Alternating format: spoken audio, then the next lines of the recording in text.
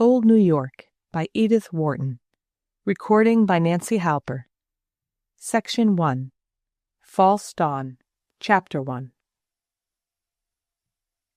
Hay, verbena, and mignonette scented the languid July day. Large strawberries, crimsoning through sprigs of mint, floated in a bowl of pale yellow cup on the veranda table. An old Georgian bowl, with complex reflections on polygonal flanks, engraved with the racy arms between lions' heads. Now and again the gentlemen, warned by a menacing hum, slapped their cheeks, their brows, or their bald crowns, but they did so as furtively as possible, for Mr. Halston Racy, on whose veranda they sat, would not admit that there were mosquitoes at High Point. The strawberries came from Mr. Racy's kitchen garden. The Georgian bowl came from his great-grandfather, father of the signer. The veranda was that of his country house, which stood on a height above the Sound, at a convenient driving distance from his townhouse in Canal Street. "Another glass, Commodore," said Mr. Racy, shaking out a cambric handkerchief the size of a tablecloth and applying a corner of it to his steaming brow. Mr. Jameson Ledgely smiled and took another glass. He was known as the Commodore among his intimates because of having been in the Navy in his youth, and having taken part, as a midshipman under Admiral Porter, in the War of 1812.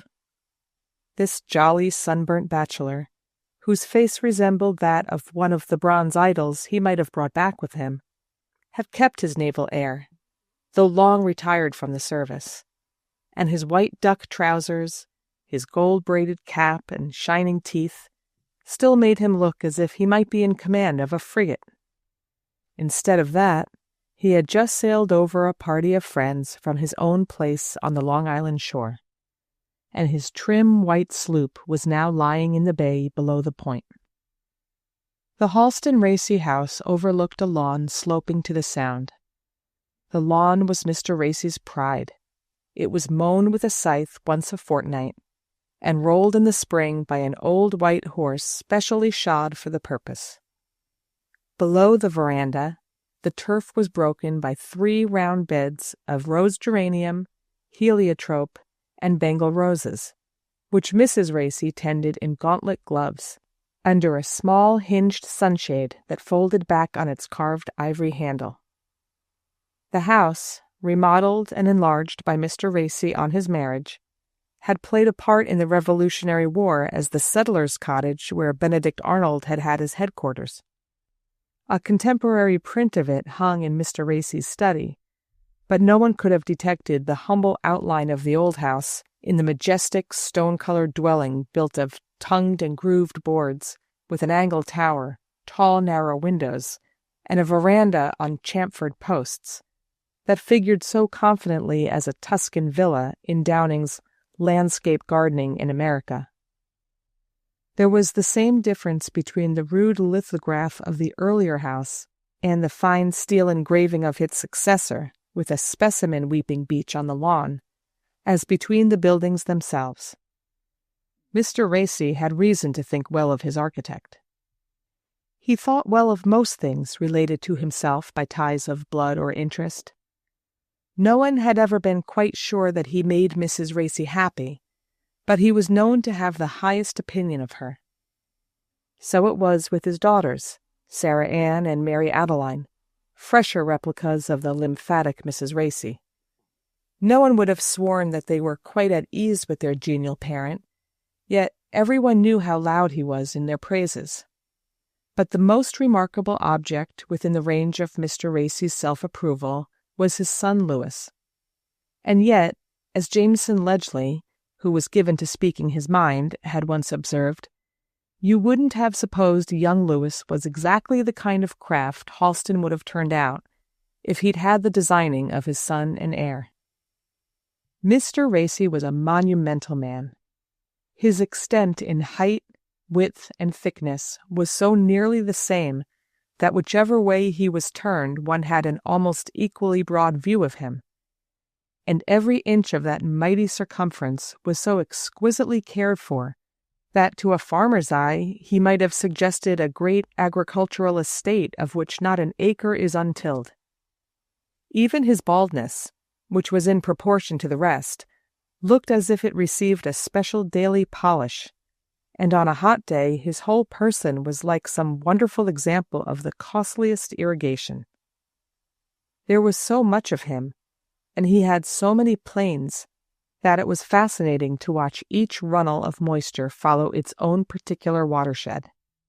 Even on his large, fresh-looking hands the drops divided, trickling in different ways from the ridges of the fingers, and as for his forehead and temples, and the raised cushion of cheek beneath each of his lower lids, every one of these slopes had its own particular stream, its hollow pools and sudden cataracts, and the sight was never unpleasant, because his whole vast bubbling surface was of such a clean and hearty pink, and the exuding moisture so perceptibly flavored with expensive eau de cologne and the best French soap.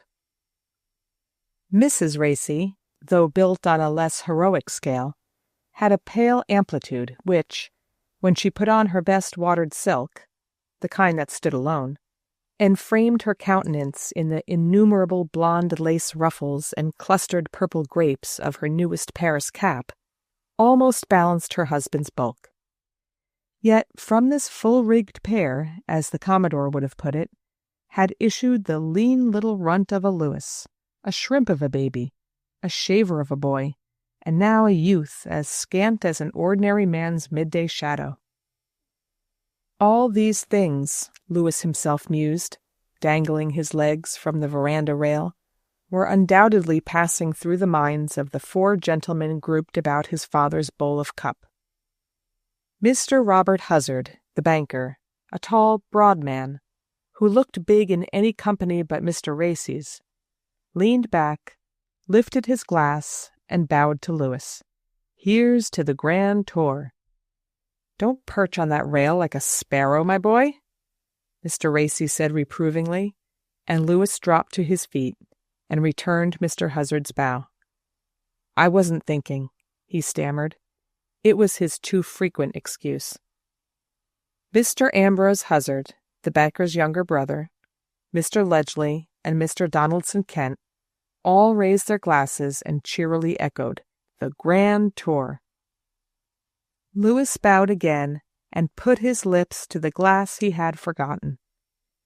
In reality, he had eyes only for Mr. Donaldson Kent, his father's cousin, a silent man with a lean, hawk-like profile, who looked like a retired revolutionary hero, and lived in daily fear of the most trifling risk or responsibility. To this prudent and circumspect citizen had come, some years earlier, the unexpected and altogether inexcusable demand that he should look after the daughter of his only brother, Julius Kent. Julius had died in Italy. Well, that was his own business, if he chose to live there. But to let his wife die before him, and to leave a minor daughter, and a will entrusting her to the guardianship of his esteemed elder brother, Donaldson Kent, Esquire, of Kent's Point, Long Island, and Great Jones Street, New York. Well, as Mr. Kent himself said, and as his wife said for him, there had never been anything whatever, in Mr. Kent's attitude or behavior to justify the ungrateful Julius, whose debts he had more than once paid, in laying on him this final burden. The girl came. She was 14. She was considered plain. She was small and black and skinny. Her name was Beatrice, which was bad enough, and made worse by the fact that it had been shortened by ignorant foreigners to Trishy. But she was eager, serviceable, and good-tempered, and as Mr. and Mrs. Kent's friends pointed out, her plainness made everything easy. There were 2 Kent boys growing up, Bill and Donald, and if this penniless cousin had been compounded of cream and roses, well, she would have taken more watching, and might have rewarded the kindness of her uncle and aunt by some act of wicked ingratitude. But this risk being obviated by her appearance, They could be good-natured to her without afterthought, and to be good-natured was natural to them. So, as the years passed, she gradually became the guardian of her guardians, since it was equally natural to Mr. and Mrs. Kent to throw themselves in helpless reliance on everyone whom they did not nervously fear or mistrust. "Yes, he's off on Monday," Mr. Racy said, nodding sharply at Louis, who had set down his glass after one sip. "Empty it, you shirk," the nod commanded, and Louis, throwing back his head, gulped down the draught, though it almost stuck in his lean throat. He had already had to take 2 glasses, and even this scant conviviality was too much for him, and likely to result in a mood of excited volubility, followed by a morose evening and a head the next morning. And he wanted to keep his mind clear that day, and to think steadily and lucidly of Treacy Kent. Of course, he couldn't marry her yet. He was 21 that very day, and still entirely dependent on his father. And he wasn't altogether sorry to be going first on this grand tour. It was what he had always dreamed of, pined for, from the moment when his infant eyes had first been drawn to the prints of European cities in the long upper passage that smelt of matting. And all that Treacy had told him about Italy had confirmed and intensified the longing. Oh, to have been going there with her as his guide, his Beatrice. For she had given him a little Dante of her father's, with a steel-engraved frontispiece of Beatrice, and his sister Mary Adeline, who had been taught Italian by one of the romantic Milanese exiles, had helped her brother out with the grammar. The thought of going to Italy with Treacy was only a dream. But later, as man and wife, they would return there, and by that time, perhaps, it was Louis who would be her guide, and reveal to her the historic marvels of her birthplace, of which, after all, she knew so little, except in minor domestic ways that were quaint but unimportant. The prospect swelled her suitor's bosom, and reconciled him to the idea of their separation. After all, he secretly felt himself to be still a boy, and it was as a man that he would return. He meant to tell her that when they met the next day. When he came back, his character would be formed, his knowledge of life, which he already thought considerable, would be complete, and then no one could keep them apart. He smiled in advance to think how little his father's shouting and booming would impress a man on his return from the grand tour. The gentlemen were telling anecdotes about their own early experiences in Europe. None of them, not even Mr. Racy, had traveled as extensively as it was intended that Louis should. But the 2 Huzzards had been twice to England on banking matters, and Commodore Ledgely, a bold man, to France and Belgium as well, not to speak of his early experiences in the Far East. All 3 had kept a vivid and amused recollection, slightly tinged with disapprobation, of what they had seen. "Oh, those French wenches," the Commodore chuckled through his white teeth. But poor Mr. Kent, who had gone abroad on his honeymoon, had been caught in Paris by the Revolution of 1830, had had the fever in Florence, and had nearly been arrested as a spy in Vienna. And the only satisfactory episode in this disastrous and never-repeated adventure had been the fact of his having been mistaken for the Duke of Wellington, as he was trying to slip out of a Viennese hotel in his courier's blue surtout, by a crowd who had been, well, very gratifying in their enthusiasm, Mr. Kent admitted. How my poor brother Julius could have lived in Europe. Well, look at the consequences, he used to say, as if poor Treacy's plainness gave an awful point to his moral. There's one thing in Paris, my boy, that you must be warned against. Those gambling hells in the Palais Royal, Mr. Kent insisted. I never set foot in the places myself, but a glance at the outside was enough. I knew a feller that was fleeced of a fortune there, Mr. Henry Huzzard confirmed, while the Commodore, at his 10th glass, chuckled with moist eyes. The trollops, oh, the trollops. As for Vienna, said Mr. Kent, even in London, said Mr. Ambrose Huzzard, a young man must be on his lookout against gamblers. Every form of swindling is practiced, and the touts are always on the lookout for greenhorns, a term, he added apologetically, which they apply to any traveler new to the country. In Paris, said Mr. Kent, I was once within an ace of being challenged to fight a duel. He fetched a sigh of horror and relief, and glanced reassuredly down the Sound in the direction of his own peaceful roof-tree.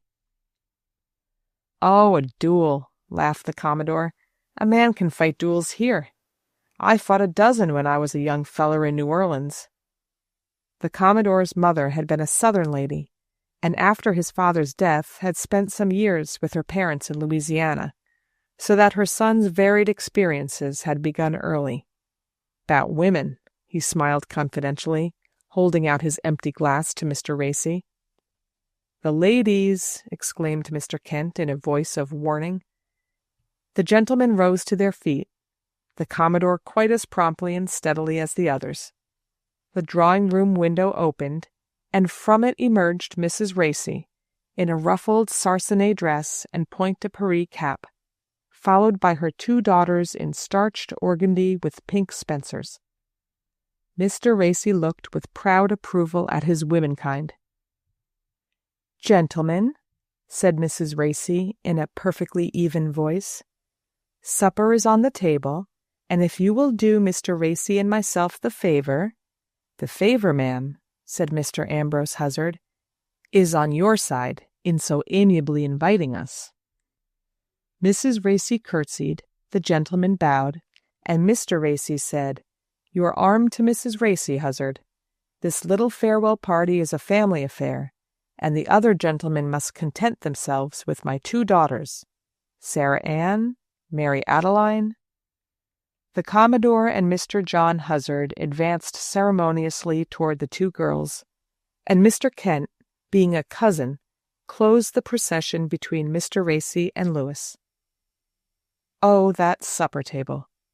The vision of it used sometimes to rise before Lewis Racy's eyes in outlandish foreign places. For though not a large or fastidious eater when he was at home, he was afterward, in lands of chestnut flour and garlic and queer bearded sea things, to suffer many pangs of hunger at the thought of that opulent board. In the center stood the Racy épergne of pierced silver, holding aloft a bunch of June roses surrounded by dangling baskets of sugared almonds and striped peppermints. And grouped about this decorative motif were low-stuffed platters heavy with piles of raspberries, strawberries, and the first Delaware peaches. An outer flanking of heaped-up cookies, crullers, strawberry shortcakes, piping-hot cornbread, and deep golden butter in moist blocks still bedewed from the muslin swathings of the dairy, led the eye to the Virginia ham in front of Mr. Racy, and the twin dishes of scrambled eggs on toast and broiled bluefish over which his wife presided.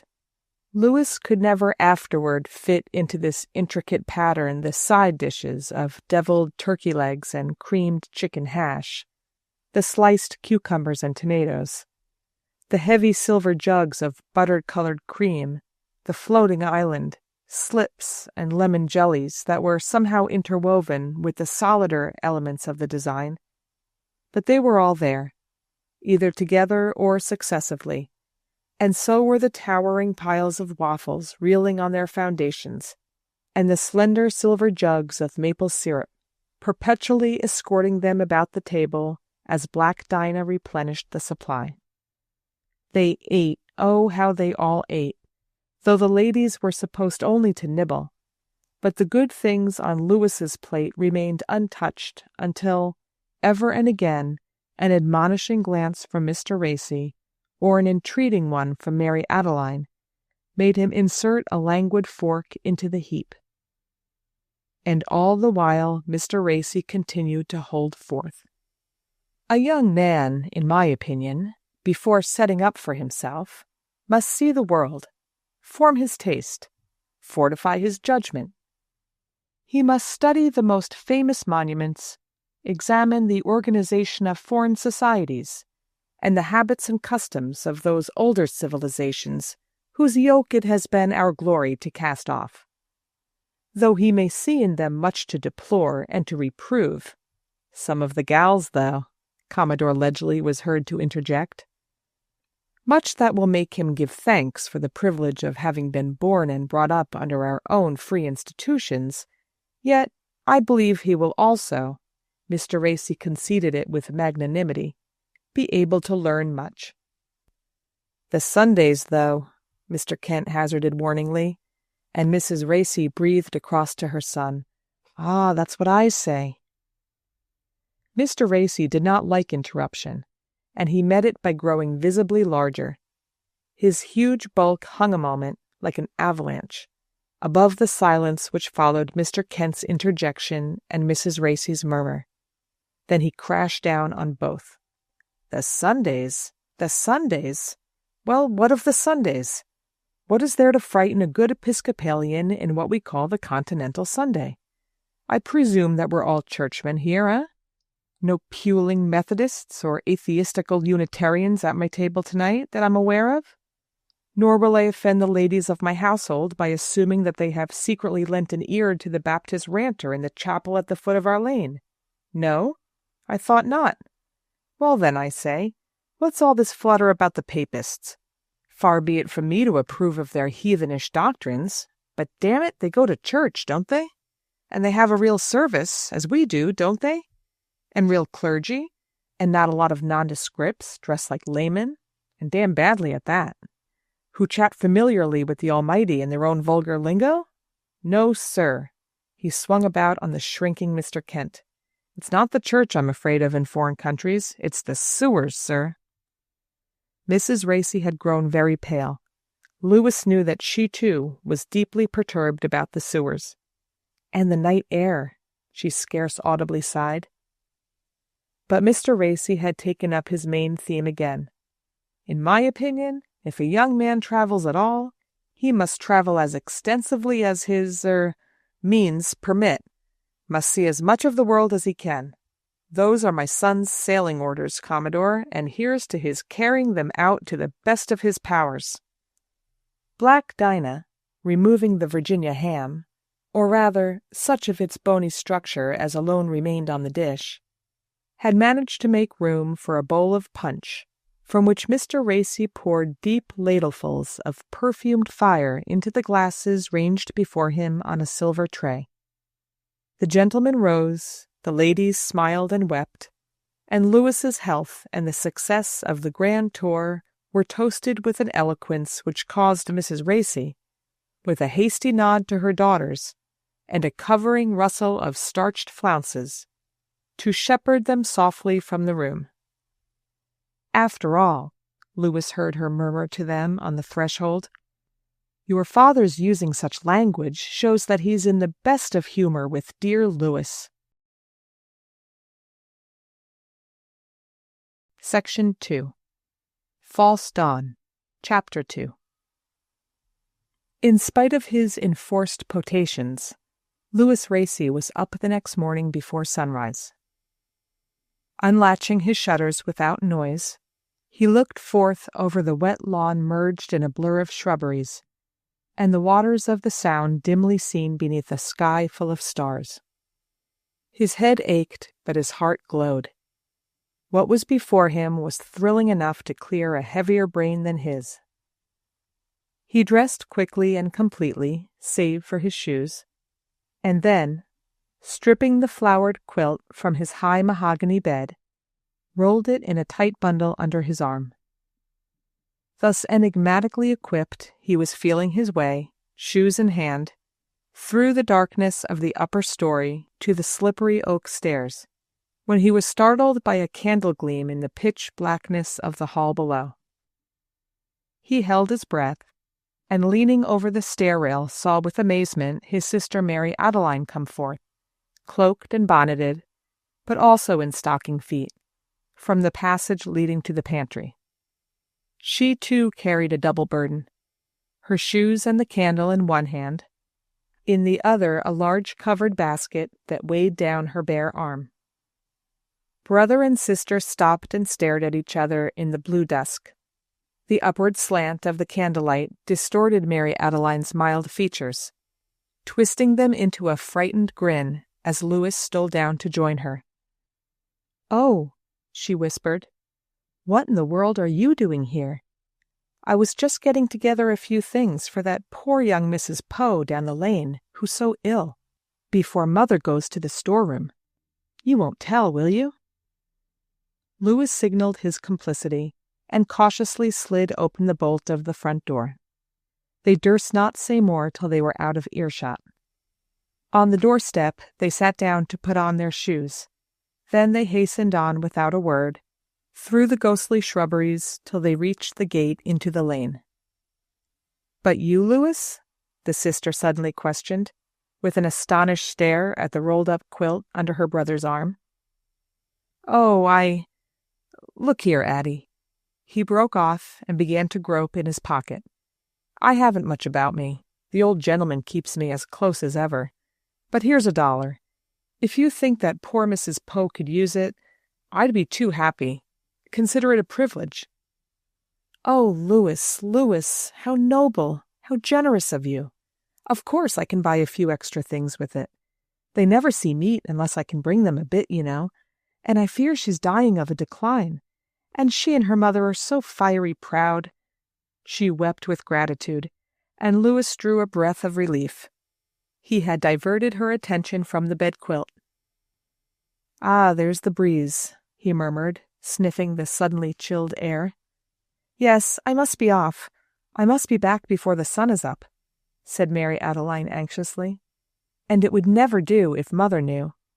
"She doesn't know of your visits to Mrs. Poe?" A look of childish guile sharpened Mary Adeline's undeveloped face. "She does, of course, but yet she doesn't. We've arranged it so. You see, Mr. Poe's an atheist, and so Father—" "I see," Louis nodded.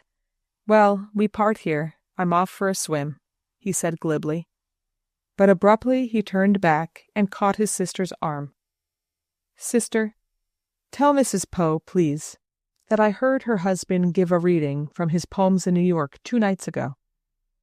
"Oh, Louis, you? But Father says he's a blasphemer." "And that he's a great poet, a great poet. Tell her that from me. Will you please, Mary Adeline?" "Oh, brother, I couldn't. We never speak of him," the startled girl faltered, hurrying away. In the cove where the Commodore's sloop had ridden a few hours earlier, a biggish rowboat took the waking ripples. Young Racy paddled out to her, fastened his skiff to the moorings, and hastily clambered into the boat. From various recesses of his pockets, he produced rope, string, a carpet-layer's needle, and other unexpected and incongruous tackle. Then, lashing one of the oars across the top of the other, and jamming the latter upright between the forward thwart and the bow, he rigged the flowered bedquilt on this mast, knotted a rope to the free end of the quilt, and sat down in the stern, one hand on the rudder, the other on his improvised sheet. Venus, brooding silverly above a line of pale green sky, made a pool of glory in the sea, as the dawn breeze plumped the lover's sail. On the shelving pebbles of another cove, 2 or 3 miles down the Sound, Louis Racy lowered his queer sail and beached his boat. A clump of willows on the shingle edge mysteriously stirred and parted, and Treachy Kent was in his arms. The sun was just pushing above a belt of low clouds in the east, spattering them with liquid gold, and Venus blanched as the light spread upward. But under the willows it was still dusk, a watery green dusk in which the secret murmurs of the night were caught. "Treachy, Treachy," the young man cried, kneeling beside her, and then a moment later, "My angel, are you sure that no one guesses?" The girl gave a faint laugh which screwed up her funny nose. She leaned her head on his shoulder, her round forehead and rough braids pressed against his cheek, her hands in his, breathing quickly and joyfully. "I thought I should never get here," Louis grumbled, "with that ridiculous bedquilt, and it'll be broad day soon. To think that I was of age yesterday, and must come to you in a boat rigged like a child's toy on a duck pond. If you knew how it humiliates me." "What does it matter, dear, since you're of age now, and your own master?" "But am I, though?" "He says so, but it's only on his terms, only while I do what he wants. You'll see. I've a credit of $10,000. 10,000, do you hear? Placed to my name in a London bank, and not a penny here to bless myself with meanwhile." "Why, Treacy, darling, why, what's the matter?" She flung her arms about his neck, and through their innocent kisses he could taste her tears. "What is it, Treacy?" he implored her.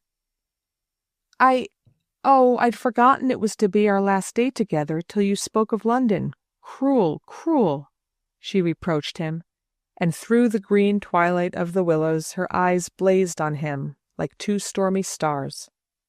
No other eyes he knew could express such elemental rage as Treacy's. "You little spitfire, you," he laughed back somewhat chokingly. "Yes, it's our last day, but not for long. At our age, 2 years are not so very long, after all, are they? And when I come back to you, I'll come as my own master, independent, free, come to claim you in face of everything and everybody. Think of that, darling, and be brave for my sake. Brave and patient, as I mean to be," he declared heroically. "Oh, but you'll see other girls, heaps and heaps of them, in those wicked old countries where they're so lovely. My Uncle Kent says the European countries are all wicked, even my own poor Italy." "But you, Treacy, you'll be seeing cousins Bill and Donald meanwhile, seeing them all day long and every day. And you know you've a weakness for that great hulk of a Bill. If only I stood 6'1" in my stockings, I'd go with an easier heart, you fickle child." He tried to banter her. "Fickle? Fickle? Me? Oh, Louis!" He felt the premonitory sweep of sobs, and his untried courage failed him. It was delicious, in theory, to hold weeping beauty to one's breast, but terribly alarming, he found, in practice. There came a responsive twitching in his throat. No, firm as adamant, true as steel. That's what we both mean to be. Isn't it, Cara?" "Caro, yes," she sighed, appeased. "And you'll write to me regularly, Treacy, long, long letters? I may count on that, mayn't I, wherever I am? And they must all be numbered, every one of them, so that I shall know at once if I've missed one, remember. And, Louis, you'll wear them here?" She touched his breast. "Oh, not all," she added, laughing, "for they'd make such a big bundle that you'd soon have a hump in front like Pulcinella. But always at least the last one, just the last one. Promise." "Always, I promise, as long as they're kind," he said, still struggling to take a spirited line. "Oh, Louis, they will be, as long as yours are, and long, long afterward." Venus failed and vanished in the sun's uprising. Section 3. False Dawn. Chapter 3. The crucial moment, Louis had always known, would be not that of his farewell to Treacy, but of his final interview with his father. On that everything hung, his immediate future as well as his more distant prospects. As he stole home in the early sunlight, over the dew-drenched grass, he glanced up apprehensively at Mr. Racy's windows, and thanked his stars that they were still tightly shuttered. There was no doubt, as Mrs. Racy said, that her husband's using language before ladies showed him to be in high good humor, relaxed and slippered, as it were, a state his family so seldom saw him in that Louis had sometimes impertinently wondered to what awful descent from the clouds he and his two sisters owed their timorous being. It was all very well to tell himself, as he often did, that the bulk of the money was his mother's, and that he could turn her round his little finger. What difference did that make? Mr. Racy, the day after his marriage, had quietly taken over the management of his wife's property, and deducted, from the very moderate allowance he accorded her, all her little personal expenses, even to the postage stamps she used, and the dollar she put in the plate every Sunday. He called the allowance her pin money, since, as he often reminded her, he paid all the household bills himself, so that Mrs. Racy's quarterly pittance could be entirely devoted, if she chose, to frills and feathers. "And will be, if you respect my wishes, my dear," he always added. "I like to see a handsome figure well set off, and not to have our friends imagine, when they come to dine, that Mrs. Racy is sick above stairs, and I've replaced her by a poor relation in Alapaca." In compliance with which Mrs. Racy, at once flattered and terrified, spent her last penny in adorning herself and her daughters, and had to stint their bedroom fires and the servants' meals in order to find a penny for any private necessity. Mr. Racy had long since convinced his wife that this method of dealing with her, if not lavish, was suitable, and in fact handsome. When she spoke of the subject to her relations, it was with tears of gratitude for her husband's kindness in assuming the management of her property. As he managed it exceedingly well, her hard-headed brothers, glad to have the responsibility off their hands, and convinced that, if left to herself, she would have muddled her money away in ill-advised charities, were disposed to share her approval of Mr. Racy, though her old mother sometimes said helplessly, "When I think that Lucy Ann can't as much as have a drop of gruel brought up to her without his weighing the oatmeal." But even that was only whispered, lest Mr. Racy's mysterious faculty of hearing what was said behind his back should bring sudden reprisals on the venerable lady to whom he always alluded, with a tremor in his genial voice, as "my dear mother-in-law," unless indeed she will allow me to call her more briefly but more truly, "my dear mother." To Louis, hitherto, Mr. Racy had meted the same measure as to the females of the household. He had dressed him well, educated him expensively, lauded him to the skies, and counted every penny of his allowance. Yet there was a difference, and Louis was as well aware of it as anyone. The dream, the ambition, the passion of Mr. Racy's life was, as his son knew, to found a family, and he had only Louis to found it with. He believed in primogeniture, in heirlooms, in entailed estates, in all the ritual of the English landed tradition. No one was louder than he in praise of the democratic institutions under which he lived, but he never thought of them as affecting that more private but more important institution, the family. And to the family all his care and all his thoughts were given. The result, as Louis dimly guessed, was that upon his own shrinking and inadequate head was centered all the passion contained in the vast expanse of Mr. Racy's breast. Louis was his very own, and Louis represented what was most dear to him, and for both these reasons Mr. Racy set an inordinate value on the boy, a quite different thing, Louis thought, from loving him. Mr. Racy was particularly proud of his son's taste for letters. Himself not a wholly unread man, he admired intensely what he called the cultivated gentleman, and that was what Louis was evidently going to be. Could he have combined with this tendency a manlier frame and an interest in the few forms of sport then popular among gentlemen, Mr. Racy's satisfaction would have been complete. But whose is in this disappointing world? Meanwhile, he flattered himself that, Louis being still young and malleable, and his health certainly mending, 2 years of travel and adventure might send him back a very different figure, physically as well as mentally. Mr. Racy had himself traveled in his youth, and was persuaded that the experience was formative. He secretly hoped for the return of a bronzed and broadened Lewis, seasoned by independence and adventure, and having discreetly sown his wild oats in foreign pastures, where they would not contaminate the home crop. All this Lewis guessed, and he guessed as well that these 2 wander years were intended by Mr. Racy to lead up to a marriage and an establishment after Mr. Racy's own heart, but in which Lewis's was not to have even a consulting voice. "He's going to give me all the advantages for his own purpose," the young man summed it up as he went down to join the family at the breakfast table. Mr. Racy was never more resplendent than at that moment of the day and season.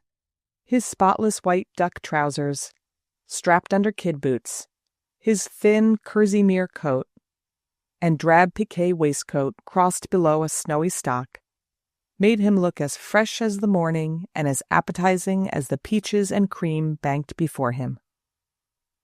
Opposite sat Mrs. Racy, immaculate also, but paler than usual, as became a mother about to part from her only son, and between the two was Sarah Ann, unusually pink, and apparently occupied in trying to screen her sister's empty seat.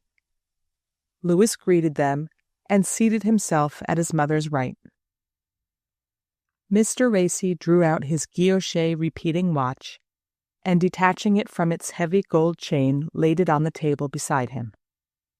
"Mary Adeline is late again. It is a somewhat unusual thing for a sister to be late at the last meal she is to take for 2 years with her only brother." "Oh, Mr. Racy," Mrs. Racy faltered. "I say, the idea is peculiar. Perhaps," said Mr. Racy sarcastically, "I am going to be blessed with a peculiar daughter." "I'm afraid Mary Adeline is beginning a sick headache, sir. She tried to get up, but really could not," said Sarah Ann in a rush. Mr. Racy's only reply was to arch ironic eyebrows, and Lewis hastily intervened. "I'm sorry, sir, but it may be my fault." Mrs. Racy paled, Sarah Ann purpled, and Mr. Racy echoed with punctilious incredulity, "Your fault?" "In being the occasion, sir, of last night's too sumptuous festivity." "Ha, ha, ha!" Mr. Racy laughed, his thunders instantly dispelled.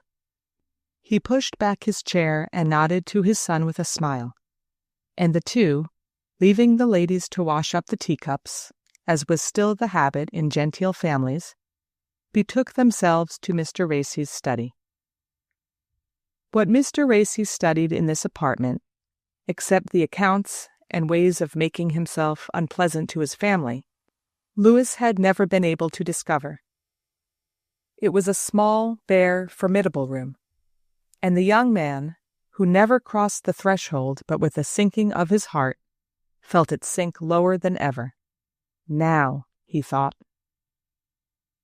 Mr. Racy took the only easy chair and began. "My dear fellow, our time is short, but long enough for what I have to say. In a few hours you will be setting out on your great journey, an important event in the life of any young man. Your talents and character, combined with your means of improving the opportunity, make me hope that in your case it will be decisive. I expect you to come home from this trip a man." So far, it was all to order, so to speak. Lewis could have recited it beforehand. He bent his head in acquiescence. "A man," Mr. Racy repeated, "prepared to play a part, a considerable part, in the social life of the community. I expect you to be a figure in New York, and I shall give you the means to be so." He cleared his throat. "But means are not enough, though you must never forget that they are essential. Education, polish, experience of the world, these are what so many of our men of standing lack. What do they know of arts or letters? We have had little time here to produce either as yet." "You spoke?" Mr. Racy broke off with a crushing courtesy. Oh no," his son stammered. "Ah, I thought you might be about to allude to certain blasphemous penny-aligners whose poetic ravings are said to have given them a kind of pothouse notoriety." Lewis reddened at the allusion, but was silent, and his father went on. "Where is our Byron, our Scott, our Shakespeare? And in painting it is the same. Where are our old masters?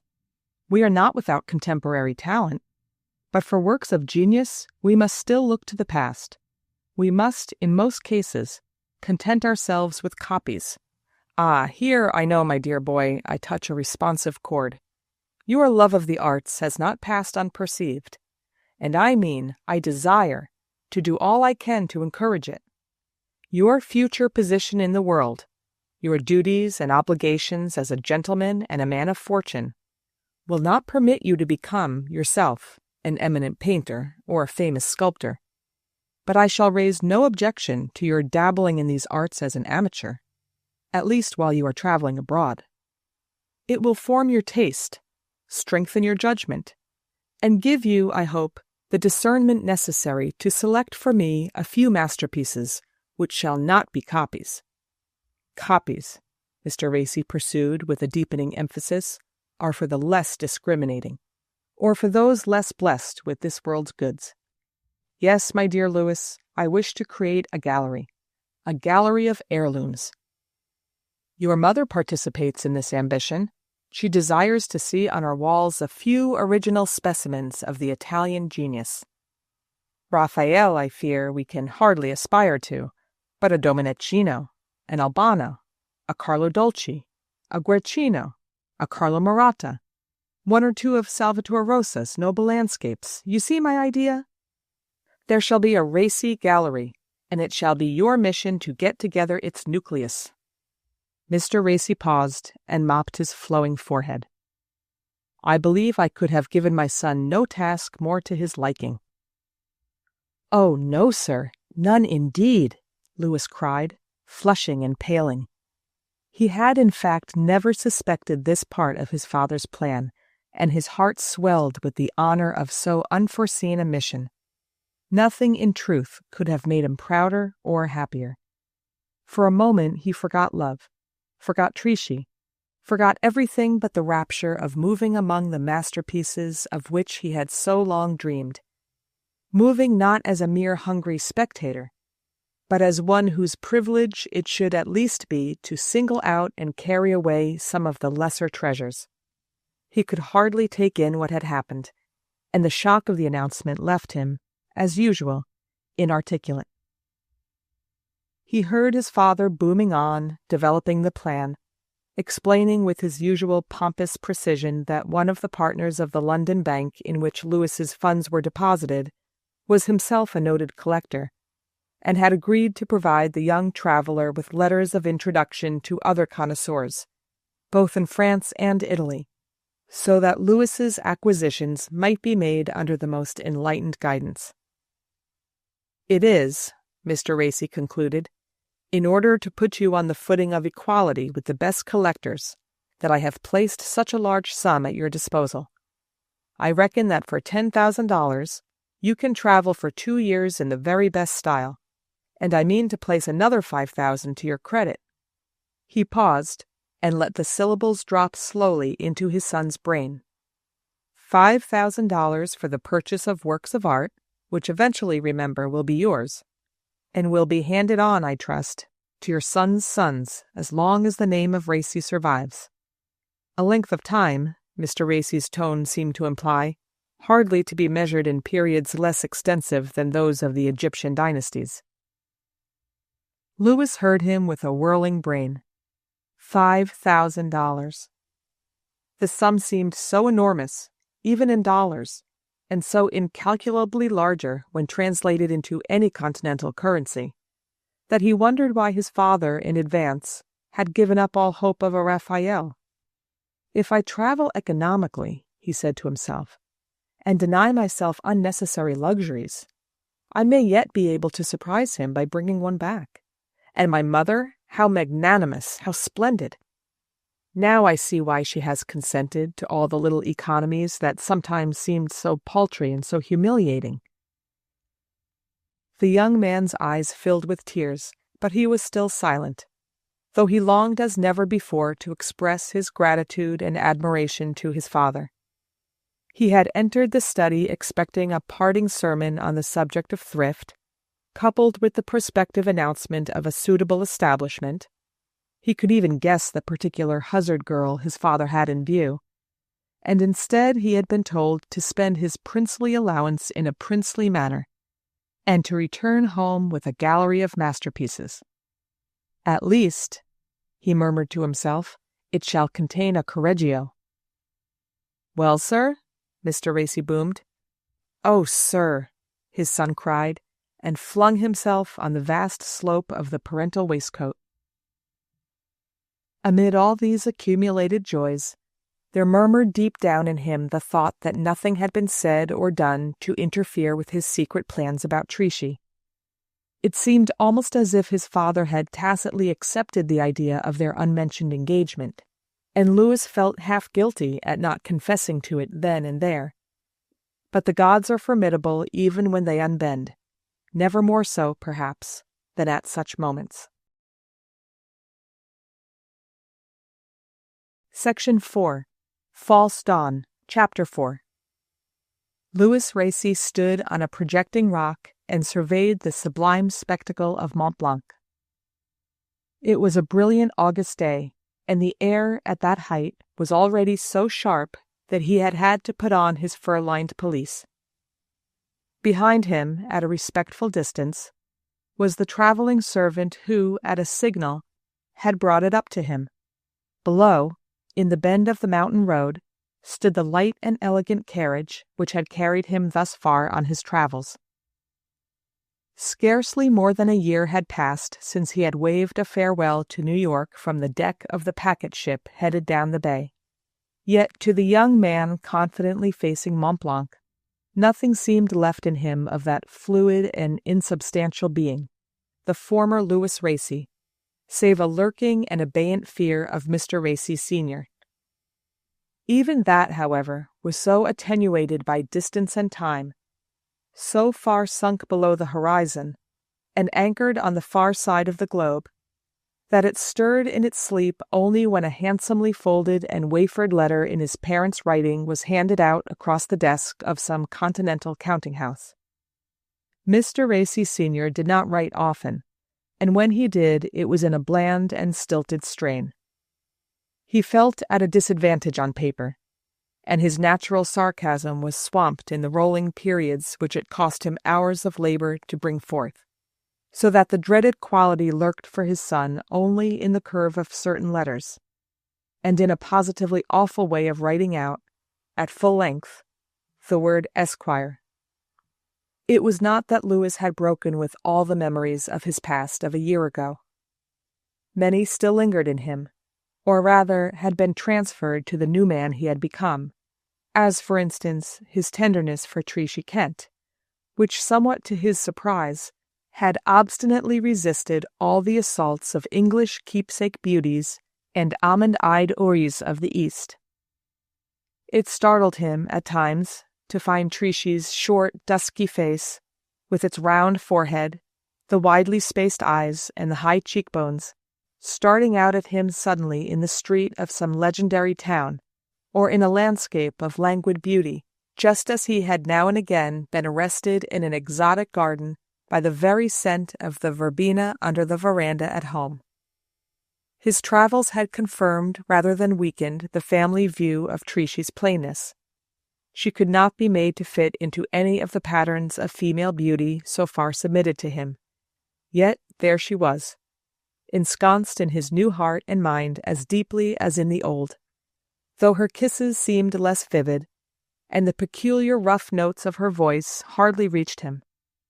Sometimes, half irritably, he said to himself that with an effort he could disperse her once for all. Yet she lived on in him, unseen yet ineffaceable, like the image on a daguerreotype plate, no less there because so often invisible.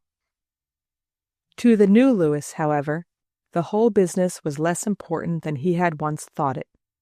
His suddenly acquired maturity made Trichy seem a petted child rather than the guide, the Beatrice he had once considered her, and he promised himself, with an elderly smile, that as soon as he got to Italy, he would write her the long letter for which he was now considerably in her debt. His travels had first carried him to England. There he spent some weeks in collecting letters and recommendations for his tour, in purchasing his traveling carriage and its numerous appurtenances, and in driving in it from cathedral town to storied castle, omitting nothing, from Abbotsford to Kenilworth, which deserved the attention of a cultivated mind.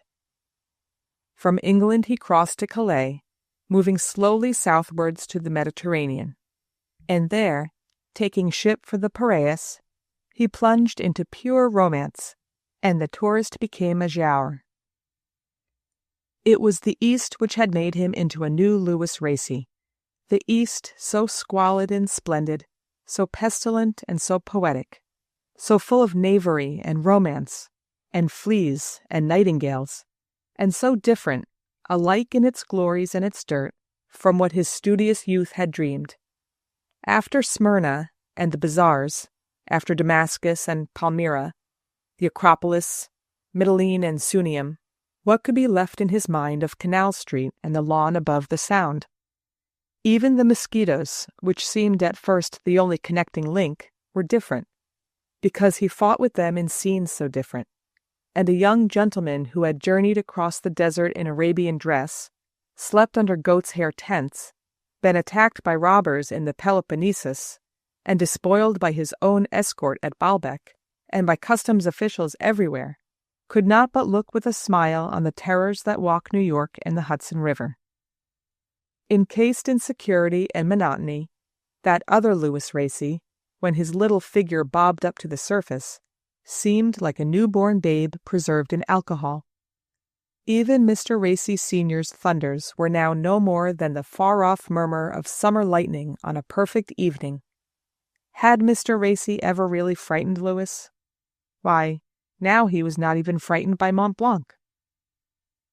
He was still gazing with a sense of easy equality at its awful pinnacles when another traveling carriage paused near his own, and a young man eagerly jumping from it, and also followed by a servant with a cloak, began to mount the slope.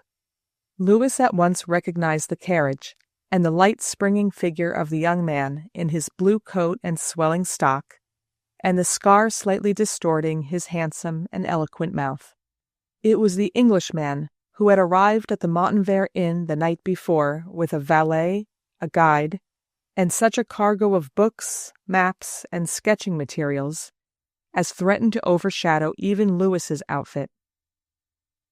Louis, at first, had not been greatly drawn to the newcomer, who, seated aloof in the dining-room, seemed not to see his fellow-traveler. The truth was that Louis was dying for a little conversation. His astonishing experiences were so tightly packed in him, with no outlet save the meager trickle of his nightly diary, that he felt they would soon melt into the vague blur of other people's travels, unless he could give them fresh reality by talking them over. And the stranger with the deep blue eyes that matched his coat, the scarred cheek and eloquent lip, seemed to Louis a worthy listener. The Englishman appeared to think otherwise. He preserved an air of moody abstraction, which Louis's vanity imagined him to have put on as the gods becloud themselves for their secret errands, and the curtness of his good night was, Louis flattered himself, surpassed only by the young New Yorkers. But today all was different. The stranger advanced affably, raised his hat from his tossed statue-like hair, and inquired with a smile, "Are you by any chance interested in the form of cirrus clouds?" His voice was as sweet as his smile, and the two were reinforced by a glance so winning that it made the odd question seem not only pertinent, but natural. Louis, though surprised, was not disconcerted. He merely colored with the unwonted sense of his ignorance, and replied ingenuously, "I believe, sir, I am interested in everything." "A noble answer," cried the other, and held out his hand. "But I must add," Louis continued with courageous honesty, that I have never as yet had occasion to occupy myself particularly with the forms of cirrus clouds." His companion looked at him merrily. "That," he said, "is no reason why you shouldn't begin to do so now." To which Lewis as merrily agreed. "For in order to be interested in things," the other continued more gravely, "it is only necessary to see them. And I believe I am not wrong in saying that you are one of the privileged beings to whom the seeing eye has been given." Lewis blushed his agreement, and his interlocutor continued. "You are one of those who has been on the road to Damascus." "On the road? I've been to the place itself," the wanderer exclaimed, bursting with the particulars of his travels, and then blushed more deeply at the perception that the other's use of the name had of course been figurative. The young Englishman's face lit up. "You've been to Damascus, literally been there yourself. But that may be almost as interesting, in its quite different way, as the formation of clouds or lichens. For the present," he continued with a gesture toward the mountain, "I must devote myself to the extremely inadequate rendering of some of these delicate aiguilles, a bit of drudgery not likely to interest you in the face of so sublime a scene. But perhaps this evening, if, as I think, we are staying in the same inn, you will give me a few minutes of your society, and tell me something of your travels. My father," he added with his engaging smile, "has had packed with my paintbrushes a few bottles of a wholly trustworthy Madeira, and if you will favor me with your company at dinner—" He signed to his servant to undo the sketching materials, spread his cloak on the rock, and was already lost in his task as Lewis descended to the carriage. The Madeira proved as trustworthy as his host had promised.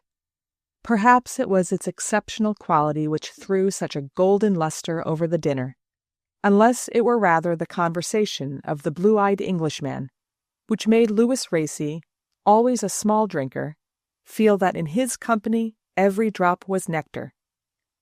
When Lewis joined his host, it had been with the secret hope of at last being able to talk. But when the evening was over, and they kept it up to the small hours, he perceived that he had chiefly listened. Yet there had been no sense of suppression, of thwarted volubility. He had been given all the openings he wanted. Only, whenever he produced a little fact, it was instantly overflowed by the other's imagination, till it burned like a dull pebble tossed into a rushing stream. For whatever Lewis said was seen by his companion from a new angle, and suggested a new train of thought. Each commonplace item of experience became a many-faceted crystal flashing with unexpected fires.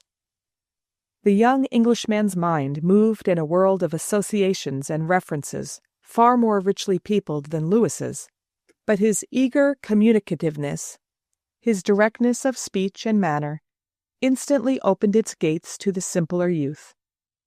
It was certainly not the Madeira which sped the hours and flooded them with magic, but the magic gave the Madeira, excellent and reputed of its kind, as Lewis afterward learned, a taste no other vintage was to have for him. "Oh, but we must meet again in Italy. There are many things there that I could perhaps help you to see," the young Englishman declared, as they swore eternal friendship on the stairs of the sleeping inn. Section 5. False Dawn. Chapter 5.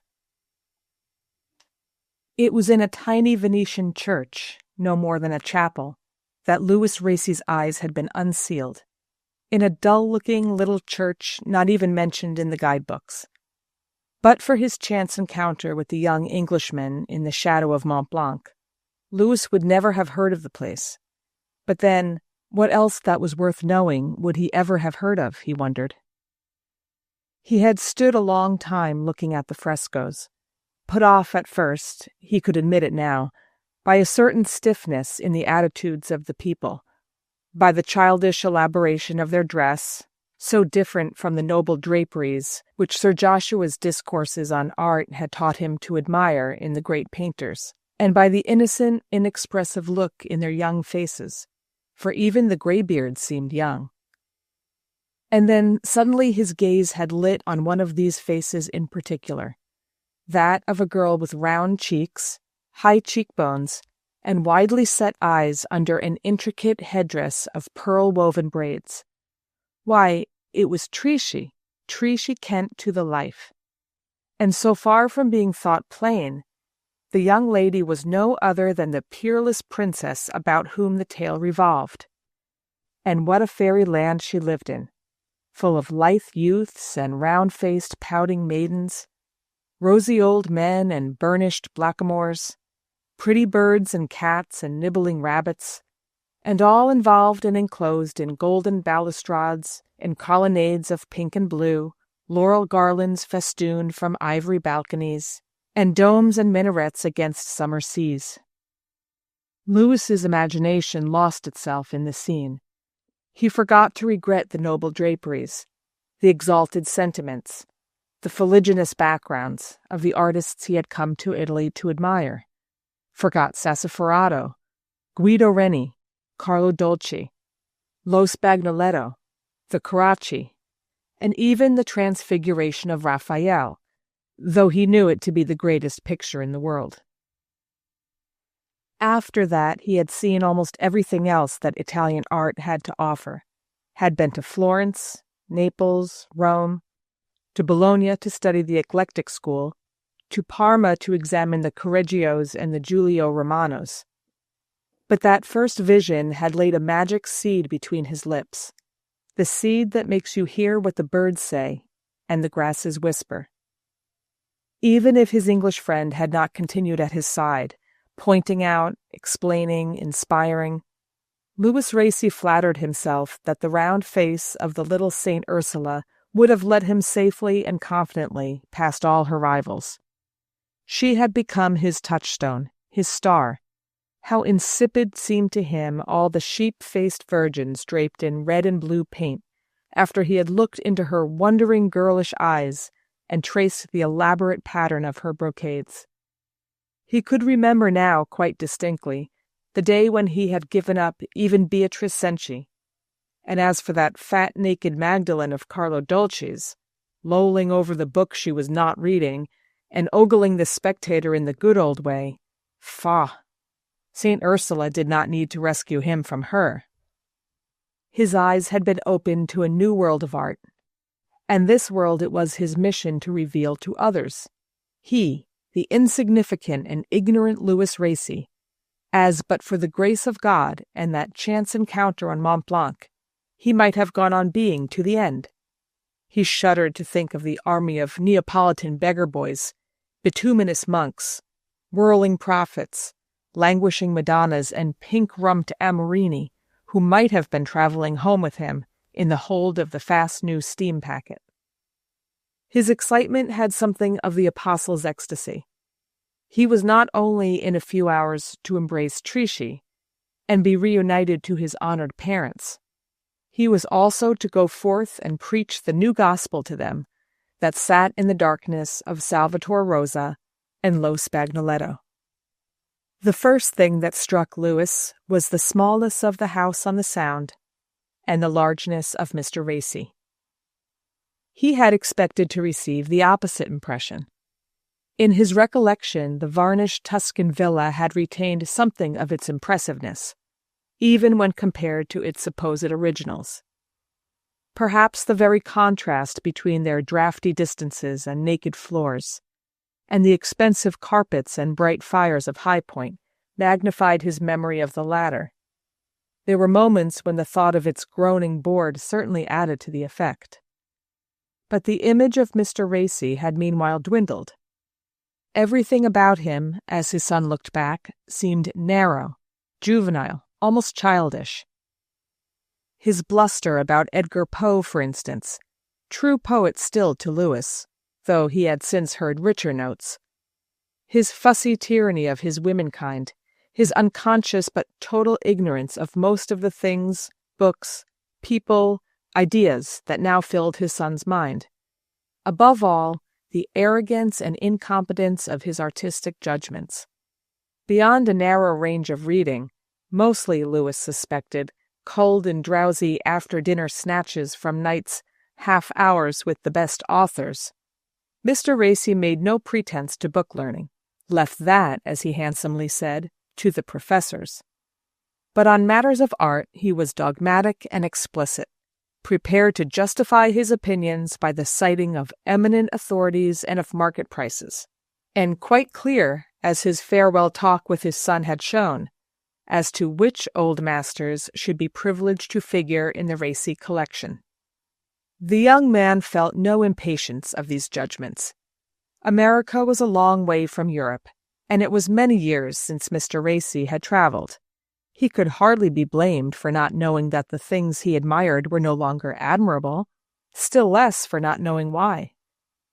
The pictures before which Lewis had knelt in spirit had been virtually undiscovered, even by art students and critics, in his father's youth. How was an American gentleman, filled with his own self-importance, and paying his courier the highest salary to show him the accredited masterpieces, how was he to guess that whenever he stood rapt before a Sassoferrato or a Carlo Dolce, one of those unknown treasures lurked nearby under dust and cobwebs? No, Lewis felt only tolerance and understanding. Such a view was not one to magnify the paternal image, but when the young man entered the study where Mr. Racy sat immobilized by gout, the swathed legs stretched along his sofa seemed only another reason for indulgence. Perhaps, Lewis thought afterward, it was his father's prone position, the way his great bulk billowed over the sofa, and the lame leg reached out like a mountain ridge, that made him suddenly seem to fill the room. Or else the sound of his voice booming irritably across the threshold, and scattering Mrs. Racy and the girls with a fierce, "And now, ladies, if the hugging and kissing are over, I should be glad of a moment with my son." But it was odd that, after mother and daughters had withdrawn with all their hoops and flounces, the study seemed to grow even smaller, and Lewis himself to feel more like a David without the pebble. "Well, my boy," his father cried, crimson and puffing, "here you are at home again, with many adventures to relate, no doubt, and a few masterpieces to show me, as I gather from the drafts on my exchequer." "Oh, as to the masterpieces, sir, certainly," Lewis simpered, wondering why his voice sounded so fluty, and his smile was produced with such a conscious muscular effort. "Good, good," Mr. Racy approved, waving a violet hand which seemed to be ripening for a bandage. "Reedy carried out my orders, I presume? Saw to it that the paintings were deposited with the bulk of your luggage in Canal Street?" "Oh, yes, sir. Mr. Reedy was on the dock with precise instructions. You know he always carries out your orders," Lewis ventured with a faint irony. Mr. Racy stared. "Mr. Reedy," he said, "does what I tell him, if that's what you mean. Otherwise he would hardly have been in my employ for over 30 years. Lewis was silent, and his father examined him critically. "You appear to have filled out. Your health is satisfactory? Well, well, Mr. Robert Huzzard and his daughters are dining here this evening, by the way, and will no doubt be expecting to see the latest French novelties in stocks and waistcoats. Malvina has become a very elegant figure, your sisters tell me." Mr. Racy chuckled, and Lewis thought, "I knew it was the oldest Huzzard girl," while a slight chill ran down his spine. "As to the pictures," Mr. Racy pursued with growing animation, "I am laid low, as you see, by this cursed affliction, and till the doctors get me up again, here must I lie and try to imagine how your treasures will look in the new gallery. And meanwhile, my dear boy, I need hardly say that no one is to be admitted to see them till they have been inspected by me and suitably hung.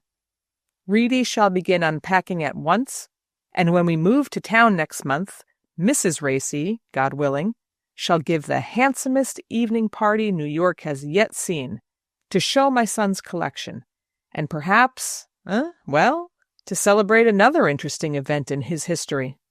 Lewis met this with a faint but respectful gurgle, and before his blurred eyes rose the wistful face of Trishy Kent. "Ah, well, I shall see her tomorrow," he thought, taking heart again as soon as he was out of his father's presence. Section 6. False Dawn. Chapter 6. Mr. Racy stood silent for a long time, after making the round of the room in the Canal Street house where the unpacked pictures had been set out. He had driven to town alone with Louis, sternly rebuffing his daughter's timid hints, and Mrs. Racy's mute but visible yearning to accompany him. Though the gout was over, he was still weak and irritable, and Mrs. Racy, fluttered at the thought of crossing him, had swept the girls away at his first frown. Louis's hopes rose as he followed his parents' limping progress. The pictures, though standing on chairs and tables, and set clumsily askew to catch the light, bloomed out of the half-dusk of the empty house with a new and persuasive beauty. Ah, how right he had been, how inevitable that his father should own it. Mr. Racy halted in the middle of the room. He was still silent, and his face, so quick to frown and glare, wore the calm, almost expressionless look known to Louis as the mask of inward perplexity. Oh, of course it will take a little time, the son thought, tingling with the eagerness of youth. At last Mr. Racy woke the echoes by clearing his throat. But the voice which issued from it was as inexpressive as his face. "It is singular," he said, "how little the best copies of the old masters resemble the originals. For these are originals?" he questioned, suddenly swinging about on Louis. "Oh, absolutely, sir. Besides," the young man was about to add, "no one would ever have taken the trouble to copy them," but hastily checked himself. "Besides? I meant, I had the most competent advice obtainable. So I assume, since it was the express condition on which I authorized your purchases." Louis felt himself shrinking, and his father expanding. But he sent a glance along the wall, and beauty shed her reviving beam on him. Mr. Racy's brows projected ominously, but his face remained smooth and dubious. Once more he cast a slow glance about him. "Let us," he said pleasantly, "begin with the Raphael." And it was evident that he did not know which way to turn. "Oh, sir, a Raphael nowadays, I warned you it would be far beyond my budget." Mr. Racy's face fell slightly. "I had hoped, nevertheless, for an inferior specimen." Then, with an effort, "The Sassoferrato, then." Louis felt more at ease. He even ventured a respectful smile. "Sassoferrato is all inferior, isn't he? The fact is, he no longer stands quite as he used to." Mr. Racy stood motionless. His eyes were vacuously fixed on the nearest picture. "Sassoferrato no longer—" "Well, sir, no, not for a collection of this quality." Louis saw that he had at last struck the right note. Something large and uncomfortable appeared to struggle in Mr. Racy's throat. Then he gave a cough which might almost have been said to cast out Sassoferrato. There was another pause before he pointed with his stick to a small picture representing a snub-nosed young woman with a high forehead and jeweled coif against a background of delicately interwoven columbines. "Is that," he questioned, "your Carlo Dolce? The style is much the same, I see, but it seems to me lacking in his peculiar sentiment." "Oh, but it's not a Carlo Dolce, it's a Piero della Francesca, sir," burst in triumph from the trembling Louis. His father sternly faced him. "It's a copy, you mean? I thought so." No, not a copy. It's by a great painter, a much greater—" Mr. Racy had reddened sharply at his mistake. To conceal his natural annoyance, he assumed a still more silken manner. "In that case," he said, "I think I should like to see the inferior painters first. Where is the Carlo Dolce?" "There is no Carlo Dolce," said Louis, white to the lips. The young man's next distinct recollection was of standing, he knew not how long afterward, before the armchair in which his father had sunk down, almost as white and shaken as himself. "This," stammered Mr. Racy, "this is going to bring back my gout." But when Louis entreated, "Oh, sir, do let us drive back quietly to the country and give me a chance later to explain, to put my case," the old gentleman had struck through the pleading with a furious wave of his stick. "Explain later? Put your case later?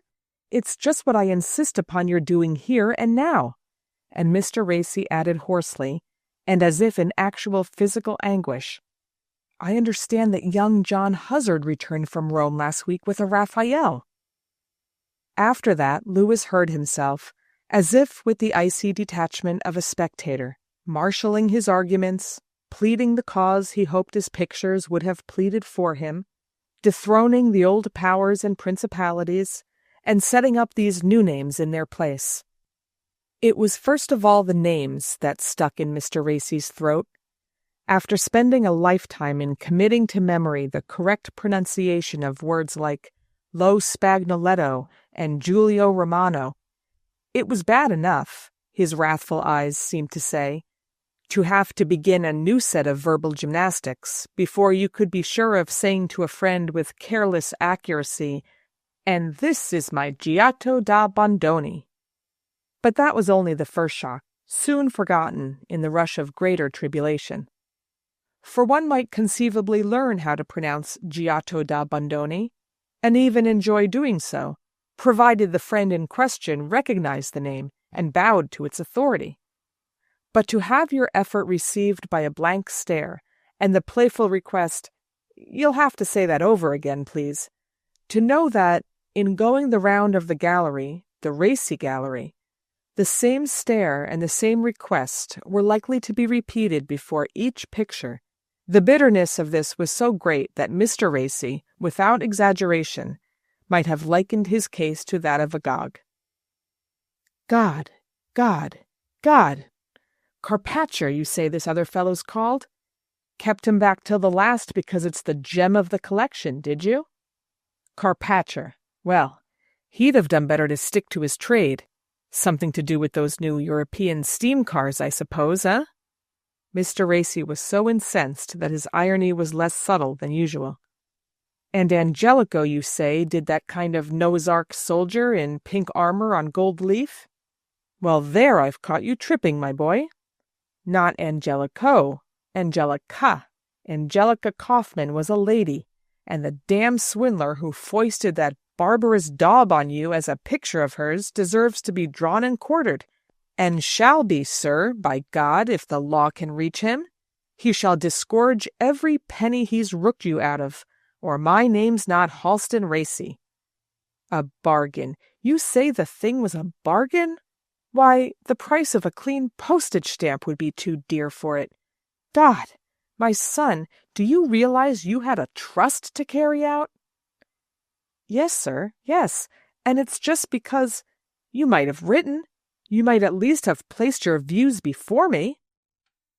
How could Louis say, "If I had, I knew you'd have refused to let me buy the pictures"? He could only stammer, "I did allude to the revolution in taste, new names coming up. You may remember." "Revolution, new names, who says so? I had a letter last week from the London dealers to whom I especially recommended you, telling me that an undoubted Guido Reni was coming into the market this summer." "Oh, the dealers, they don't know." "The dealers don't? Who does, except yourself?" Mr. Racy pronounced in a white sneer. Louis, as white, still held his ground. "I wrote you, sir, about my friends, in Italy and afterward in England." "Well, God damn it, I never heard of one of their names before either, no more'n of these painters of yours here. I supplied you with the names of all the advisors you needed, and all the painters, too. I all but made the collection for you myself before you started. I was explicit enough, in all conscience, wasn't I?" Louis smiled faintly.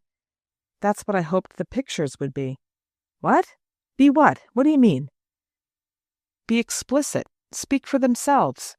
make you see that their painters are already superseding some of the better-known—" Mr. Racy gave an awful laugh. "They are they? In whose estimation? Your friends, I suppose. What's the name again of that fellow you met in Italy, who picked him out for you?" "Ruskin, John Ruskin," said Louis. Mr. Racy's laugh, prolonged, gathered up into itself a fresh shower of expletives. "Ruskin, just plain John Ruskin, huh? And who is this great John Ruskin who sets God Almighty right in his judgments? Who'd you say John Ruskin's father was now?" "A respected wine merchant in London, sir." Mr. Racy ceased to laugh. He looked at his son with an expression of unutterable disgust. "Retail?" "I believe so." "Faugh!" said Mr. Racy. "It wasn't only Ruskin, father. I told you of those other friends in London, whom I met on the way home. They inspected the pictures, and all of them agreed that the collection would someday be very valuable." "Someday? Did they give you a date? The month and the year?" "Ah, those other friends, yes. You said there was a Mr. Brown and a Mr. Hunt and a Mr. Rossiter, was it? Well, I never heard of any of those names either, except perhaps in a trades directory." "It's not Rossiter, father. Dante Rossetti." "Excuse me, Rossetti. And what does Mr. Dante Rossetti's father do? Sell macaroni, I presume." Louis was silent, and Mr. Racy went on, speaking now with a deadly steadiness. "The friends I sent you to were judges of art, sir. Men who know what a picture's worth. Not one of 'em but could pick out a genuine Raphael. Couldn't you find 'em when you got to England? Or hadn't they the time to spare for you? You'd better not," Mr. Racy added, "tell me that, for I know how they'd have received your father's son." "Oh, most kindly. They did indeed, sir." "Aye, but that didn't suit you. You didn't want to be advised. You wanted to show off before a lot of ignoramuses like yourself. You wanted— how do I know what you wanted? It's as if I'd never given you an instruction or laid a charge on you. And the money, God! Where'd it go to? Buying this? Nonsense." Mr. Racy raised himself heavily on his stick and fixed his angry eyes on his son. "Own up, Louis. Tell me they got it out of you at cards. Professional gamblers, the lot, I make no doubt. Your Ruskin and your Morris and your Rossiter. Make a business to pick up young American greenhorns on their travels, I dare say. No? Not that, you say? Then women? God Almighty, Louis," gasped Mr. Racy, tottering toward his son with outstretched stick. "I'm no blue-nosed Puritan, sir, and I'd a damn sight rather you told me you'd spent it on a woman, every penny of it, than let yourself be fleeced like a simpleton, buying these things that look more like cuts out of Fox's Book of Martyrs than originals of the old masters for a gentleman's gallery. Youth's youth. Gad, sir, I've been young myself. A fellow's got to go through his apprenticeship. Own up now. Women?" "Oh, not women." "Not even," Mr. Racy groaned. "All in pictures, then. Well, say no more to me now. I'll get home. He cast a last apoplectic glance about the room. The Racy Gallery. That pack of bones and mummers' finery? Why, let alone the rest, there's not a full-bodied female among 'em. Do you know what those Madonnas of yours are like, my son? Why, there ain't one of 'em that don't remind me of a bad likeness of poor Trishy Kent. I should say you'd hired half the sign painters of Europe to do her portrait for you, if I could imagine your wanting it. No, sir, I don't need your arm," Mr. Racy snarled, heaving his great bulk painfully across the hall. He withered Louis with a last look from the doorstep.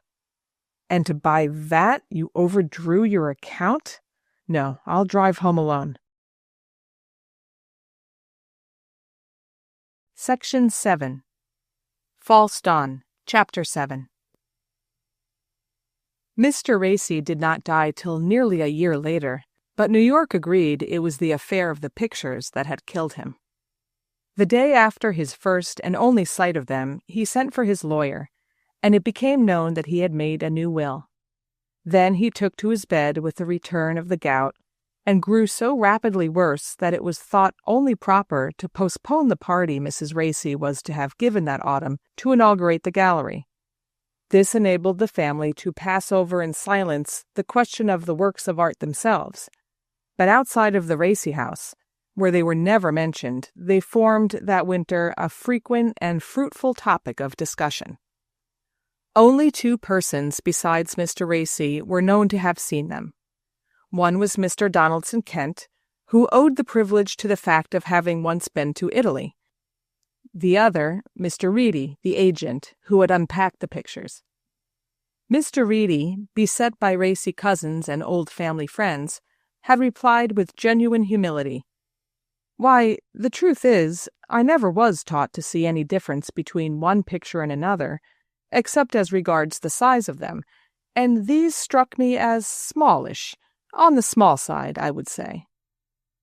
Mr. Kent was known to have unbosomed himself to Mr. Racy with considerable frankness.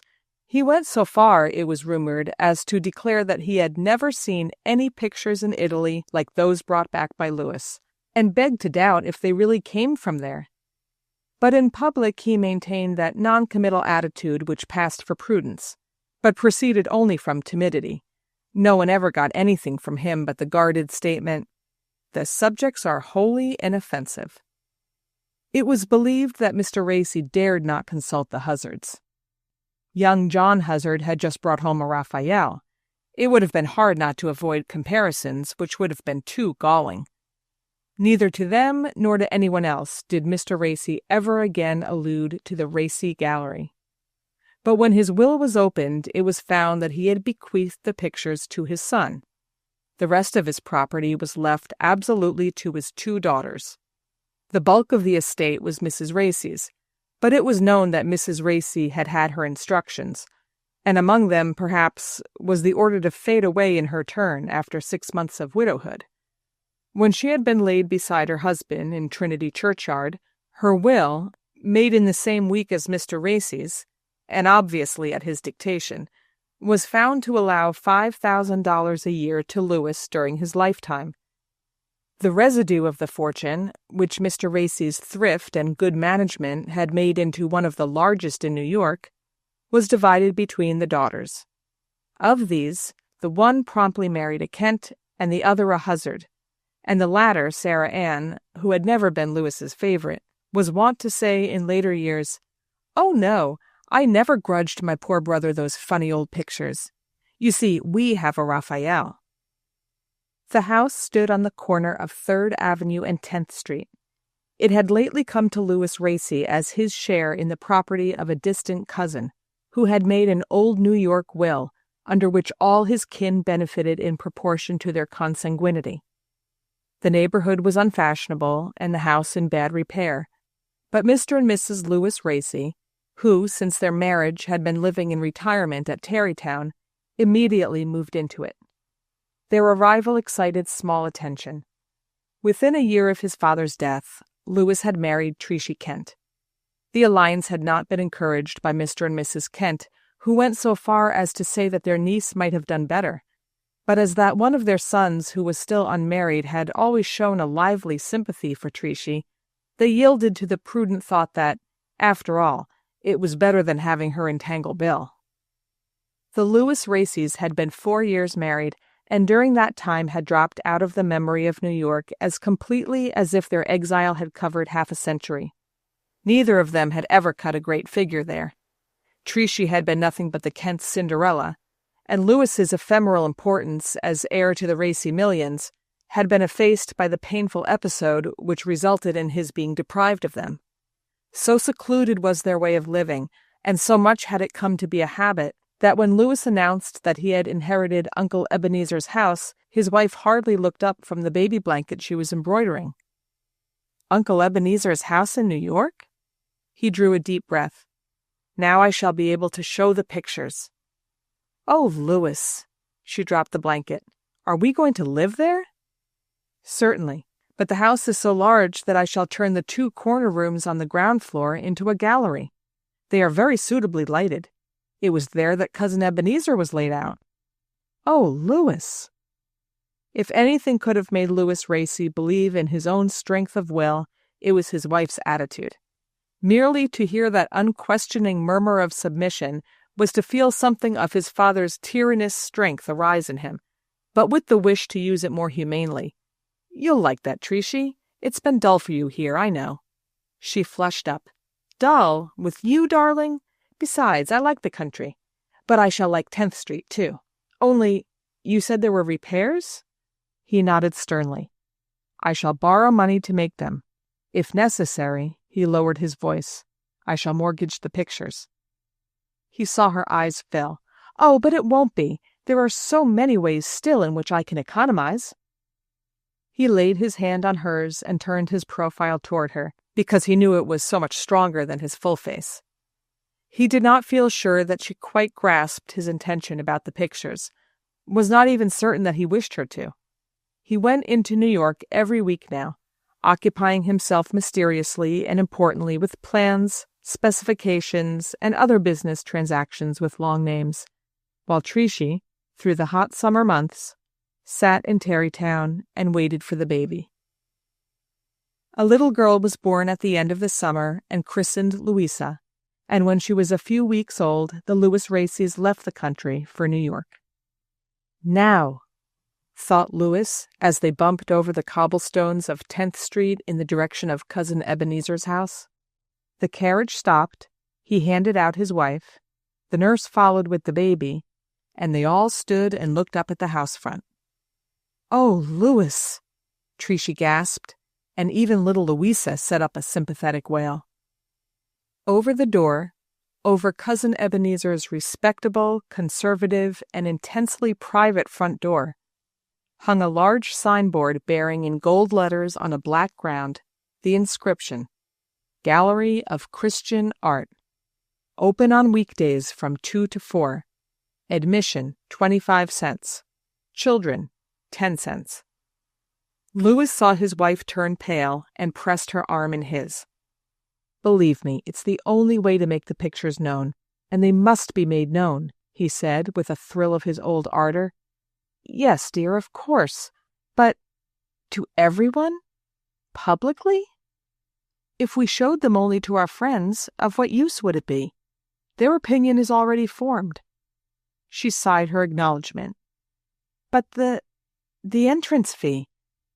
If we can afford it later, the gallery will be free. But meanwhile—" "Oh, Louis, I quite understand." And clinging to him, the still protesting baby in her wake, she passed with a dauntless step under the awful signboard. "At last I shall see the pictures properly lighted," she exclaimed, and turned in the hall to fling her arms about her husband. "It's all they need, to be appreciated," he answered, aglow with her encouragement. Since his withdrawal from the world, it had been a part of Louis's system never to read the daily papers. His wife eagerly conformed to his example, and they lived in a little airtight circle of aloofness, as if the cottage at Tarrytown had been situated in another and happier planet. Louis, nevertheless, the day after the opening of the Gallery of Christian Art, deemed it his duty to derogate from this attitude, and sallied forth secretly to buy the principal journals. When he re-entered his house, he went straight up to the nursery, where he knew that, at that hour, Trishy would be giving the little girl her bath. But it was later than he supposed. The rite was over, the baby lay asleep in its modest cot, and the mother sat crouched by the fire, her face hidden in her hands. Louis instantly guessed that she, too, had seen the papers. "Trishy, you mustn't consider this of any consequence," he stammered. She lifted a tear-stained face. "Oh, my darling, I thought you never read the papers." "Not usually. But I thought it my duty." "Yes, I see. But as you say, what earthly consequence?" "None whatever. We must just be patient and persist." She hesitated, and then, her arms about him, her head on his breast. "Only, dearest, I've been counting up again, ever so carefully. And even if we give up fires everywhere but in the nursery, I'm afraid the wages of the doorkeeper and the guardian, especially if the gallery's open to the public every day—" "I've thought of that already, too. and I myself shall hereafter act as doorkeeper and guardian." He kept his eyes on her as he spoke. This is the test, he thought. Her face paled under its brown glow, and the eyes dilated in her effort to check her tears. Then she said gaily, "That will be very interesting, won't it, Louis, hearing what the people say, because as they begin to know the pictures better and to understand them, they can't fail to say very interesting things, can they?" She turned and caught up the sleeping Louisa. "Can they? Oh, you darling, darling." Louis turned away too. Not another woman in New York would have been capable of that. He could hear all the town echoing with this new scandal of his showing the pictures himself. And she, so much more sensitive to ridicule, so much less carried away by apostolic ardor.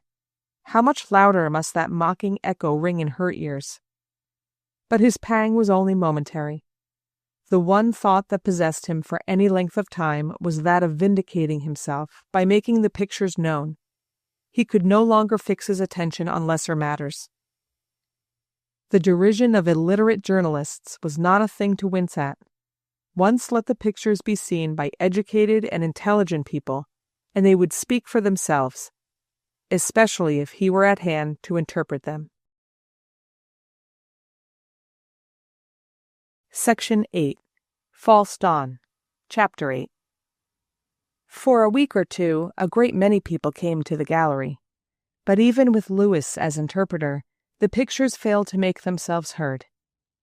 During the first days, indeed, owing to the unprecedented idea of holding a paying exhibition in a private house, and to the mockery of the newspapers, the gallery of Christian art was thronged with noisy curiosity seekers.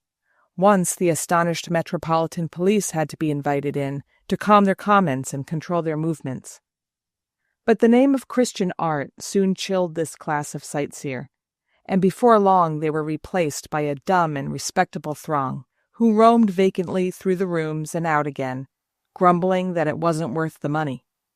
Then these too diminished, and once the tide had turned, the ebb was rapid. Every day from 2 to 4, Louis still sat shivering among his treasures, or patiently measured the length of the deserted gallery. As long as there was a chance of anyone coming, he would not admit that he was beaten, for the next visitor might always be the one who understood. One snowy February day he had thus paced the rooms in unbroken solitude for above an hour when carriage wheels stopped at the door. He hastened to open it, and in a great noise of silks, his sister Sarah Ann Huzzard entered. Louis felt for a moment as he used to under his father's glance. Marriage and millions had given the moon-faced Sarah something of the racy awfulness, but her brother looked into her empty eyes, and his own kept their level.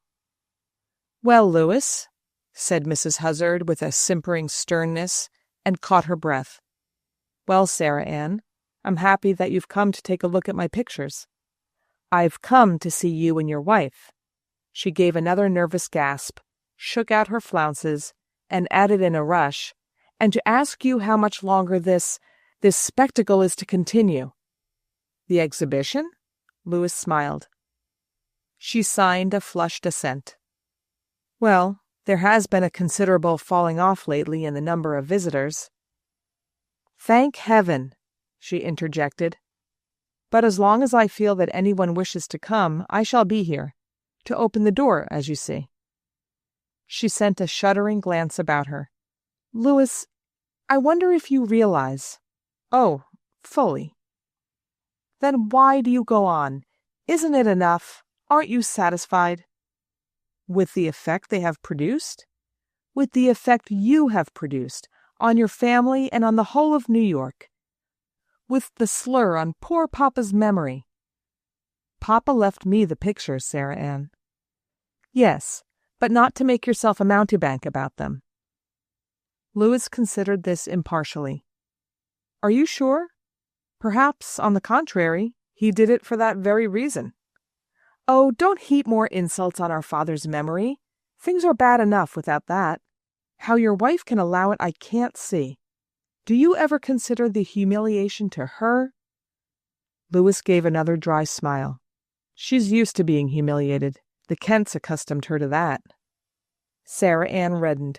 I don't know why I should stay to be spoken to in this way, but I came with my husband's approval.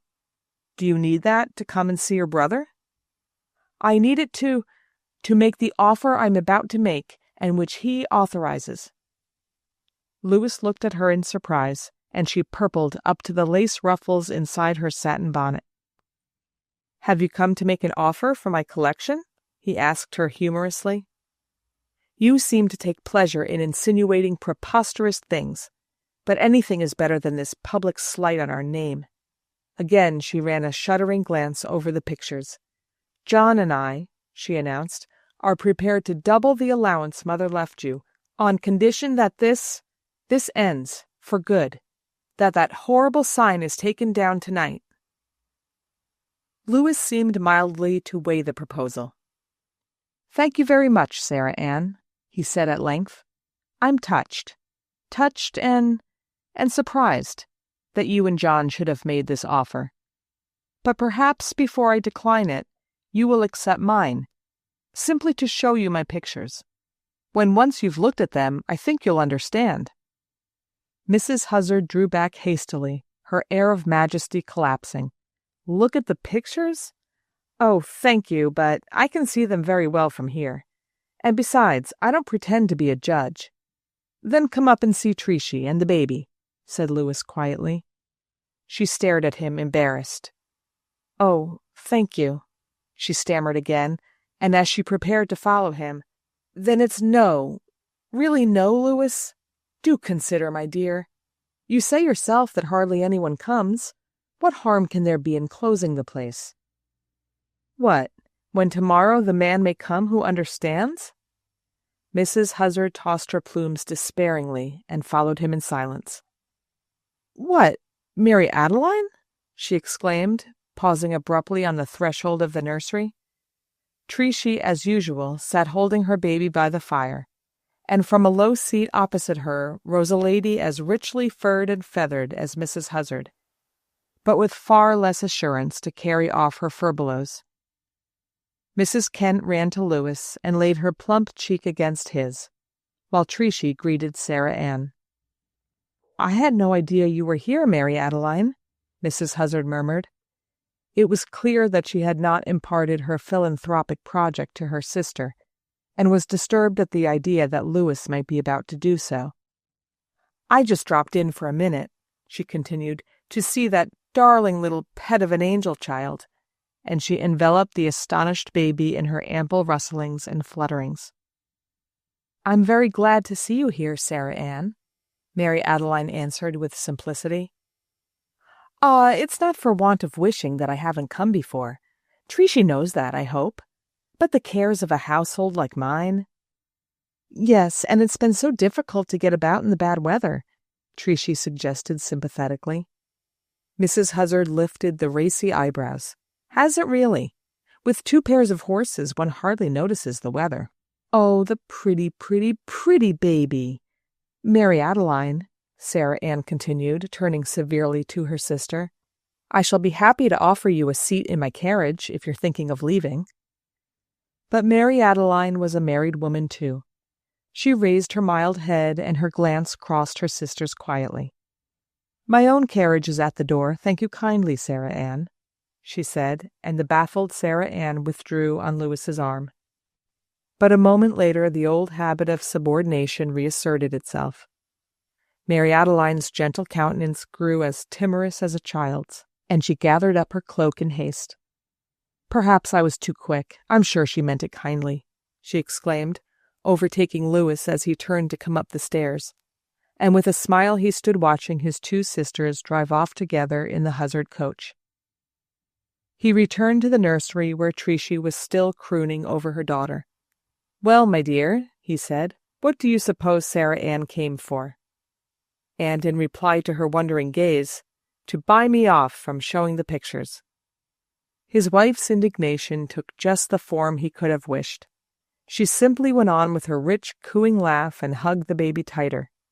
But Louis felt the perverse desire to lay a still greater strain upon her loyalty. Offer to double my allowance, she and John, If only I'll take down the sign." "No one shall touch the sign," Trishi flamed. "Not till I do," said her husband grimly. She turned about and scanned him with anxious eyes. "Louis, you?" "Oh, my dear, they're right. It can't go on forever." He went up to her and put his arm about her and the child. "You've been braver than an army of heroes, but it won't do. The expenses have been a good deal heavier than I was led to expect. And I can't raise a mortgage on the pictures. Nobody will touch them." She met this quickly. "No, I know. That was what Mary Adeline came about." The blood rushed angrily to Louis's temples. "Mary Adeline? How the devil did she hear of it?" "Through Mr. Reedy, I suppose. But you must not be angry. She was kindness itself. She doesn't want you to close the gallery, Louis. That is, not as long as you really continue to believe in it. She and Donald Kent will lend us enough to go on with for a year longer. That is what she came to say." For the first time since the struggle had begun, Louis Racy's throat was choked with tears. His faithful Mary Adeline. He had a sudden vision of her, stealing out of the house at High Point before daylight to carry a basket of scraps to the poor Mrs. Edgar Poe, who was dying of a decline down the lane. He laughed aloud in his joy. Dear old Mary Adeline! How magnificent of her! Enough to give me a whole year more. He pressed his wet cheek against his wife's in a long silence. "Well, dear," he said at length, "it's for you to say. Do we accept?" He held her off questioningly at arm's length, and her wan little smile met his own and mingled with it. "Of course we accept." Section 9. False Dawn, Chapter 9. Of the Racy family, which prevailed so powerfully in the New York of the 40s, only one of the names survived in my boyhood, half a century later.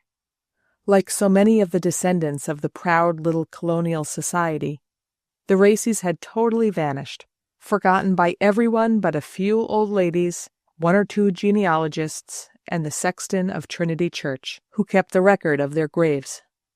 The Racy blood was of course still to be traced in various allied families, Kents, Huzzards, Cosbys, and many others, proud to claim cousinship with a signer, but already indifferent or incurious as to the fate of his progeny.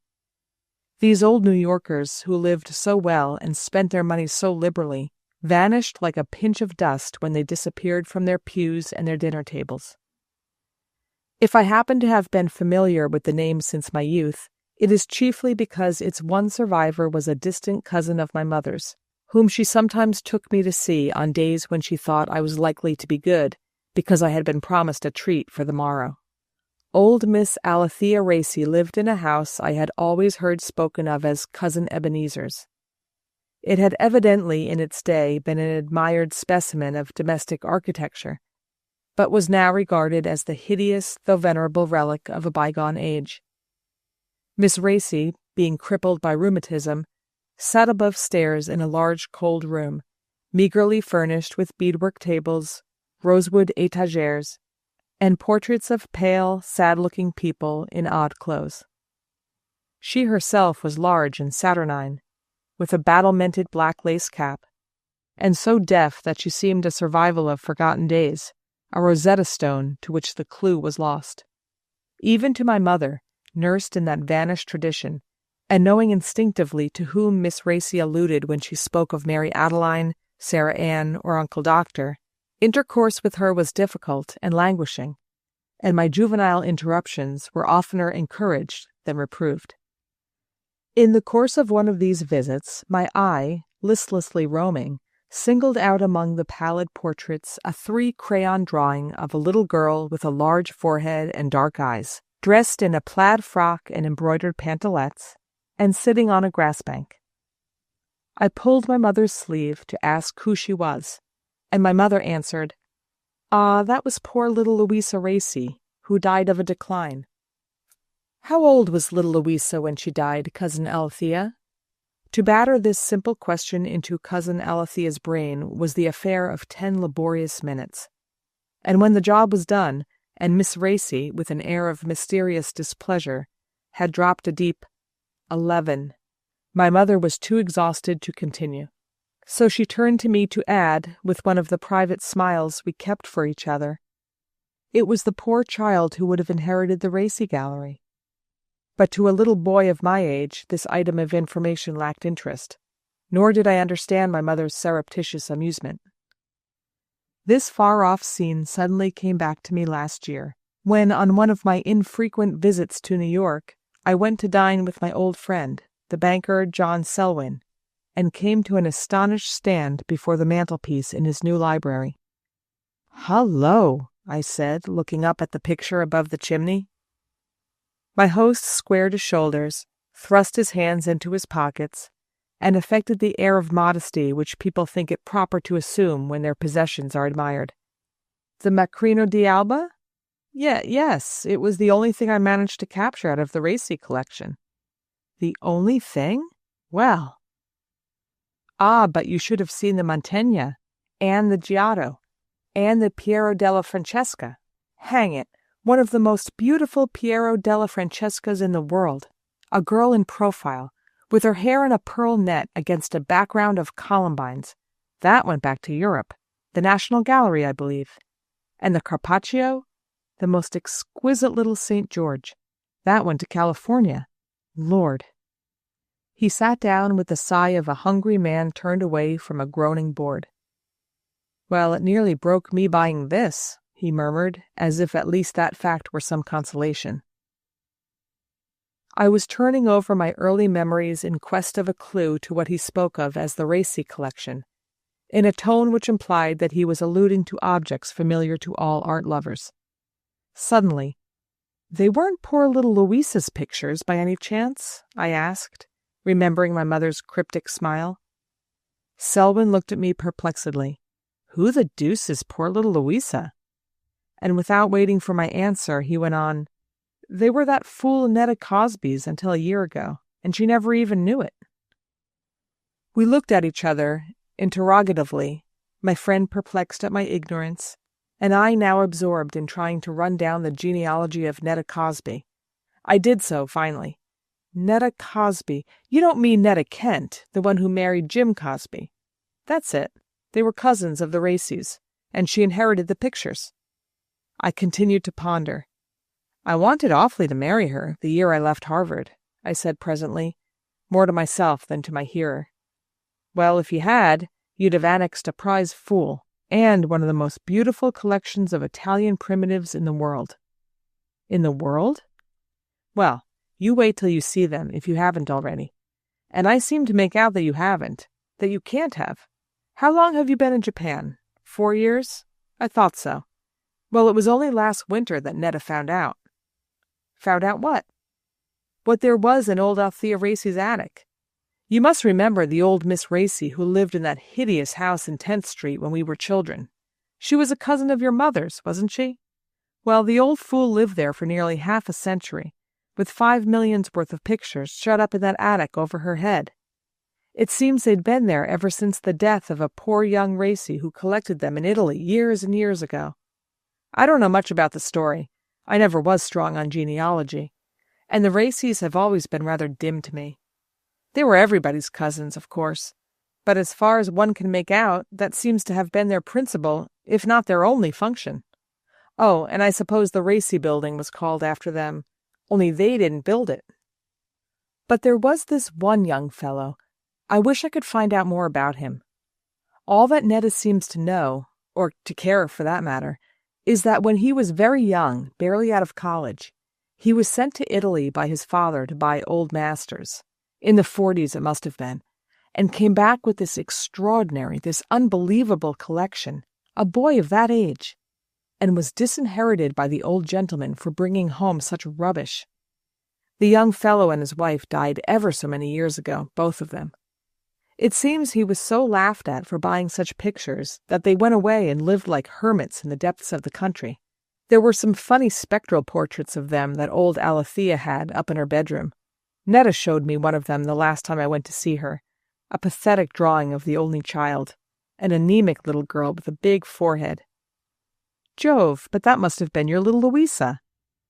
I nodded. In a plaid frock and embroidered pantalettes? Yes, something of the sort. Well, when Louisa and her parents died, I suppose the pictures went to old Miss Racy. At any rate, at some time or other, and it must have been longer ago than you or I can remember, the old lady inherited them with the 10th Street house, and when she died, 3 or 4 years ago, her relations found she'd never even been upstairs to look at them. Well? Well, she died intestate, and Netta Cosby, turned out to be the next of kin. There wasn't much to be got out of the estate, or so they thought, and as the Cosbys are always hard up, the house in 10th Street had to be sold, and the pictures were very nearly sent off to the auction room with all the rest of the stuff. But nobody supposed they would bring anything, and the auctioneer said that if you tried to sell pictures with carpets and bedding and kitchen furniture, it always depreciated the whole thing. And so, as the Cosbys had some bare walls to cover, they sent for the lot. There were about 30, and decided to have them cleaned and hang them up. After all, Netta said, as well as I can make out through the cobwebs, some of them look like rather jolly copies of early Italian things. But as she was short of cash, she decided to clean them at home instead of sending them to an expert. And one day, while she was operating on this very one before you, with her sleeves rolled up, the man called who always does call on such occasions, the man who knows. In the given case, it was a quiet fellow connected with the Louvre, who brought her a letter from Paris, and whom she'd invited to one of her stupid dinners. He was announced, and she thought it would be a joke to let him see what she was doing.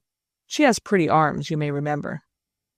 So he was asked into the dining room, where he found her with a pail of hot water and soapsuds and this laid out on the table, and the first thing he did was to grab her pretty arm so tight that it was black and blue, while he shouted out, "God in heaven, not hot water!" My friend leaned back with a sigh of mingled resentment and satisfaction, and we sat silently looking up at the lovely adoration above the mantelpiece. That's how I got it a little cheaper. Most of the old varnish was gone for good. But luckily for her, it was the first picture she had attacked, and as for the others, you must see them, that's all I can say. Wait, I've got the catalog somewhere about. He began to rummage for it, and I asked, remembering how nearly I had married Netta Kent, "Do you mean to say she didn't keep a single one of them?" "Oh, yes, in the shape of pearls and Rolls Royces. And you've seen their new house in Fifth Avenue?" He ended with a grin of irony. The best of the joke is that Jim was just thinking of divorcing her when the pictures were discovered. Poor little Louisa, I sighed.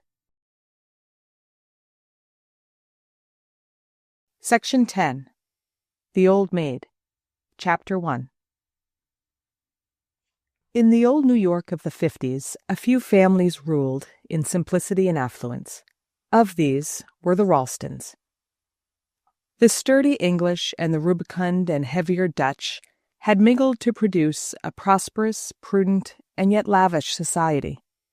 To do things handsomely had always been a fundamental principle in this cautious world, built up on the fortunes of bankers, India merchants, shipbuilders, and ship chandlers. Those well-fed, slow-moving people, who seemed irritable and dyspeptic to European eyes only because the caprices of the climate had stripped them of superfluous flesh, and strung their nerves a little tighter, lived in a genteel monotony of which the surface was never stirred by the dumb dramas now and then enacted underground. Sensitive souls in those days were like muted keyboards, on which fate played without a sound. In this compact society, built of solidly welded blocks, one of the largest areas was filled by the Ralstons and their ramifications. The Ralstons were of middle-class English stock. They had not come to the colonies to die for a creed, but to live for a bank account. The result had been beyond their hopes, and their religion was tinged by their success. An adulterated Church of England, which, under the conciliatory name of the Episcopal Church of the United States of America, left out the coarser allusions in the marriage service, slid over the comminatory passages in the Athanasian Creed, and thought it more respectful to say Our Father who than which in the Lord's Prayer, was exactly suited to the spirit of compromise whereon the Ralstons had built themselves up. There was in all the tribe the same instinctive recoil from new religions as from unaccounted-for people. Institutional to the core, they represented the conservative element that holds new societies together as sea plants bind the seashore. Compared with the Ralstons, even such traditionalists as the Lavelles, the Halseys, or the Vandergraves appeared careless, indifferent to money, almost reckless in their impulses and indecisions. Old John Frederick Ralston, the stout founder of the race, had perceived the difference and emphasized it to his son, Frederick John, in whom he had scented a faint leaning toward the untried and unprofitable. You let the Lannings and the Dagonets and the Spenders take risks and fly kites. It's the county family blood in 'em. We've nothing to do with that. Look how they're petering out already. The men, I mean. Let your boys marry their girls if you like. They're wholesome and handsome, though I'd sooner see my grandsons take a Lavelle or a Vandergrave, or any of our own kind. But don't let your sons go mooning around after their young fellows, horse racing and running down south to those damn springs, and gambling at New Orleans, and all the rest of it. That's how you'll build up the family, and keep the weather out, the way we've always done it. Frederick John listened, obeyed, married a Halsey, and passively followed in his father's steps. He belonged to the cautious generation of New York gentlemen who revered Hamilton and served Jefferson, who longed to lay out New York like Washington, and who laid it out instead like a gridiron, lest they should be thought undemocratic by people they secretly looked down upon.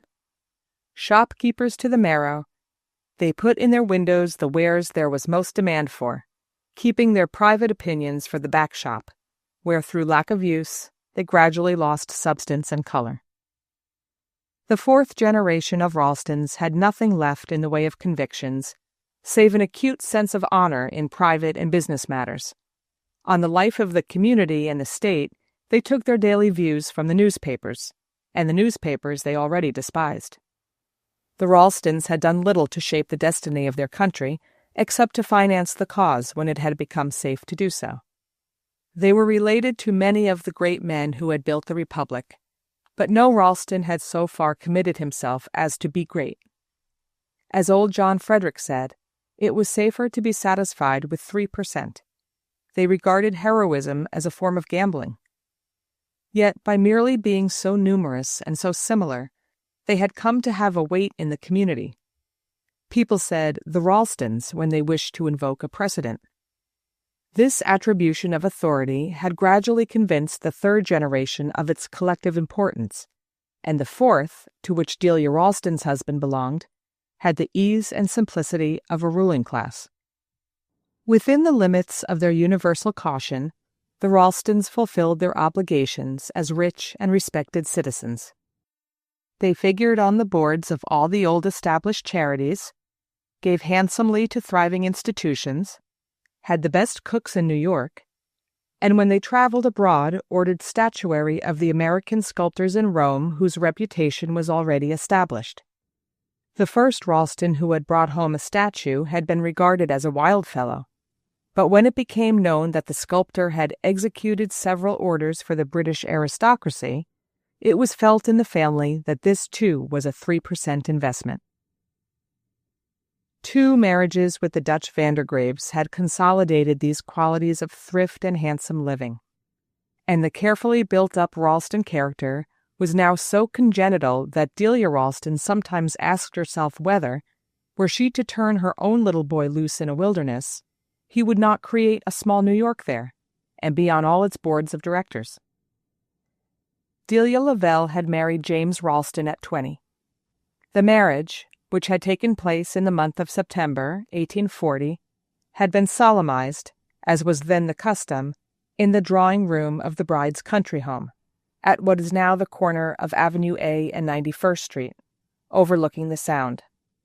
Thence her husband had driven her, in Grandmamma Lavelle's canary-colored coach with a fringed hammercloth, through spreading suburbs and untidy elm-shaded streets, to one of the new houses in Gramercy Park, which the pioneers of the younger set were just beginning to effect.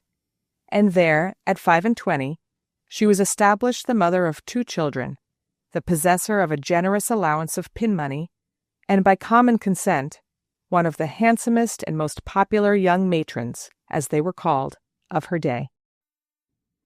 She was thinking placidly and gratefully of these things as she sat one afternoon in her handsome bedroom in Gramercy Park. She was too near to the primitive Ralstons to have as clear a view of them as, for instance, the son in question might one day command. She lived under them as unthinkingly as one lives under the laws of one's country. Yet that tremor of the muted keyboard, that secret questioning which sometimes beat in her like wings, would now and then so divide her from them that for a fleeting moment she could survey them in their relation to other things. The moment was always fleeting. She dropped back from it quickly, breathless and a little pale, to her children, her housekeeping, her new dresses, and her kindly Jim. She thought of him today with a smile of tenderness, remembering how he had told her to spare no expense on her new bonnet. Though she was 25 and twice a mother, her image was still surprisingly fresh. The plumpness, then thought seemly in a young wife, stretched the gray silk across her bosom, and caused her heavy gold watch chain, after it left the anchorage of the brooch of St. Peter's in mosaic that fastened her low-cut Cluny collar, to dangle perilously in the void above a tiny waist buckled into a velvet waistband. But the shoulders above sloped youthfully under her cashmere scarf, and every movement was as quick as a girl's. Mrs. Jim Ralston approvingly examined the rosy-cheeked oval set in the blonde ruffles of the bonnet on which, in compliance with her husband's instructions, she had spared no expense. It was a cabriolet of white velvet tied with wide satin ribbons and plumed with a crystal-spangled marabout, a wedding bonnet ordered for the marriage of her cousin, Charlotte Lavelle, which was to take place that week at St. Mark's in the Bowery.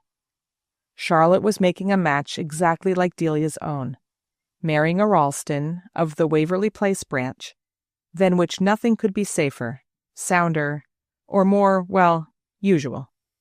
Delia did not know why the word had occurred to her, for it could hardly be postulated, even of the young women of her own narrow clan, that they usually married Ralstons.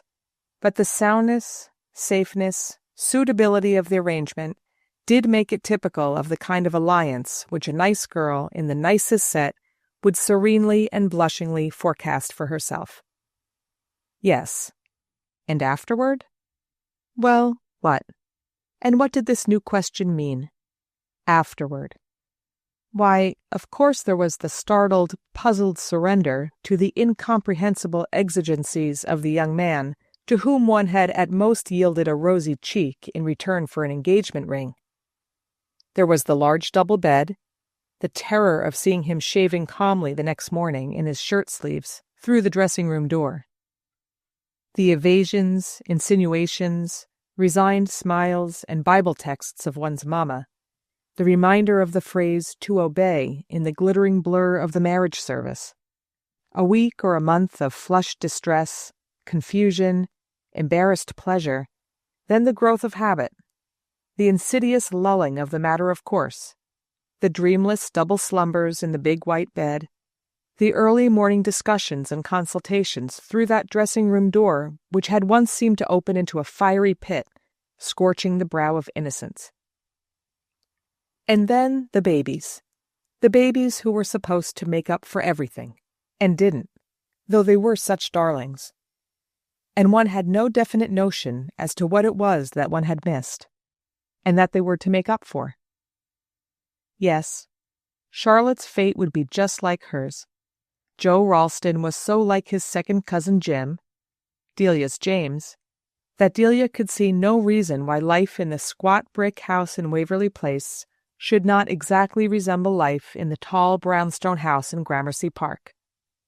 Only Charlotte's bedroom would certainly not be as pretty as hers. She glanced complacently at the French wallpaper that reproduced a watered silk, with a valanced border and tassels between the loops. The mahogany bedstead, covered with a white embroidered counterpane, was symmetrically reflected in the mirror of a wardrobe which matched it. Colored lithographs of the Four Seasons by Leopold Robert surmounted groups of family daguerreotypes in deeply recessed gilt frames. The ormolu clock represented a shepherdess sitting on a fallen trunk, a basket of flowers at her feet.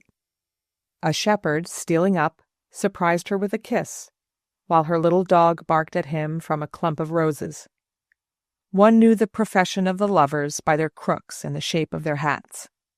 This frivolous timepiece had been a wedding gift from Delia's aunt, Mrs. Manson Mingot, a dashing widow who lived in Paris and was received at the Tuileries.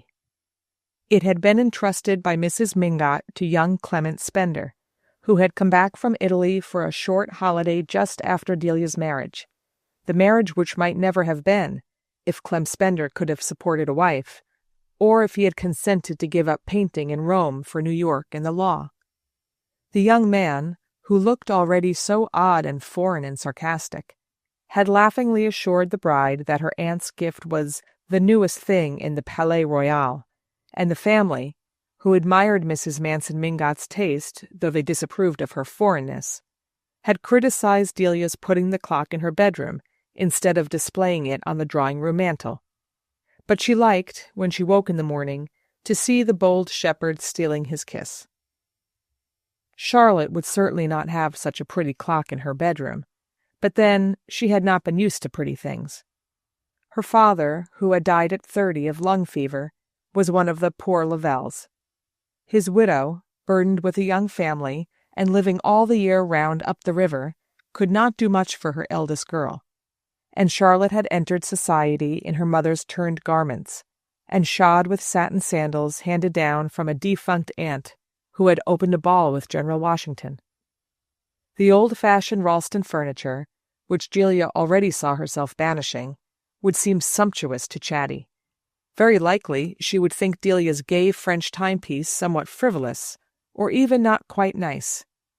Poor Charlotte had become so serious, so prudish almost, since she had given up balls and taken to visiting the poor. Delia remembered, with ever-recurring wonder, the abrupt change in her, the precise moment at which it had been privately agreed in the family that, after all, Charlotte Lavelle was going to be an old maid. They had not thought so when she came out. Though her mother could not afford to give her more than one new tarlatan dress, and though nearly everything in her appearance was regrettable, from the too bright red of her hair to the too pale brown of her eyes, not to mention the rounds of brick rows on her cheekbones, which almost, preposterous thought, made her look as if she painted. Yet these defects were redeemed by a slim waist, a light foot, and a gay laugh. And when her hair was well oiled and brushed for an evening party, so that it looked almost brown, and lay smoothly along her delicate cheeks under a wreath of red and white camellias, several eligible young men, Joe Ralston among them, were known to have called her pretty. Then came her illness. She caught cold on a moonlight sleighing party. The brick rose circles deepened, and she began to cough. There was a report that she was going like her father, and she was hurried off to a remote village in Georgia, where she lived alone for a year with an old family governess. When she came back, everyone felt at once that there was a change in her. She was pale and thinner than ever, but with an exquisitely transparent cheek, darker eyes, and redder hair. And the oddness of her appearance was increased by plain dresses of Quakerish cut.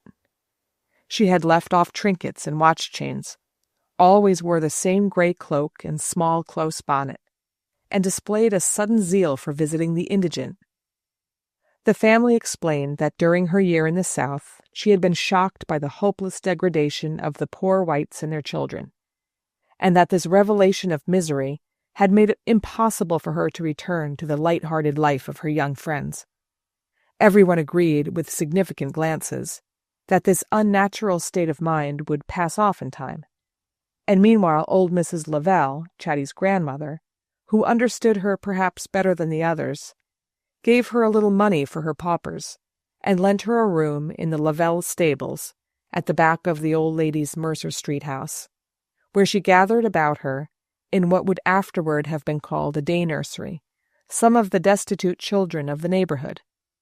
There was even among them the baby girl whose origin had excited such intense curiosity 2 or 3 years earlier, when a veiled lady in a handsome cloak had brought it to the hovel of Cyrus Washington, the Negro handyman whose wife Jessamine took in Dr. Lanskel's washing. Dr. Lanskel, the chief medical practitioner of the day, was presumably versed in the secret history of every household from the Battery to Union Square. But though beset by inquisitive patients, he had invariably declared himself unable to identify Jessamine's veiled lady, or to hazard a guess as to the origin of the $100 bill pinned to the baby's bib. The $100 were never renewed, the lady never reappeared, but the baby lived healthily and happily with Jessamine's pickaninnies, and as soon as it could toddle was brought to Chatty Lavelle's day nursery, where it appeared, like its fellow paupers, in little garments cut down from her old dresses, and socks knitted by her untiring hands.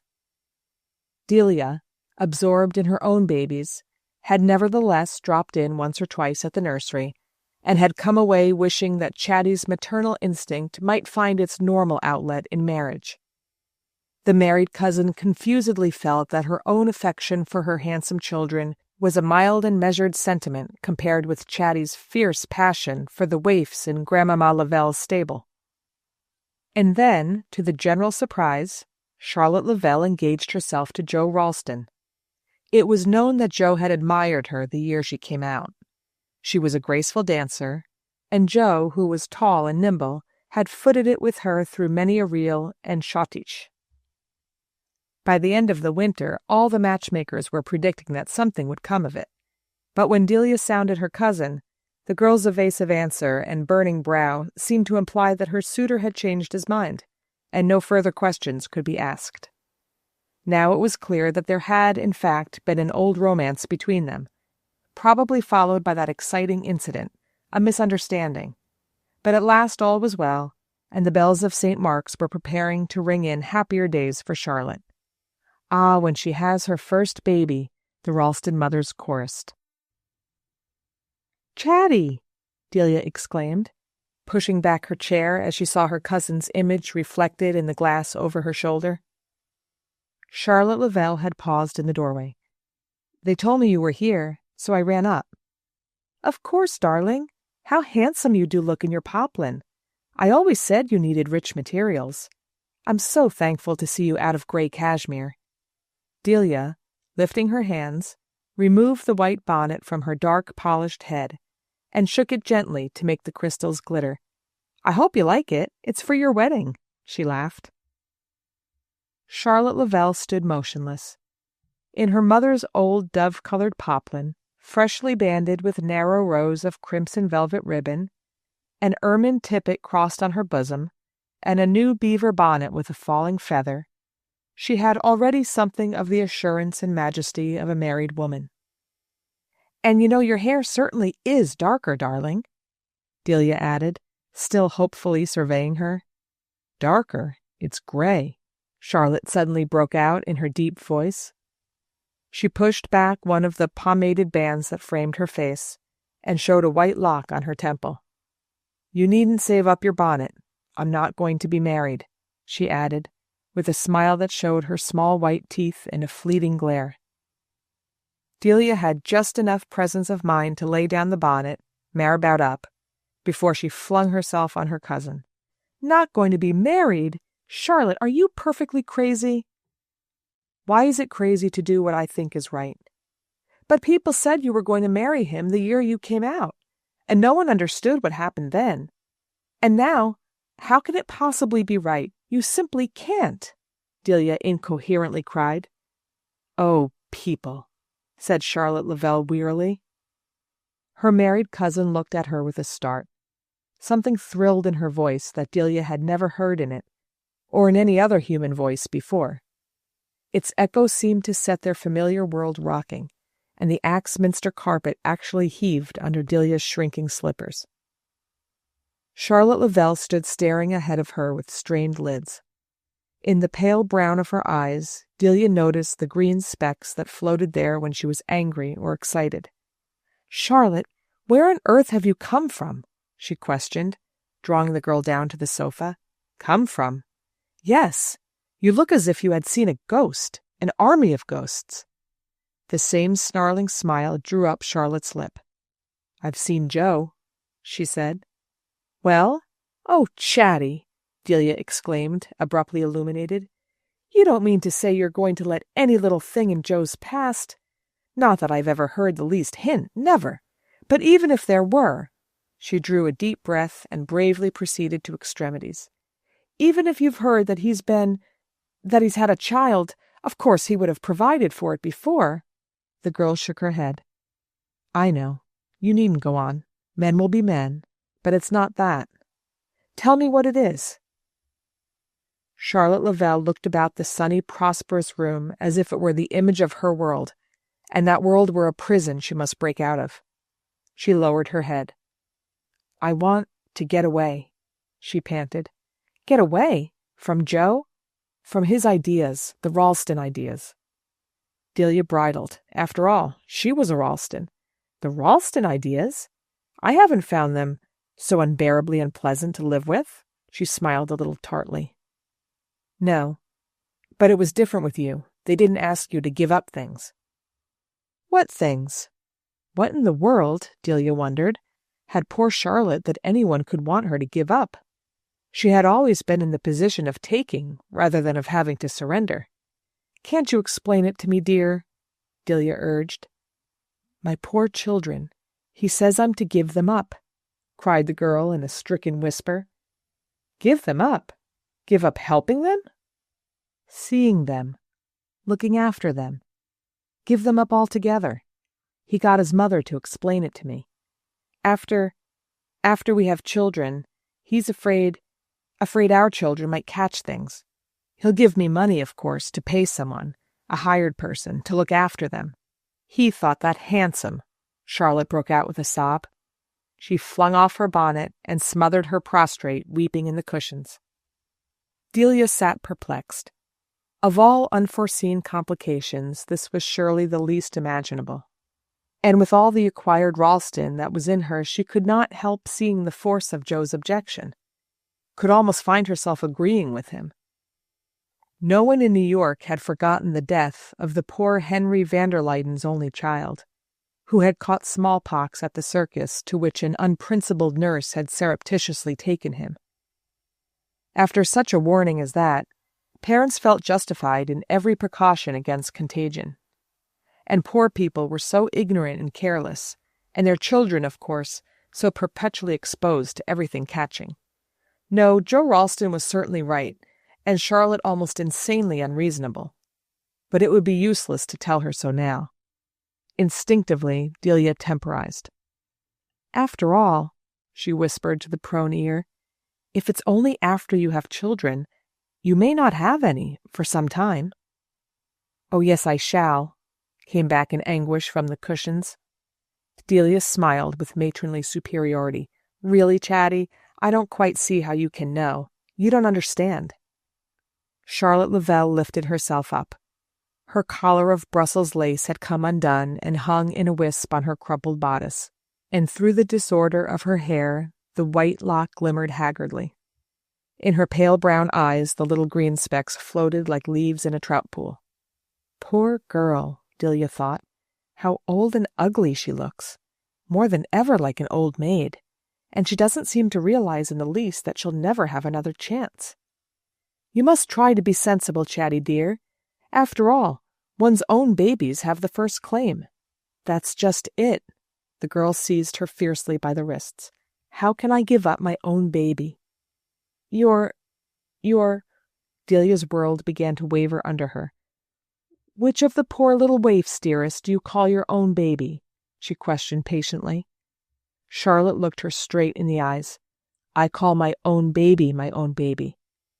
"Your own... Take care, you're hurting my wrists, Chatty." Delia freed herself, forcing a smile. "Your own...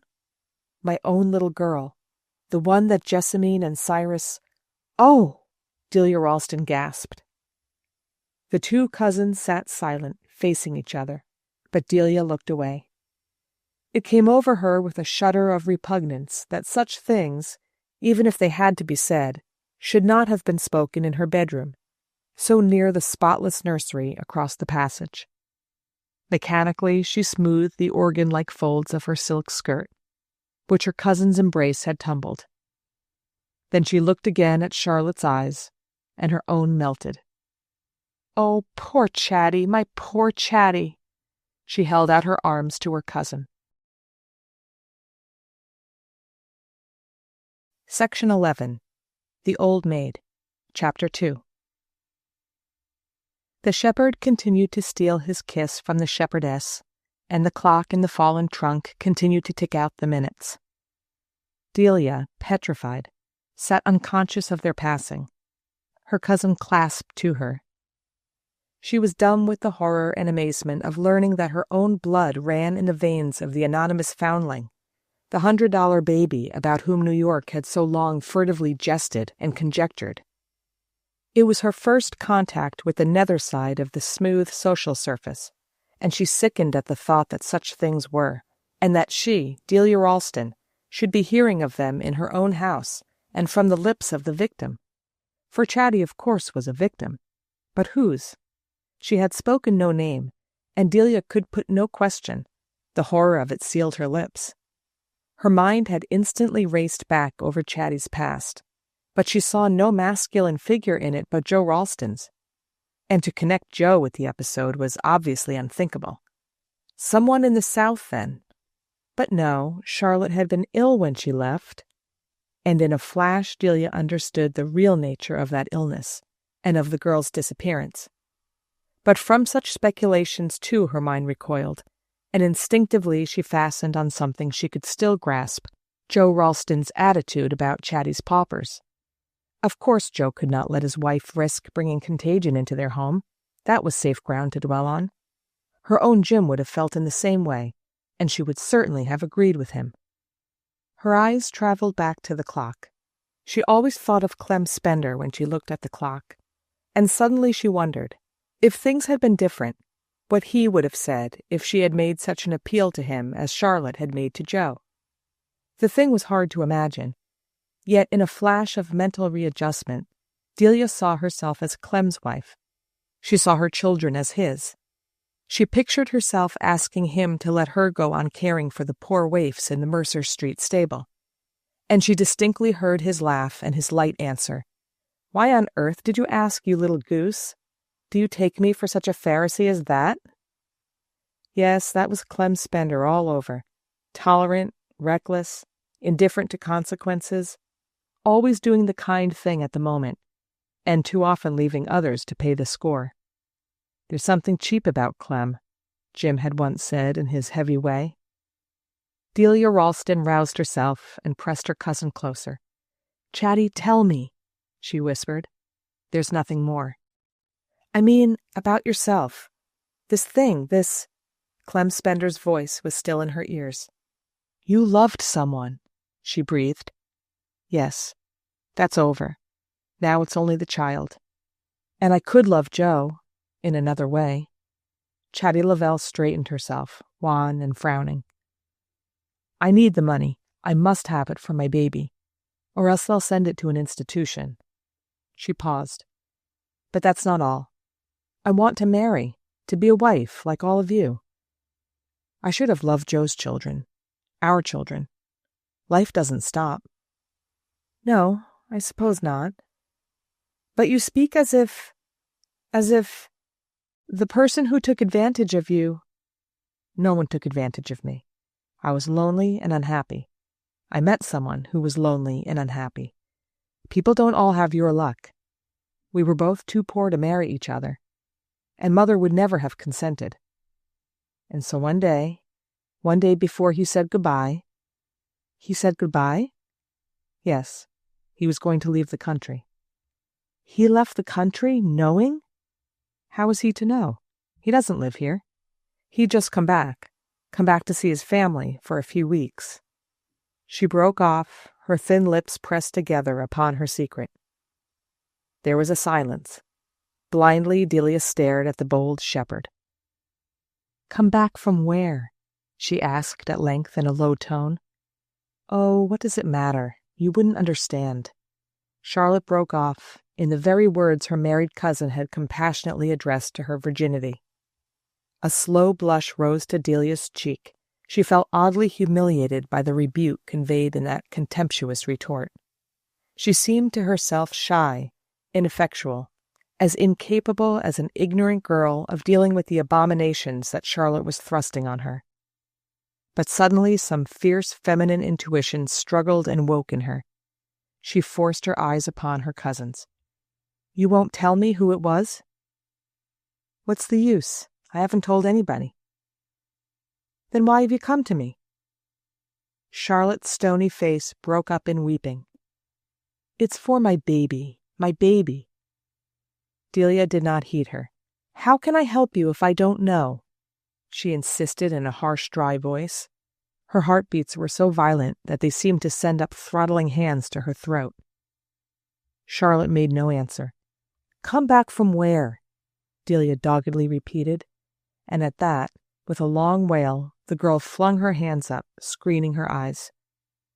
"He always thought you'd wait for him," she sobbed out, "and then when he found out you hadn't, and that you were marrying Jim, he heard it just as he was sailing. He didn't know it till Mrs. Mingot asked him to bring the clock back for your wedding."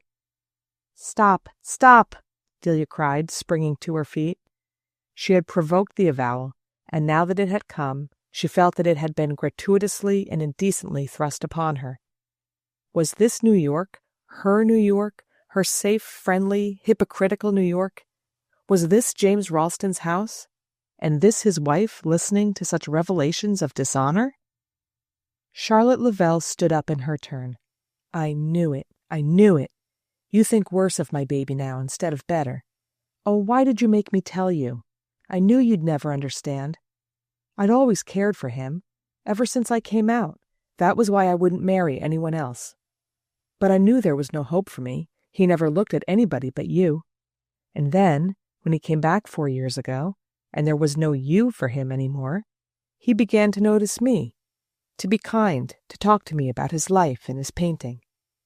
She drew a deep breath and her voice cleared. That's over, all over.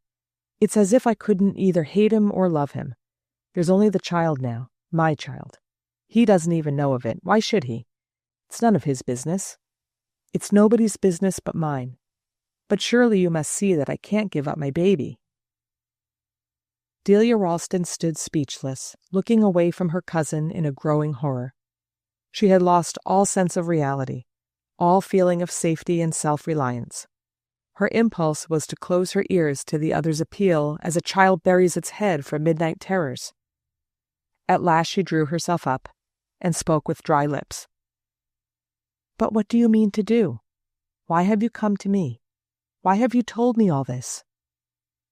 Because he loved you, Charlotte Lavelle stammered out, and the two women stood and faced each other. Slowly the tears rose to Delia's eyes and rolled down her cheeks, moistening her parched lips.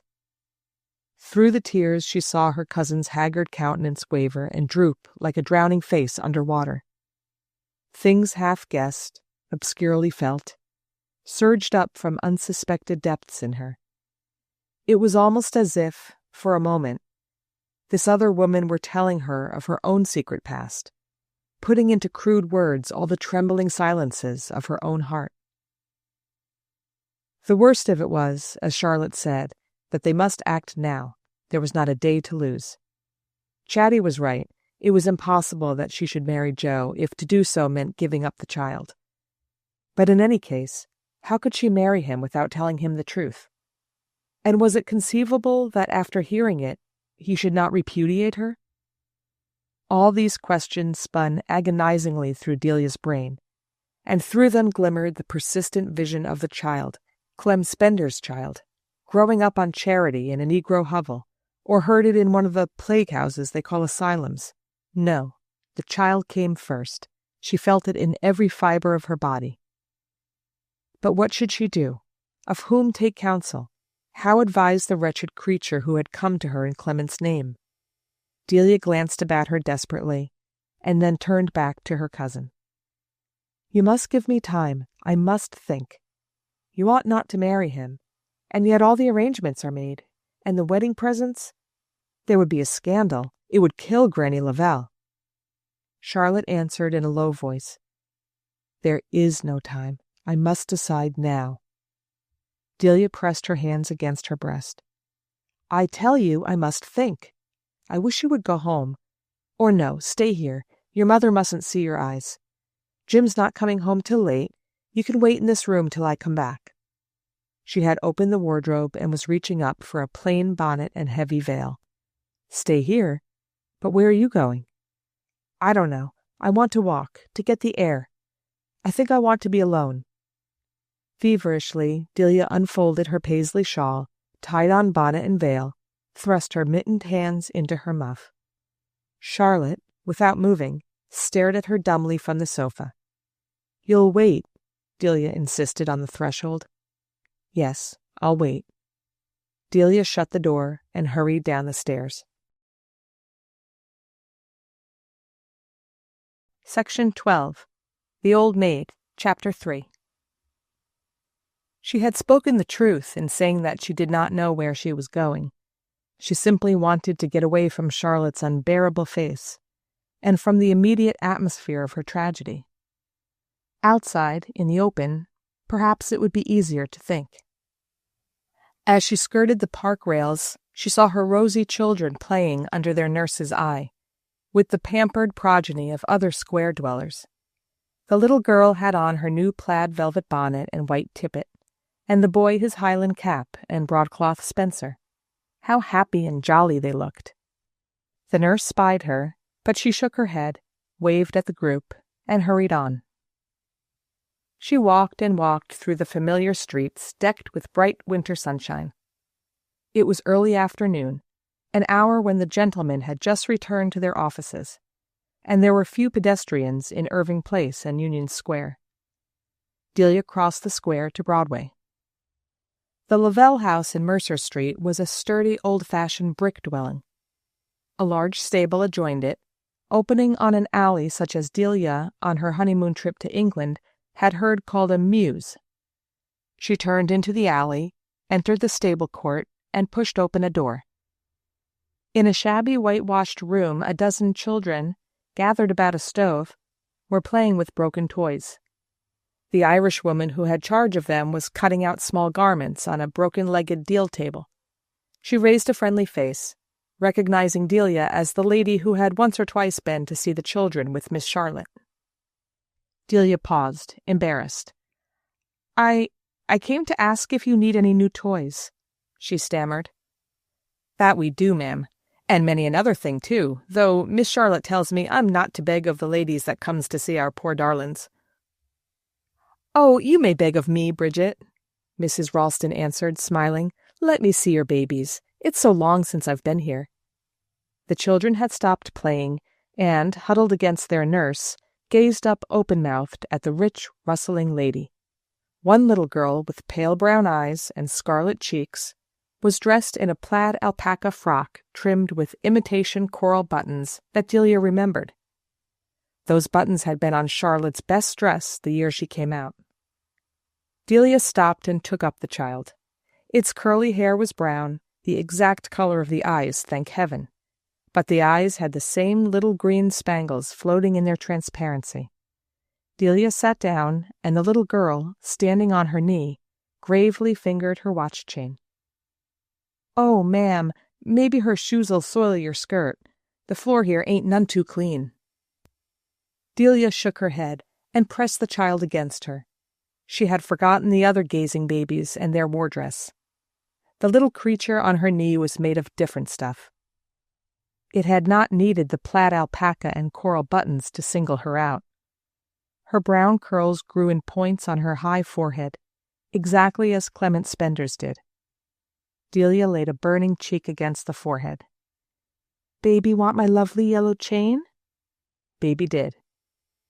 Delia unfastened the gold chain and hung it about the child's neck. The other babies clapped and crowed, But the little girl, gravely dimpling, continued to finger the links in silence. "Oh, ma'am, you can't leave that fine chain on little Teeny, when she has to go back to those blacks." "What is her name?" "Tina, they call her, I believe. It don't seem a Christian name, Harley." Delia was silent. "What I say is, her cheeks is too red, and she coughs too easy. Always one cold and another. Here, Teeny, leave the lady go." Delia stood up, loosening the tender arms. "She doesn't want to leave go of you, ma'am. Miss Chatty ain't been in today, and the little thing's kinder lonesome without her. She don't play like the other children somehow. Teeny, you look at that lovely chain you've got. There now." "Goodbye, Clementina," Delia whispered below her breath. She kissed the pale brown eyes, the curly crown, and dropped her veil on rushing tears. In the stable yard she dried them on her large embroidered handkerchief, and stood hesitating. Then, with a decided step, she turned toward home. The house was as she had left it, except that the children had come in. She heard them romping in the nursery as she went down the passage to her bedroom. Charlotte Lavelle was seated on the sofa, upright and rigid, as Delia had left her. Chatty, I've thought it out. Listen. Whatever happens, the baby shan't stay with those people. I mean to keep her." Charlotte stood up, tall and white. The eyes in her thin face had grown so dark that they seemed like spectral hollows in a skull. She opened her lips to speak, and then, snatching at her handkerchief, pressed it to her mouth and sank down again. A red trickle dripped through the handkerchief onto her poplin skirt. "Charlotte! Charlotte!" Delia screamed, on her knees beside her cousin. Charlotte's head slid back against the cushions, and the trickle ceased. She closed her eyes, and Delia, seizing a vinaigrette from the dressing table, held it to her pinched nostrils. The room was filled with an acrid aromatic scent. Charlotte's lids lifted. "Don't be frightened. I still spit blood sometimes, not often. My lung is nearly healed. But it's the terror. No, there's to be no more terror. I tell you, I've thought it all out. Jim is going to let me take the baby." The girl raised herself haggardly. "Jim? Have you told him? Is that where you've been?" "No, darling, I've only been to see the baby." "Oh," Charlotte moaned, leaning back again. Delia took her own handkerchief and wiped away the tears that were raining down her cousin's cheeks. "You mustn't cry, Chatty. You must be brave. Your little girl and his, how could you think? But you must give me time. I must manage it in my own way. Only trust me." Charlotte's lips stirred faintly. "The tears, don't dry them, Delia. I like to feel them." The two cousins continued to lean against each other without speaking. The ormolu clock ticked out the measure of their mute communion in minutes, quarters, a half hour, then an hour. The day declined and darkened. The shadows lengthened across the garlands of the Axminster and the broad white bed. There was a knock. "The children's waiting to say their grace before supper, ma'am." "Yes, Eliza, let them say it to you. I'll come later." As the nurse's steps receded, Charlotte Lavelle disengaged herself from Delia's embrace. "Now I can go," she said. "You are not too weak, dear? I can send for a coach to take you home." No, it would frighten Mother, and I shall like walking now, in the darkness. Sometimes the world used to seem all one awful glare to me. There were days when I thought the sun would never set, and then there was the moon at night." She laid her hands on her cousin's shoulders. "Now it's different. By and by, I shan't hate the light." The two women kissed each other, and Delia whispered, "Tomorrow." Section 13. The Old Maid, Chapter 4. The Ralstons gave up old customs reluctantly, but once they had adopted a new one, they found it impossible to understand why everyone else did not immediately do likewise. When Delia, who came of the Laxer Lavelles and was naturally inclined to novelty, had first proposed to her husband to dine at 6 o'clock instead of 2, His malleable young face had become as relentless as that of the old original Ralston in his grim colonial portrait. But after a 2 days' resistance, he had come round to his wife's view, and now smiled contemptuously at the obstinacy of those who clung to a heavy midday meal and high tea. "There's nothing I hate like narrow-mindedness. Let people eat when they like, for all I care. It's their narrow-mindedness that I can't stand." Delia was thinking of this as she sat in the drawing-room, her mother would have called it the parlor, waiting for her husband's return. She had just had time to smooth her glossy braids and slip on the black and white striped moire with cherry pipings, which was his favorite dress. The drawing-room, with its Nottingham lace curtains looped back under florid gilt cornices, its marble center table on a carved rosewood foot, and its old-fashioned mahogany armchairs, covered with one of the new French silk damasks in a tart shade of apple green, was one for any young wife to be proud of. The rosewood whatnots on each side of the folding doors that led into the dining room were adorned with tropical shells, feldspar vases, an alabaster model of the Leaning Tower of Pisa, a pair of obelisks made of scraps of porphyry and serpentine picked up by the young couple in the Roman Forum, a bust of Clytie in chalk-white biscuit de Sèvres, and 4 old-fashioned figures of the seasons in Chelsea ware that had to be left among the newer ornaments because they had belonged to great-grandmama Ralston.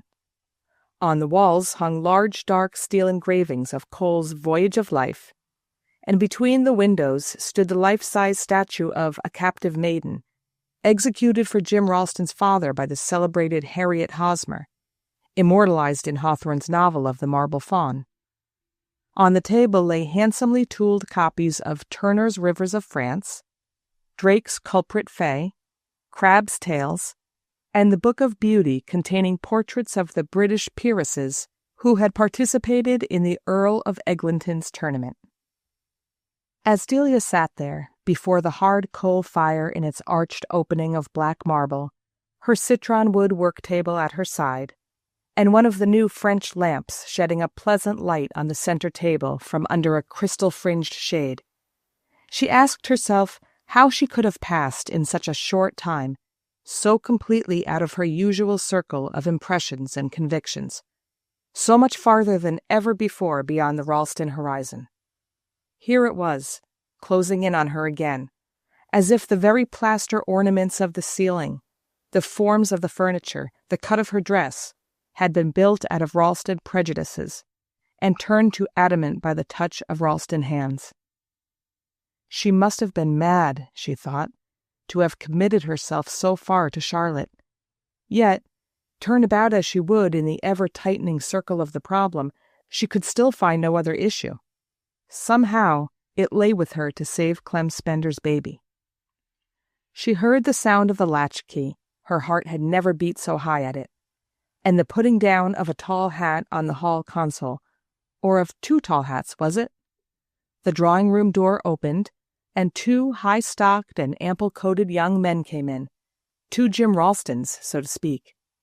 Delia had never before noticed how much her husband and his cousin Joe were alike. It made her feel how justified she was in always thinking of the Ralstons collectively. She would not have been young and tender, and a happy wife, if she had not thought Joe but an indifferent copy of her Jim. Yet, allowing for defects in the reproduction, there remained a striking likeness between the 2 tall athletic figures, the short sanguine faces with straight noses, straight whiskers, straight brows, candid blue eyes, and sweet, selfish smiles. Only, at the present moment, Joe looked like Jim with a toothache. "Look here, my dear. Here's a young man who's asked to take potluck with us." Jim smiled, with the confidence of a well-nourished husband who knows that he can always bring a friend home. "How nice of you, Joe.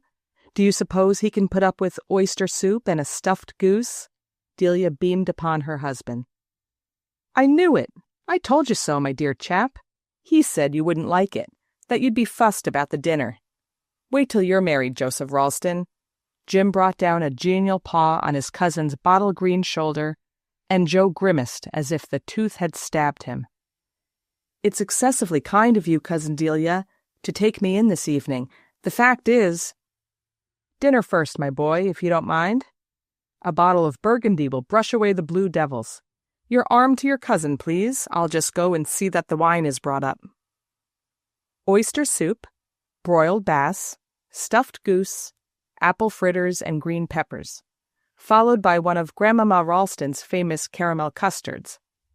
Through all her mental anguish, Delia was faintly aware of a secret pride in her achievement. Certainly it would serve to confirm the rumor that Jim Ralston could always bring a friend home to dine without notice. The Ralston and Lavelle wines rounded off the effect, and even Joe's drawn face had mellowed by the time the Lavelle Madeira started westward. Delia marked the change when the two young men rejoined her in the drawing-room. "And now, my dear fellow, you better tell her the whole story," Jim counseled, pushing an armchair toward his cousin. The young woman, bent above her woolwork, listened with lowered lids and flushed cheeks. As a married woman, as a mother, Joe hoped she would think him justified in speaking to her frankly. He had her husband's authority to do so. "Oh, go ahead," chafed the exuberant after-dinner Jim from the hearthrug. Delia listened, considered, let the bridegroom flounder on through his embarrassed exposition. Her needle hung like a sword of Damocles above the canvas. She saw at once that Joe depended on her trying to win Charlotte over to his way of thinking. But he was very much in love. At a word from Delia, she understood that he would yield, and Charlotte gain her point, save the child, and marry him. How easy it was, after all. A friendly welcome, a good dinner, a ripe wine, and the memory of Charlotte's eyes. So much the more expressive for all that they had looked upon. A secret envy stabbed the wife who had lacked this last enlightenment. How easy it was, and yet it must not be. Whatever happened, she could not let Charlotte Lavelle marry Joe Ralston. All the traditions of honor and probity in which she had been brought up forbade her to connive at such a plan. She could conceive, had already conceived, of high-handed measures, swift and adroit defiances of precedent, subtle revolts against the heartlessness of the social routine. But a lie she could never connive at. The idea of Charlotte's marrying Joe Ralston, her own Jim's cousin, without revealing her past to him, seemed to Delia as dishonorable as it would have seemed to any Ralston. And to tell him the truth would at once put an end to the marriage. Of that even Chatty was aware. Social tolerance was not dealt in the same measure to men and to women, and neither Delia nor Charlotte had ever wondered why. Like all the young women of their class, they simply bowed to the ineluctable. No, there was no escape from the dilemma. As clearly as it was Delia's duty to save Clem Spender's child, so clearly also she seemed destined to sacrifice his mistress. As the thought pressed on her, she remembered Charlotte's wistful cry, "I want to be married, like all of you," and her heart tightened. But yet, it must not be. "I make every allowance," Joe was droning on, "for my sweet girl's ignorance and inexperience, for her lovely purity. How could a man wish for his future wife to be otherwise?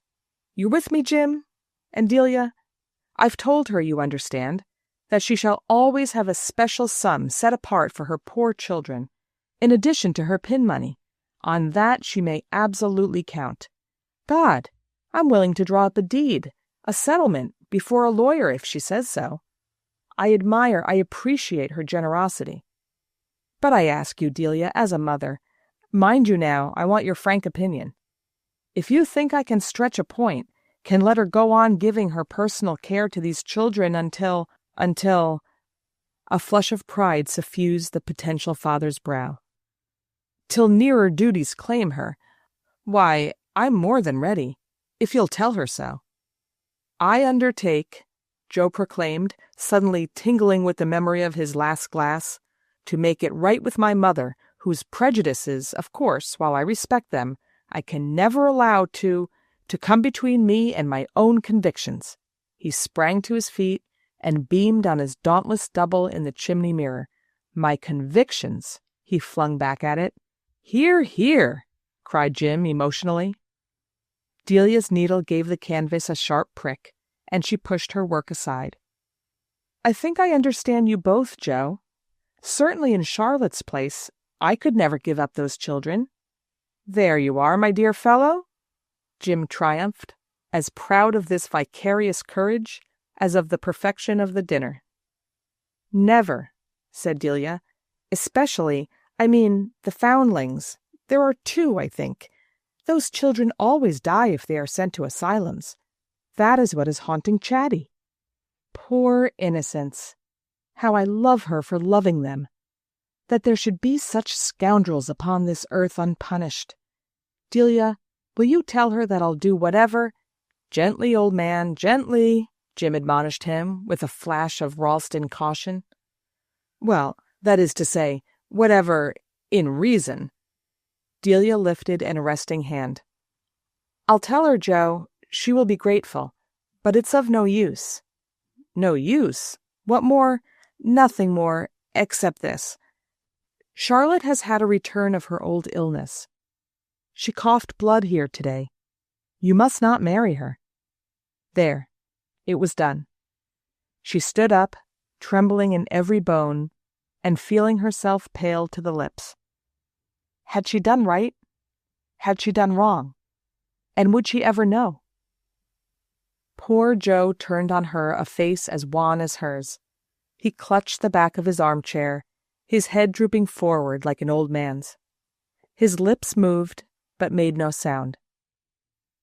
"My God," Jim stammered. "But you've got to buck up, old boy." I'm so sorry for you, Joe. She'll tell you herself tomorrow," Delia faltered, while her husband continued to proffer heavy consolations. "Take it like a man, old chap. Think of yourself, your future. Can't be, you know. Delia's right, she always is. Better get it over, better face the music now than later." "Now than later," Joe echoed with a tortured grin, and it occurred to Delia that never before in the course of his easy, good-natured life had he had, any more than her Jim, to give up anything his heart was set on. Even the vocabulary of renunciation and its conventional gestures were unfamiliar to him. "But I don't understand. I can't give her up," he declared, blinking away a boyish tear. "Think of the children, my dear fellow. It's your duty," Jim insisted, checking a glance of pride at Delia's wholesome comeliness.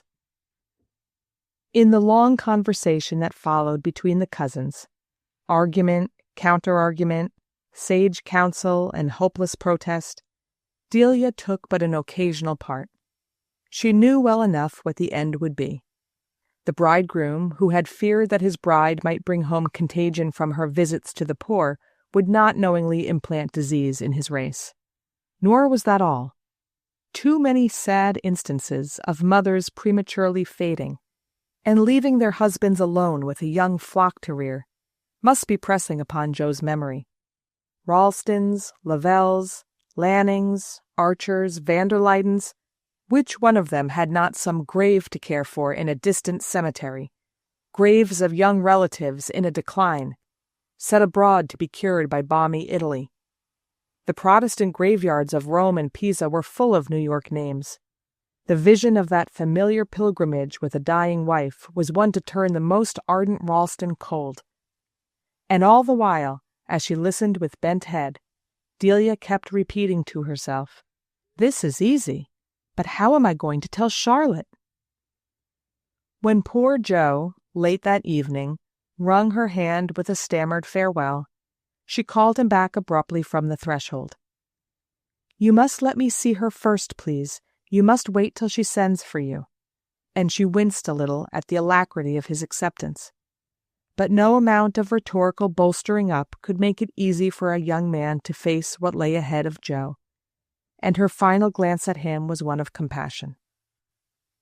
The front door closed upon Joe, and she was roused by her husband's touch on her shoulder. "I never admired you more, darling, my wise Delia." Her head bent back, She took his kiss and then drew apart. The sparkle in his eyes she understood to be as much an invitation to her bloom as a tribute to her sagacity. She held him at arm's length. "What should you have done, Jim, if I'd had to tell you about myself what I've just told Joe about Chatty?" A slight frown showed that he thought the question negligible and hardly in her usual taste. "Come," his strong arm entreated her. She continued to stand away from him with grave eyes. "Poor Chatty, nothing left now." His own eyes grew grave in instant sympathy. At such moments, he was still the sentimental boy whom she could manage. Ah, poor Chatty indeed. He groped for the readiest panacea. "Lucky now, after all, that she has those paupers, isn't it? I suppose a woman must have children to love. Somebody else's, if not her own." It was evident that the thought of the remedy had already relieved his pain. "Yes," Delia agreed. "I see no other comfort for her. I'm sure Joe will feel that too. Between us, darling," and now she let him have her hands. "Between us, you and I must see to it that she keeps her babies." "Her babies?" He smiled at the possessive pronoun. "Of course, poor girl. Unless indeed she's sent to Italy?" "Oh, she won't be that. Where's the money to come from? And besides, she'd never leave Aunt Lavelle. But I thought, dear, if I might tell her tomorrow, you see, I'm not exactly looking forward to my talk with her. If I might tell her that you would let me look after the baby she's most worried about, the poor little foundling girl who has no name and no home. If I might put aside a fixed sum from my pin money." Their hands flowed together. She lifted her flushing face to his. Manly tears were in his eyes. Ah, how he triumphed in her health, her wisdom, her generosity. "Not a penny from your pin money. Never." She feigned discouragement and wonder. "Think, dear, if I'd had to give you up." "Not a penny from your pin money, I say, but as much more as you need to help poor Chatty's pauper. There, will that content you?" "Dearest, when I think of our own upstairs." They held each other, awed by that evocation. Section 14. The Old Maid, Chapter 5. Charlotte Lavelle, at the sound of her cousin's step, lifted a fevered face from the pillow. The bedroom, dim and close, smelt of eau de cologne and fresh linen. Delia, blinking in from the bright winter sun, had to feel her way through a twilight obstructed by dark mahogany. "I want to see your face, Chatty, unless your head aches too much?" Charlotte signed no, and Delia drew back the heavy window curtains and let in a ray of light. In it she saw the girl's head, livid against the bed linen, the brick rose circles again visible under darkly shadowed lids.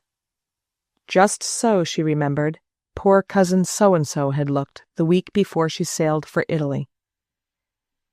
"Delia," Charlotte breathed. Delia drew near the bed and stood looking down at her cousin with new eyes. Yes, it had been easy enough, the night before, to dispose of Chatty's future as if it were her own. But now? "Darling—" "Oh, begin, please," the girl interrupted, "or I shall know that what's coming is too dreadful." "Chatty, dearest, if I promised you too much—" "Jim won't let you take my child. I knew it. Shall I always go on dreaming things that can never be?" Delia, her tears running down, knelt by the bed and gave her fresh hand into the other's burning clutch.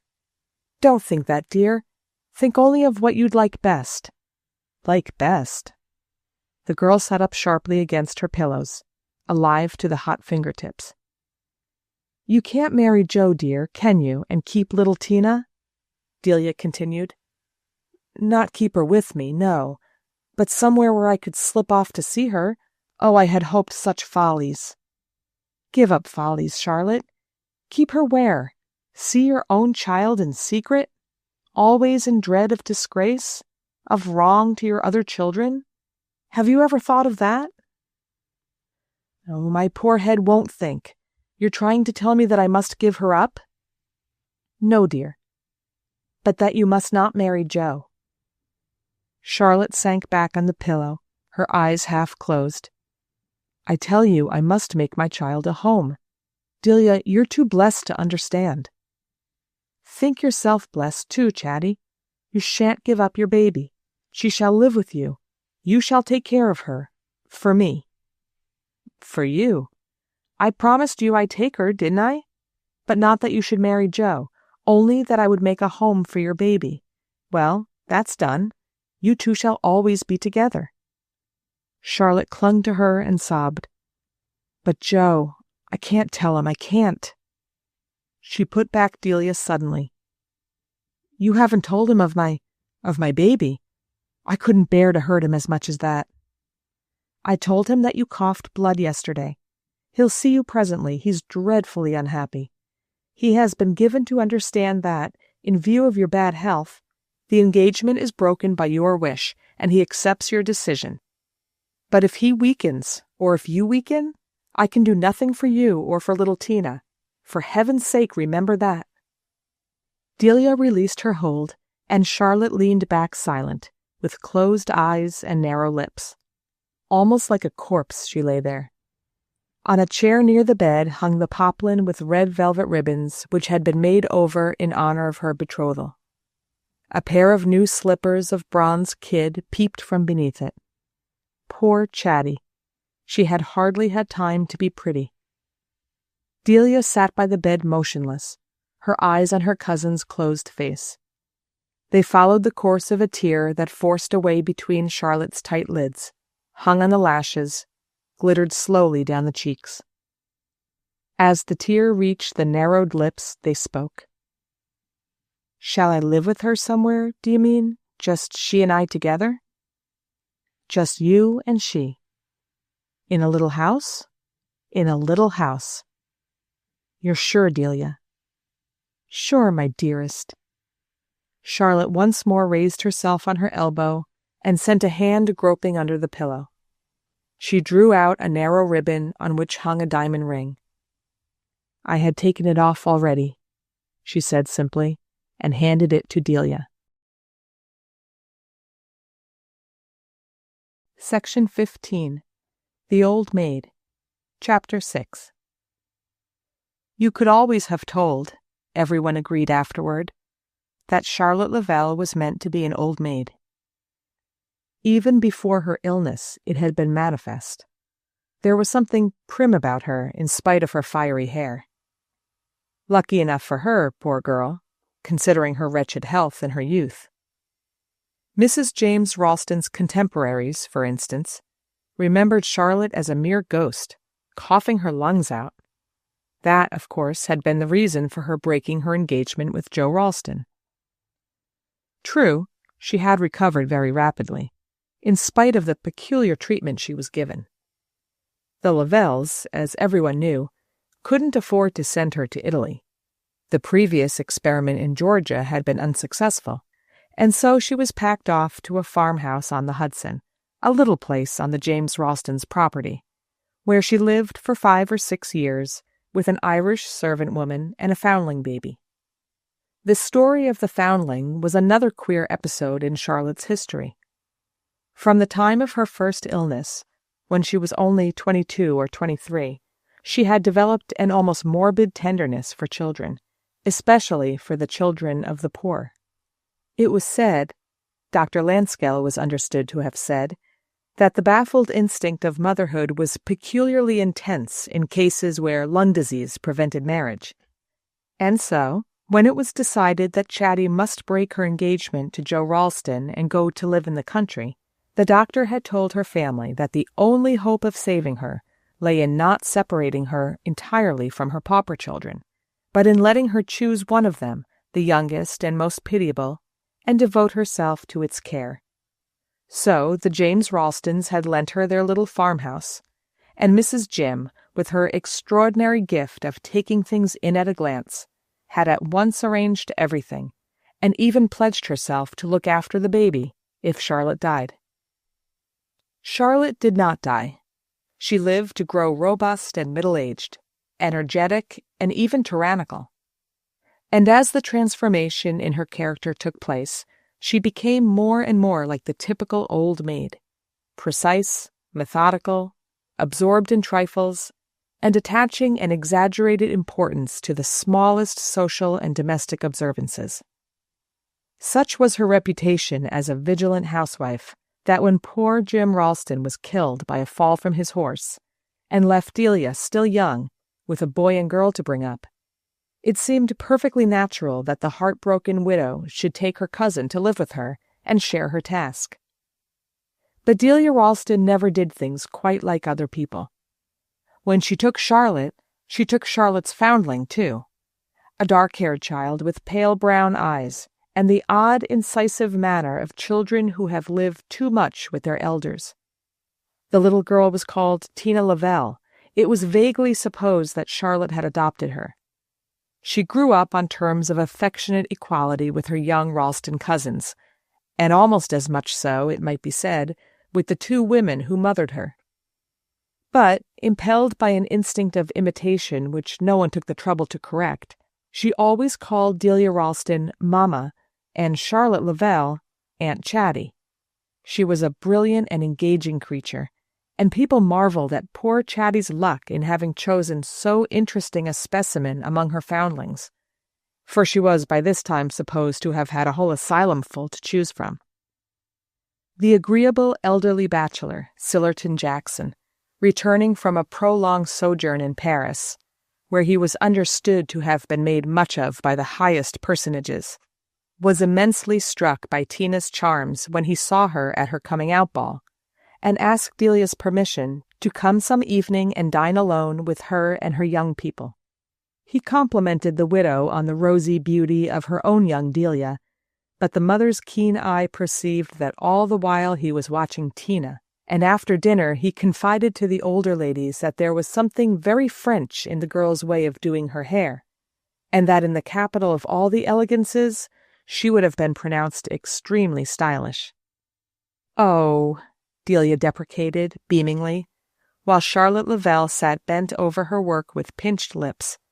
But Tina, who had been laughing with her cousins at the other end of the room, was around upon her elders in a flash. "I heard what Mr. Sillerton said. Yes, I did, Mamma. He says I do my hair stylishly.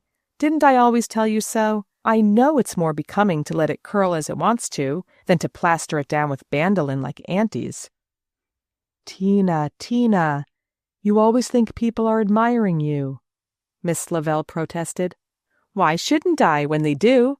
the girl laughingly challenged, and turning her mocking eyes on Sillerton Jackson, "Do tell Aunt Charlotte not to be so dreadfully old maidish." Delia saw the blood rise to Charlotte Lavelle's face. It no longer painted two brick-rose circles on her thin cheekbones, but diffused a harsh flush over her whole countenance, from the collar fastened with an old-fashioned garnet brooch to the pepper-and-salt hair, with no trace of red left in it, flattened down over her hollow temples. That evening, when they went up to bed, Delia called Tina into her room. "You ought not to speak to your Aunt Charlotte as you did this evening, dear. It's disrespectful. You must see that it hurts her." The girl overflowed with compunction. "Oh, I'm so sorry. Because I said she was an old maid? But she is, isn't she, Mamma? In her inmost soul, I mean. I don't believe she's ever been young, ever thought of fun or admiration or falling in love, do you? That's why she never understands me, and you always do, you darling dear Mamma." With one of her light movements, Tina was in the widow's arms. Child, Delia softly scolded, kissing the dark curls planted in 5 points on the girl's forehead. There was a soft footfall in the passage, and Charlotte Lavelle stood in the door. Delia, without moving, sent her a glance of welcome over Tina's shoulder. "Come in, Charlotte. I'm scolding Tina for behaving like a spoilt baby before Sillerton Jackson. What will he think of her?" "Just what she deserves, probably," Charlotte returned with a cold smile. Tina went toward her, and her thin lips touched the girl's proffered forehead, just where Delia's warm kiss had rested. "Good night, child. she said in her dry tone of dismissal. The door closed on the two women, and Delia signed to Charlotte to take the armchair opposite to her own. "Not so near the fire," Miss Lavelle answered. She chose a straight back seat and sat down with folded hands. Delia's eyes rested absently on the thin, ringless fingers. She wondered why Charlotte never wore her mother's jewels. "I overheard what you were saying to Tina, Delia. You were scolding her because she called me an old maid." It was Delia's turn to color. "I scolded her for being disrespectful, dear. If you heard what I said, you can't think that I was too severe." "Not too severe, no. I've never thought you too severe with Tina. On the contrary." "You think I spoil her?" "Sometimes." Delia felt an unreasoning resentment. "What was it I said that you object to?" Charlotte returned her glance steadily. "I would rather she thought me an old maid than—" "Oh," Delia murmured. With one of her quick leaps of intuition, she had entered into the other's soul, and once more measured its shuddering loneliness. "What else," Charlotte inexorably pursued, "can she possibly be allowed to think me, ever?" I see, the widow faltered. "A ridiculous, narrow-minded old maid, nothing else," Charlotte Lavelle insisted, getting to her feet. "Or I shall never feel safe with her." "Good night, my dear," Delia said compassionately. There were moments when she almost hated Charlotte for being Tina's mother, and others, such as this, when her heart was wrung by the tragic spectacle of that unavowed bond. Charlotte seemed to have divined her thought. "Oh, but don't pity me. She's mine," she murmured, going. Section 16. The Old Maid, Chapter 7. Delia Ralston sometimes felt that the real events of her life did not begin until both her children had contracted, so safely and suitably, their irreproachable New York alliances. The boy had married first, choosing a Vandergrave in whose father's bank at Albany he was to have an immediate junior partnership. And young Delia, as her mother had foreseen she would, had selected John Junius, the safest and soundest of the many young Halseys, and followed him to his parents' house the year after her brother's marriage. After young Delia had left the house in Gramercy Park, it was inevitable that Tina should take the center front of its narrow stage. Tina had reached the marriageable age. She was admired and sought after. But what hope was there of finding her a husband? The two watchful women did not propound this question to each other, but Delia Ralston, brooding over it day by day, and taking it up with her when she mounted at night to her bedroom, knew that Charlotte Lavelle, at the same hour, carried the same problem with her to the floor above. The two cousins, during their 8 years of life together, had seldom openly disagreed. Indeed, it might almost have been said that there was nothing open in their relation. Delia would have had it otherwise. After they had once looked so deeply into each other's souls, it seemed unnatural that a veil should fall between them.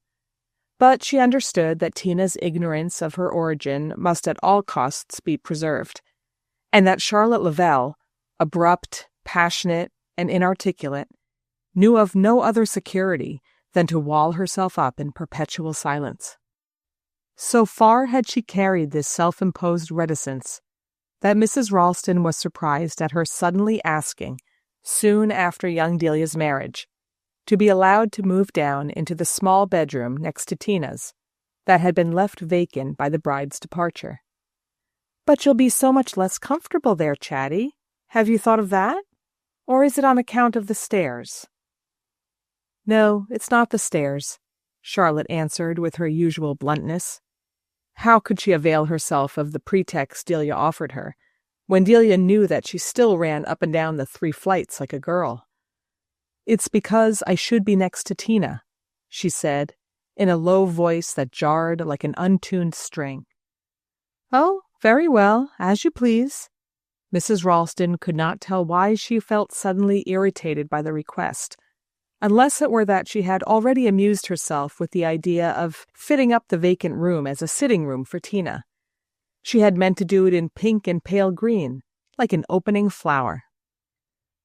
"Of course, if there is any reason," Charlotte suggested, as if reading her thought. "None whatever, except that, well, I'd meant to surprise Tina by doing the room up as a sort of little boudoir where she could have her books and things, and see her girlfriends." "You're too kind, Delia, but Tina mustn't have boudoirs," Miss Lavelle answered ironically, the green specks showing in her eyes. "Very well, as you please," Delia repeated in the same irritated tone. "I'll have your things brought down tomorrow." Charlotte paused in the doorway. "You're sure there's no other reason?" "Other reason? Why should there be?" The two women looked at each other almost with hostility, and Charlotte turned to go. The talk once over, Delia was annoyed with herself for having yielded to Charlotte's wish. Why must it always be she who gave in? She who, after all, was the mistress of the house, and to whom both Charlotte and Tina might almost be said to owe their very existence, or at least all that made it worth having. Yet whenever any question arose about the girl, it was invariably Charlotte who gained her point, Delia who yielded.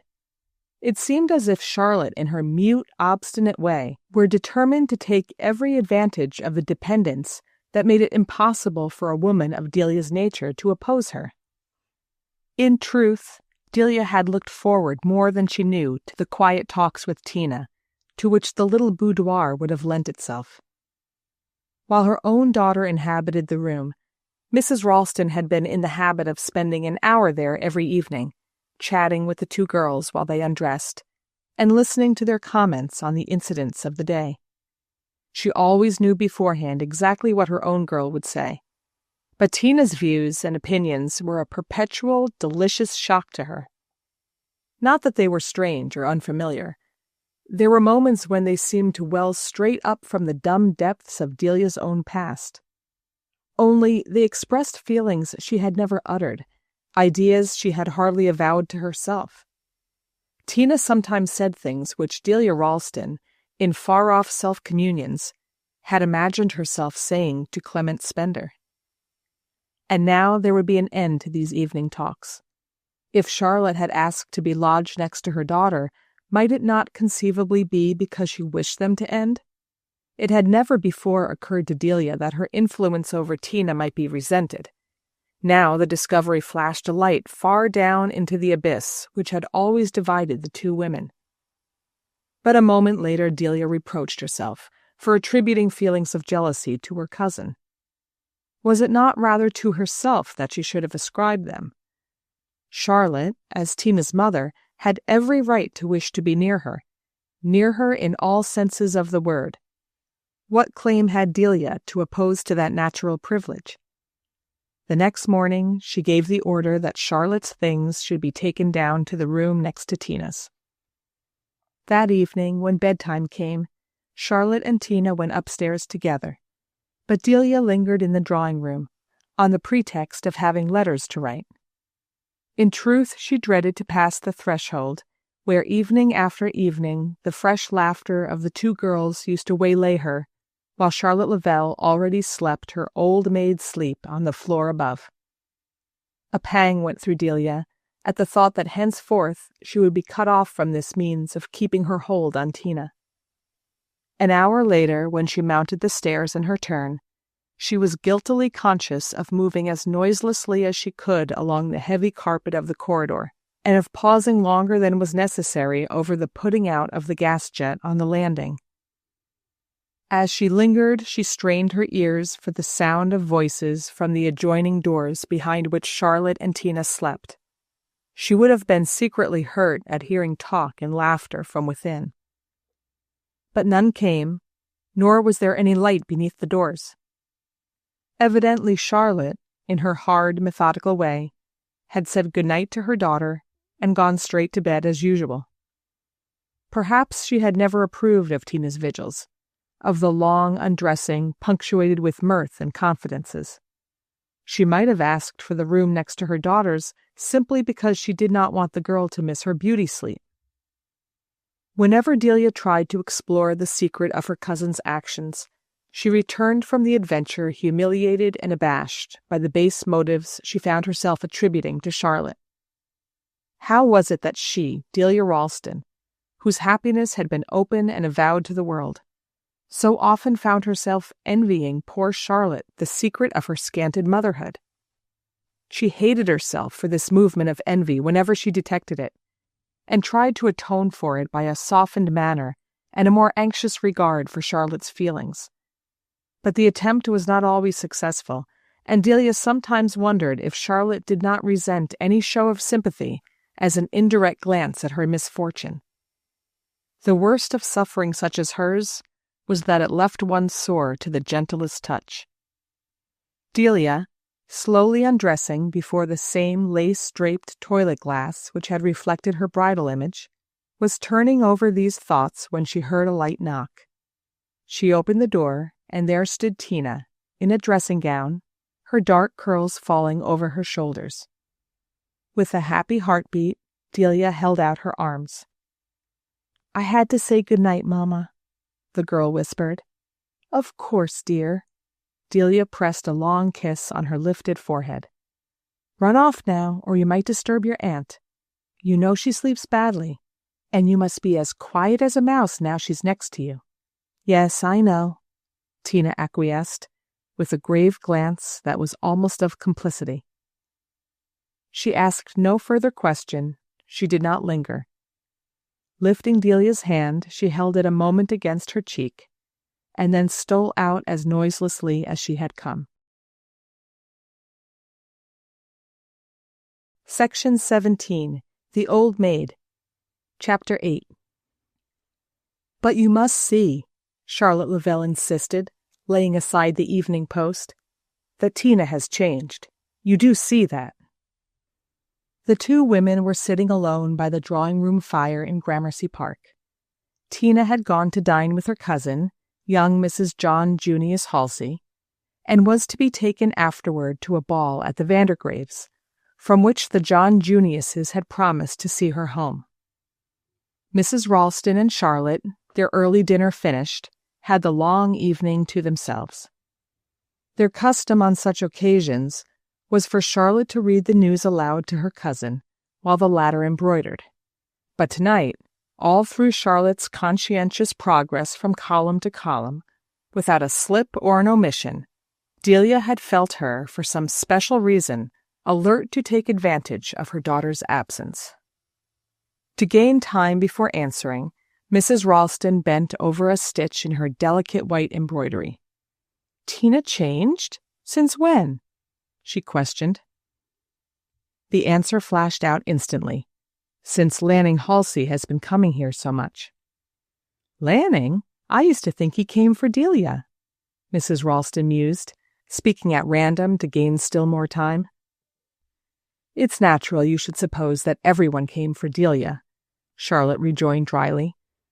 "But as Lanning continues to seek every chance of being with Tina—" Mrs. Ralston raised her head and stole a swift glance at her cousin.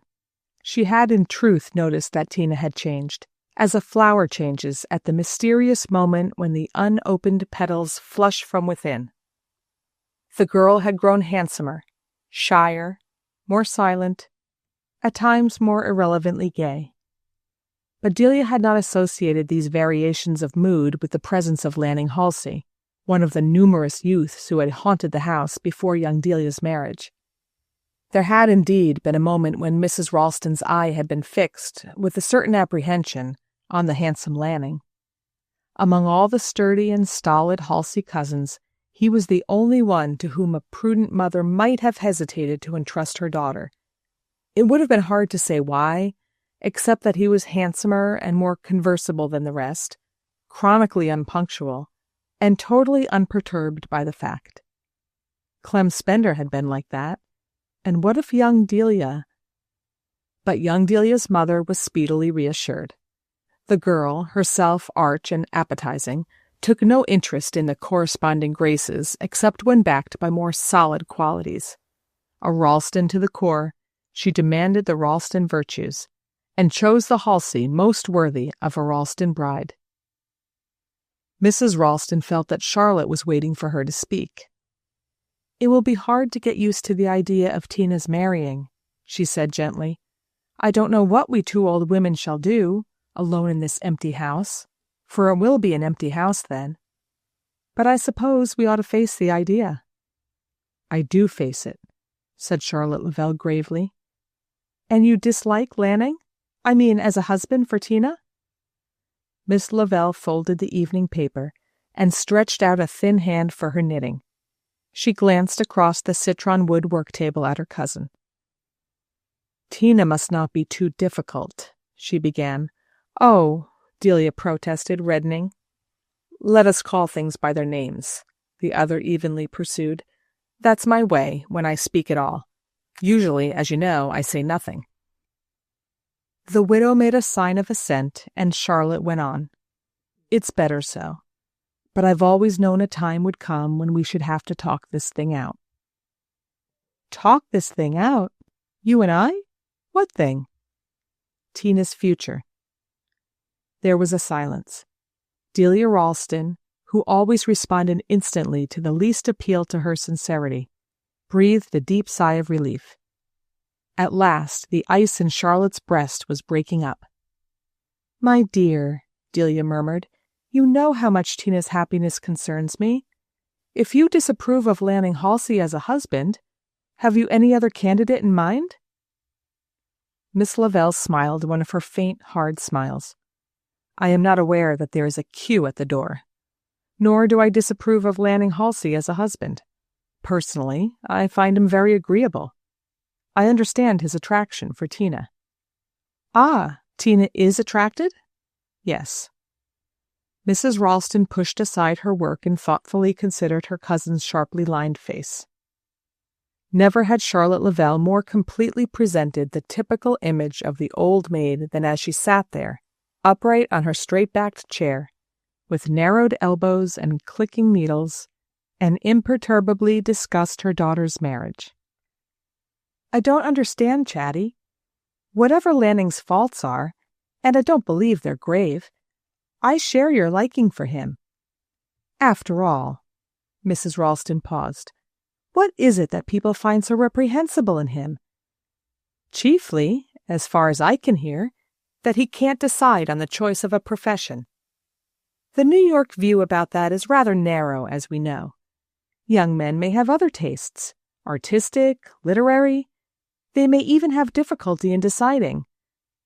Both women colored slightly, and Delia guessed that the same reminiscence which shook her own bosom also throbbed under Charlotte's straight bodice. Charlotte spoke. "Yes, I understand that. But hesitancy about a profession may cause hesitancy about other decisions." "What do you mean? Surely not that Lanning has not asked Tina to marry him." "And you think he's hesitating?" Charlotte paused. The steady click of her needles punctuated the silence as once, years before, it had been punctuated by the tick of the Parisian clock on Delia's mantel. As Delia's memory fled back to that scene, she felt its mysterious tension in the air. Charlotte spoke. "Lanning is not hesitating any longer. He has decided not to marry Tina. But he has also decided not to give up seeing her." Delia flushed abruptly. She was irritated and bewildered by Charlotte's oracular phrases, doled out between parsimonious lips. "You don't mean that he has offered himself and then drawn back? I can't think him capable of such an insult to Tina." "He has not insulted Tina. He has simply told her that he can't afford to marry. Until he chooses a profession, his father will allow him only a few $100s a year. And that may be suppressed if he marries against his parents' wishes." It was Delia's turn to be silent. The past was too overwhelmingly resuscitated in Charlotte's words. Clement Spender stood before her, irresolute, impecunious, persuasive. Ah, if only she had let herself be persuaded. "I'm very sorry that this should have happened to Tina, but as Lanning appears to have behaved honorably, and withdrawn without raising false expectations, we must hope. Delia paused, not knowing what they must hope. Charlotte Lavelle laid down her knitting. You know as well as I do, Delia, that every young man who is inclined to fall in love with Tina will find as good reasons for not marrying her. Then you think Lanning's excuses are a pretext? Naturally. The first of many that will be found by his successors. For of course he will have successors. Tina attracts. Ah, Delia murmured. Here they were at last face to face with the problem, which through all the years of silence and evasiveness had lain as close to the surface as a corpse too hastily buried. Delia drew another deep breath, which again was almost one of relief. She had always known that it would be difficult, almost impossible, to find a husband for Tina, and much as she desired Tina's happiness, some inmost selfishness whispered how much less lonely and purposeless the close of her own life would be should the girl be forced to share it. But how say this to Tina's mother? I hope you exaggerate, Charlotte. There may be disinterested characters, but in any case, surely Tina need not be unhappy here, with us who love her so dearly. Tina an Old Maid? Never. Charlotte Lavelle rose abruptly, her closed hand crashing down on the slender work table. My child shall have her life, her own life, whatever it costs me. Delia's ready sympathy welled up.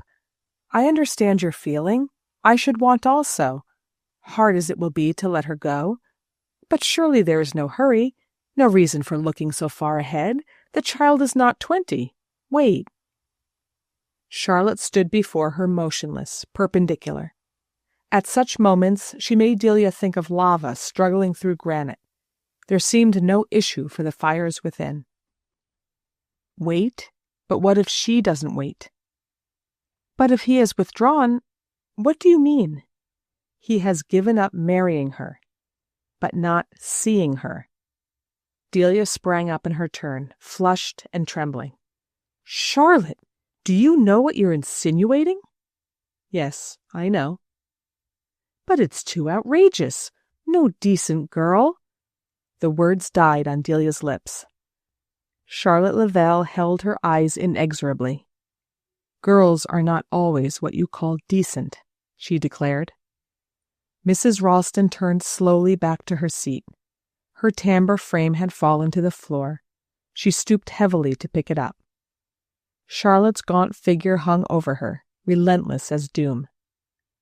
I can't imagine, Charlotte, what is gained by saying such things, even by hinting them. Surely you trust your own child? Charlotte laughed. My mother trusted me, she said. How dare you? How dare you? Delia began, but her eyes fell, and she felt a tremor of weakness in her throat. Oh, I dare anything for Tina, even to judging her as she is, Tina's mother murmured. As she is, she's perfect. Let us say, then, that she must pay for my imperfections. All I want is that she shouldn't pay too heavily. Mrs. Ralston sat silent. It seemed to her that Charlotte spoke with the voice of all the dark destinies coiled under the safe surface of life, and that to such a voice there was no answer but an awed acquiescence. Poor Tina, she breathed. Oh, I don't intend that she shall suffer. It's not for that I've waited. Only I've made mistakes that I understand now and must remedy. You've been too good to us, and we must go. Go? Delia gasped. Yes. Don't think me ungrateful. You saved my child once. Do you suppose I can forget? But now it's my turn. It's I who must save her. And it's only by taking her away from everything here, from everything she's known till now, that I can do it. She's lived too long among unrealities, and she's like me. They won't content her. Unrealities? Delia echoed vaguely. Unrealities for her. Young men who make love to her and can't marry her. Happy households where she's welcome till she's suspected of designs on a brother or a husband, or else exposed to their insults. How could we ever have imagined, either of us, that the child could escape disaster? I thought only of her present happiness, of all the advantages, for both of us, of being with you. But this affair with young Halsey has opened my eyes. I must take Tina away. We must go and live somewhere where we're not known, where we shall be among plain people, leading plain lives. Somewhere where she can find a husband, and make herself a home. Charlotte paused. She had spoken in a rapid, monotonous tone, as if by rote. But now her voice broke, and she repeated painfully, "I'm not ungrateful." "Oh, don't let's speak of gratitude. What place has it between you and me?" Delia had risen and begun to move uneasily about the room. She longed to plead with Charlotte, to implore her not to be in haste, to picture to her the cruelty of severing Tina from all her habits and associations, of carrying her inexplicably away to lead a plain life among plain people. What chance was there, indeed, that a creature so radiant would tamely submit to such a fate, or find an acceptable husband in such conditions? The change might only precipitate a tragedy. Delia's experience was too limited for her to picture exactly what might happen to a girl like Tina, suddenly cut off from all that sweetened life for her, but vague visions of revolt and flight, of a fall deeper and more irretrievable than Charlotte's, flashed through her agonized imagination. "It's too cruel, it's too cruel," she cried, speaking to herself rather than to Charlotte. Charlotte, instead of answering, glanced abruptly at the clock. "Do you know what time it is? Past midnight. I mustn't keep you sitting up for my foolish girl." Delia's heart contracted. She saw that Charlotte wished to cut the conversation short, and to do so by reminding her that only Tina's mother had a right to decide what Tina's future should be. At that moment, though Delia had just protested that there could be no question of gratitude between them, Charlotte Lavelle seemed to her a monster of ingratitude, and it was on the tip of her tongue to cry out, "Have all the years then given me no share in Tina?" But at the same instant, she had put herself once more in Charlotte's place, and was feeling the mother's fierce terrors for her child. It was natural enough that Charlotte should resent the faintest attempt to usurp in private the authority she could never assert in public. With a pang of compassion, Delia realized that she herself was literally the one being on earth before whom Charlotte could act the mother. "Poor thing, I'll let her," she murmured inwardly. "But why should you sit up for Tina? She has the key, and Delia is to bring her home." Charlotte Lavelle did not immediately answer. She rolled up her knitting, looked severely at one of the candelabra on the mantelpiece, and crossed over to straighten it. Then she picked up her work-bag. "Yes, as you say, why should anyone sit up for her?" She moved about the room, putting out the lamps, covering the fire, assuring herself that the windows were bolted, while Delia passively watched her. Then the two cousins lit their bedroom candles and walked upstairs through the darkened house. Charlotte seemed determined to make no further allusion to the subject of their talk. On the landing she paused, bending her head toward Delia's nightly kiss. "I hope they've kept up your fire," she said, with her capable housekeeping air, and on Delia's hasty reassurance, the two murmured a simultaneous good night, and Charlotte turned down the passage to her room. Section 18. The Old Maid. Chapter 9. Delia's fire had been kept up, and her dressing gown was warming on an armchair near the hearth. But she neither undressed nor yet seated herself. Her conversation with Charlotte had filled her with a deep unrest. For a few moments, she stood in the middle of the floor, looking slowly about her. Nothing had ever been changed in the room which, even as a bride, she had planned to modernize. All her dreams of renovation had faded long ago. Some deep central indifference had gradually made her regard herself as a third person, living the life meant for another woman, a woman totally unrelated to the vivid Delia Lavelle who had entered that house so full of plans and visions. The fault, she knew, was not her husband's. With a little managing and a little wheedling, she would have gained every point as easily as she had gained the capital one of taking the foundling baby under her wing. The difficulty was that, after that victory, nothing else seemed worth trying for. The first sight of little Tina had somehow decentralized Delia Ralston's whole life, making her indifferent to everything else, except indeed the welfare of her own husband and children. Ahead of her, she saw only a future full of duties, and these she had gaily and faithfully accomplished. But her own life was over. She felt as detached as a cloistered nun. The change in her was too deep not to be visible. The Ralstons openly gloried in dear Delia's conformity. Each acquiescence passed for a concession, and the family doctrine was fortified by such fresh proofs of its durability.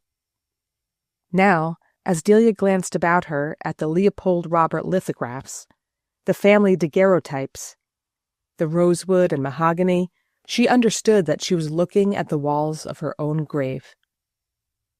The change had come on the day when Charlotte Lavelle, cowering on that very lounge, had made her terrible avowal. Then, for the first time, Delia, with a kind of fearful exultation, had heard the blind forces of life groping and crying underfoot. But on that day also she had known herself excluded from them, doomed to dwell among shadows. Life had passed her by and left her with the Ralstons. Very well, then, she would make the best of herself and of the Ralstons. The vow was immediate and unflinching, and for nearly 20 years she had gone on observing it. Once only had she been not a Ralston but herself. Once only had it seemed worthwhile. And now perhaps the same challenge had sounded again. Again, for a moment, it might be worthwhile to live. Not for the sake of Clement Spender, poor Clement, married years ago to a plain, determined cousin, who had hunted him down in Rome, and enclosing him in an unrelenting domesticity, had obliged all New York on the grand tour to buy his pictures with a resigned grimace. No, not for Clement Spender, hardly for Charlotte or even for Tina, but for her own sake, hers, Delia Ralston's. For the sake of her one missed vision, her forfeited reality, she would once more break down the Ralston barriers and reach out into the world. A faint sound through the silent house disturbed her meditation. Listening, she heard Charlotte Lavelle's door open and her stiff petticoats rustle toward the landing. A light glanced under the door and vanished. Charlotte had passed Delia's threshold on her way downstairs. Without moving, Delia continued to listen. Perhaps the careful Charlotte had gone down to make sure that the front door was not bolted, or that she had really covered up the fire. If that were her object, her step would presently be heard returning. But no step sounded, and it became gradually evident that Charlotte had gone down to wait for her daughter. Why? Delia's bedroom was at the front of the house. She stole across the heavy carpet, drew aside the curtains, and cautiously folded back the inner shutters. Below her lay the empty square, white with moonlight, its tree trunks patterned on a fresh sprinkling of snow. The houses opposite slept in darkness. Not a footfall broke the white surface. Not a wheel track marred the brilliant street. Overhead, a heaven full of stars swam in the moonlight. Of the households around Gramercy Park, Delia knew that only 2 others had gone to the ball, the Petrus Vandergraves and their cousins the young Parmley Ralstons. The Lucius Lannings had just entered on their 3 years of mourning for Mrs. Lucia's mother. It was hard on their daughter Kate, just 18, who would be unable to come out till she was 21. Young Mrs. Marcy Mingot was expecting her 3rd, and consequently secluded from the public eye for nearly a year. and the other denizens of the square belonged to the undifferentiated and uninvited. Delia pressed her forehead against the pane. Before long, carriages would turn the corner, the sleeping square ring with hoofbeats, fresh laughter and young farewells mount from the doorsteps. But why was Charlotte waiting for her daughter downstairs in the darkness? The Parisian clock struck 1. Delia came back into the room, raked the fire, picked up a shawl, and, wrapped in it, returned to her vigil. Ah, how old she must have grown, that she should feel the cold at such a moment. It reminded her of what the future held for her: neuralgia, rheumatism, stiffness, accumulating infirmities. And never had she kept a moonlight watch with a lover's arms to warm her. The square still lay silent, yet the ball must surely be ending.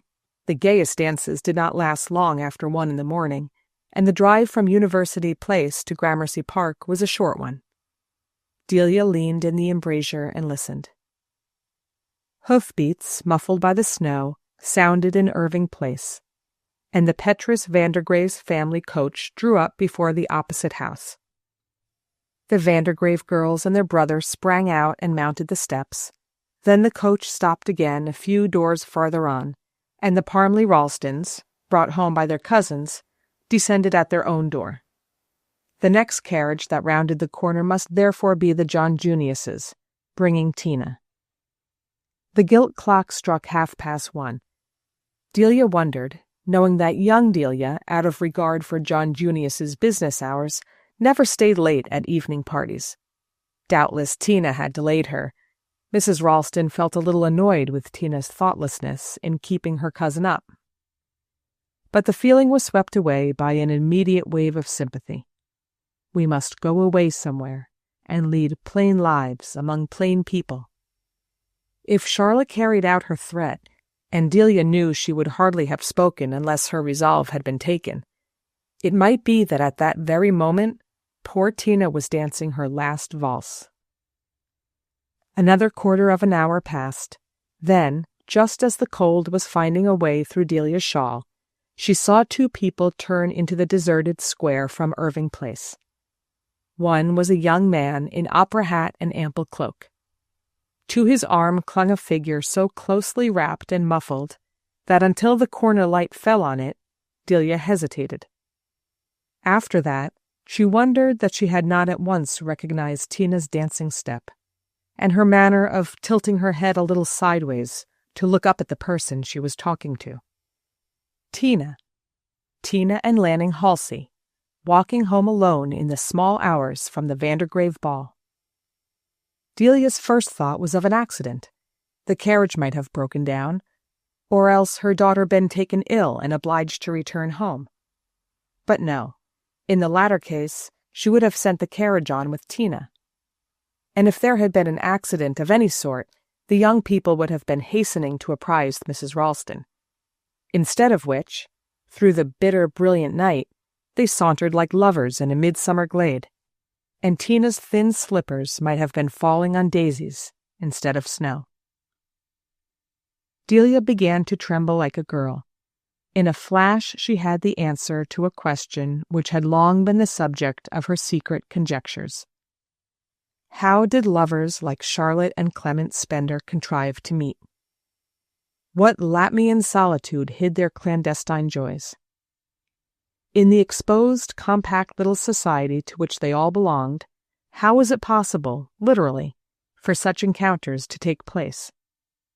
Delia would never have dared to put the question to Charlotte. There were moments when she almost preferred not to know, not even to hazard a guess. But now, at a glance, she understood.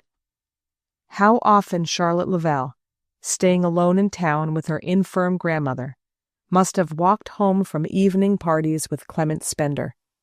How often have let herself and him into the darkened house in Mercer Street, where there was no one to spy upon their coming but a deaf old lady and her aged servants, all securely sleeping overhead. Delia, at the thought, saw the grim drawing-room which had been their moonlit forest, the drawing-room into which old Mrs. Lavelle no longer descended, with its swathed chandelier and hard empire sofas, and the eyeless marble caryatids of the mantel. She pictured the shaft of moonlight falling across the swans and garlands of the faded carpet, and in that icy light, 2 young figures in each other's arms. Yes, it must have been some such memory that had roused Charlotte's suspicions, excited her fears, sent her down in the darkness to confront the culprits. Delia shivered at the irony of the confrontation. If Tina had but known. But to Tina, of course, Charlotte was still what she had long since resolved to be, the image of prudish spinsterhood. And Delia could imagine how quietly and decently the scene below stairs would presently be enacted. No astonishment, no reproaches, no insinuations, but a smiling and resolute ignoring of excuses. "What, Tina? You walked home with Lanning? You impudent child. In this wet snow? Ah, I see. Delia was worried about the baby, and ran off early, promising to send back the carriage, and it never came? Well, my dear, I congratulate you on finding Lanning to see you home. Yes, I sat up because I couldn't for the life of me remember whether you'd taken the latchkey. Was there ever such a flighty old aunt? But don't tell your mamma, dear, or she'd scold me for being so forgetful, and for staying downstairs in the cold. You're quite sure you have the key? Ah, Lanning has it? Thank you, Lanning, so kind. Good night, or, one really ought to say, good morning." As Delia reached this point in her mute representation of Charlotte's monologue, the front door slammed below, and young Lanning Halsey walked slowly away across the square. Delia saw him pause on the opposite pavement, look up at the house front, and then turn lingeringly away. His dismissal had taken exactly as long as Delia had calculated it would. A moment later she saw a passing light under her door, heard the starched rustle of Charlotte's petticoats, and knew that mother and daughter had reached their rooms. Slowly, with stiff motions, she began to undress, blew out her candles, and knelt by her bedside, her face hidden. Section 19. The Old Maid, Chapter 10. Lying awake till morning, Delia lived over every detail of the fateful day when she had assumed the charge of Charlotte's child. At the time she had been hardly more than a child herself, and there had been no one for her to turn to, no one to fortify her resolution, or to advise her how to put it into effect. Since then, the accumulated experiences of 20 years ought to have prepared her for emergencies, and taught her to advise others instead of seeking their guidance. But these years of experience weighed on her like chains binding her down to her narrow plot of life. Independent action struck her as more dangerous, less conceivable, than when she had first ventured on it. There seemed to be so many more people to consider now. Consider was the Ralston word. Her children, their children, the families into which they had married. What would the Halseys say, and what the Ralstons? Had she then become a Ralston through and through? A few hours later, she sat in old Dr. Lanskel's library, her eyes on his sooty Smyrna rug. For some years now, Dr. Lanskel had no longer practiced. At most, he continued to go to a few old patients and to give consultations in difficult cases. But he remained a power in his former kingdom, a sort of lay pope or medical elder to whom the patients he had once healed of physical ills often returned for moral medicine. People were agreed that Dr. Lanskel's judgment was sound, but what secretly drew them to him was the fact that in the most totem-ridden of communities, he was known not to be afraid of anything. Now, as Delia sat and watched his massive, silver-headed figure moving ponderously about the room, between rows of medical books and calf bindings, and the dying gladiators and young Augustuses of grateful patients, she already felt the reassurance given by his mere bodily presence. You see, when I first took Tina, I didn't perhaps consider sufficiently. The doctor halted behind his desk and brought his fist down on it with a genial thump. "Thank goodness you didn't. There were considerers enough in this town without you, Delia Lavelle." She looked up quickly. "Why do you call me Delia Lavelle?" "Well, because today I rather suspect you are," he rejoined astutely, and she met this with a wistful laugh. "Perhaps, if I hadn't been once before, if I'd always been a prudent, deliberate Ralston, it would have been kinder to Tina in the end." Dr. Lanskel sank his gouty bulk into the armchair behind his desk and beamed at her through ironic spectacles. "I hate in the end kindnesses. They're about as nourishing as the third day of cold mutton." She pondered. "Of course, I realize that if I adopt Tina—" "Yes?" "Well, people will say—" A deep blush rose to her throat, covered her cheeks and brow, and ran like fire under her decently parted hair. He nodded. "Yes." "Or else—" the blush darkened, "that she's Jim's." Again Dr. Lanskel nodded. "That's what they're more likely to think. And what's the harm if they do? I know Jim. He asked you no questions when you took the child, but he knew whose she was." She raised astonished eyes. "He knew?" "Yes, he came to me. And, well, in the baby's interest, I violated professional secrecy. That's how Tina got a home." "You're not going to denounce me, are you?" "Oh, Dr. Lanskel." Her eyes filled with painful tears. "Jim knew and didn't tell me?" "No. People didn't tell each other things much in those days, did they? But he admired you enormously for what you did. And if you assume, as I suppose you do, that he's now in a world of completer enlightenment, why not take it for granted that he'll admire you still more for what you're going to do? Presumably," the doctor concluded sardonically, "people realize in heaven that it's a devilish sight harder on earth to do a brave thing at 45 than at 25. "Ah, that's what I was thinking this morning," she confessed. "Well, you're going to prove the contrary this afternoon." He looked at his watch, stood up, and laid a fatherly hand on her shoulder. "Let people think what they choose, and send young Delia to me if she gives you any trouble. Your boy won't, you know, nor John Junius either. It must have been a woman who invented that third and fourth generation idea." An elderly maidservant looked in, and Delia rose, but on the threshold she halted. "I have an idea it's Charlotte I may have to send to you." "Charlotte? She'll hate what I'm going to do, you know." Dr. Lanskel lifted his silver eyebrows. "Yes, poor Charlotte. I suppose she's jealous? That's where the truth of the third and fourth generation business comes in, after all. Somebody always has to foot the bill." "Ah, if only Tina doesn't." "Well, that's just what Charlotte will come to recognize in time. So your course is clear." He guided her out through the dining room, where some poor people and one or two old patients were already waiting. Delia's course in truth seemed clear enough till, that afternoon, she summoned Charlotte alone to her bedroom. Tina was lying down with a headache. It was in those days the accepted state of young ladies in sentimental dilemmas, and greatly simplified the communion of their elders. Delia and Charlotte had exchanged only conventional phrases over their midday meal, but Delia still had the sense that her cousin's decision was final. The events of the previous evening had no doubt confirmed Charlotte's view that the time had come for such a decision.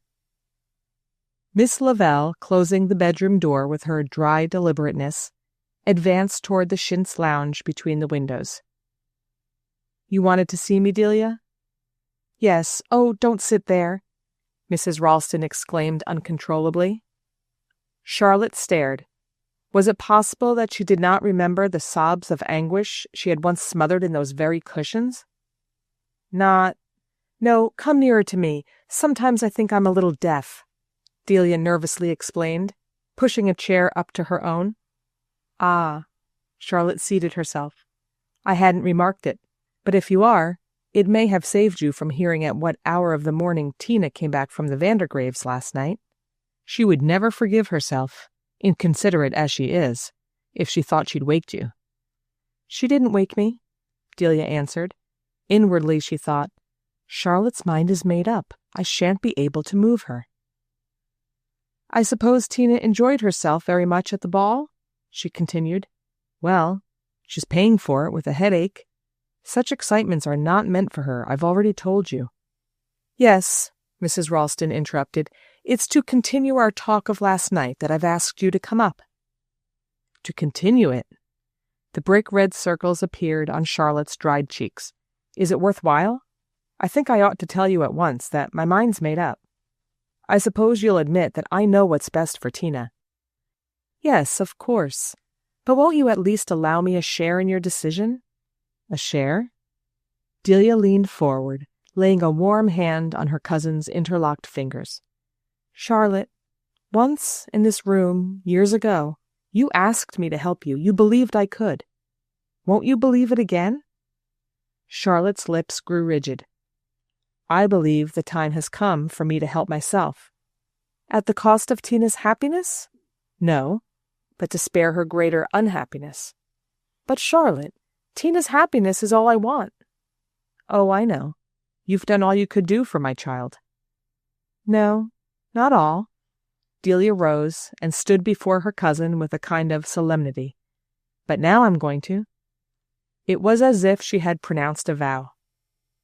Charlotte Lavelle looked up at her with a glitter of apprehension in her hunted eyes. If you mean that you're going to use your influence with the Halseys, I'm very grateful to you. I shall always be grateful. But I don't want a compulsory marriage for my child. Delia flushed at the other's incomprehension. It seemed to her that her tremendous purpose must be written on her face. I'm going to adopt Tina. Give her my name, she announced. Charlotte Lavelle stared at her stonily. Adopt her? Adopt her? Don't you see, dear, the difference it will make? There's my mother's money, the Lavelle money.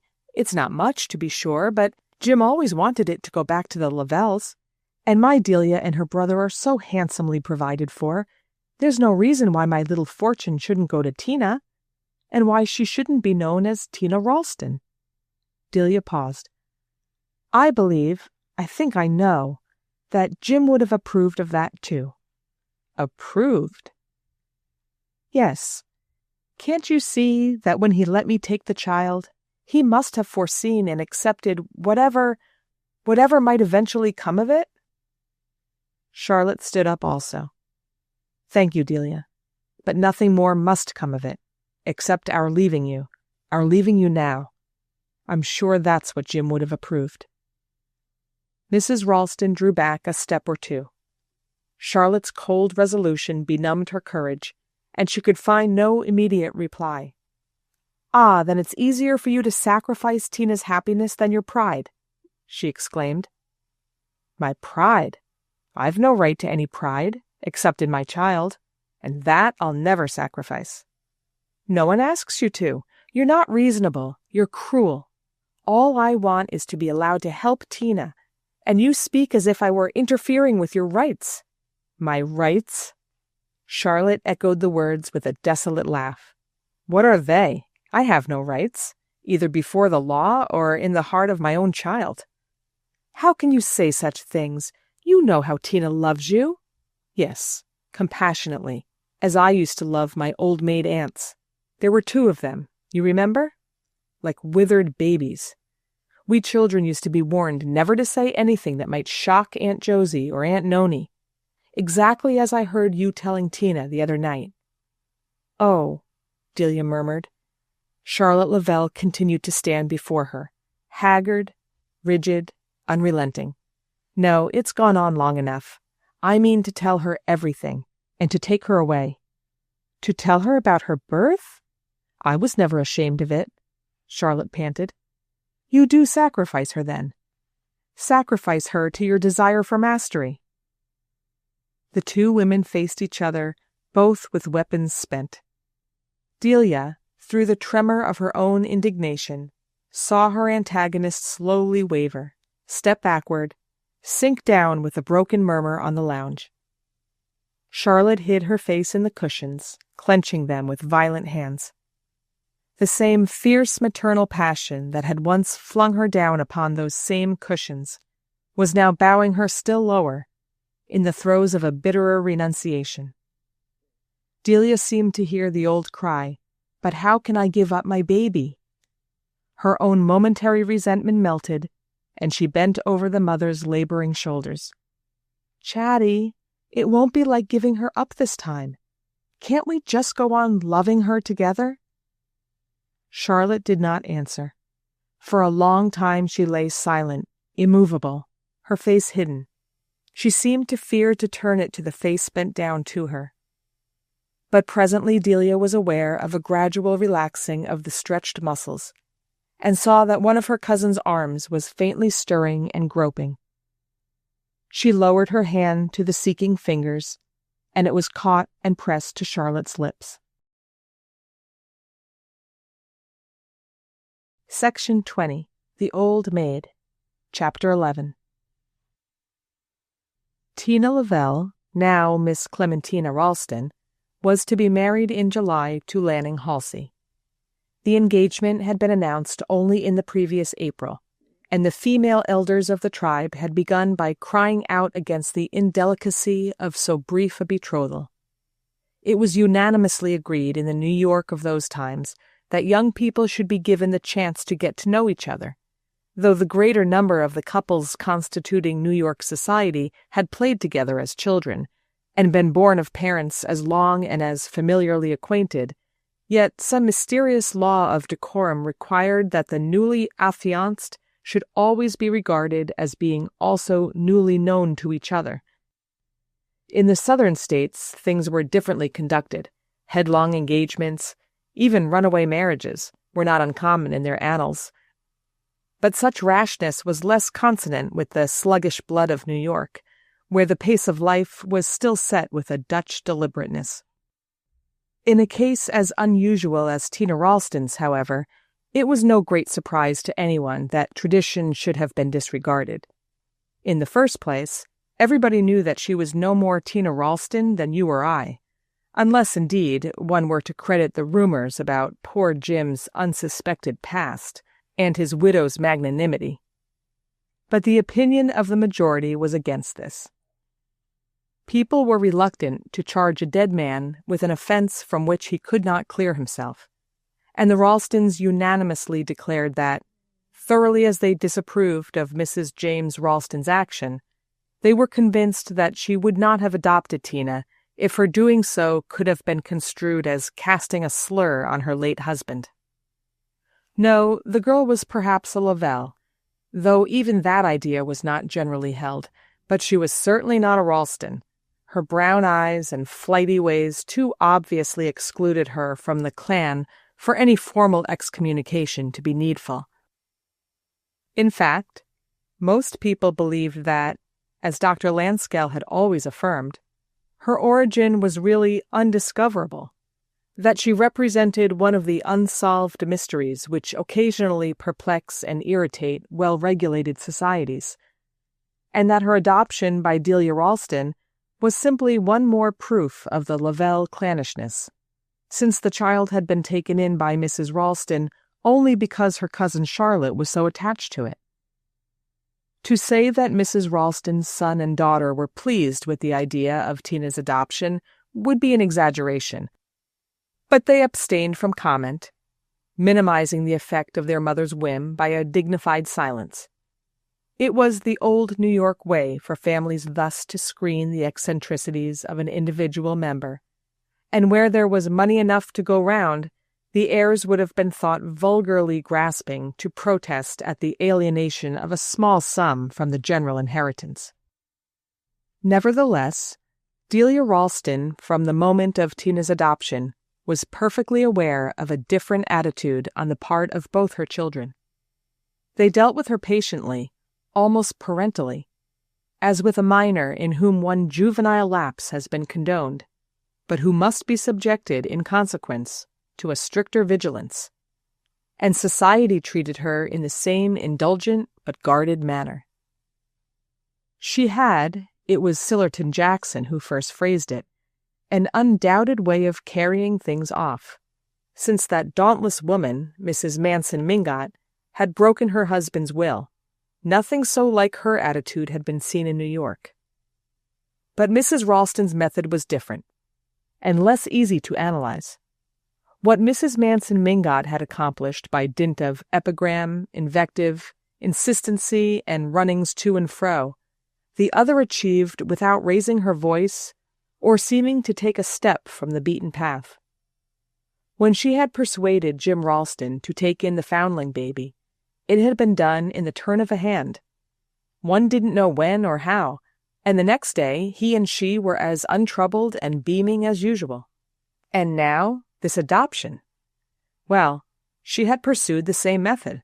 As Sillerton Jackson said, she behaved as if her adopting Tina had always been an understood thing, as if she wondered that people should wonder.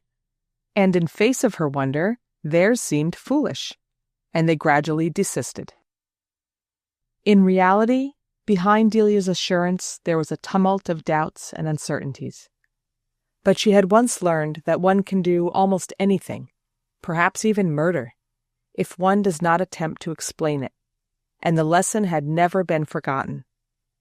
She had never explained the taking over of the foundling baby, nor was she now going to explain its adoption.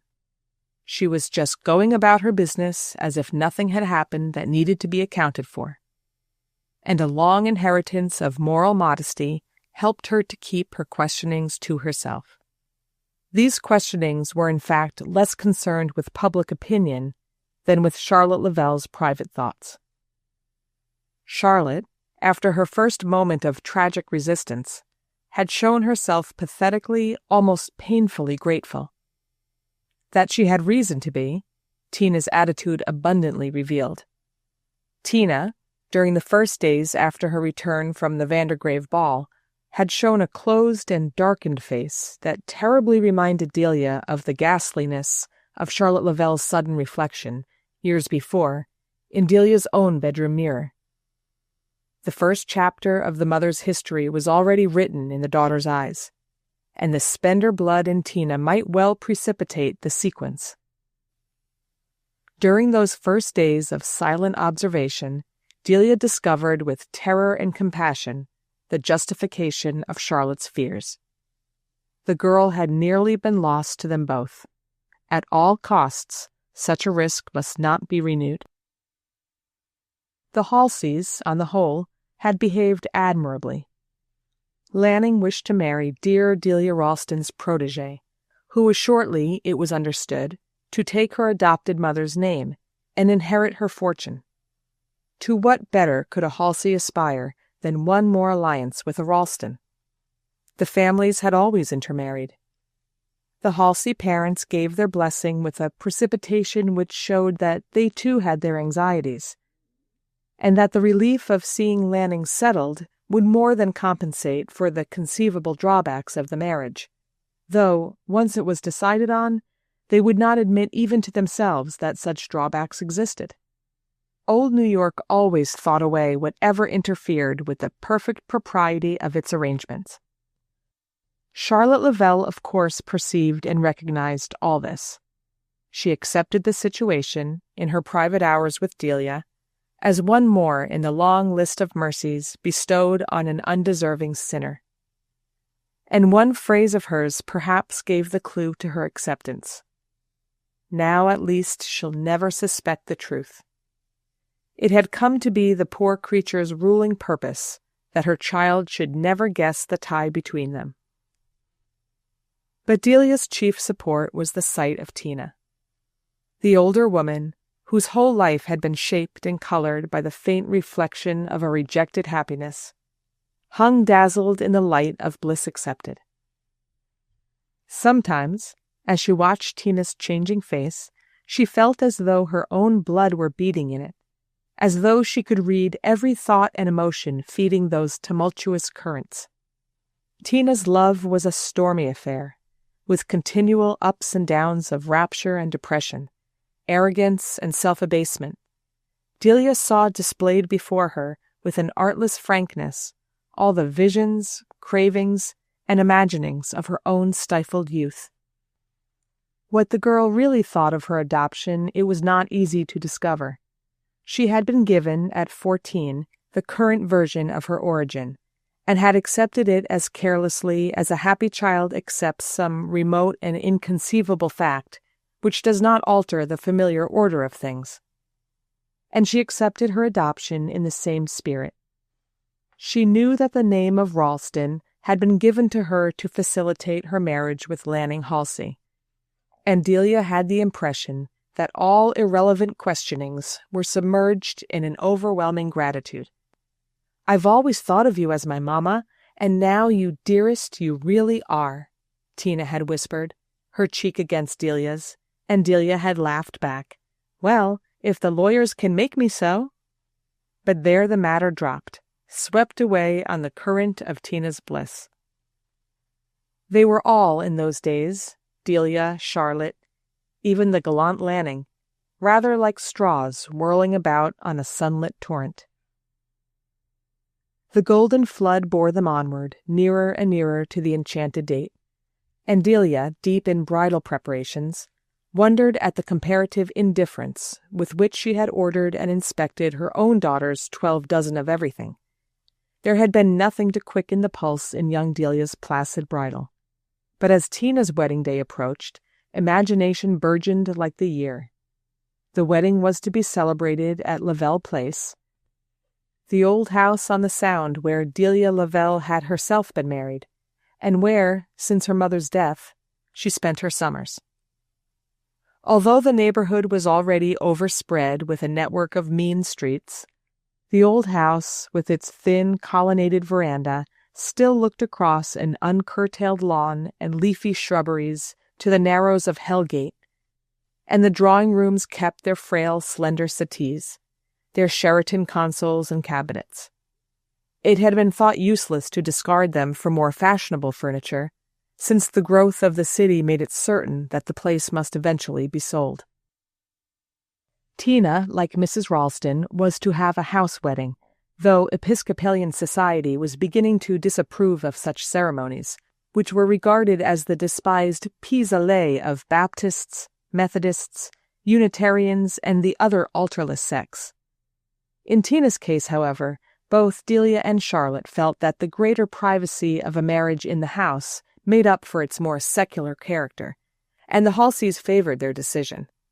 The ladies accordingly settled themselves at Lavelle Place before the end of June, and every morning young Lanning Halsey's catboat was seen beating across the bay and furling its sail at the anchorage below the lawn.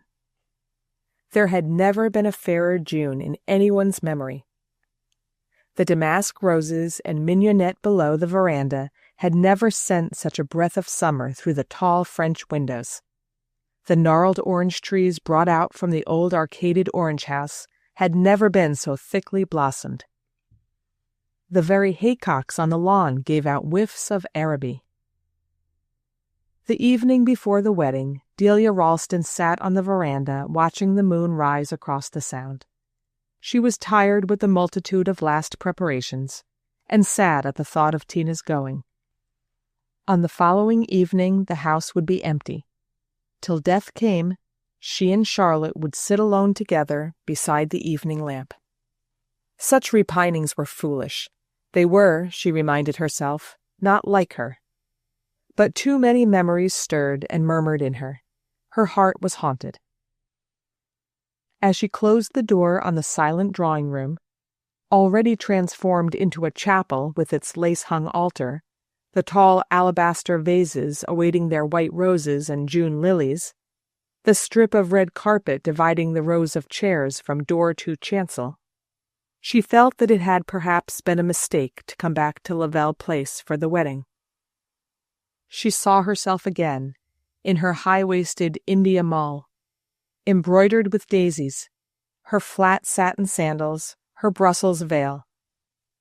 Saw again her reflection in the sallow pier glass as she had left that same room on Jim Ralston's triumphant arm, and the one terrified glance she had exchanged with her own image before she took her stand under the bell of white roses in the hall. and smiled upon the congratulating company. Ah, what a different image the pier glass would reflect tomorrow. Charlotte Lavell's brisk step sounded indoors, and she came out and joined Mrs. Ralston. "I've been to the kitchen to tell Melissa Grimes that she'd better count on at least 200 plates of ice cream." 200? Yes, I suppose she had. With all the Philadelphia connection coming, Delia pondered. "How about the doilies?" she inquired. "With your Aunt Cecilia Vandergraves, we shall manage beautifully." "Yes, thank you, Charlotte, for taking all this trouble." "Oh," Charlotte protested with her flitting sneer, and Delia perceived the irony of thanking a mother for occupying herself with the details of her own daughter's wedding. "Do sit down, Chatty," she murmured, feeling herself redden at her blunder. Charlotte, with a sigh of fatigue, sat down on the nearest chair. "We shall have a beautiful day tomorrow," she said, pensively surveying the placid heaven. "Yes. Where is Tina?" "She was very tired. I've sent her upstairs to lie down." This seemed so eminently suitable that Delia made no immediate answer. After an interval, she said, "We shall miss her." Charlotte's reply was an inarticulate murmur.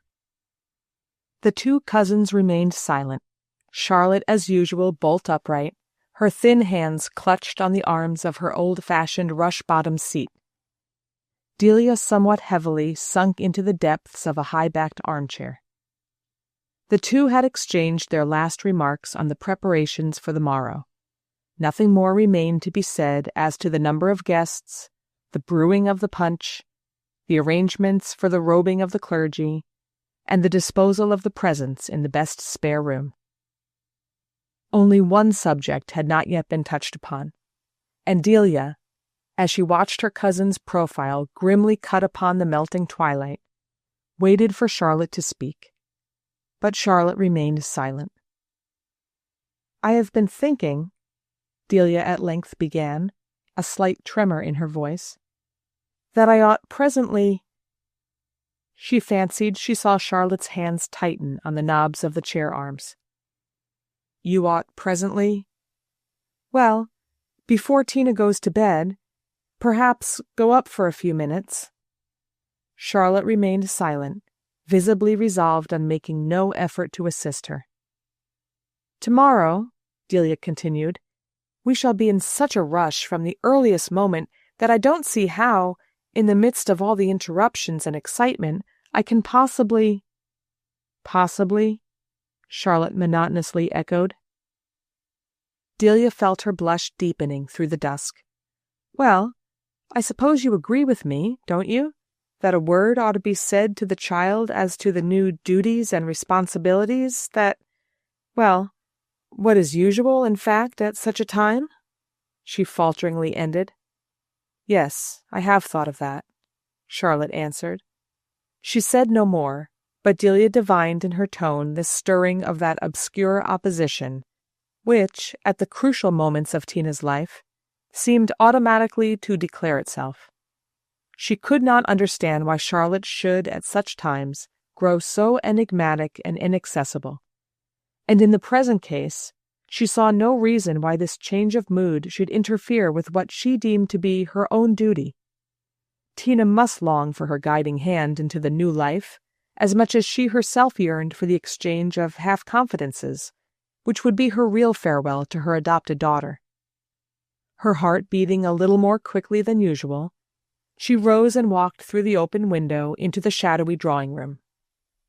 The moon, between the columns of the veranda, sent a broad band of light across the rows of chairs, irradiated the lace-decked altar with its empty candlesticks and vases, and outlined with silver Delia's heavy reflection in the pier glass. She crossed the room toward the hall. "Delia!" Charlotte's voice sounded behind her. Delia turned, and the two women scrutinized each other in the revealing light. Charlotte's face looked as it had looked on the dreadful day when Delia had suddenly seen it in the looking-glass above her shoulder. "You are going up now to speak to Tina?" Charlotte asked. Yes, It's nearly 9. I thought—" "Yes, I understand." Miss Lavelle made a visible effort at self-control. "Please understand me too, Delia, if I ask you not to." Delia looked at her cousin with a vague sense of apprehension. What new mystery did this strange request conceal? But no, such a doubt as flitted across her mind was inadmissible. She was too sure of her Tina. "I confess I don't understand, Charlotte. You surely feel that, on the night before her wedding, a girl ought to have a mother's counsel, a mother's—" "Yes, I feel that." Charlotte Lavelle took a hurried breath. "But the question is, which of us is her mother?" Delia drew back involuntarily. "Which of us?" she stammered. "Yes. Oh, don't imagine it's the first time I've asked myself the question. There, I mean to be calm, quite calm. I don't intend to go back to the past. I've accepted everything gratefully. Only tonight, just tonight—" Delia felt the rush of pity which always prevailed over every other sensation in her rare interchanges of truth with Charlotte Lavelle. Her throat filled with tears, and she remained silent. "Just tonight," Charlotte concluded. "I'm her mother." "Charlotte, you're not going to tell her so? Not now?" broke involuntarily from Delia. Charlotte gave a faint laugh. "If I did, should you hate it as much as all that?" "Hate it? What a word! Between us." "Between us? But it's the word that's been between us since the beginning, the very beginning. Since the day when you discovered that Clement Spender hadn't quite broken his heart because he wasn't good enough for you. Since you found your revenge and your triumph in keeping me at your mercy, and in taking his child from me." Charlotte's words flamed up as if from the depth of the infernal fires. Then the blaze dropped, her head sank forward, and she stood before Delia dumb and stricken. Delia's first movement was one of an indignant recoil. Where she had felt only tenderness, compassion, the impulse to help and befriend, these darknesses had been smoldering in the other's breast. It was as if a poisonous smoke had swept over some pure summer landscape. Usually such feelings were quickly followed by a reaction of sympathy. But now she felt none. An utter weariness possessed her. "Yes," she said slowly, "I sometimes believe you really have hated me from the very first. Hated me for everything I've tried to do for you." Charlotte raised her head sharply. "To do for me? But everything you've done has been done for Clement Spender." Delia stared at her with a kind of terror. "You are horrible, Charlotte. Upon my honor, I haven't thought of Clement Spender for years. Ah, but you have, you have. You've always thought of him in thinking of Tina, of him and nobody else. A woman never stops thinking of the man she loves. She thinks of him years afterward, in all sorts of unconscious ways, in thinking of all sorts of things, books, pictures, sunsets, a flower or a ribbon, or a clock on the mantelpiece." Charlotte broke off with her sneering laugh. "That was what I gambled on, you see. That's why I came to you that day. I knew I was giving Tina another mother." Again the poisonous smoke seemed to envelop Delia. That she and Charlotte, two spent old women, should be standing before Tina's bridal altar and talking to each other of hatred seemed unimaginably hideous and degrading. "You wicked woman, you are wicked!" she exclaimed. Then the evil mist cleared away, and through it she saw the baffled, pitiful figure of the mother who was not a mother, and who, for every benefit accepted, felt herself robbed of a privilege. She moved nearer to Charlotte and laid a hand on her arm. "Not here. Don't let us talk like this here." The other drew away from her. "Wherever you please, then. I'm not particular." "But tonight, Charlotte, the night before Tina's wedding? Isn't every place in this house full of her? How could we go on saying cruel things to each other anywhere?" Charlotte was silent, and Delia continued in a steadier voice. Nothing you say can really hurt me. For long. And I don't want to hurt you. I never did. You tell me that, and you've left nothing undone to divide me from my daughter. Do you suppose it's been easy all these years? To hear her call you mother? Oh, I know. It was agreed that she must never guess. But if you hadn't perpetually come between us, she'd have had no one but me. She'd have felt about me as a child feels about its mother. She'd have had to love me better than anyone else.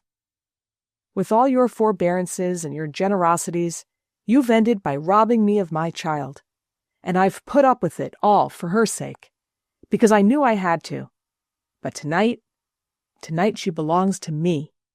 Tonight I can't bear that she should call you mother. Delia Ralston made no immediate reply. It seemed to her that for the first time she had sounded the deepest depths of maternal passion, and she stood awed at the echoes it gave back. How you must love her to say such things to me, she murmured. Then, with a final effort, yes, you're right. I won't go up to her. It's you who must go. Charlotte started toward her impulsively, but with a hand lifted as if in defense, Delia moved across the room and out again to the veranda. As she sank down in her chair, she heard the drawing-room door open and close, and the sound of Charlotte's feet on the stairs. Delia sat alone in the night. The last drop of her magnanimity had been spent, and she tried to avert her shuddering mind from Charlotte. What was happening at this moment upstairs? With what dark revelations were Tina's bridal dreams to be defaced? Well, that was not matter for conjecture either. She, Delia Ralston, had played her part, done her utmost. There remained nothing now but to try to lift her spirit above the embittering sense of failure. There was a strange element of truth in some of the things that Charlotte had said. With what divination her maternal passion had endowed her. Her jealousy seemed to have a million feelers. Yes, it was true that the sweetness and peace of Tina's bridal eve had been filled, for Delia, with visions of her own unrealized past. Softly, imperceptibly, it had reconciled her to the memory of what she had missed. All these last days she had been living the girl's life. She had been Tina, and Tina had been her own girlish self, the far-off Delia Lavelle. Now, for the first time, without shame, without self-reproach, without a pang or a scruple, Delia could yield to that vision of requited love from which her imagination had always turned away. She had made her choice in youth, and she had accepted it in maturity. And here, in this bridal joy, so mysteriously her own, was the compensation for all she had missed and yet never renounced. Delia understood now that Charlotte had guessed all this, and that the knowledge had filled her with a fierce resentment. Charlotte had said long ago that Clement Spender had never really belonged to her. Now she had perceived that it was the same with Clement Spender's child. As the truth stole upon Delia, her heart melted with the old compassion for Charlotte. She saw that it was a terrible, a sacrilegious thing to interfere with another's destiny, to lay the tenderest touch upon any human being's right to love and suffer after his own fashion. Delia had twice intervened in Charlotte Lavelle's life. It was natural that Charlotte should be her enemy, if only she did not revenge herself by wounding Tina. The adopted mother's thoughts reverted painfully to the little white room upstairs. She had meant her half-hour with Tina to leave the girl with thoughts as fragrant as the flowers she was to find beside her when she woke. And now, Delia started up from her musing. There was a step on the stair. Charlotte coming down through the silent house. Delia rose with a vague impulse of escape. She felt that she could not face her cousin's eyes. She turned the corner of the veranda, hoping to find the shutters of the dining room unlatched, and to slip away unnoticed to her room. But in a moment Charlotte was beside her. "Delia." "Ah, it's you? I was going up to bed." For the life of her, Delia could not keep an edge of hardness from her voice. "Yes, it's late. You must be very tired." Charlotte paused. Her own voice was strained and painful. "I am tired," Delia acknowledged. In the moonlit hush, the other went up to her, laying a timid touch on her arm. "Not till you've seen Tina." Delia stiffened. "Tina? But it's late. Isn't she sleeping? I thought you'd stay with her until—" "I don't know if she's sleeping." Charlotte paused. "I haven't been in, but there's a light under her door." "You haven't been in?" "No. I just stood in the passage and tried—" "Tried?" "To think of something to say to her without her guessing." A sob stopped her, but she pressed on with a final effort. "It's no use. You were right. There's nothing I can say. You are her real mother. Go to her. It's not your fault, or mine." "Oh," Delia cried. Charlotte clung to her in inarticulate abasement. "You said I was wicked. I'm not wicked. After all, she was mine when she was little." Delia put an arm about her shoulder. "Hush, dear. We'll go to her together." The other yielded automatically to her touch, and side by side the two women mounted the stairs, Charlotte timing her impetuous step to Delia's stiffened movements. They walked down the passage to Tina's door, but there Charlotte Lavelle paused and shook her head. "No, you," she whispered, and turned away. Tina lay in bed, her arms folded under her head, her happy eyes reflecting the silver space of sky which filled the window. She smiled at Delia through her dream. "I knew you'd come." Delia sat down beside her, and their clasped hands lay upon the coverlet. They did not say much, after all, or else their communion had no need of words. Delia never knew how long she sat by the child's side. She abandoned herself to the spell of the moonlit hour. But suddenly she thought of Charlotte, alone behind the shut door of her own room, watching, struggling, listening. Delia must not, for her own pleasure, prolong that tragic vigil. She bent down to kiss Tina good night. Then she paused on the threshold and turned back. "Darling, just one thing more." "Yes," Tina murmured through her dream. "I want you to promise me." Everything, you darling mother." "Well then, that when you go away tomorrow, at the very last moment, you understand." "Yes." "After you've said goodbye to me and to everybody else, just as Lanning helps you into the carriage." "Yes." "That you'll give your last kiss to Aunt Charlotte. Don't forget, the very last." End of The Old Maid. Section 21. The Spark. Chapter 1. "You idiot," said his wife, and threw down her cards. I turned my head away quickly, to avoid seeing Haley Delane's face. Though why I wished to avoid it, I could not have told you. Much less why I should have imagined, if I did, that a man of his age and importance would notice what was happening to the wholly negligible features of a youth like myself. I turned away so that he should not see how it hurt me to hear him called an idiot, even in joke. Well, at least half in joke. Yet I often thought him an idiot myself. And bad as my own poker was, I knew enough of the game to judge that his, when he wasn't attending, fully justified such an outburst from his wife.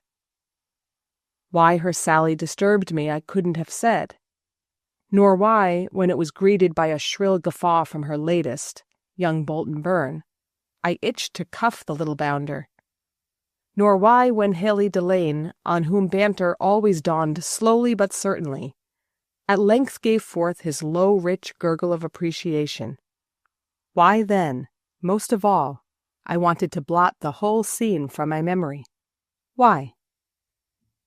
There they sat, as I had so often seen them, in Jack Alstrop's luxurious bookless library. I'm sure the rich rows behind the glass doors were hollow. While beyond the windows the pale twilight thickened to blue over Long Island lawns and woods and a moonlit streak of sea. No one ever looked out at that, except to conjecture what sort of weather there would be the next day, for polo, or hunting, or racing, or whatever use the season required the face of nature to be put to. No one was aware of the twilight, the moon, or the blue shadows, and Haley Delane least of all. Day after day, night after night, he sat anchored at somebody's poker table and fumbled absently with his cards. Yes, that was the man. He didn't even, as it was once said of a great authority on heraldry, know his own silly business, which was to hang about in his wife's train, play poker with her friends, and giggle at her nonsense and theirs. No wonder Mrs. Delane was sometimes exasperated. As she said, she hadn't asked him to marry her. Rather not, all their contemporaries could remember what a thunderbolt it had been on his side. The first time he had seen her, at the theater, I think. "Who's that, over there, with the heaps of hair?" "Oh, Layla Gracie? Why, she's not really pretty." "Well, I'm going to marry her." "Marry her? But her father's that old scoundrel, Bill Gracie. The one, I'm going to marry her. The one who's had to resign from all his clubs. I'm going to marry her." And he did. And it was she, if you please, who kept him dangling, and who would and who wouldn't, until some whippersnapper of a youth, who was meanwhile making up his mind about her, had finally decided in the negative. Such had been Haley Delane's marriage, and such, I imagined, his way of conducting most of the transactions of his futile, clumsy life. Big bursts of impulse, storms he couldn't control, then long periods of drowsing calm, during which, something made me feel, old regrets and remorses woke and stirred under the indolent surface of his nature. And yet, wasn't I simply romanticizing a commonplace case? I turned back from the window to look at the group. The bringing of candles to the card tables had scattered pools of illumination throughout the shadowy room. In their radiance, Delane's harsh head stood out like a cliff from a flowering plain. Perhaps it was only his bigness, his heaviness and swarthiness. Perhaps his greater age, for he must have been at least 15 years older than his wife and most of her friends. At any rate, I could never look at him without feeling that he belonged elsewhere, not so much in another society as in another age. For there was no doubt that the society he lived in suited him well enough. He shared cheerfully in all the amusements of his little set, rode, played polo, hunted, and drove his four in hand with the best of them. You will see by the last allusion that we were still in the archaic 90s. Nor could I guess what other occupations he would have preferred, had he been given his choice. In spite of my admiration for him, I could not bring myself to think it was Layla Gracie who had subdued him to what she worked in. What would he have chosen to do if he had not met her that night at the play? Why, I rather thought, to meet and marry somebody else just like her. No, the difference in him was not in his tastes. It was in something ever so much deeper. Yet what is deeper in a man than his tastes? In another age, then, he would probably have been doing the equivalent of what he was doing now, idling, taking much violent exercise, eating more than was good for him, laughing at the same kind of nonsense, and worshipping, with the same kind of dull routine worship, the same kind of woman, whether dressed in a crinoline, a farthingale, a peplum, or the skins of beasts. It didn't much matter under what sumptuary dispensation one placed her. Only in that other age there might have been outlets for other faculties, now dormant, perhaps even atrophied, but which must, yes, really must, have had something to do with the building of that big, friendly forehead, the monumental nose, and the rich dimple, which now and then furrowed his cheek with light. Did the dimple even mean no more than Layla Gracie? Well, perhaps it was I who was the idiot, if she'd only known it. An idiot to believe in her husband, be obsessed by him, oppressed by him, when for 30 years now, he'd been only the Haley Delane whom everybody took for granted, and was glad to see, and immediately forgot. Turning from my contemplation of that great structural head, I looked at his wife. Her head was still like something in the making, something just flowering, a girl's head, ringed with haze. Even the kindly candles betrayed the lines in her face, the paint on her lips, the peroxide on her hair. But they could not lessen her fluidity of outline, or the girlishness that lurked in her eyes, floating up from their depths like a startled naiad. There was an irreducible innocence about her, as there so often is about women who have spent their time in amassing sentimental experiences. As I looked at the husband and wife, thus confronted above the cards, I marveled more and more that it was she who ruled, and he who bent the neck.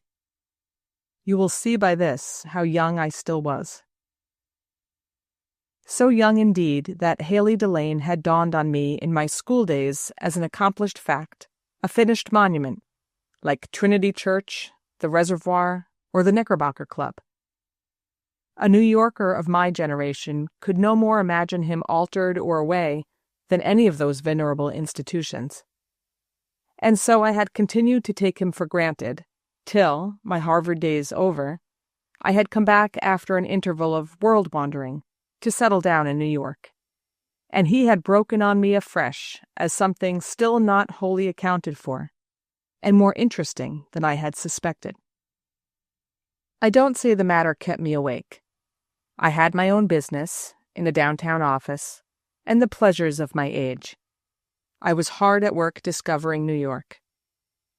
But now and then the Haley Delane riddle would thrust itself between me and my other interests, as it had done tonight just because his wife had sneered at him, and he had laughed and thought her funny. And at such times I found myself moved and excited out of all proportion to anything I knew about him, or had observed in him, to justify such emotions. The game was over, the dressing bell had rung. It rang again presently with a discreet insistence. Alstrop, easy in all else, preferred that his guests should not be more than half an hour late for dinner. "I say, Layla," he finally remonstrated. The golden coils drooped above her chips. Yes, just a minute. Haley, you'll have to pay for me. There, I'm going." She laughed and pushed back her chair. Delane, laughing also, got up lazily. Byrne flew to open the door for Mrs. Delane. The other women trooped out with her. Delane, having settled her debts, picked up her gold mesh bag and cigarette case and followed. I turned toward a window opening on the lawn. There was just time to stretch my legs while curling tongs and powder were being plied above stairs. Alstrop joined me, and we stood staring up at a soft, disheveled sky in which the first stars came and went. "Curse it, looks rotten for our match tomorrow." "Yes, but what a good smell the coming rain does give to things." He laughed. "You're an optimist, like old Haley." We strolled across the lawn toward the woodland. "Why like old Haley?" "Oh, he's a regular philosopher. I've never seen him put out, have you?" "No. That must be what makes him look so sad," I exclaimed. "Sad? Haley? Why, I was just saying—" "Yes, I know. But the only people who are never put out are the people who don't care. And not caring is about the saddest occupation there is. I'd like to see him in a rage, just once." My host gave a faint whistle and remarked, "By Jove, I believe the wind's hauling round to the north. If it does—" He moistened his finger and held it up. I knew there was no use in theorizing with Alstrop, but I tried another tack. "What on earth has Delane done with himself all these years?" I asked. Alstrup was 40 or thereabouts, and by a good many years better able than I to cast a backward glance over the problem. But the effort seemed beyond him. "Why, what years?" "Well, ever since he left college." "Lord, how do I know? I wasn't there. Haley must be well past 50. It sounded formidable to my youth, almost like a geological era. And that suited him in a way. I could imagine him drifting, or silting, or something measurable by eons, at the rate of about a millimeter a century. "How long has he been married?" I asked. "I don't know that either. Nearly 20 years, I should say. The kids are growing up. The boys are both at Groton. Layla doesn't look it, I must say, not in some lights." "Well then, what's he been doing since he married?" "Why, what should he have done? He's always had money enough to do what he likes. He's got his partnership in the bank, of course. They say that rascally old father-in-law, whom he refuses to see, gets a good deal of money out of him. You know, he's awfully soft-hearted. But he can swing it all, I fancy. Then he sits on a lot of boards, Blind Asylum, Children's Aid, SPCA, and all the rest. And there isn't a better sport going." "But that's not what I mean," I persisted. Alstrup looked at me through the darkness. "You don't mean women? I never heard, but then one wouldn't, very likely. He's a shut-up fellow." We turned back to dress for dinner. Yes, that was the word I wanted. He was a shut-up fellow. Even the rudimentary Alstrup felt it. But shut up consciously, deliberately, or only instinctively, congenitally? There the mystery lay.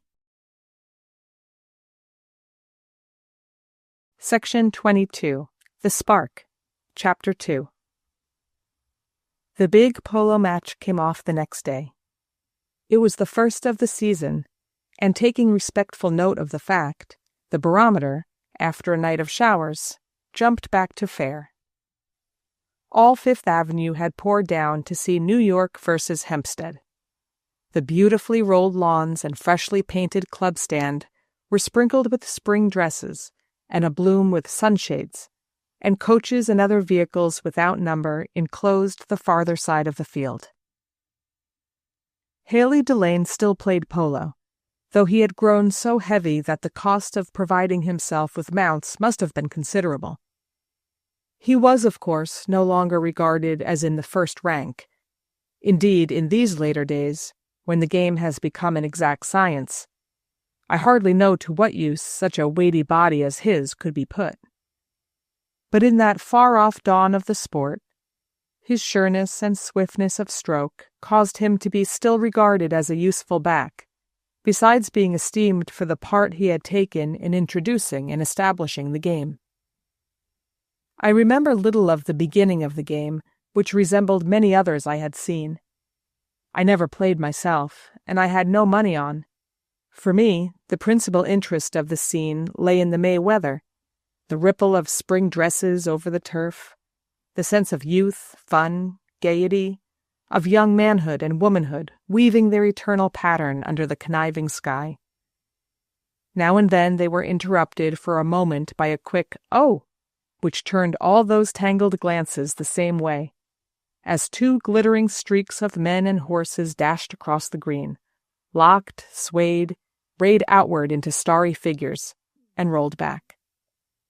But it was for a moment only. Then eyes wandered again, chatter began, and youth and sex had it their own way, till the next charge shook them from their trance. I was of the number of these divided watchers. Polo as a spectacle did not amuse me for long, and I saw about as little of it as the pretty girls perched beside their swains on coach-tops and club-stand.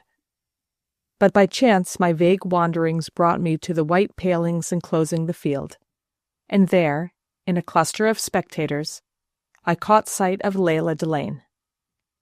As I approached, I was surprised to notice a familiar figure shouldering away from her. One still saw old Bill Gracie often enough in the outer purlieus of the big race courses, but I wondered how he had got into the enclosure of a fashionable polo club.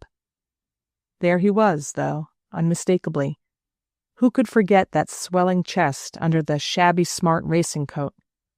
The gray top hat always pushed back from his thin auburn curls. And the mixture of furtiveness and swagger which made his liquid glance so pitiful. Among the figures that rose here and there like warning ruins from the dead level of old New York's respectability, none was more typical than Bill Gracie's. My gaze followed him curiously as he shuffled away from his daughter. Trying to get more money out of her, I concluded, and remembered what Alstrup had said of Delane's generosity. Well, if I were Delane, I thought, I'd pay a good deal to keep that old ruffian out of sight. Mrs. Delane, turning to watch her father's retreat, saw me and nodded. At the same moment, Delane, on a tall, deep-chested pony, ambled across the field, stick on shoulder.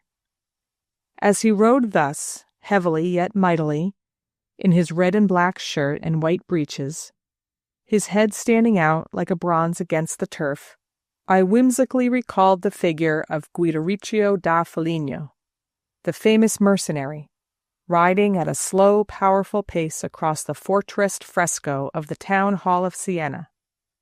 Why a New York banker of excessive weight and more than middle age, jogging on a pony across a Long Island polo field, should have reminded me of a martial figure on an armored war horse, I find it hard to explain. As far as I knew, there were no turreted fortresses in Delane's background, and his too juvenile polo cap and gaudy shirt were a poor substitute for Guidoreccio's coat of mail. But it was the kind of trick the man was always playing, reminding me, in his lazy, torpid way, of times and scenes and people greater than he could know. That was why he kept on interesting me. It was this interest which caused me to pause by Mrs. Delane, whom I generally avoided. After a vague smile, she had already turned her gaze on the field. "You're admiring your husband," I suggested, as Delane's trot carried him across our line of vision. She glanced at me dubiously. "You think he's too fat to play, I suppose," she retorted a little snappishly. "I think he's the finest figure in sight. He looks like a great general, a great soldier of fortune, in an old fresco, I mean." She stared, perhaps suspecting irony, as she always did beneath the unintelligible. "Ah, he can pay anything he likes for his mounts," she murmured, and added with a wandering laugh, "Do you mean it as a compliment? Shall I tell him what you say?" "I wish you would." But her eyes were off again, this time to the opposite end of the field. Of course, Bolton Byrne was playing on the other side. The fool of a woman was always like that, absorbed in her latest adventure. Yet there had been so many, and she must by this time have been so radiantly sure there would be more. But at every one the girl was born anew in her. She blushed, palpitated, sat out dances, plotted for tete-a-tetes, pressed flowers, I'll wager, in her copy of Omar Khayyam, and was all white muslin and wild roses while it lasted. And the Byrne fever was then at its height. It did not seem polite to leave her immediately, and I continued to watch the field at her side. "It's their last chance to score," she flung at me, leaving me to apply the ambiguous pronoun, and after that we remained silent. The game had been a close one. The two sides were 5 each, and the crowd about the rails hung breathless on the last minutes. The struggle was short and swift, and dramatic enough to hold even the philanderers on the coach-tops. Once I stole a glance at Mrs. Delane and saw the color rush to her cheek. Byrne was hurling himself across the field, crouched on the neck of his somewhat weedy mount. His stick swung like a lance, a pretty enough sight, for he was young and supple, and light in the saddle. "They're going to win!" she gasped with a happy cry. But just then Byrne's pony, unequal to the pace, stumbled, faltered, and came down. His rider dropped from the saddle, hauled the animal to his feet, and stood for a minute half-dazed before he scrambled up again. That minute made the difference. It gave the other side their chance. The knot of men and horses tightened, wavered, grew loose, broke up in arrowing flights, and suddenly a ball, Delane's, sped through the enemy's goal, victorious. A roar of delight went up. "Good for old Haley!" voices shouted. Mrs. Delane gave a little sour laugh. That beastly pony, I warned him it was no good, and the ground's still so slippery," she broke out. "The pony? Why, he's a ripper. It's not every mount that will carry Delane's weight," I said. She stared at me unseeingly and turned away with twitching lips. I saw her speeding off toward the enclosure. I followed hastily, wanting to see Delane in the moment of his triumph. I knew he took all these little sporting successes with an absurd seriousness, as if, mysteriously, they were the shadow of more substantial achievements, dreamed of or accomplished in some previous life. And perhaps the elderly man's vanity in holding his own with the youngsters was also an element of his satisfaction. How could one tell in a mind of such monumental simplicity? When I reached the saddling enclosure, I did not at once discover him. An unpleasant sight met my eyes instead. Bolton Byrne, livid and withered, his face like an old woman's, I thought, rode across the empty field, angrily lashing his pony's flanks. He slipped to the ground, and as he did so, struck the shivering animal a last blow clean across the head, an unpleasant sight. But retribution fell. It came like a black and red thunderbolt descending on the wretch out of the heaven. Delane had him by the collar, had struck him with his whip across the shoulders, and then flung him off like a thing too mean for human handling. It was over in the taking of a breath. Then, while the crowd hummed and closed in, leaving Byrne to slink away as if he had become invisible, I saw my big Delane, grown calm and apathetic, turn to the pony and lay a soothing hand on its neck. I was pushing forward, moved by the impulse to press that hand, when his wife went up to him. Though I was not far off, I could not hear what she said. People did not speak loud in those days, or make scenes, and the 2 or 3 words which issued from Mrs. Delane's lips must have been inaudible to everyone but her husband. On his dark face they raised a sudden redness. He made a motion of his free arm, the other hand still on the pony's neck, as if to wave aside an importunate child. Then he felt in his pocket, drew out a cigarette, and lit it. Mrs. Delane, white as a ghost, was hurrying back to Alstrup's coach. I was turning away too when I saw her husband hailed again. This time it was Bill Gracie, shoving and yet effacing himself, as his manner was, who came up, a facile tear on his lashes, his smile half tremulous, half defiant, a yellow-gloved hand held out. "God bless you for it, Haley. God bless you, my dear boy." Delane's hand reluctantly left the pony's neck. It wavered for an instant, just touched the other's palm, and was instantly engulfed in it.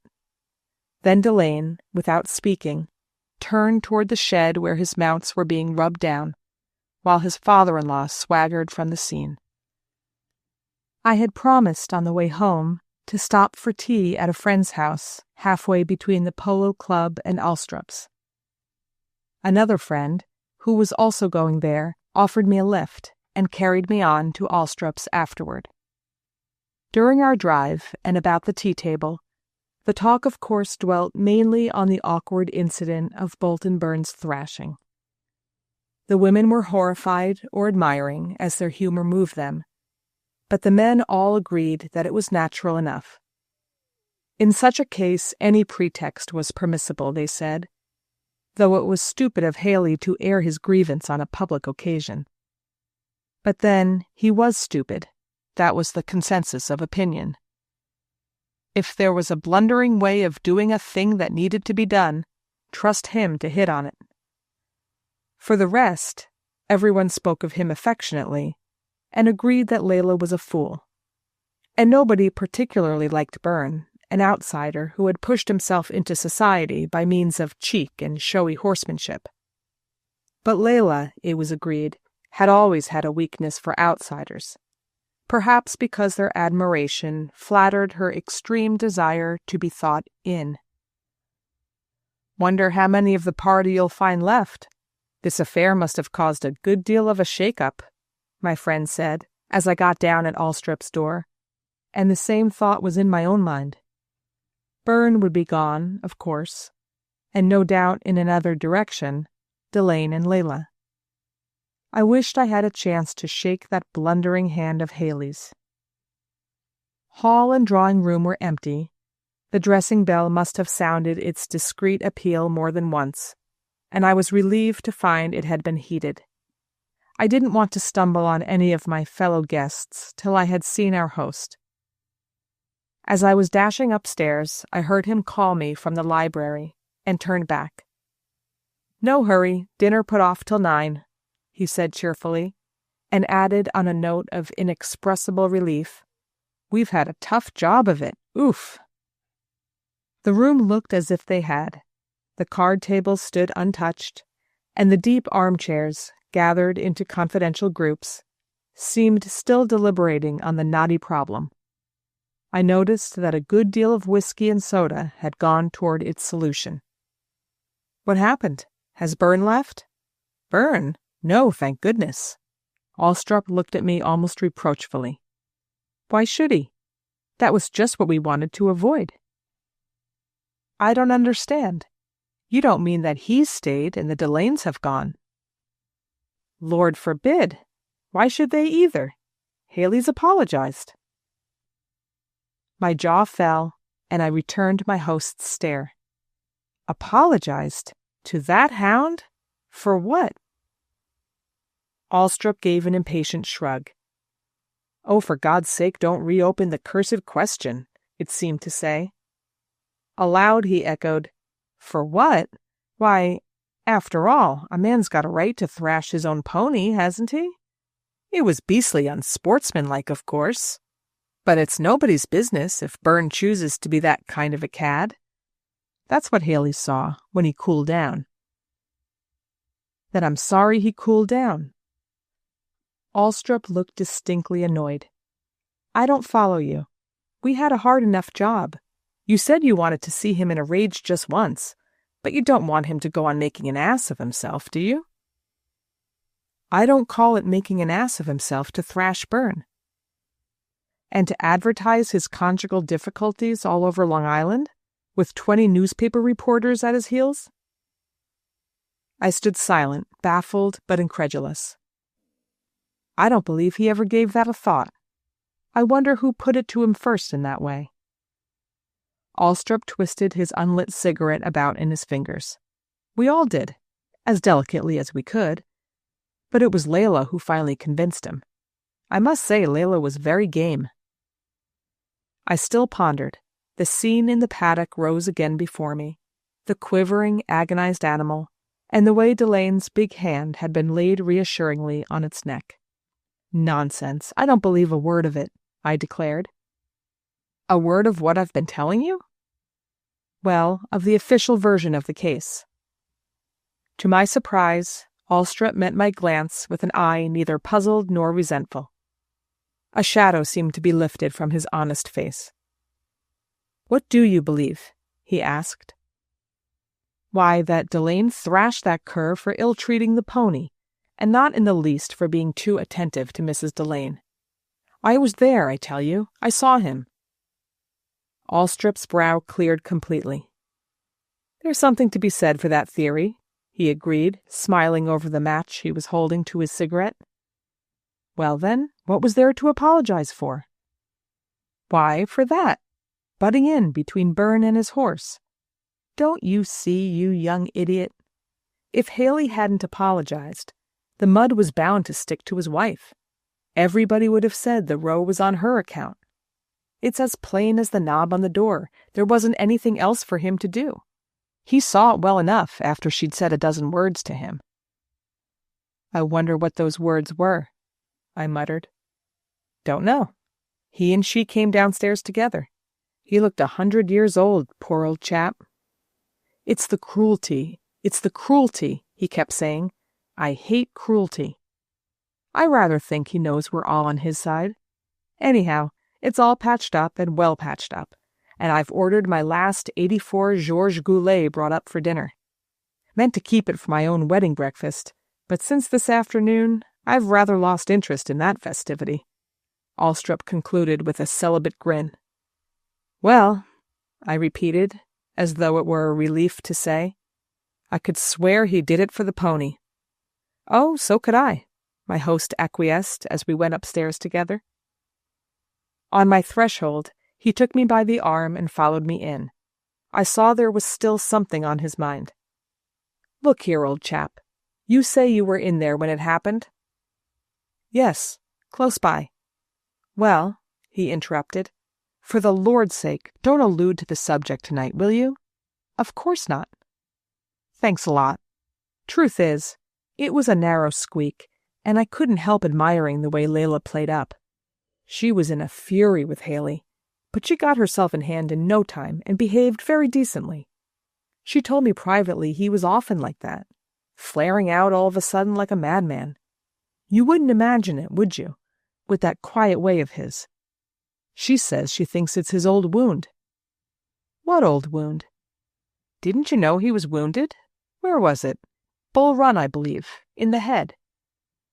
No, I hadn't known, hadn't even heard or remembered that Delane had been in the Civil War. I stood and stared in my astonishment. Haley Delane in the war? Why, of course, all through it. But Bull Run was at the very beginning. I broke off to go through a rapid mental calculation. Look here, Jack, it can't be. He's not over 55. You told me so yourself. If he was in it from the beginning, he must have gone into it as a schoolboy. Well, that's just what he did. Ran away from school to volunteer. His family didn't know what had become of him till he was wounded. I remember hearing my people talk about it. Great old sport, Haley. I'd have given a lot not to have this thing happen. Not at my place, anyhow. But it has, and there's no help for it. Look here, you swear you won't make a sign, will you? I've got all the others into line, and if you'll back us up, we'll have a regular happy family evening. Jump into your clothes. It's nearly 9. Section 23. The Spark. Chapter 3. This is not a storyteller's story. It is not even the kind of episode capable of being shaped into one. Had it been, I should have reached my climax, or at any rate its first stage, in the incident at the Polo Club, and what I have left to tell would be the effect of that incident on the lives of the 3 persons concerned. It is not a story, or anything in the semblance of a story, but merely an attempt to depict for you, and in so doing, perhaps make clearer to myself, the aspect and character of a man whom I loved, perplexedly but faithfully, for many years. I make no apology, therefore, for the fact that Bolton Burn, whose evil shadow ought to fall across all my remaining pages, never again appears in them, and that the last I saw of him, for my purpose, was when, after our exaggeratedly cheerful and even noisy dinner that evening at Jack Alstrop's, I observed him shaking hands with Haley Delane, and declaring with pinched lips and a tone of falsetto cordiality, "Bear malice? Well, rather not. Why, what rot. All's fair in polo, ain't it? I should say so. Yes, off first thing tomorrow. Suppose, of course, you're staying on with Jack over Sunday? I wish I hadn't promised the Gildermeres." And therewith he vanishes, having served his purpose as a passing lantern flash across the twilight of Haley Delane's character. All the while, I continued to feel that it was not Bolton Burn who mattered. While clubs and drawing rooms twittered with the episode, and friends grew portentous in trying to look unconscious, and said, "I don't know what you mean," with eyes beseeching you to speak if you knew more than they did, I had already discarded the whole affair, as I was sure Delane had. It was the pony, and nothing but the pony, I chuckled to myself. as pleased as if I had owed Mrs. Delane a grudge, and were exulting in her abasement. And still there ran through my mind the phrase which Alstrup said Delane had kept repeating. It was the cruelty. It was the cruelty. I hate cruelty. How it fitted in now with the other fact my host had let drop, the fact that Delane had fought all through the Civil War. It seemed incredible that it should have come to me as a surprise, that I should have forgotten, or perhaps never even known, this phase of his history. Yet, in young men like myself, just out of college in the 90s, such ignorance was more excusable than now seems possible. That was the dark time of our national indifference, before the country's awakening. No doubt the war seemed much farther from us, much less a part of us, than it does to the young men of today. Such was the case, at any rate, in old New York, and more particularly, perhaps, in the little clan of well-to-do and indolent old New Yorkers, among whom I had grown up. Some of these, indeed, had fought bravely through the 4 years. New York had borne her part, a memorable part, in the long struggle. But I remember with what perplexity I first wakened to the fact, it was in my school days, that if certain of my father's kinsmen and contemporaries had been in the war, others, how many, had stood aside. I recall especially the shock with which, at school, I had heard a boy explain his father's lameness. He's never got over that shot in the leg he got at Chancellorsville. I stared, for my friend's father was just my own father's age. At the moment, it was at a school football match. The two men were standing side by side, in full sight of us, his father stooping, halt and old, mine, even to filial eyes, straight and youthful. Only an hour before I had been bragging to my friend about the wonderful shot my father was. He had taken me down to his North Carolina shooting at Christmas. But now I stood abashed. The next time I went home for the holidays, I said to my mother one day when we were alone, "Mother, why didn't Father fight in the war?" My heart was beating so hard that I thought she must have seen my excitement and been shocked. But she raised an untroubled face from her embroidery. "Your father, dear? Why, because he was a married man." She had a reminiscent smile. "Molly was born already. She was 6 months old when Fort Sumter fell. I remember I was nursing her when Papa came in with the news. We couldn't believe it." She paused to match a silk placidly. "Married men weren't called upon to fight," she explained. "But they did, though, Mother. Payson Gray's father fought. He was so badly wounded at Chancellorsville that he's had to walk with a stick ever since." "Well, my dear, I don't suppose you would want your papa to be like that, would you?" She paused again, and finding I made no answer, probably thought it pained me to be thus convicted of heartlessness. For she added, as if softening the rebuke, "2 of your father's cousins did fight, his cousins Harold and James. They were young men with no family obligations, and poor Jamie was killed, you remember." I listened in silence, and never again spoke to my mother of the war, nor indeed to anyone, even myself. I buried the whole business out of sight, out of hearing, as I thought. After all, the war had all happened long ago. It had been over 10 years when I was born, and nobody ever talked about it nowadays. Still, one did, of course, as one grew up, meet older men, of whom it was said, "Yes, so-and-so was in the war." Many of them even continued to be known by the military titles with which they had left the service. Colonel Ruscott, Major de Trancey, Old General Skoll. People smiled a little, but admitted that, if it pleased them to keep their army rank, it was a right they had earned. Haley Delane, it appeared, thought differently. He had never allowed himself to be called Major or Colonel. I think he had left the service a colonel. And besides, he was years younger than these veterans. To find that he had fought at their side was like discovering that the grandmother one could remember playing with had been lifted up by her nurse to see General Washington. I always thought of Haley Delane as belonging to my own generation rather than to my father's, Though I knew him to be so much older than myself, and occasionally called him sir, I felt on an equality with him, the equality produced by sharing the same amusements and talking of them in the same slang. And indeed he must have been 10 or 15 years younger than the few men I knew who had been in the war, none of whom, I was sure, had had to run away from school to volunteer, so that my forgetfulness, or perhaps even ignorance, of his past was not inexcusable. Broad and Delane had been, for 2 or 3 generations, one of the safe and conservative private banks of New York. My friend Haley had been made a partner early in his career. The post was almost hereditary in his family. It happened that, not long after the scene at Alstrops, I was offered a position in the house. The offer came not through Delane, but through Mr. Frederick Broad, the senior member, who was an old friend of my father's. The chance was too advantageous to be rejected, and I transferred to a desk at Broad and Delane's my middling capacities and my earnest desire to do my best. It was owing to this accidental change that there gradually grew up between Haley Delane and myself a sentiment almost filial on my part, elderly brother on his. For paternal one could hardly call him, even with his children.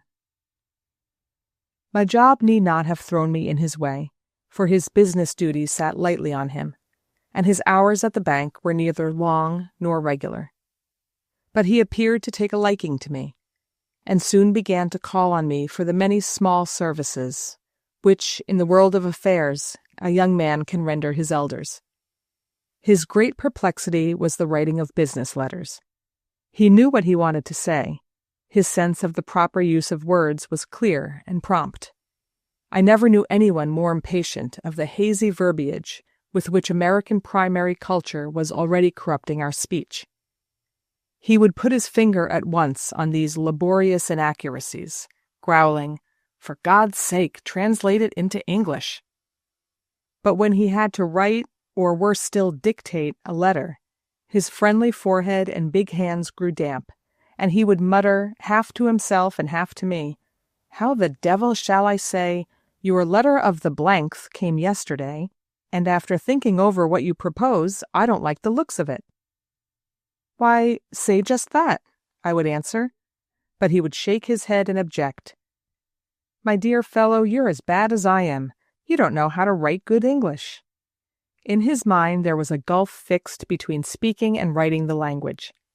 I could never get his imagination to bridge this gulf, or to see that the phrases which fell from his lips were better English than the written version, produced after much toil and pen-biting, which consisted in translating the same statement into some such language as, "I am in receipt of your communication of the 30th ultimo, and regret to be compelled to inform you in reply that, after mature consideration of the proposals therein contained, I find myself unable to pronounce a favorable judgment upon the same," usually sending a furious dash through "the same" as counter-jumpers lingo, and then groaning over his inability to find a more Johnsonian substitute.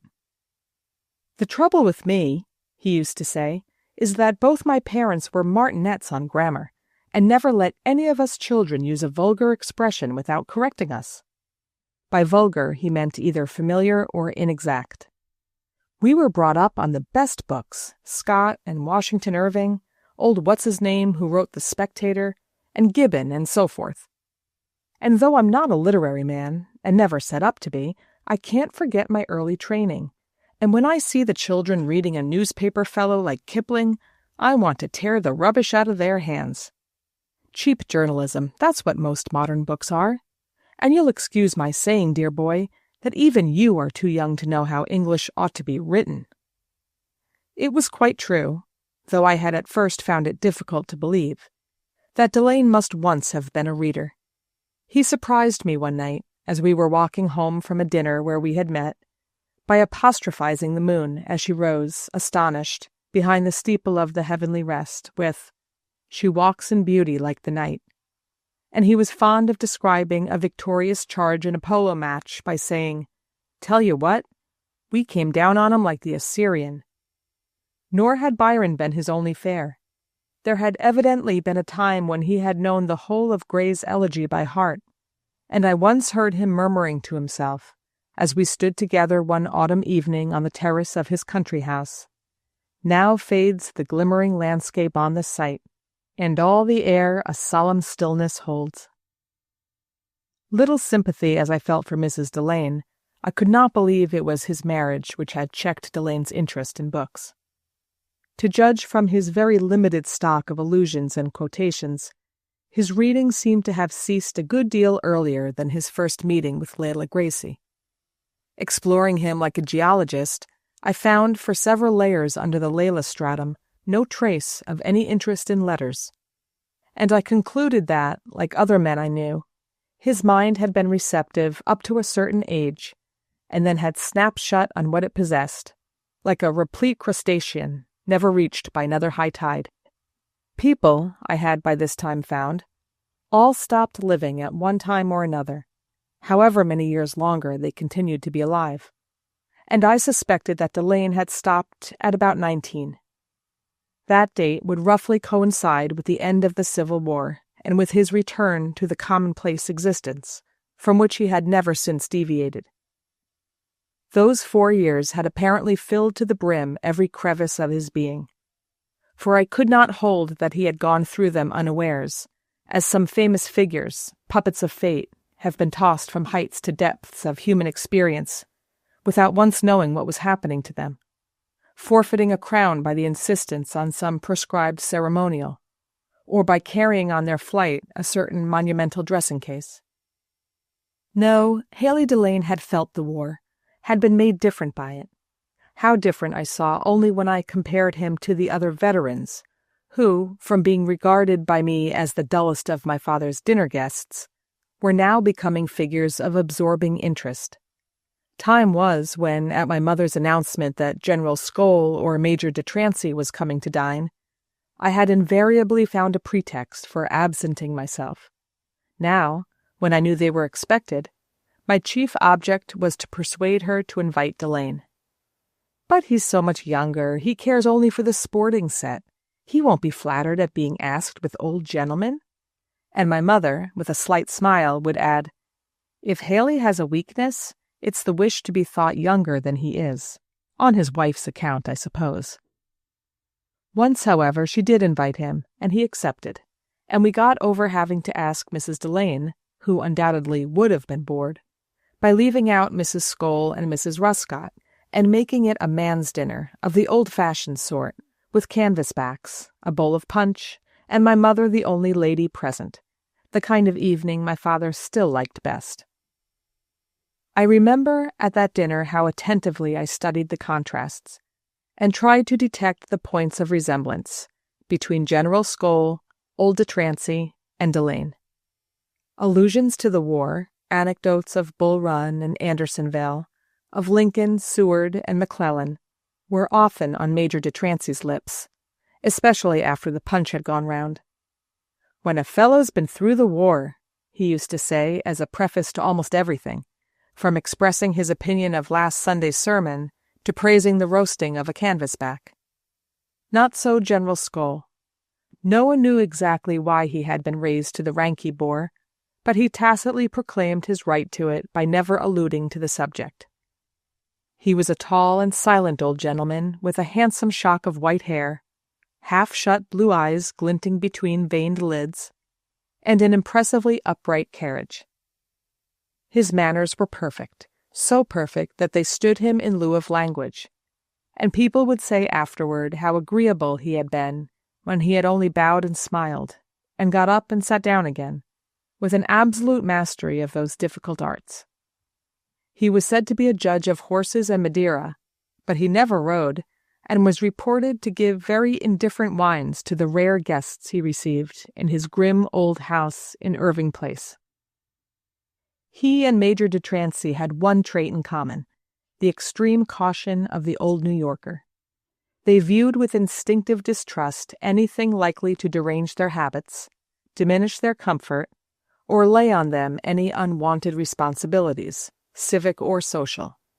And slow as their other mental processes were, They showed a supernatural quickness in divining when a seemingly harmless conversation might draw them into signing a paper, backing up even the mildest attempt at municipal reform, or pledging them to support, on however small a scale, any new and unfamiliar cause. According to their creed, gentlemen subscribed as handsomely as their means allowed to the Charity Organization Society, the Patriarch's Balls, the Children's Aid, and their own parochial charities. Everything beyond savored of politics, revivalist meetings, or the attempts of vulgar persons to buy their way into the circle of the elect. Even the Society for the Prevention of Cruelty to Animals, being of more recent creation, seemed open to doubt, and they thought it rash of certain members of the clergy to lend it their names. But then, as Major de Trancy said, in this noisy age some people will do anything to attract notice.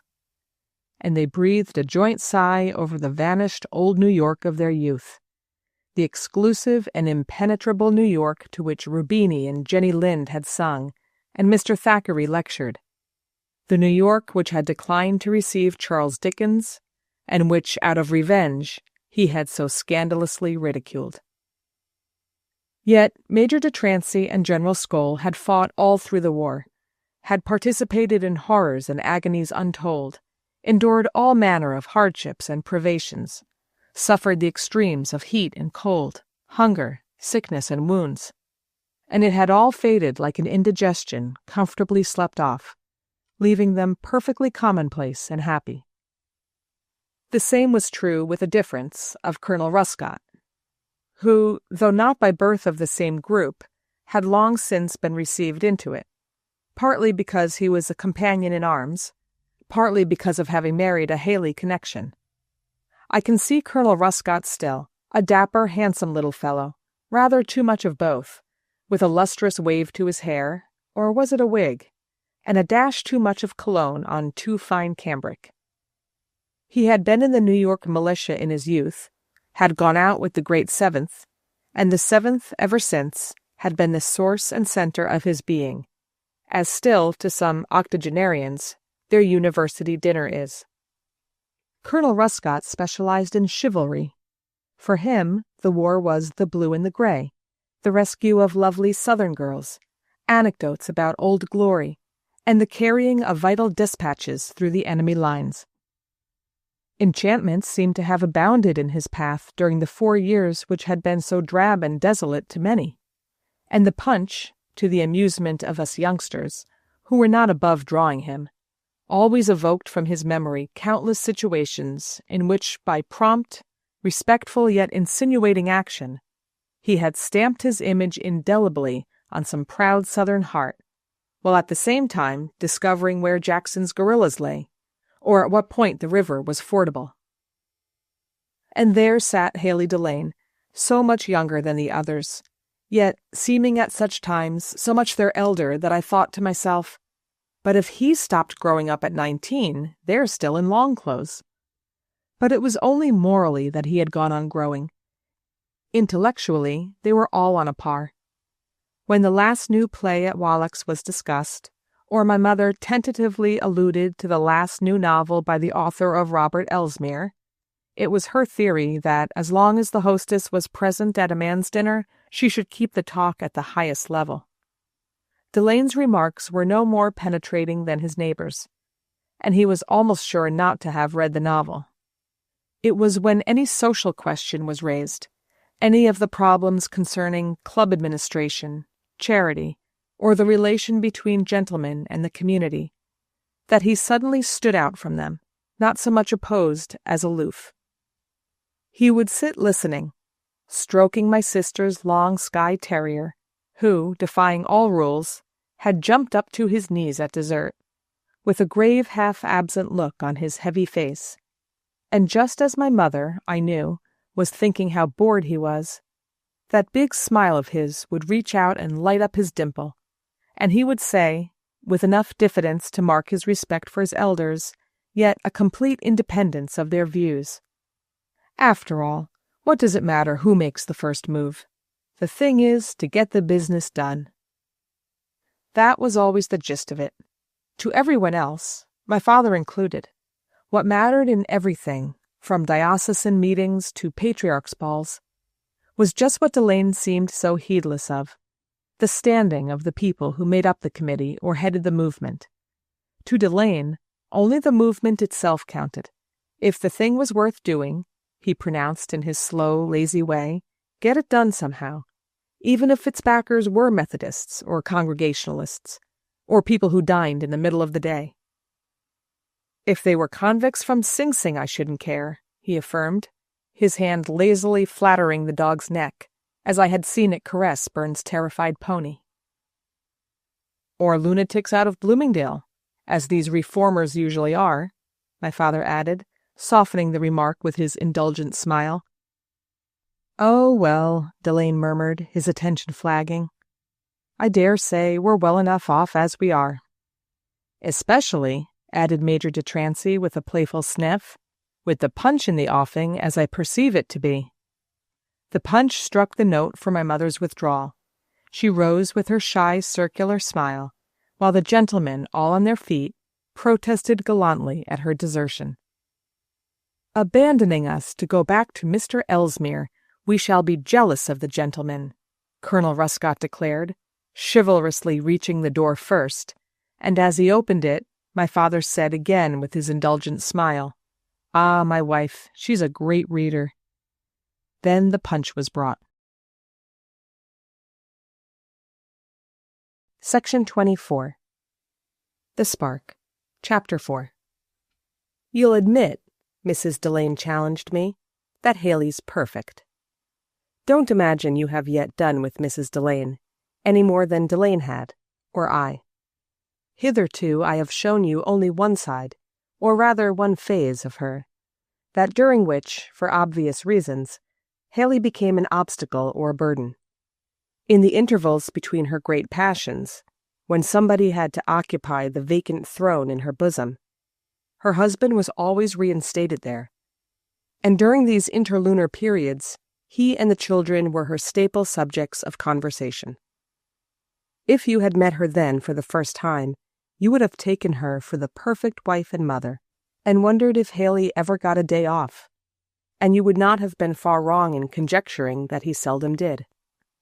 Only, these intervals were rather widely spaced, and usually of short duration, and at other times, his wife being elsewhere engaged, it was Delane who elder-brothered his big boys and their little sister. Sometimes, on these occasions, when Mrs. Delane was abroad or at Newport, Delane used to carry me off for a week to the quiet old house in the New Jersey hills, full of Haley and Delane portraits, of heavy mahogany furniture and the mingled smell of lavender bags and leather boots, leather gloves, leather luggage, all the aromas that emanate from the cupboards and passages of a house inhabited by hard riders. When his wife was at home, he never seemed to notice the family portraits or the old furniture. Layla carried off her own regrettable origin by professing a democratic scorn of ancestors in general.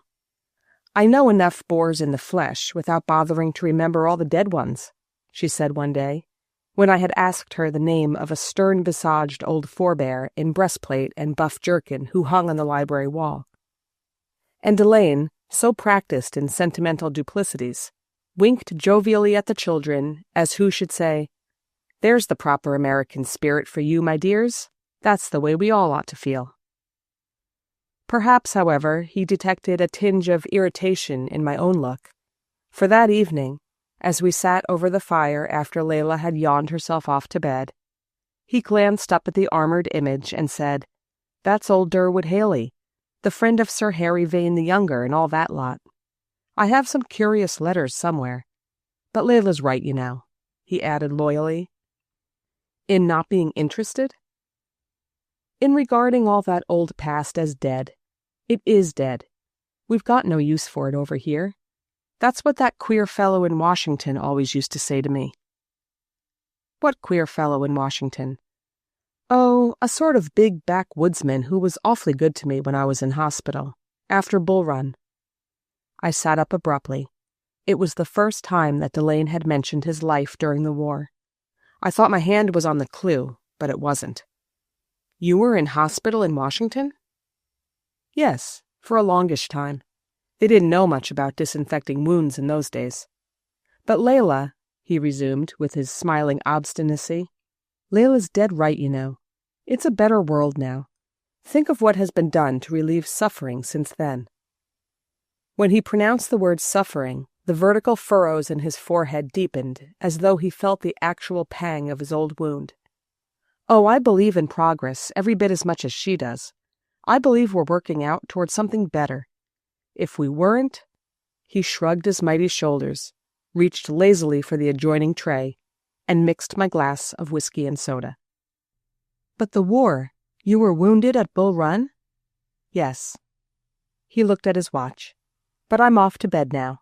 I promised the children to take them for an early canter tomorrow, before lessons, and I have to have my 7 or 8 hours of sleep to feel fit. I'm getting on, you see. Put out the lights when you come up.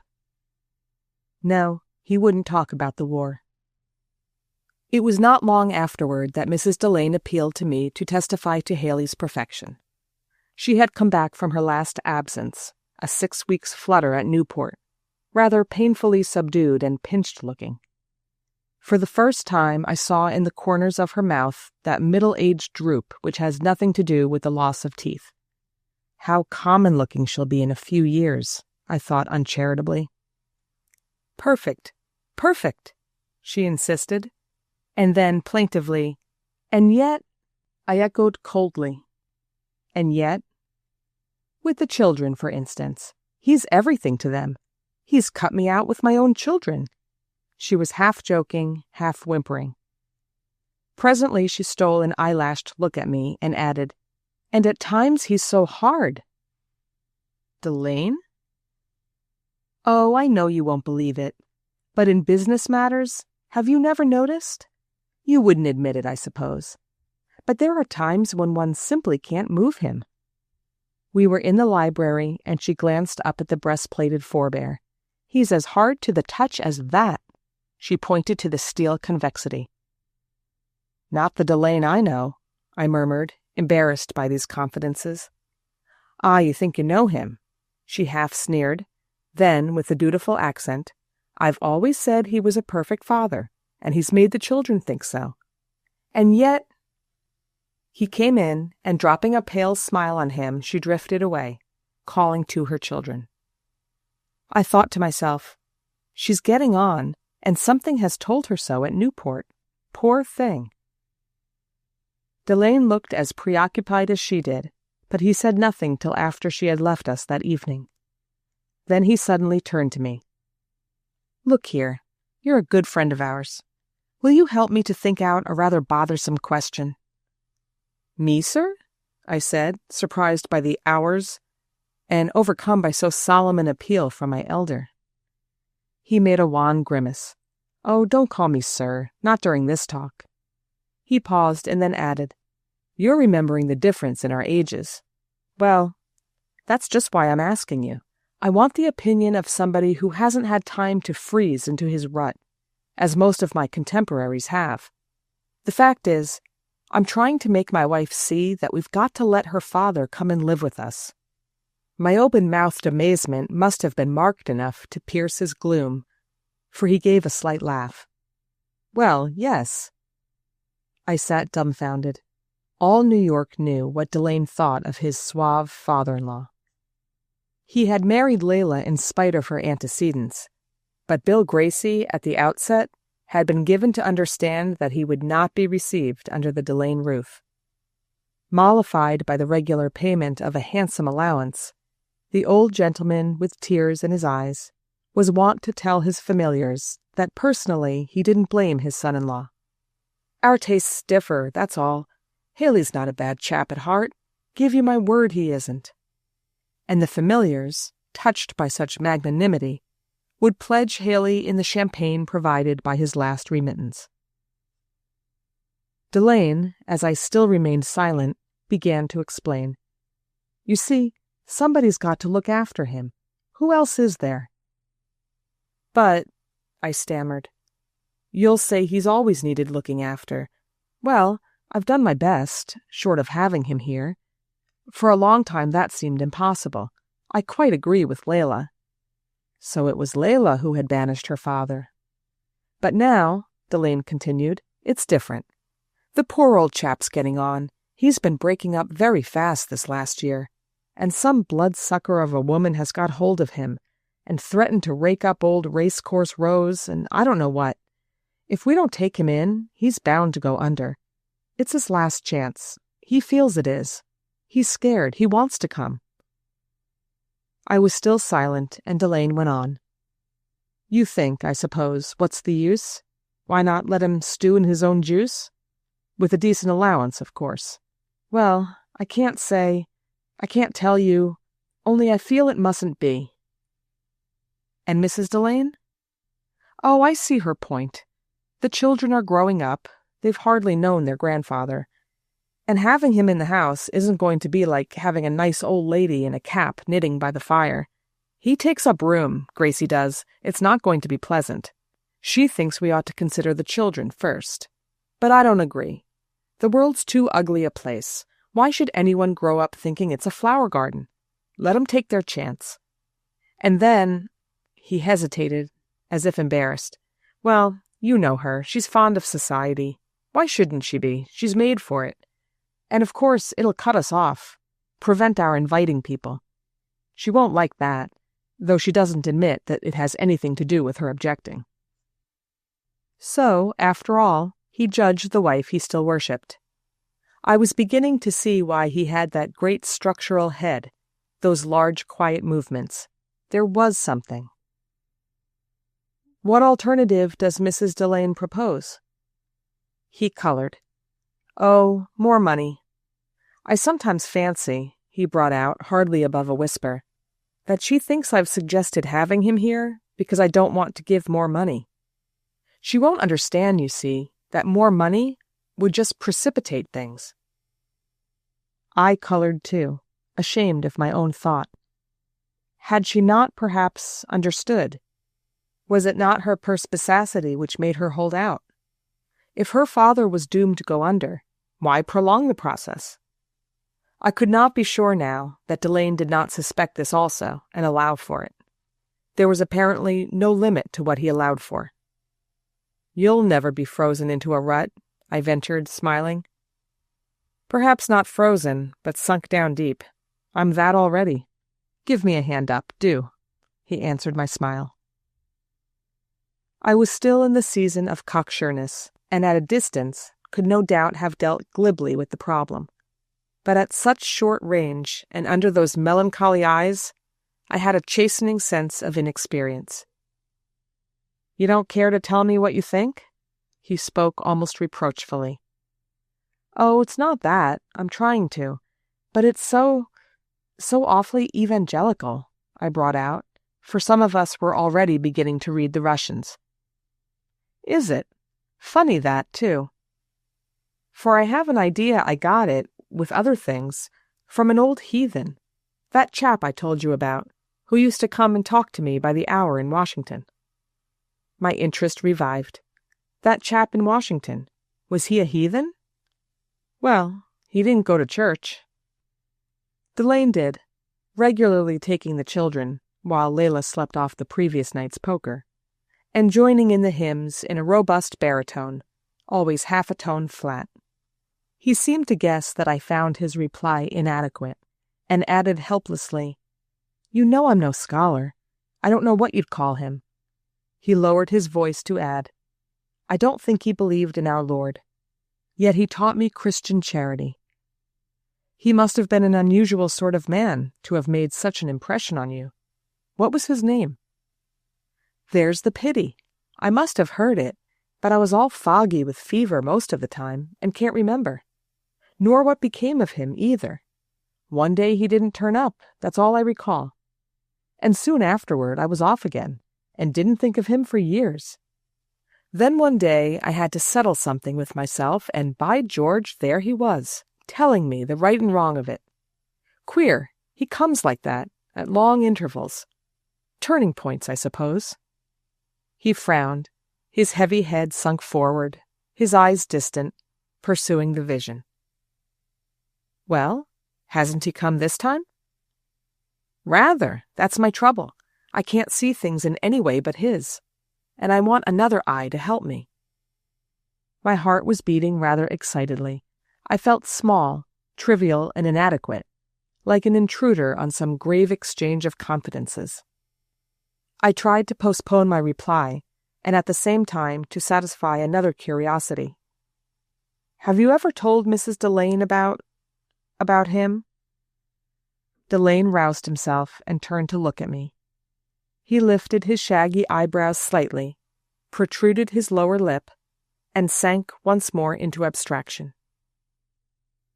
Well, sir, I said, answering the look, I believe in him. The blood rose in his dark cheek. He turned to me again, and for a second the dimple twinkled through his gloom.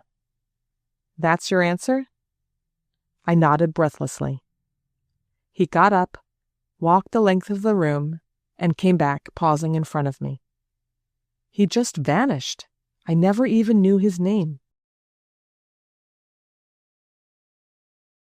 Section 25. The Spark. Chapter 5. Delane was right. Having Bill Gracie under one's roof was not like harboring a nice old lady. I looked on at the sequence of our talk and marveled. New York, the Delanes' New York, sided unhesitatingly with Layla. Society's attitude toward drink and dishonesty was still inflexible. A man who had had to resign from his clubs went down into a pit presumably bottomless. The 2 or 3 people who thought Delane's action rather fine made haste to add, but he ought to have taken a house for the old man in some quiet place in the country. Bill Gracie cabined in a quiet place in the country?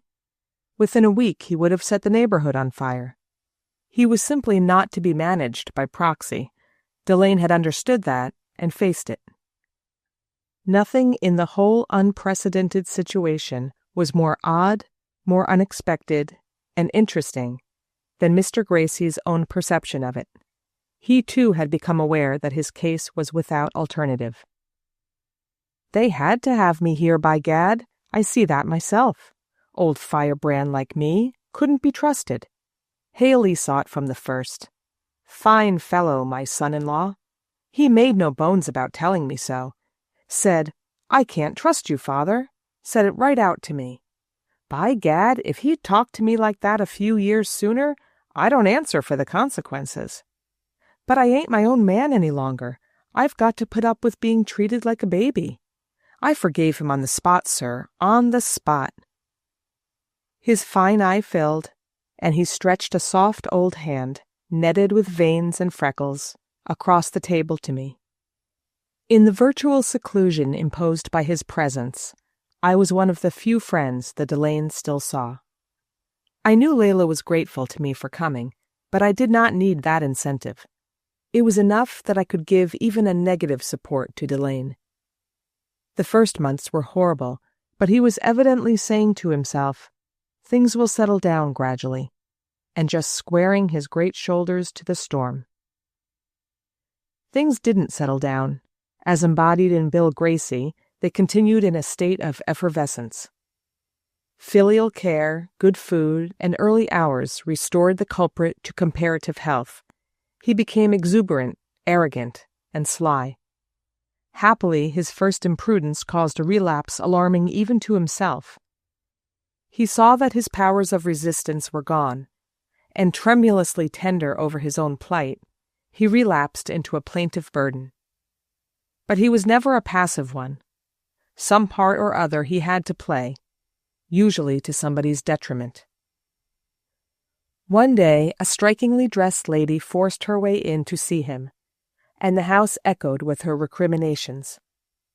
Layla objected to the children's assisting at such scenes, and when Christmas brought the boys home, she sent them to Canada with a tutor, and herself went with the little girl to Florida.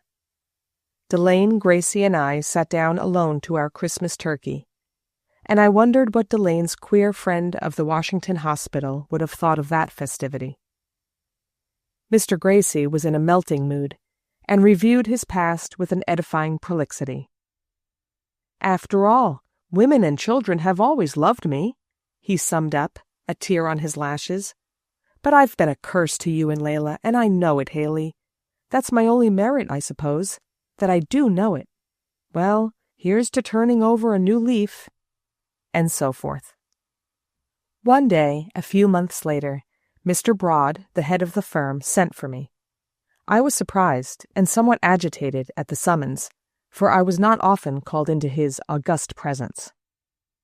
"Mr. Delane has a high regard for your ability," he began affably. I bowed, thrilled at what I supposed to be a hint of promotion. But Mr. Broad went on. "I know you are at his house a great deal.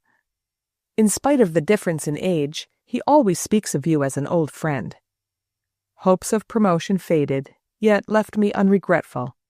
Somehow, this was even better. I bowed again. Mr. Broad was becoming embarrassed. "You see Mr. William Gracie rather frequently at his son-in-law's?" "He's living there," I answered bluntly. Mr. Broad heaved a sigh. "Yes, it's a fine thing of Mr. Delane, but does he quite realize the consequences? His own family side with his wife. You'll wonder at my speaking with such frankness, but I've been asked. It has been suggested. If he weren't there, he'd be in the gutter." Mr. Broad sighed more deeply. It's a problem. You may ask why I don't speak directly to Mr. Delane, but it's so delicate and he's so uncommunicative. Still, there are institutions. You don't feel there's anything to be done?" I was silent, and he shook hands, murmured, "This is confidential," and made a motion of dismissal. I withdrew to my desk, feeling that the situation must indeed be grave if Mr. Broad could so emphasize it by consulting me. New York, to ease its mind of the matter, had finally decided that Haley Delane was queer. There were the two of them, madmen both, hobnobbing together under his roof. No wonder poor Layla found the place untenable.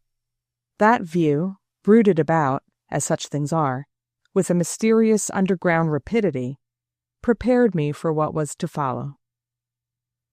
One day during the Easter holidays, I went to dine with the Delanes, and finding my host alone with old Gracie, I concluded that Layla had again gone off with the children. She had. She had been gone a week, and had just sent a letter to her husband saying that she was sailing from Montreal with the little girl. The boys would be sent back to Groton with a trusted servant. She would add nothing more, as she did not wish to reflect unkindly on what his own family agreed with her in thinking an act of ill-advised generosity. He knew that she was worn out by the strain he had imposed on her, and would understand her wishing to get away for a while. She had left him. Such events were not, in those days, the matters of course they have since become, and I doubt if, on a man like Delane, the blow would ever have fallen lightly. Certainly that evening was the grimmest I ever passed in his company.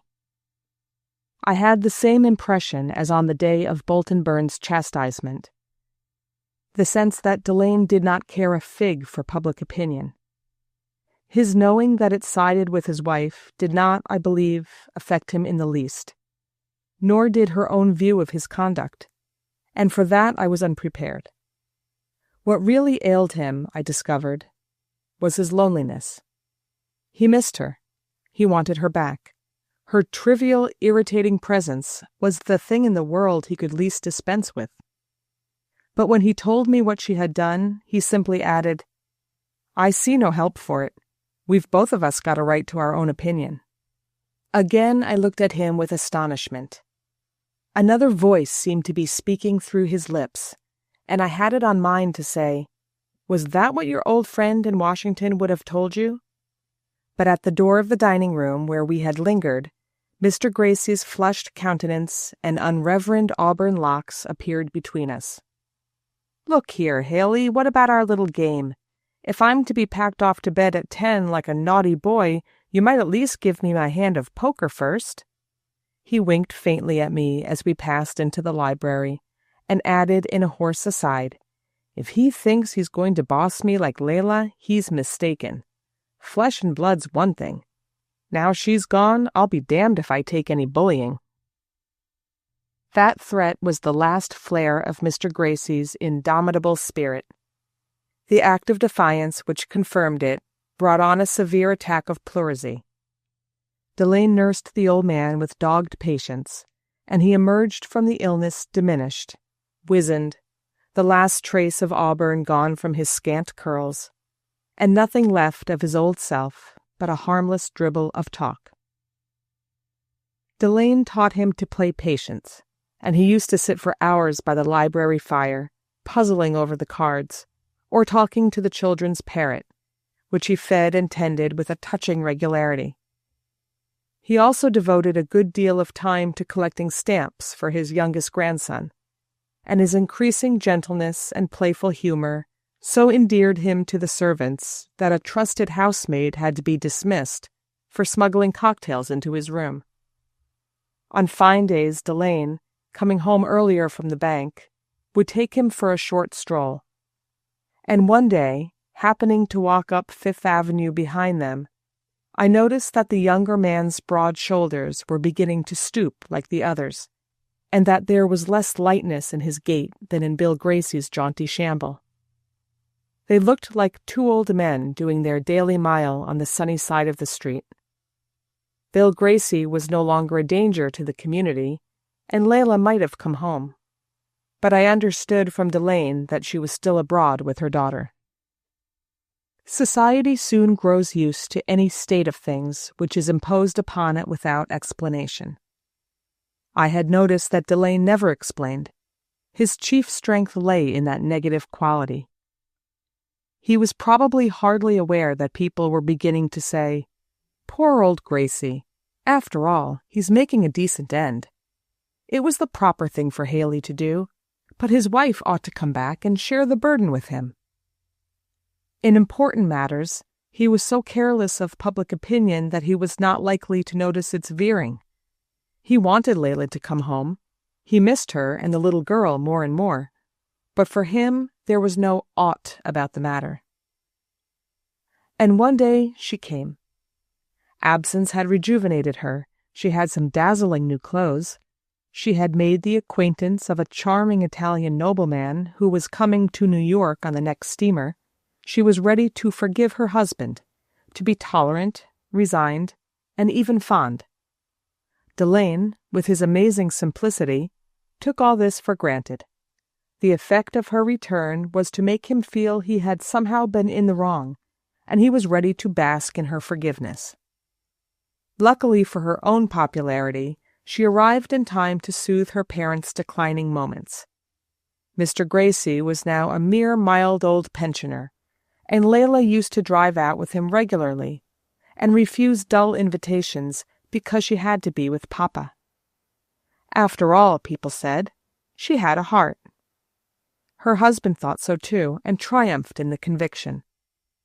At that time, life under the Delane roof, though melancholy, was idyllic. It was a pity old Gracie could not have been kept alive longer, so miraculously did his presence unite the household it had once divided. But he was beyond being aware of this, and from a cheerful senility sank into coma and death. The funeral was attended by the whole of New York, and Layla's crepe veil was of exactly the right length, a matter of great importance in those days. Life has a way of overgrowing its achievements as well as its ruins. In less time than seemed possible in so slow-moving a society, the Delane's family crisis had been smothered and forgotten. Nothing seemed changed in the mutual attitude of husband and wife, or in that of their little group toward the couple.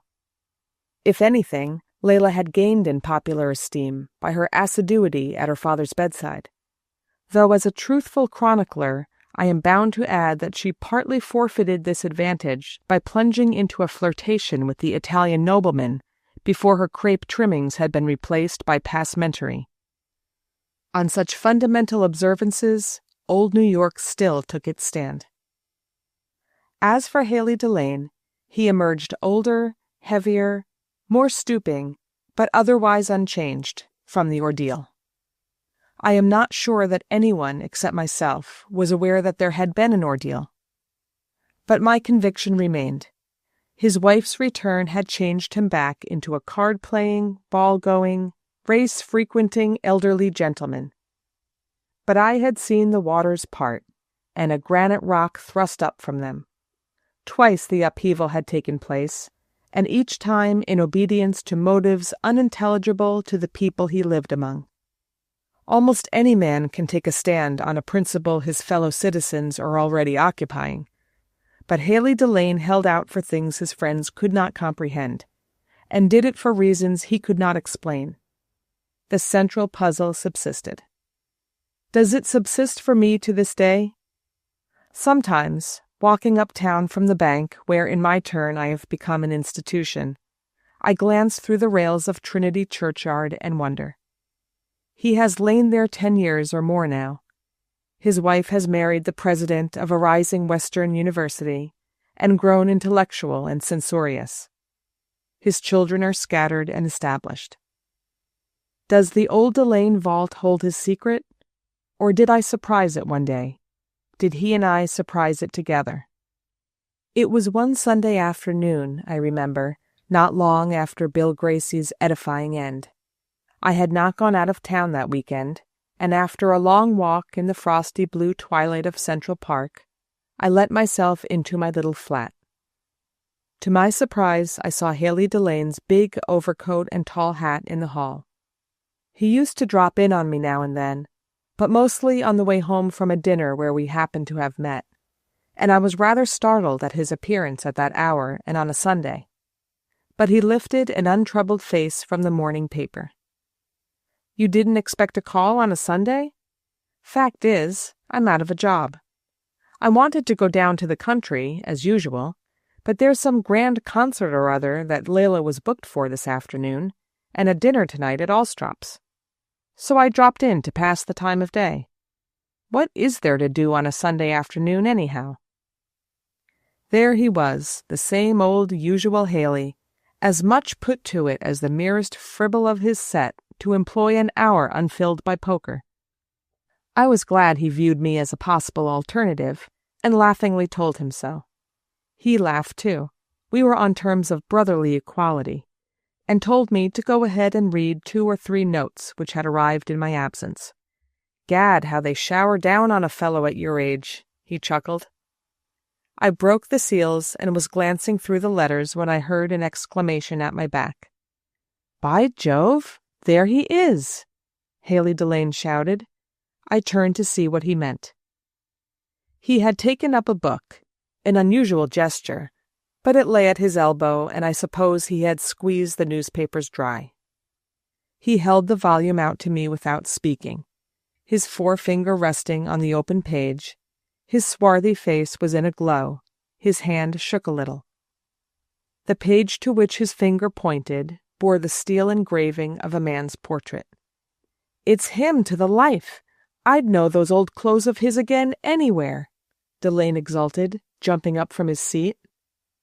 I took the book and stared first at the portrait and then at my friend.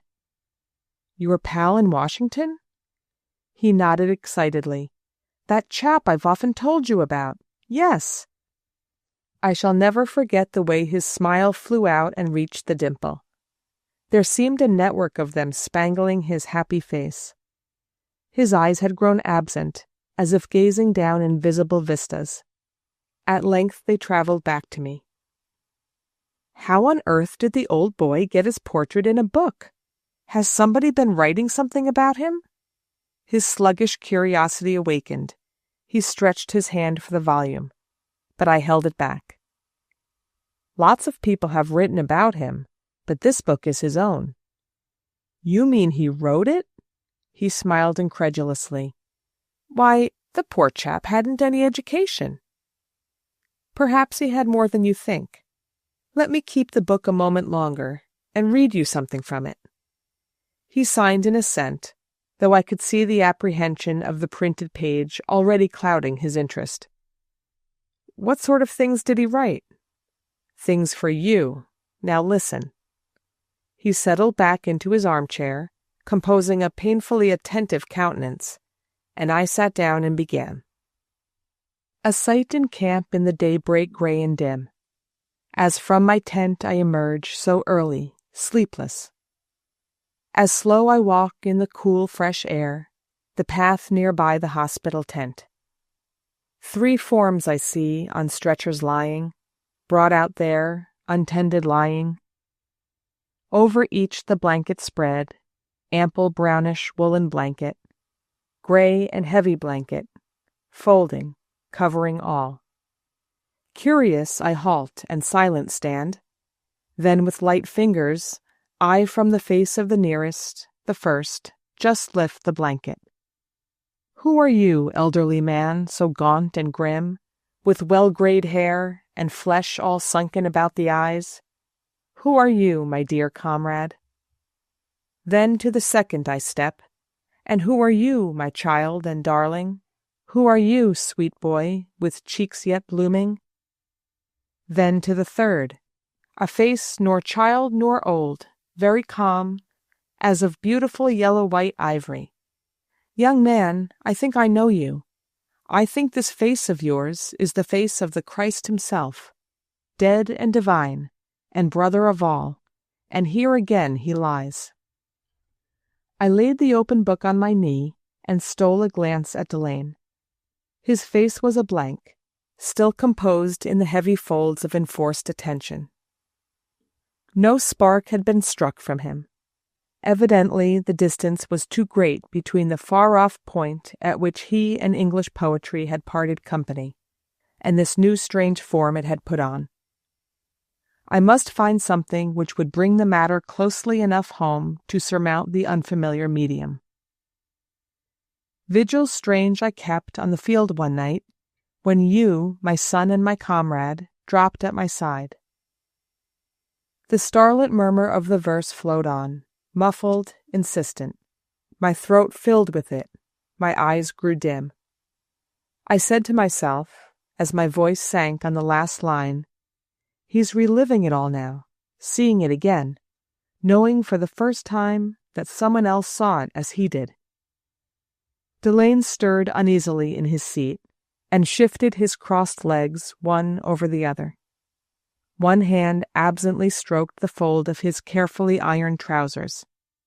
His face was still a blank. The distance had not yet been bridged between Gray's elegy and this unintelligible harmony. But I was not discouraged. I ought not to have expected any of it to reach him, not just at first, except by way of the closest personal appeal. I turned from the lovely and soothing death, at which I had reopened the book, and looked for another page. My listener leaned back resignedly.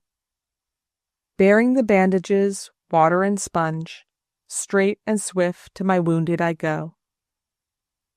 I read on to the end. Then I shut the book and looked up again. Delane sat silent, his great hands clasping the arms of his chair, his head slightly sunk on his breast. His lids were dropped, as I imagined, reverentially. My own heart was beating with a religious emotion. I had never felt the oft-read lines as I felt them then. A little timidly he spoke at length. Did he write that? Yes, just about the time you were seeing him, probably. Delane still brooded. His expression grew more and more timid. What do you, call it exactly? He ventured. I was puzzled for a moment, then, why, poetry. Rather a free form, of course. You see, he was an originator of new verse forms. New verse forms? Delane echoed forlornly. He stood up in his heavy way, but did not offer to take the book from me again. I saw in his face the symptoms of approaching departure. Well, I'm glad to have seen his picture after all these years, he said, and on the threshold he paused to ask, what was his name, by the way? When I told him, he repeated it with a smile of slow relish. Yes, that's it. Old Walt. That was what all the fellows used to call him. He was a great chap. I'll never forget him. I rather wish, though," he added in his mildest tone of reproach, "you hadn't told me that he wrote all that rubbish." End of The Spark. Section 26. New Year's Day, Chapter 1. She was bad, always. They used to meet at the Fifth Avenue Hotel, said my mother, as if the scene of the offense added to the guilt of the couple whose past she was revealing. Her spectacles slanted on her knitting. She dropped the words in a hiss that might have singed the snowy baby blanket which engaged her indefatigable fingers. It was typical of my mother to be always employed in benevolent actions while she uttered uncharitable words. They used to meet at the Fifth Avenue Hotel.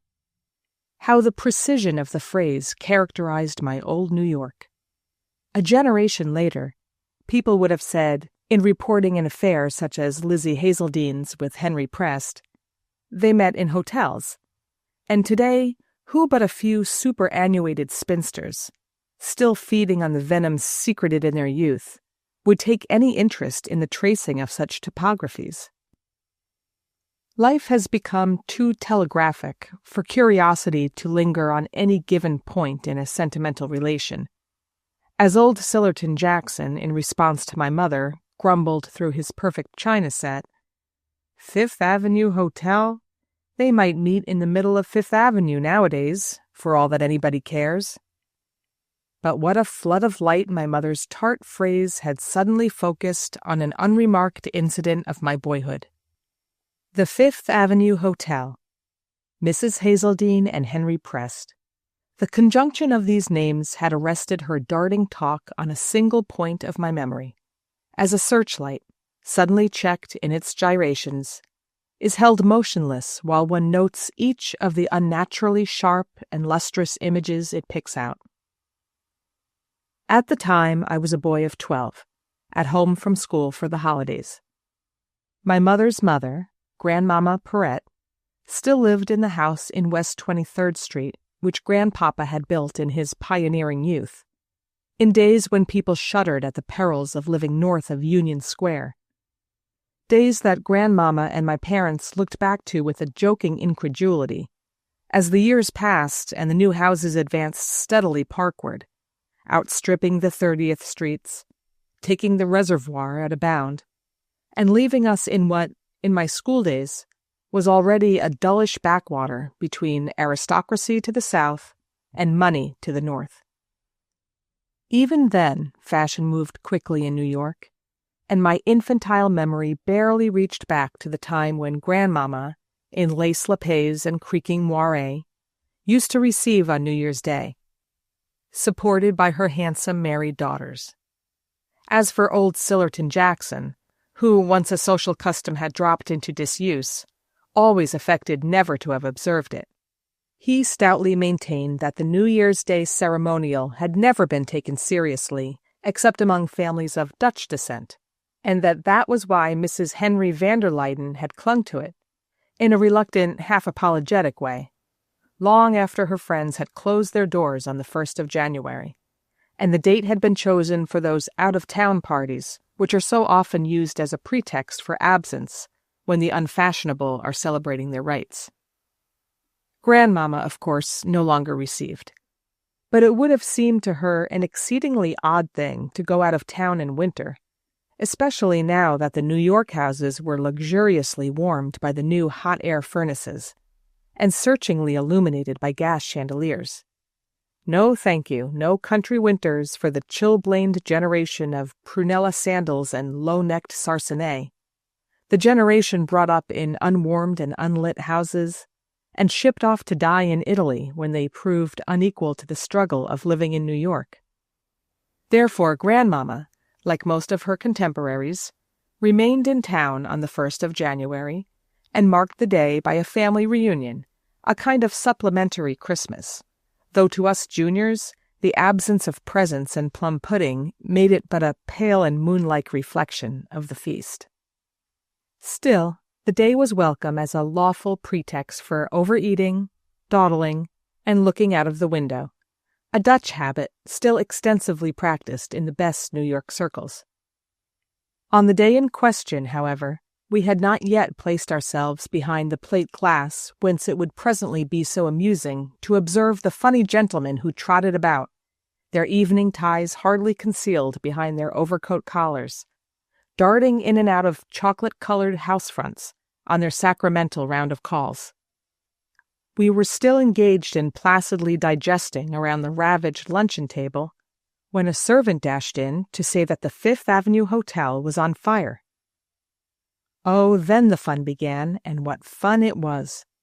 For Grandmama's house was just opposite the noble edifice of white marble which I associated with such deep-piled carpets, and such a rich, sultry smell of anthracite and coffee, whenever I was bidden to step across for a messenger boy, or to buy the evening paper for my elders.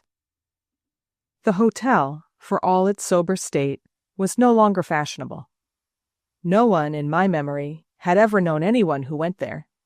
It was frequented by politicians and Westerners, two classes of citizens whom my mother's intonation always seemed to deprive of their vote by ranking them with illiterates and criminals. But for that very reason there was all the more fun to be expected from the calamity in question. For had we not, with infinite amusement, watched the arrival that morning of monumental floral pieces and towering frosted cakes for the New Year's Day reception across the way? The event was a communal one. All the ladies who were the hotel's guests were to receive together in the densely lace-curtained and heavily chandeliered public parlors, and gentlemen with long hair, imperials, and white gloves had been hastening since 2 o'clock to the scene of revelry. And now, thanks to the opportune conflagration, we were going to have the excitement not only of seeing the fire brigade in action, supreme joy of the New York youngster, but of witnessing the flight of the ladies and their visitors, staggering out through the smoke in gala array. The idea that the fire might be dangerous did not mar these pleasing expectations. The house was solidly built. New York's invincible brigade was already at the door, in a glare of polished brass, coruscating helmets, and horses shining like table silver, and my tall cousin Hubert Wesson, dashing across at the first alarm, had promptly returned to say that all risk was over, though the 2 lower floors were so full of smoke and water that the lodgers, in some confusion, were being transported to other hotels. How then could a small boy see in the event anything but an unlimited lark?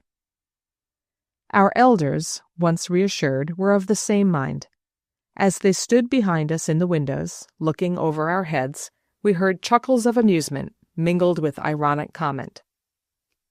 "Oh, my dear, look, here they all come, the New Year ladies, low neck and short sleeves in broad daylight, every one of them. Oh, and the fat one with the paper roses in her hair, they are paper, my dear. Off the frosted cake, probably. Oh, oh, oh, oh." Aunt Sabina Wesson was obliged to stuff her lace handkerchief between her lips, while her firm poplin-cased figure rocked with delight. "Well, my dear," Grandmama gently reminded her, "in my youth we wore low-neck dresses all day long and all the year round." No one listened. My cousin Kate, who always imitated Aunt Sabina, was pinching my arm in an agony of mirth. "Look at them scuttling. The parlors must be full of smoke. Oh, but this one is still funnier. The one with the tall feather in her hair. Granny, did you wear feathers in your hair in the daytime? Oh, don't ask me to believe it. And the one with the diamond necklace? And all the gentlemen in white ties? Did Grandpapa wear a white tie at 2 o'clock in the afternoon?" Nothing was sacred to Kate, and she feigned not to notice Grandmama's mild frown of reproval.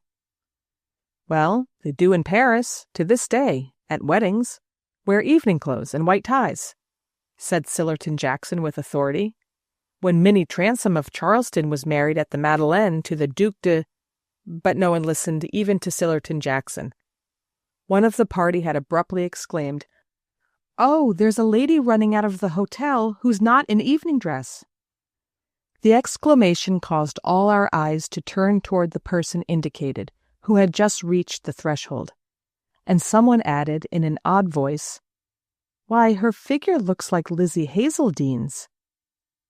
A dead silence followed. The lady who was not in evening dress paused. Standing on the doorstep with lifted veil, she faced our window. Her dress was dark and plain, almost conspicuously plain. And in less time than it takes to tell, she had put her hand to her closely patterned veil and pulled it down over her face. But my young eyes were keen and farsighted, and in that hardly perceptible interval I had seen a vision. Was she beautiful, or was she only someone apart?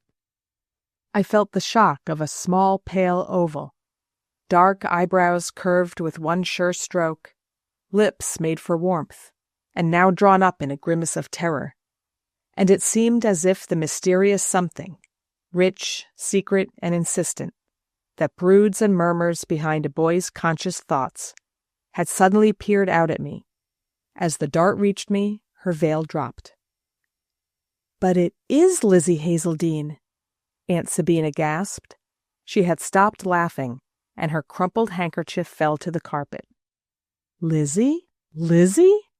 The name was echoed over my head with varying intonations of reprobation, dismay, and half-veiled malice. Lizzie Hazeldene? Running out of the Fifth Avenue Hotel on New Year's Day with all those dressed-up women? But what on earth could she have been doing there? No, nonsense. It was impossible. "There's Henry Prest with her," continued Aunt Sabina in a precipitate whisper. "With her?" someone gasped, and "Oh!" my mother cried with a shudder. The men of the family said nothing, but I saw Hubert Wesson's face crimson with surprise. Henry Prest. Hubert was forever boring us youngsters with his Henry Prest. That was the kind of chap Hubert meant to be at 30. In his eyes, Henry Prest embodied all the manly graces. Married? No, thank you. That kind of man wasn't made for the domestic yoke. Too fond of ladies' society, Hubert hinted with his undergraduate smirk. And handsome, rich, independent, an all-round sportsman. Good horseman, good shot, crack yachtsman. Had his pilot's certificate, and always sailed his own sloop, whose cabin was full of racing trophies. Gave the most delightful little dinners, never more than 6, with cigars that beat old Beaufort's. Was awfully decent to the younger men, chaps of Hubert's age included, and combined, in short, all the qualities, mental and physical, which make up, in such eyes as Hubert's, that oracular and irresistible figure, the man of the world. Just the fellow, Hubert always solemnly concluded, that I should go straight to if ever I got into any kind of row that I didn't want the family to know about. And our blood ran pleasantly cold at the idea of our old Hubert's ever being in such an unthinkable predicament. I felt sorry to have missed a glimpse of this legendary figure, but my gaze had been enthralled by the lady, and now the couple had vanished in the crowd. The group in our window continued to keep an embarrassed silence. They looked almost frightened, but what struck me even more deeply was that not one of them looked surprised. Even to my boyish sense, it was clear that what they had just seen was only the confirmation of something they had long been prepared for. At length, one of my uncles emitted a whistle, was checked by a severe glance from his wife, and muttered, "I'll be damned." Another uncle began an unheeded narrative of a fire at which he had been present in his youth, and my mother said to me severely, "You ought to be at home preparing your lessons, a big boy like you." A remark so obviously unfair that it served only to give the measure of her agitation. "I don't believe it," said Grandmamma, in a low voice of warning, protest, and appeal. I saw Hubert steal a grateful look at her. But nobody else listened, every eye still strained through the window. Livery stable hacks, of the old blue curtain variety, were driving up to carry off the fair fugitives, for the day was bitterly cold, and lit by one of those harsh New York suns of which every ray seems an icicle. Into these ancient vehicles the ladies, now regaining their composure, were being piled with their removable possessions, while their kid-gloved callers, so like the White Rabbit, Kate exulted, appeared and reappeared in the doorway, gallantly staggering after them under bags, reticules, bird cages, pet dogs, and heaped-up finery.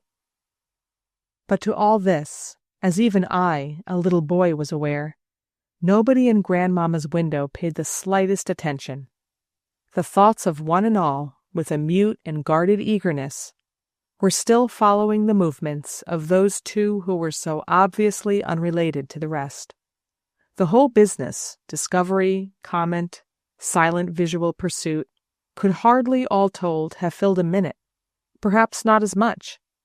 Before the 60 seconds were over, Mrs. Hazeldine and Henry Prest had been lost in the crowd, and while the hotel continued to empty itself into the street, had gone their joint or separate ways.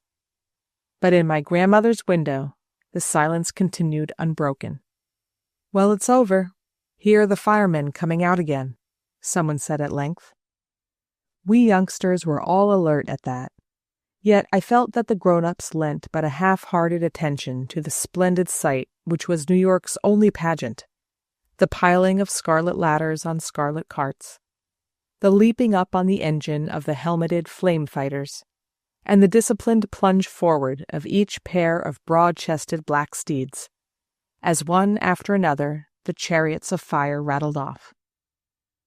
Silently, almost morosely, we withdrew to the drawing-room hearth, where, after an interval of languid monosyllables, my mother, rising first, slipped her knitting into its bag, and turning on me with renewed severity, said, "This racing after fire engines is what makes you too sleepy to prepare your lessons." A comment so wide of the mark that once again I perceived, without understanding, the extent of the havoc wrought in her mind by the sight of Mrs. Hazeldine and Henry Prest coming out of the Fifth Avenue Hotel together. It was not until many years later that chance enabled me to relate this fugitive impression to what had preceded and what came after it.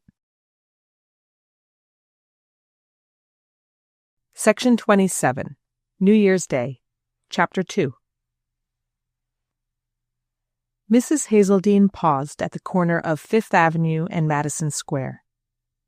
The crowd attracted by the fire still enveloped her. It was safe to halt and take breath. Her companion, she knew, had gone in the opposite direction. Their movements on such occasions were as well-ordered and as promptly executed as those of the New York Fire Brigade. And after their precipitate descent to the hall, the discovery that the police had barred their usual exit, and the quick, "You're all right?" to which her imperceptible nod had responded, she was sure he had turned down 23rd Street toward 6th Avenue.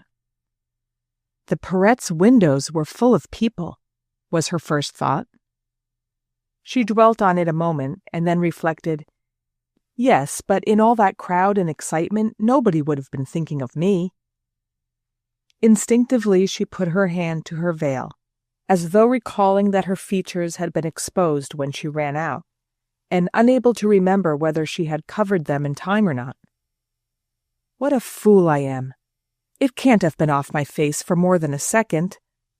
But immediately afterward, another disquieting possibility assailed her.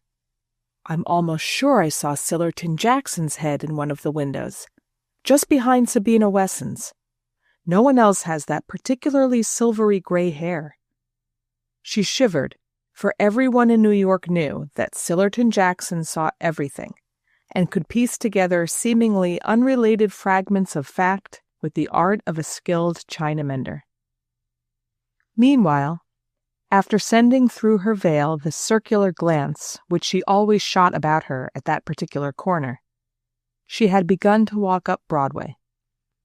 She walked well, fast but not too fast, easily, assuredly, with the air of a woman who knows that she has a good figure and expects, rather than fears, to be identified by it. But under this external appearance of ease, she was covered with cold beads of sweat. Broadway, as usual at that hour and on a holiday, was nearly deserted. The promenading public still slowly poured up and down Fifth Avenue. Luckily, there was such a crowd when we came out of the hotel that no one could possibly have noticed me, she murmured over again, reassured by the sense of having the long thoroughfare to herself. Composure and presence of mind were so necessary to a woman in her situation that they had become almost a second nature to her. And in a few minutes, her thick, uneven heartbeats began to subside and to grow steadier. As if to test their regularity, she paused before a florist's window and looked appreciatively at the jars of roses and forced lilac, the compact bunches of lilies of the valley and violets, the first pots of close-budded azaleas. Finally, she opened the shop door, and after examining the Jacqueminot and Marshall Niels, selected with care 2 perfect specimens of a new silvery pink rose, waited for the florist to wrap them in cotton wool, and slip their long stems into her muff for more complete protection. "It's so simple, after all," she said to herself as she walked on. "I'll tell him that, as I was coming up Fifth Avenue from Cousin Cecilia's, I heard the fire engines turning into 23rd Street and ran after them. Just what he would have done, once." She ended on a sigh. At 31st Street, she turned the corner with a quicker step. The house she was approaching was low and narrow, but the Christmas holly glistening between frilled curtains, the well-scrubbed steps, the shining bell and doorknob gave it a welcoming look. From garret to basement, it beamed like the abode of a happy couple. As Lizzie Hazeldine reached the door, a curious change came over her. She was conscious of it at once. She had so often said to herself, when her little house rose before her, "It makes me feel younger as soon as I turn the corner." And it was true even today. In spite of her agitation, she was aware that the lines between her eyebrows were smoothing themselves out, and that a kind of inner lightness was replacing the heavy tumult of her breast. The lightness revealed itself in her movements, which grew as quick as a girl's as she ran up the steps. She rang twice, it was her signal, and turned an unclouded smile on her elderly parlor-maid. "Is Mr. Hazeldine in the library, Susan? I hope you've kept up the fire for him." "Oh, yes, ma'am, but Mr. Hazeldine's not in," said Susan, returning the smile respectfully. "Not in? With his cold? And in this weather?" "That's what I told him, ma'am, but he just laughed." "Just laughed? What do you mean, Susan?" Lizzie Hazeldine felt herself turning pale. She rested her hand quickly on the hall table.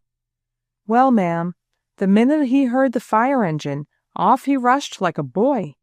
It seems the Fifth Avenue Hotel's on fire. That's where he's gone." The blood left Mrs. Hazeldine's lips. She felt it shuddering back to her heart. But a second later she spoke in a tone of natural and good-humored impatience.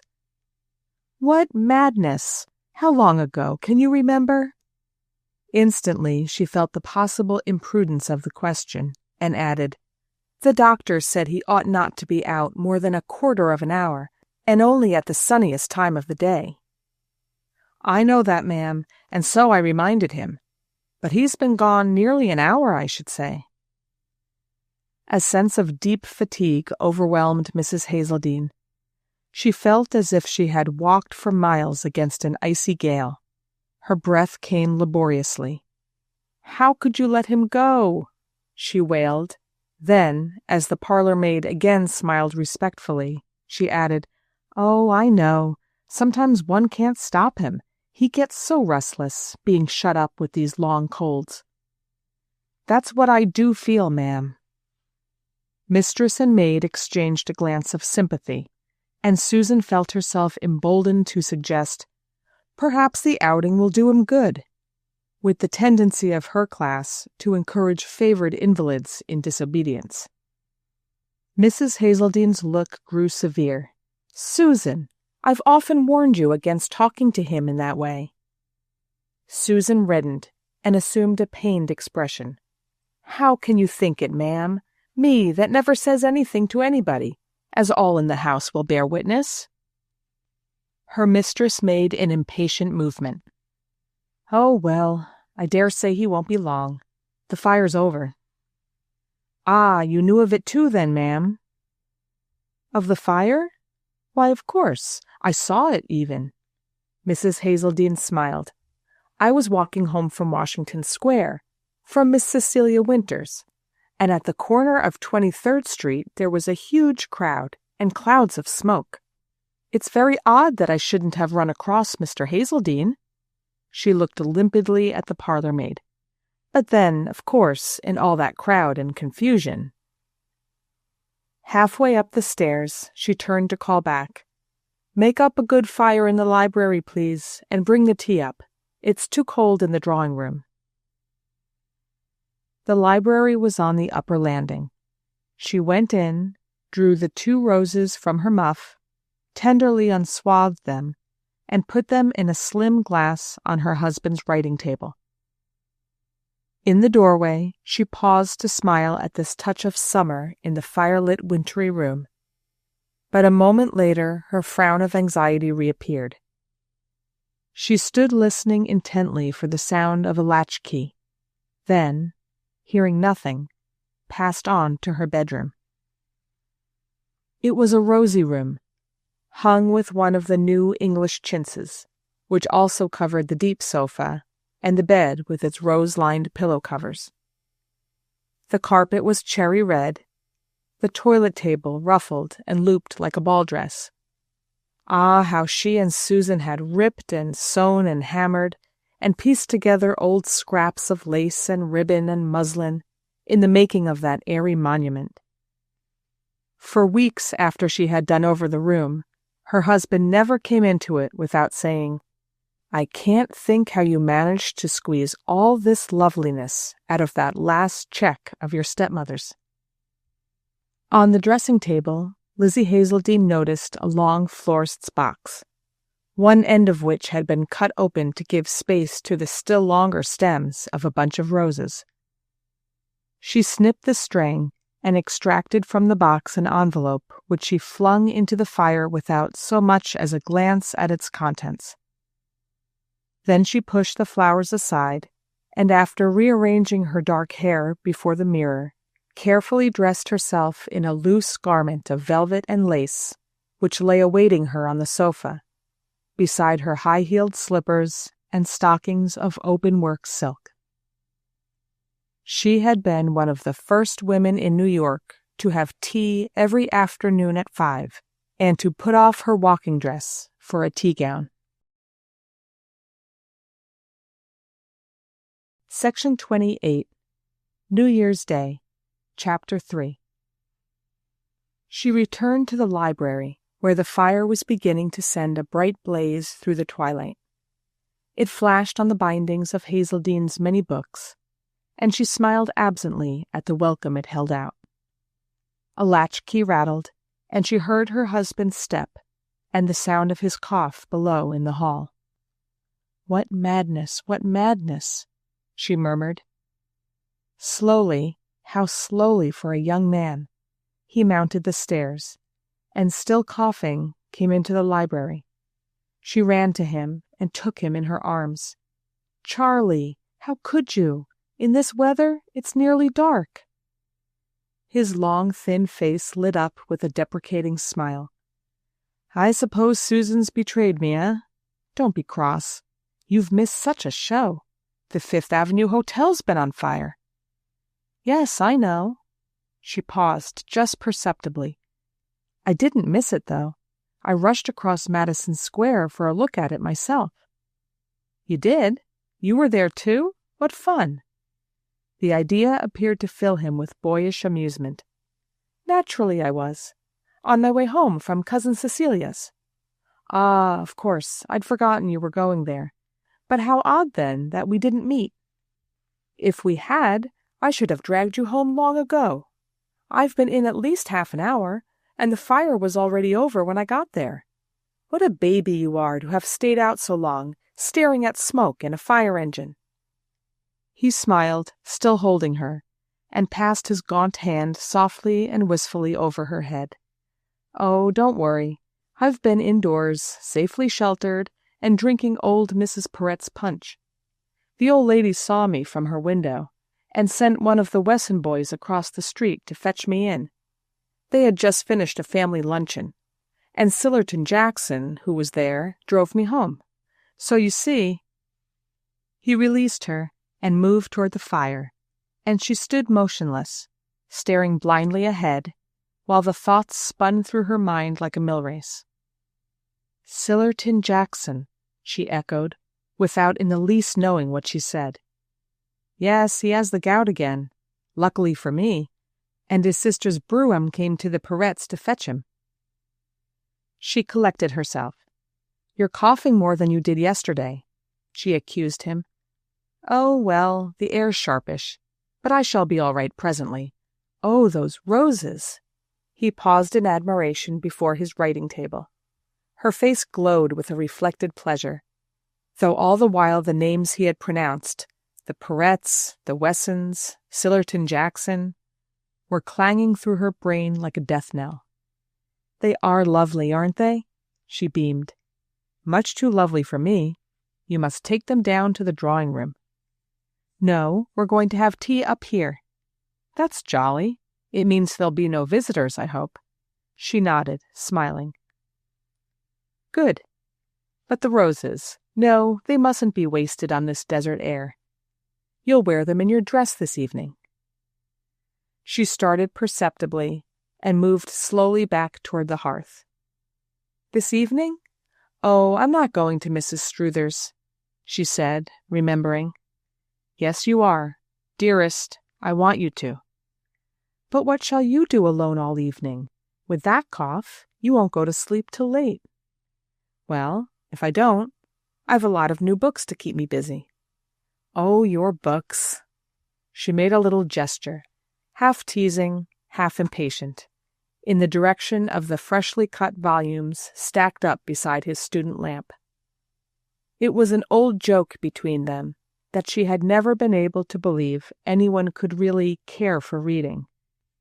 Long as she and her husband had lived together, this passion of his remained for her as much of a mystery as on the day when she had first surprised him, mute and absorbed, over what the people she had always lived with would have called a deep book. It was her first encounter with a born reader, or at least the few she had known had been, like her stepmother, the retired opera singer, feverish devourers of circulating library fiction. She had never before lived in a house with books in it. Gradually, she had learned to take a pride in Hazeldene's reading, as if it had been some rare accomplishment.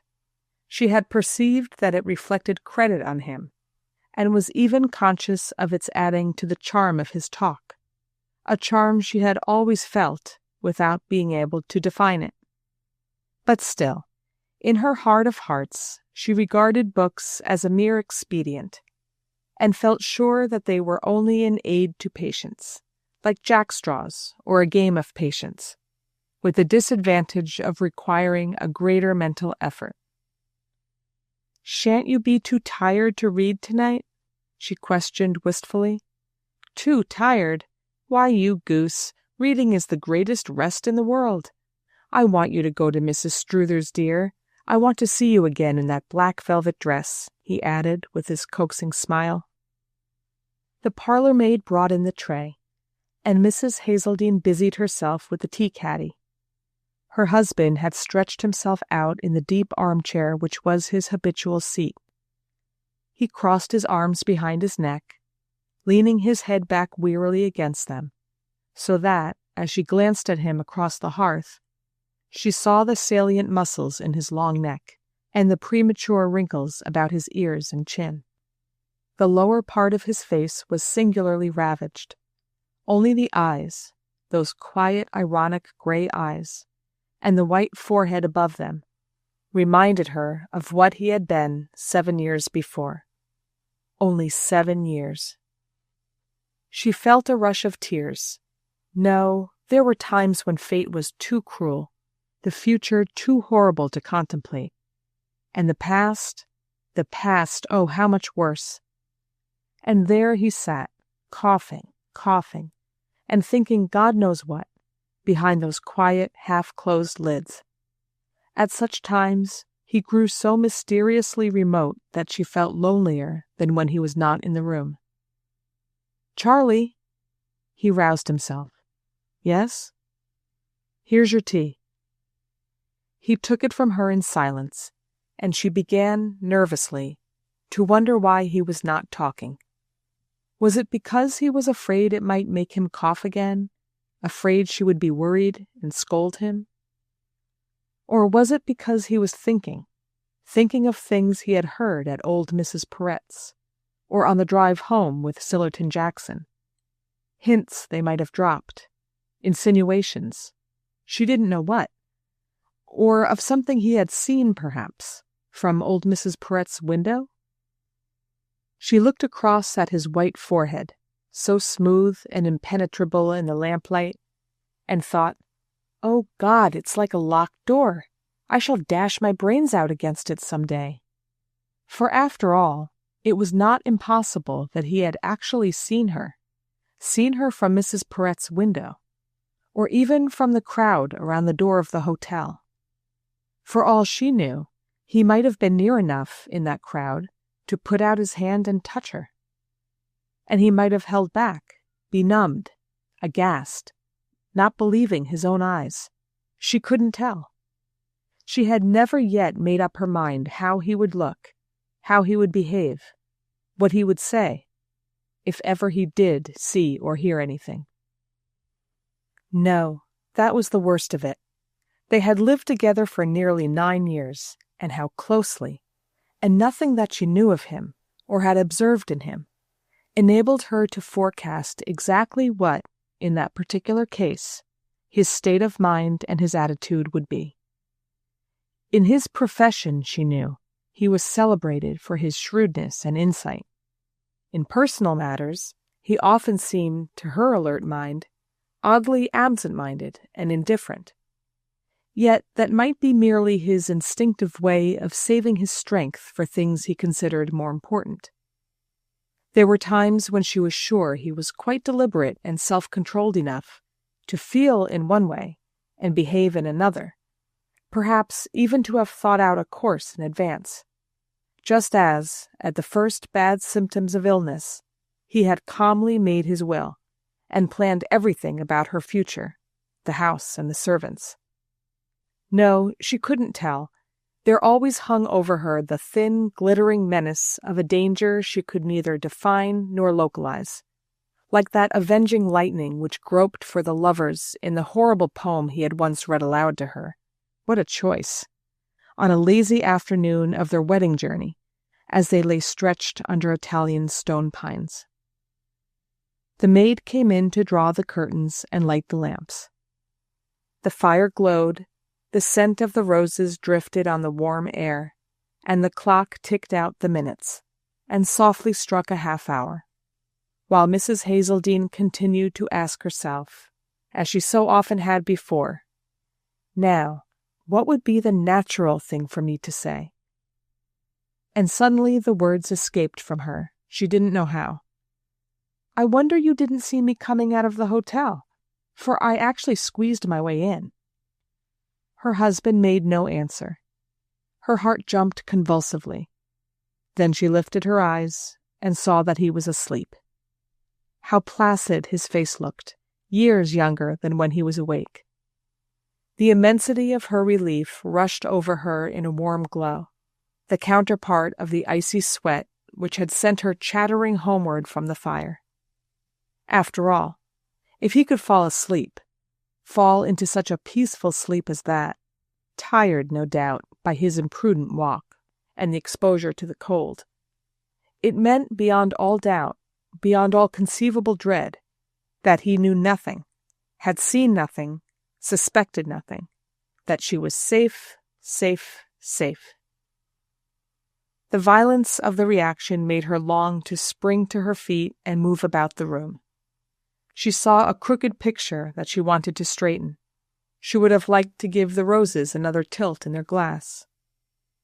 But there he sat, quietly sleeping, and the long habit of vigilance made her respect his rest, watching over it as patiently as if it had been a sick child's. She drew a contented breath. Now she could afford to think of his outing only as it might affect his health. And she knew that this sudden drowsiness, even if it were a sign of extreme fatigue, was also the natural restorative for that fatigue. She continued to sit behind the tea tray, her hands folded, her eyes on his face, while the peace of the scene entered into her and held her under brooding wings. Section 29, New Year's Day, Chapter 4. At Mrs. Struther's, at 11 o'clock that evening, the long, overlit drawing rooms were already thronged with people. Lizzie Hazeldine paused on the threshold and looked about her.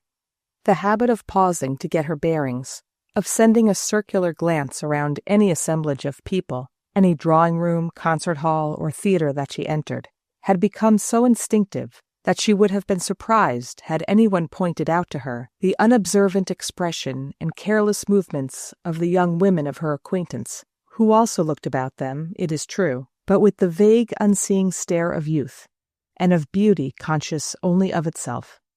Lizzie Hazeldine had long since come to regard most women of her age as children in the art of life. Some savage instinct of self-defense, fostered by experience, had always made her more alert and perceiving than the charming creatures who passed from the nursery to marriage, as if lifted from one rose-lined cradle into another. Rocked to sleep, that's what they've always been, she used to think sometimes, listening to their innocuous talk during the long after-dinners in hot drawing-rooms, while their husbands, in the smoking rooms below, exchanged ideas which, if no more striking, were at least based on more direct experiences. But then, as all the old ladies said, Lizzie Hazeldine had always preferred the society of men. The man she now sought was not visible, and she gave a little sigh of ease. If only he has had the sense to stay away, she thought. She would have preferred to stay away herself, but it had been her husband's whim that she should come. You know you always enjoy yourself at Mrs. Struther's. Everybody does. The old girl somehow manages to have the most amusing house in New York. Who is it who's going to sing tonight? If you don't go, I shall know it's because I've coughed 2 or 3 times oftener than usual, and you're worrying about me. My dear girl, it will take more than the Fifth Avenue Hotel fire to kill me. My heart's feeling unusually steady. Put on your black velvet, will you? With these 2 roses. So she had gone, and here she was, in her black velvet, under the glitter of Mrs. Struther's chandeliers, amid all the youth and good looks and gaiety of New York. For, as Hazeldine said, Mrs. Struther's house was more amusing than anybody else's, and whenever she opened her doors, the world flocked through them. As Mrs. Hazeldine reached the inner drawing-room, the last notes of a rich tenor were falling on the attentive silence. She saw Campanini's low-necked throat subside into silence above the piano, and the clapping of many tightly fitting gloves was succeeded by a general movement and the usual irrepressible outburst of talk. In the breaking up of groups, she caught a glimpse of Sillerton Jackson's silvery crown. Their eyes met across bare shoulders. He bowed profoundly, and she fancied that a dry smile lifted his mustache. He doesn't usually bow to me as low as that, she thought apprehensively. But as she advanced into the room, her self-possession returned. Among all these stupid, pretty women, she had such a sense of power, of knowing almost everything better than they did, from the way of doing her hair to the art of keeping a secret. She felt a thrill of pride in the slope of her white shoulders above the black velvet, in the one curl escaping from her thick chignon, and the slant of the gold arrow tipped with diamonds, which she had thrust in to retain it. And she had done it all without a maid, with no one cleverer than Susan to help her. Ah, as a woman she knew her business. Mrs. Struthers, plumed and ponderous, with diamond stars studding her black wig like a pincushion, had worked her resolute way back to the outer room. More people were coming in, and with her customary rough skill she was receiving, distributing, introducing them. Suddenly her smile deepened. She was evidently greeting an old friend. The group about her scattered, and Mrs. Hazeldine saw that, in her cordial absent-minded way, and while her wandering hostess eyes swept the rooms, she was saying a confidential word to a tall man whose hand she detained. They smiled at each other. Then Mrs. Struthers's glance turned toward the inner room, and her smile seemed to say, "You'll find her there." The tall man nodded. He looked about him composedly, and began to move toward the center of the throng, speaking to everyone, appearing to have no object beyond that of greeting the next person in his path, yet quietly, steadily pursuing that path, which led straight to the inner room. Mrs. Hazeldine had found a seat near the piano. A good-looking youth, seated beside her, was telling her at considerable length what he was going to wear at the Beauforts' fancy ball. She listened, approved, suggested, but her glance never left the advancing figure of the tall man. Handsome? Yes, she said to herself. She had to admit that he was handsome. A trifle too broad and florid, perhaps, though his air and his attitude so plainly denied it, that on second thoughts one agreed that a man of his height had, after all, to carry some ballast. Yes, his assurance made him, as a rule, appear to people exactly as he chose to appear. That is, as a man over 40, but carrying his years carelessly, an active, muscular man, whose blue eyes were still clear, whose fair hair waved ever so little less thickly than it used to on a low sunburnt forehead, over eyebrows almost silvery in their blondness, and blue eyes the bluer for their thatch. Stupid-looking? By no means. His smile denied that. Just self-sufficient enough to escape fatuity, yet so cool that one felt the fundamental coldness. He steered his way through life as easily and resolutely as he was now working his way through Mrs. Struthers's drawing-rooms. Halfway, he was detained by a tap of Mrs. Wesson's red fan. Mrs. Wesson, surely, Mrs. Hazeldine reflected, Charles had spoken of Mrs. Sabina Wesson's being with her mother, old Mrs. Perrette, while they watched the fire?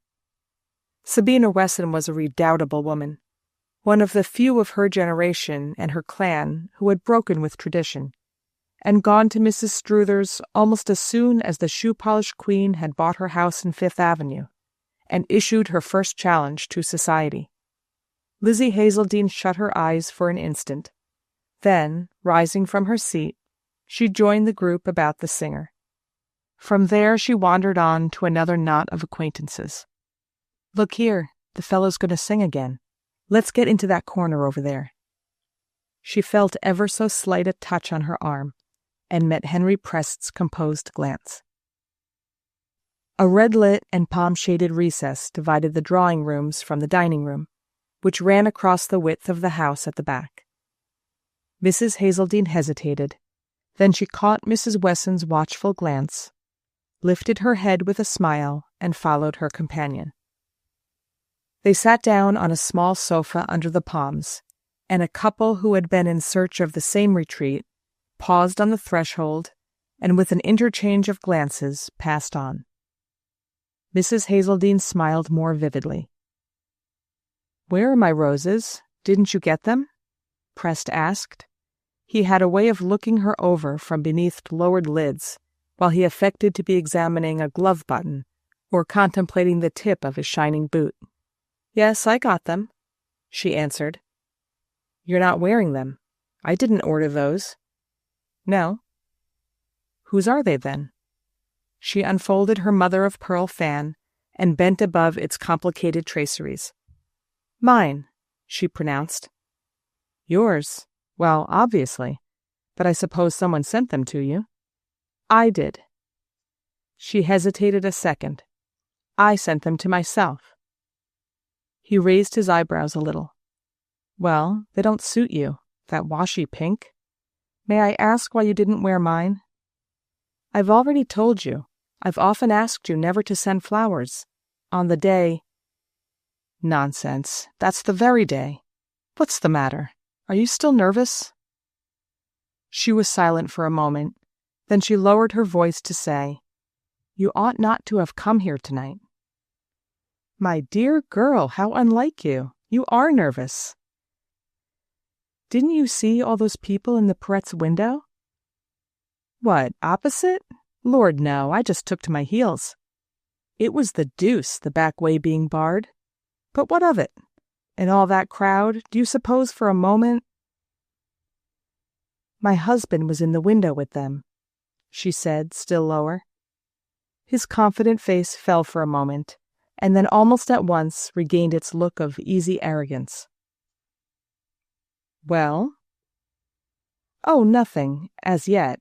Only I ask you to go away now." "Just as you asked me not to come. Yet you came, because you had the sense to see that if you didn't, and I came for the same reason. Look here, my dear, for God's sake, don't lose your head."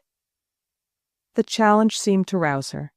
She lifted her chin, glanced about the thronged room which they commanded from their corner, and nodded and smiled invitingly at several acquaintances, with the hope that some one of them might come up to her. But though they all returned her greetings with a somewhat elaborate cordiality, not one advanced toward her secluded seat. She turned her head slightly toward her companion. "I ask you again to go," she repeated. "Well, I will then, after the fellow sung. But I'm bound to say you're a good deal pleasanter—" The first bars of Salve Dimora silenced him, and they sat side by side in the meditative rigidity of fashionable persons listening to expensive music. She had thrown herself into a corner of the sofa, and Henry Prest, about whom everything was discreet but his eyes, sat apart from her, one leg crossed over the other, one hand holding his folded opera hat on his knee, while the other hand rested beside him on the sofa. But an end of her tulle scarf lay in the space between them, and without looking in his direction, without turning her glance from the singer, she was conscious that Prest's hand had reached and drawn the scarf toward him. She shivered a little, made an involuntary motion as though to gather it about her, and then desisted. As the song ended, he bent toward her slightly, said, "Darling," so low that it seemed no more than a breath on her cheek, and then, rising, bowed and strolled into the other room. She sighed faintly, and settling herself once more in her corner, lifted her brilliant eyes to Sillerton Jackson, who was approaching. "It was good of you to bring Charlie home from the Peretz this afternoon." She held out her hand, making way for him at her side. "Good of me?" he laughed. "Why, I was glad of the chance of getting him safely home. It was rather naughty of him to be where he was, I suspect." She fancied a slight pause, as if he waited to see the effect of this, and her lashes beat her cheeks. But already he was going on. "Do you encourage him, with that cough, to run about town after fire engines?" She gave back the laugh. "I don't discourage him, ever, if I can help it. But it was foolish of him to go out today," she agreed. And all the while she kept on asking herself, as she had that afternoon in her talk with her husband, "Now, what would be the natural thing for me to say?" Should she speak of having been at the fire herself, or should she not? The question dinned in her brain so loudly that she could hardly hear what her companion was saying. Yet she had, at the same time, a queer feeling of his never having been so close to her, or rather so closely intent on her as now. In her strange state of nervous lucidity, her eyes seemed to absorb with a new precision every facial detail of whoever approached her, and old Sillerton Jackson's narrow mask, his withered pink cheeks, the veins in the hollow of his temples under the carefully tended silvery hair, and the tiny blood specks in the whites of his eyes as he turned their cautious blue gaze on her, appeared as if presented under some powerful lens. With his eyeglasses dangling over one white-gloved hand, the other supporting his opera hat on his knee, he suggested, behind that assumed carelessness of pose, the patient fixity of a naturalist holding his breath near the crack from which some tiny animal might suddenly issue, if one watched long enough, or gave it completely enough the impression of not looking for it, or dreaming it was anywhere near. The sense of that tireless attention made Mrs. Hazeldene's temples ache, as if she sat under a glare of light even brighter than that of the Streeler chandeliers, a glare in which each quiver of a half-formed thought might be as visible behind her forehead as the faint lines wrinkling its surface into an uncontrollable frown of anxiety. Yes, Crest was right. She was losing her head, losing it for the first time in the dangerous year during which she had had such continual need to keep it steady. What is it? What has happened to me? She wondered. There had been alarms before. How could it be otherwise? But they had only stimulated her, made her more alert and prompt, whereas tonight she felt herself quivering away into she knew not what abyss of weakness. What was different then? Oh, she knew well enough. It was Charles, that haggard look in his eyes, and the lines of his throat as he had leaned back sleeping. She had never before admitted to herself how ill she thought him, and now, to have to admit it, and at the same time not to have the complete certainty that the look in his eyes was caused by illness only, made the strain unbearable. She glanced about her with a sudden sense of despair. Of all the people in those brilliant, animated groups, of all the women who called her Lizzie, and the men who were familiars at her house, she knew that not one, at that moment, guessed or could have understood what she was feeling. Her eyes fell on Henry Prest, who had come to the surface a little way off, bending over the chair of the handsome Mrs. Lyman. And you least of all, she thought. Yet God knows, she added with a shiver, they all have their theories about me. My dear Mrs. Hazeldene, you look a little pale. Are you cold? Shall I get you some champagne? Sillerton Jackson was officiously suggesting. If you think the other women look blooming, my dear man, it's this hideous vulgar overhead lighting. She rose impatiently. It had occurred to her that the thing to do, the natural thing, would be to stroll up to Ginny Lyman, over whom Prest was still attentively bending. Then people would see if she was nervous, or ill, or afraid.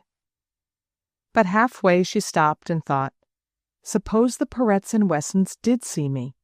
Then my joining Ginny while he's talking to her will look— how will it look? She began to regret not having had it out on the spot with Sillerton Jackson, who could be trusted to hold his tongue on occasion, especially if a pretty woman threw herself on his mercy. She glanced over her shoulder as if to call him back, but he had turned away, been absorbed into another group, and she found herself, instead, abruptly face to face with Sabina Wesson. Well, perhaps that was better still. After all, it all depended on how much Mrs. Wesson had seen, and what line she meant to take, supposing she had seen anything. She was not likely to be as inscrutable as old Sillerton. Lizzie wished now that she had not forgotten to go to Mrs. Wesson's last party. Dear Mrs. Wesson, it was so kind of you. But Mrs. Wesson was not there.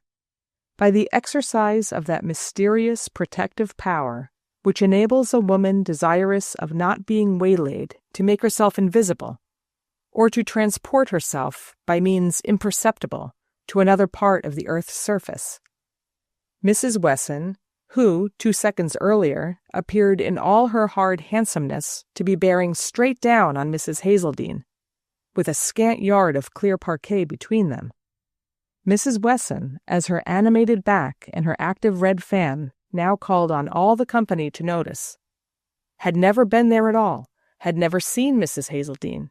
Was she at Mrs. Struther's last Sunday? How odd! I must have left before she got there. But was busily engaged, on the farther side of the piano, in examining a picture to which her attention appeared to have been called by the persons nearest her. "Ah, how lifelike! That's what I always feel when I see a Meissonier," she was heard to exclaim, with her well-known instinct for the fitting epithet. Lizzie Hazeldine stood motionless. Her eyes dazzled as if she had received a blow on the forehead. "So that's what it feels like," she thought. She lifted her head very high, looked about her again, tried to signal to Henry Prest, but saw him still engaged with the lovely Mrs. Lyman, and at the same moment caught the glance of young Hubert Wesson, Sabina's eldest, who was standing in disengaged expectancy near the supper-room door. Hubert Wesson, as his eyes met Mrs. Hazeldine's, crimsoned to the forehead, hung back a moment, and then came forward, bowing low, again that too low bow. So he saw me too, she thought. She put her hand on his arm with a laugh. "Dear me, how ceremonious you are! Really, I'm not as old as that bow of yours implies. My dear boy, I hope you want to take me in to supper at once. I was out in the cold all the afternoon, gazing at the Fifth Avenue Hotel fire, and I'm simply dying of hunger and fatigue." There, the die was cast.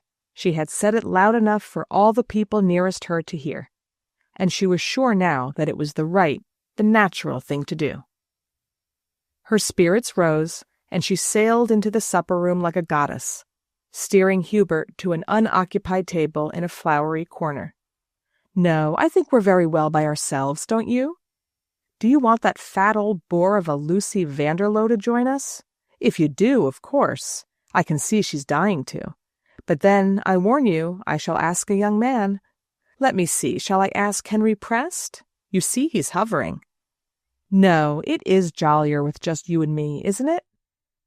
She leaned forward a little, resting her chin on her clasped hands, her elbows on the table, in an attitude which the older women thought shockingly free, but the younger ones were beginning to imitate.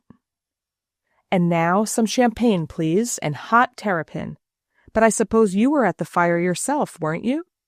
she leaned still a little nearer to say. The blush again swept over young Wesson's face, rose to his forehead, and turned the lobes of his large ears to balls of fire.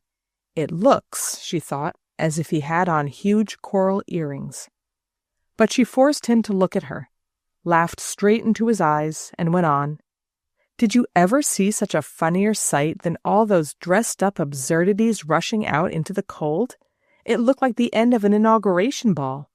I was so fascinated that I actually pushed my way into the hall. The firemen were furious, but they couldn't stop me. Nobody can stop me at a fire. You should have seen the ladies scuttling downstairs, the fat ones. Oh, but I beg your pardon. I'd forgotten that you admire avoirdupois. No? But Mrs. Van... So stupid of me. Why, you're actually blushing. I assure you, you're as red as your mother's fan, and visible from as great a distance. Yes, please, a little more champagne." And then the inevitable began. She forgot the fire, forgot her anxieties, forgot Mrs. Wesson's affront, forgot everything but the amusement, the passing childish amusement, of twirling around her little finger this shy, clumsy boy, as she had twirled so many others, old and young, not caring afterward if she ever saw them again, but so absorbed in the sport, and in her sense of knowing how to do it better than the other women, more quietly, more insidiously, without ogling, bridling, or grimacing, that sometimes she used to ask herself with a shiver, what was the gift given to me for? Yes, it always amused her at first, the gradual dawn of attraction in eyes that had regarded her with indifference, the blood rising to the face, the way she could turn and twist the talk as though she had her victim on a leash, spinning him after her, down winding paths of sentimentality, irony, caprice, and leaving him, with beating heart and dazzled eyes, to visions of an all-promising morrow. My only accomplishment, she murmured to herself, as she rose from the table, followed by young Wesson's fascinated gaze, while already, on her own lips, she felt the taste of cinders. But at any rate, she thought, he'll hold his tongue about having seen me at the fire. Section 30. New Year's Day, Chapter 5. She let herself in with her latchkey, glanced at the notes and letters on the hall table, the old habit of allowing nothing to escape her, and stole up through the darkness to her room. A fire still glowed in the chimney, and its light fell on 2 vases of crimson roses. The room was full of their scent. Mrs. Hazeldine frowned, and then shrugged her shoulders. It had been a mistake, after all, to let it appear that she was indifferent to the flowers. She must remember to thank Susan for rescuing them. She began to undress, hastily yet clumsily, as if her deft fingers were all thumbs, but first detaching the 2 faded pink roses from her bosom. She put them with a reverent touch into a glass on the toilet table. Then, slipping on her dressing gown, she stole to her husband's door. It was shut, and she leaned her ear to the keyhole. After a moment she caught his breathing, heavy, as it always was when he had a cold, but regular, untroubled. With a sigh of relief, she tiptoed back.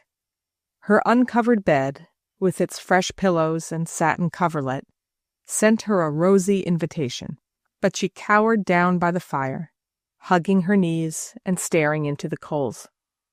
"So that's what it feels like," she repeated. It was the first time in her life that she had ever been deliberately cut, and the cut was a deadly injury in old New York. For Sabina Wesson to have used it, consciously, deliberately, for there was no doubt that she had purposely advanced toward her victim, she must have done so with intent to kill. And to risk that, she must have been sure of her facts, sure of corroborating witnesses, sure of being backed up by all her clan. Lizzie Hazeldine had her clan too, but it was a small and weak one, and she hung on its outer fringe by a thread of little-regarded cousinship. As for the Hazeldine tribe, which was larger and stronger, though nothing like the great organized Wesson-Perrette gens, with half New York and all Albany at its back, well, the Hazeldines were not much to be counted on, and would even, perhaps, in a furtive negative way, be not too sorry, if it were not for poor Charlie, that poor Charlie's wife should at last be made to pay for her good looks, her popularity, above all for being, in spite of her origin, treated by poor Charlie as if she were one of them. Her origin was, of course, respectable enough. Everybody knew all about the Winters. She had been Lizzie Winter. But the Winters were very small people, and her father, the Reverend Arcadius Winter, the sentimental, overpopular rector of a fashionable New York church, after a few seasons of too great success as preacher and director of female consciences, had suddenly had to resign and go to Bermuda for his health. Or was it France? To some obscure watering place, it was rumored. At any rate, Lizzie, who went with him, with a crushed, bedridden mother, was ultimately, after the mother's death, fished out of a girls' school in Brussels — they seemed to have been in so many countries at once — and brought back to New York by a former parishioner of poor Arcadius's, who had always believed in him, in spite of the bishop, and who took pity on his lonely daughter. The parishioner, Mrs. Mant, was one of the Hazeldines. She was a rich widow, given to generous gestures which she was often at a loss how to complete, and when she had brought Lizzie Winter home, and sufficiently celebrated her own courage in doing so, she did not quite know what step to take next. She had fancied it would be pleasant to have a clever, handsome girl about the house, but her housekeeper was not of the same mind. The spare room sheets had not been out of lavender for 20 years, and Miss Winter always left the blinds up in her room, and the carpet and curtains, unused to such exposure, suffered accordingly. Then young men began to call. They called in numbers. Mrs. Mant had not supposed that the daughter of a clergyman, and a clergyman under a cloud, would expect visitors. She had imagined herself taking Lizzie Winter to church fairs, and having the stitches of her knitting picked up by the young girl, whose eyes were better than her benefactress's. But Lizzie did not know how to knit. She possessed no useful accomplishments, and she was visibly bored by church fairs, where her presence was of little use, since she had no money to spend. Mrs. Mant began to see her mistake, and the discovery made her dislike her protégée, whom she secretly regarded as having intentionally misled her. In Mrs. Mant's life, the transition from one enthusiasm to another was always marked by an interval of disillusionment, during which, Providence having failed to fulfill her requirements, its existence was openly called into question. But in this flux of moods there was one fixed point. Mrs. Mant was a woman whose life revolved about a bunch of keys. What treasures they gave access to, what disasters would have ensued had they been forever lost, was not quite clear. But whenever they were missed, the household was in an uproar, and as Mrs. Mant would trust them to no one but herself, these occasions were frequent. One of them arose at the very moment when Mrs. Mant was recovering from her enthusiasm for Miss Winter. A minute before, the keys had been there, in a pocket of her work table. She had actually touched them in hunting for her buttonhole scissors. She had been called away to speak to the plumber about the bathroom leak, and when she left the room, there was no one in it but Miss Winter. When she returned, the keys were gone. The house had been turned inside out. Everyone had been, if not accused, at least suspected, and in a rash moment, Mrs. Mant had spoken of the police. The housemaid had thereupon given warning, and her own maid threatened to follow, when suddenly the bishop's hints recurred to Mrs. Mant. The bishop had always implied that there had been something irregular in Dr. Winter's accounts, besides the other unfortunate business. Very mildly, she had asked Miss Winter if she might not have seen the keys, and picked them up without thinking. Miss Winter permitted herself to smile in denying the suggestion. The smile irritated Mrs. Mant, and in a moment the floodgates were opened. She saw nothing to smile at in her question, unless it was of a kind that Miss Winter was already used to, prepared for, with that sort of background, her unfortunate father. "Stop!" Lizzie Winter cried. She remembered now, as if it had happened yesterday, the abyss suddenly opening at her feet. It was her first direct contact with human cruelty. Suffering, weakness, frailties other than Mrs. Mant's restricted fancy could have pictured, the girl had known, or at least suspected. But she had found as much kindness as folly in her path, and no one had ever before attempted to visit upon her the dimly guessed shortcomings of her poor old father. She shook with horror as much as with indignation, and her stop blazed out so violently that Mrs. Mant, turning white, feebly groped for the bell. And it was then, at that very moment, that Charles Hazeldine came in. Charles Hazeldine, the favorite nephew, the pride of the tribe.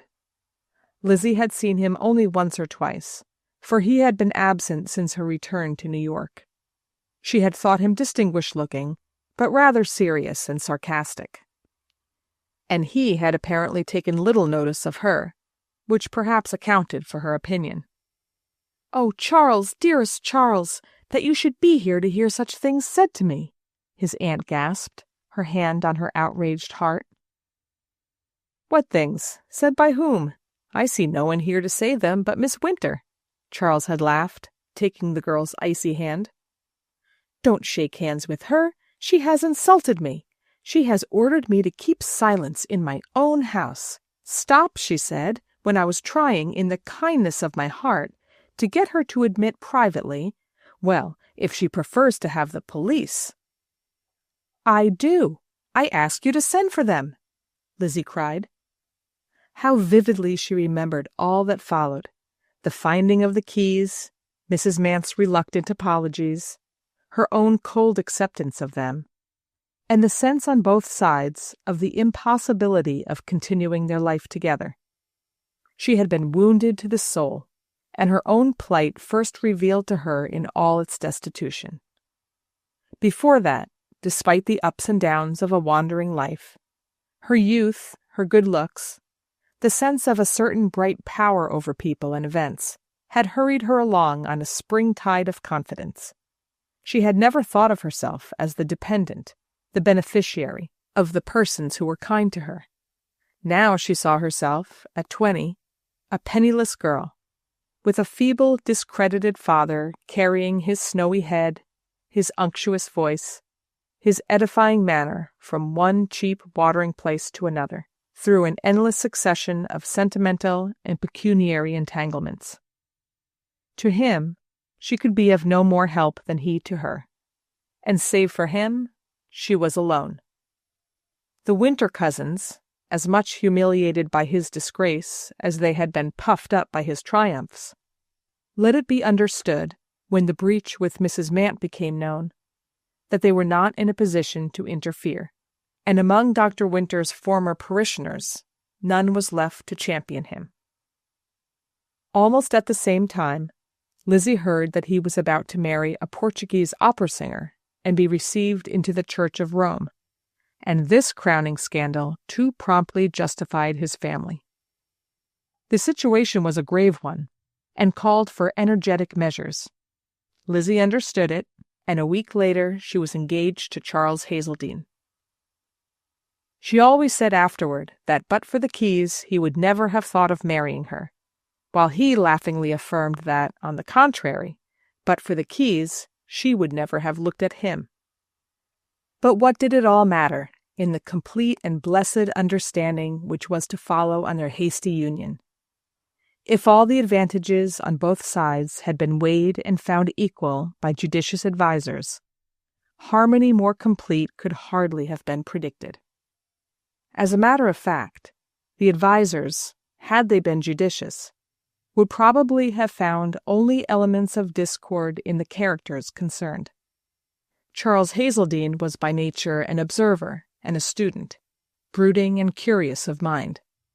Lizzie Winter, as she looked back at herself, what was she? What would she ever be but a quick, ephemeral creature, in whom a perpetual and adaptable activity simulated mind, as her grace, her swiftness, her expressiveness simulated beauty? So others would have judged her, so now she judged herself. And she knew that in fundamental things she was still the same.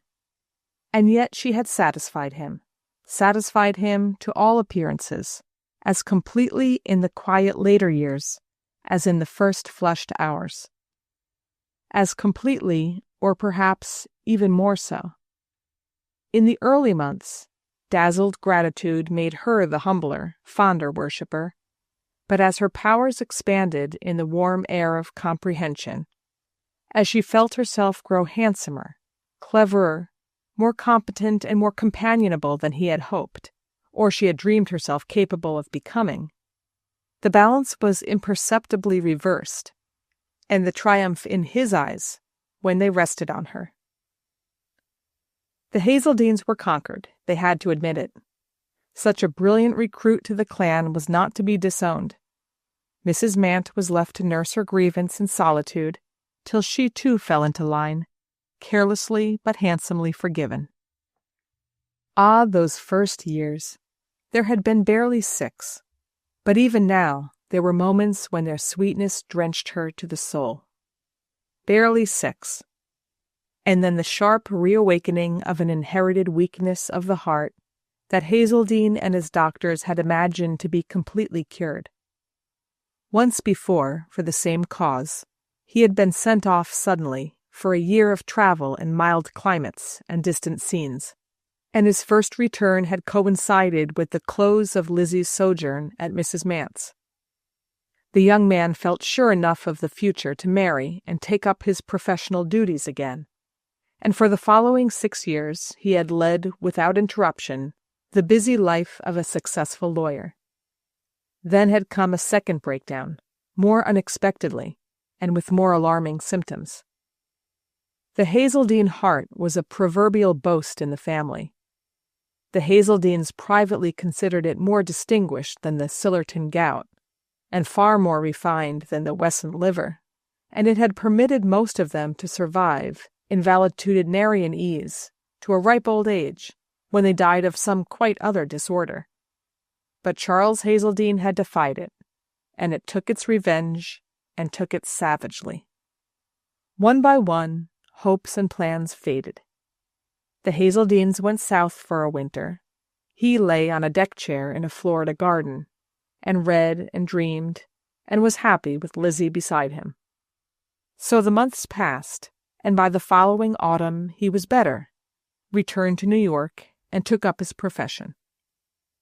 Intermittently, but obstinately, he had continued the struggle for 2 more years. But before they were over, husband and wife understood that the good days were done. He could be at his office only at lengthening intervals.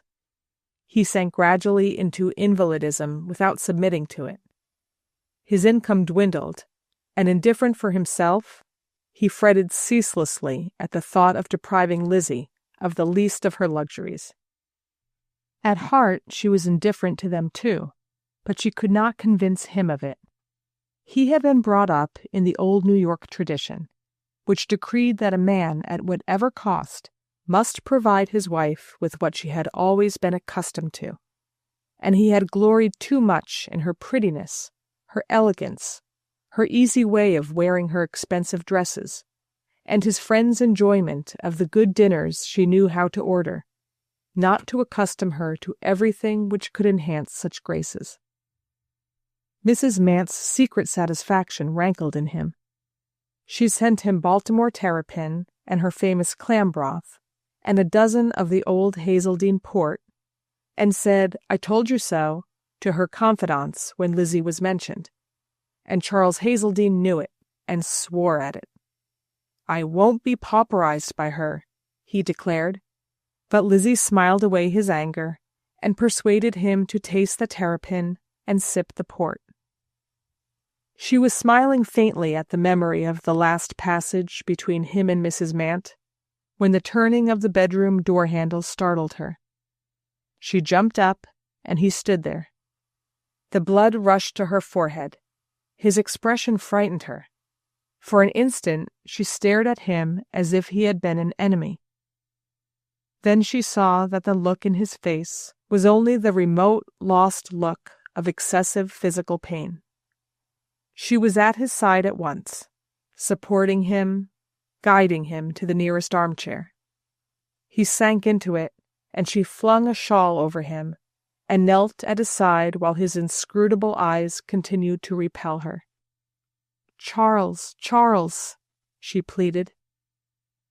For a while he could not speak, and she said to herself that she would perhaps never know whether he had sought her because he was ill, or whether illness had seized him as he entered her room to question, accuse, or reveal what he had seen or heard that afternoon. Suddenly he lifted his hand and pressed back her forehead, so that her face lay bare under his eyes. "Love, love, you've been happy?" "Happy?" The word choked her. She clung to him, burying her anguish against his knees. His hand stirred weakly in her hair, and gathering her whole strength into the gesture, she raised her head again, looked into his eyes, and breathed back, "And you?" He gave her one full look. All their life together was in it, from the first day to the last. His hand brushed her once more like a blessing, and then dropped. The moment of their communion was over. The next she was preparing remedies, ringing for the servants, ordering the doctor to be called. Her husband was once more the harmless, helpless captive that sickness makes of the most dreaded and the most loved. Section 31. New Year's Day. Chapter 6. It was in Mrs. Mant's drawing room that, some half-year later, Mrs. Charles Hazeldine, after a moment's hesitation, said to the servant that, yes, he might show in Mr. Prest. Mrs. Mant was away. She had been leaving for Washington to visit a new protégé when Mrs. Hazeldine arrived from Europe, and after a rapid consultation with the clan, had decided that it would not be decent to let poor Charles's widow go to a hotel. Lizzie had therefore the strange sensation of returning, after nearly 9 years, to the house from which her husband had triumphantly rescued her.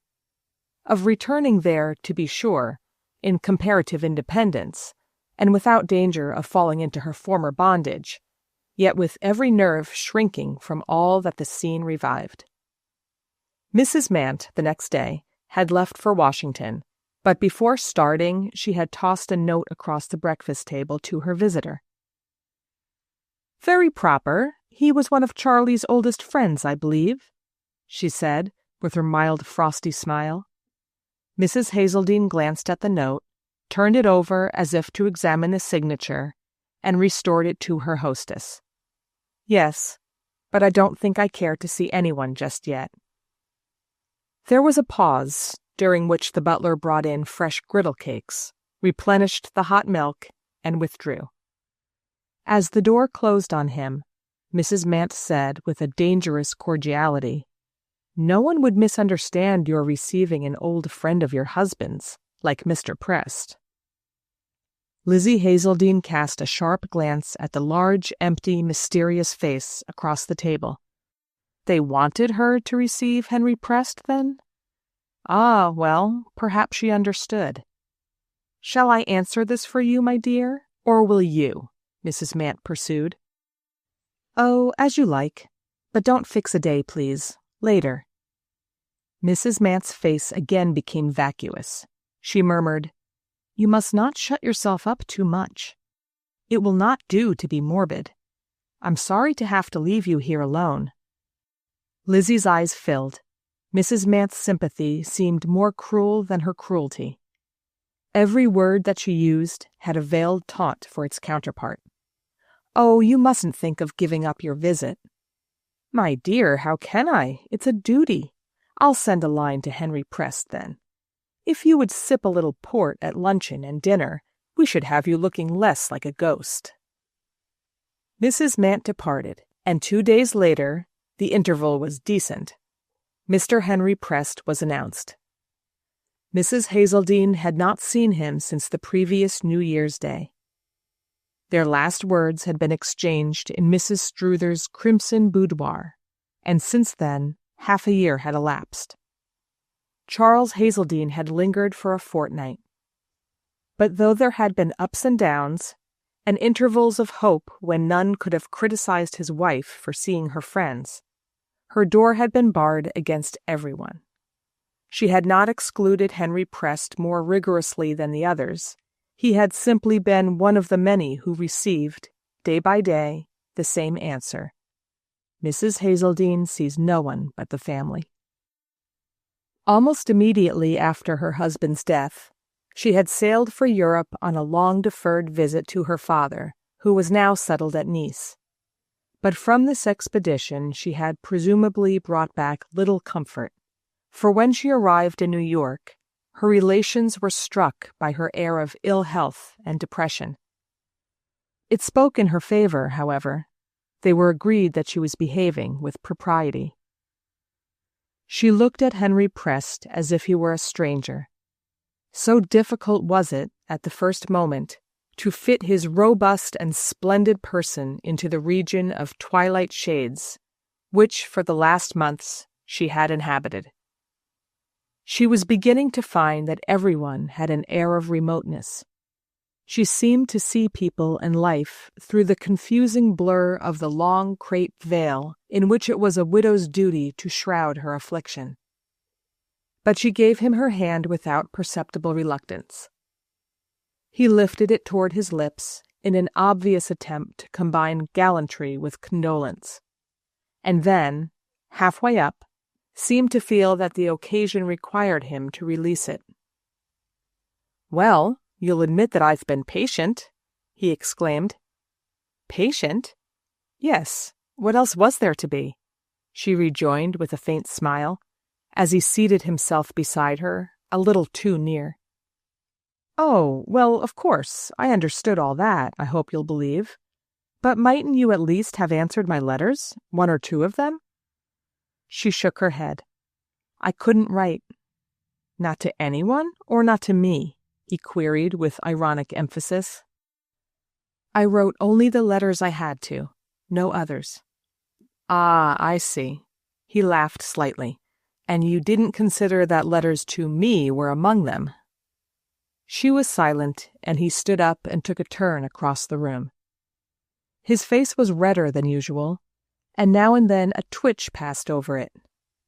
She saw that he felt the barrier of her crepe, and that it left him baffled and resentful. A struggle was still perceptibly going on in him between his traditional standard of behavior at such a meeting and primitive impulses renewed by the memory of their last hours together. When he turned back and paused before her, his ruddy flush had paled, and he stood there, frowning, uncertain, and visibly resenting the fact that she made him so. "You sit there like a stone," he said. "I feel like a stone." "Oh, come."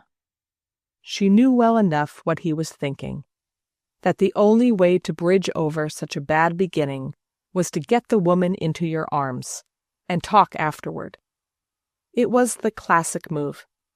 He had done it dozens of times, no doubt, and was evidently asking himself why the deuce he couldn't do it now.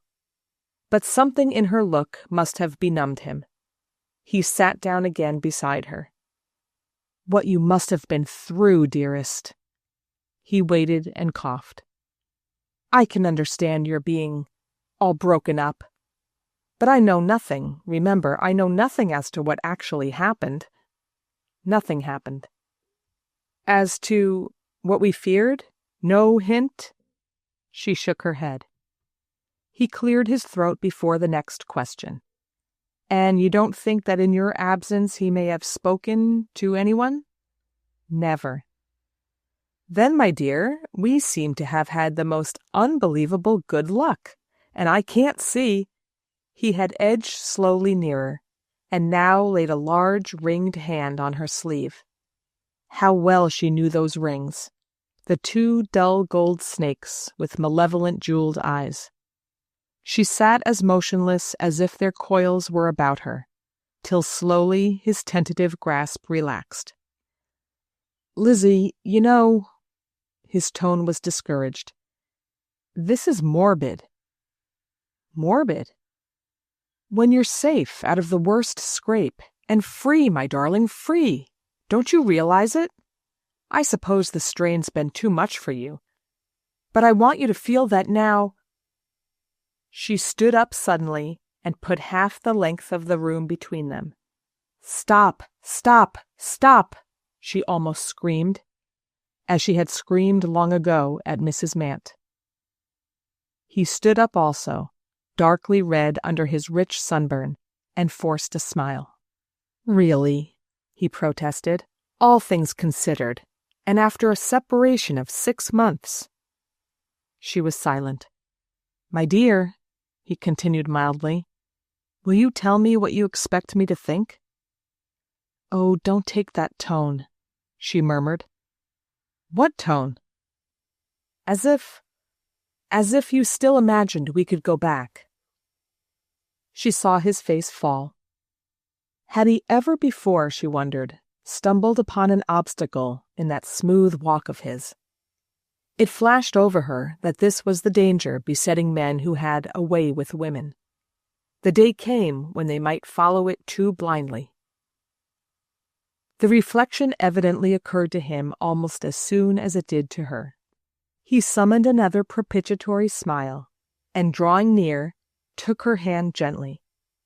"But I don't want to go back. I want to go forward, dearest, now that at last you're free." She seized on the word as if she had been waiting for her cue. "Free! Oh, that's it. Free. Can't you see, can't you understand that I mean to stay free?" Again a shadow of distrust crossed his face, and the smile he had begun for her reassurance seemed to remain on his lips for his own. "But of course. Can you imagine that I want to put you in chains? I want you to be as free as you please, free to love me as much as you choose." He was visibly pleased with the last phrase. She drew away her hand, but not unkindly. "I'm sorry. I am sorry, Henry. But you don't understand." "What don't I understand?" "That what you ask is quite impossible, ever. I can't go on in the old way."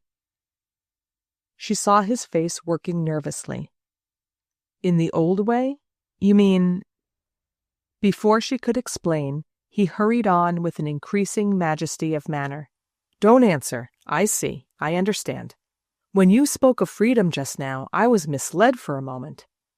I frankly own I was, into thinking that, after your wretched marriage, you might prefer discreeter ties, an apparent independence which would leave us both— I say apparent, for on my side there has never been the least wish to conceal.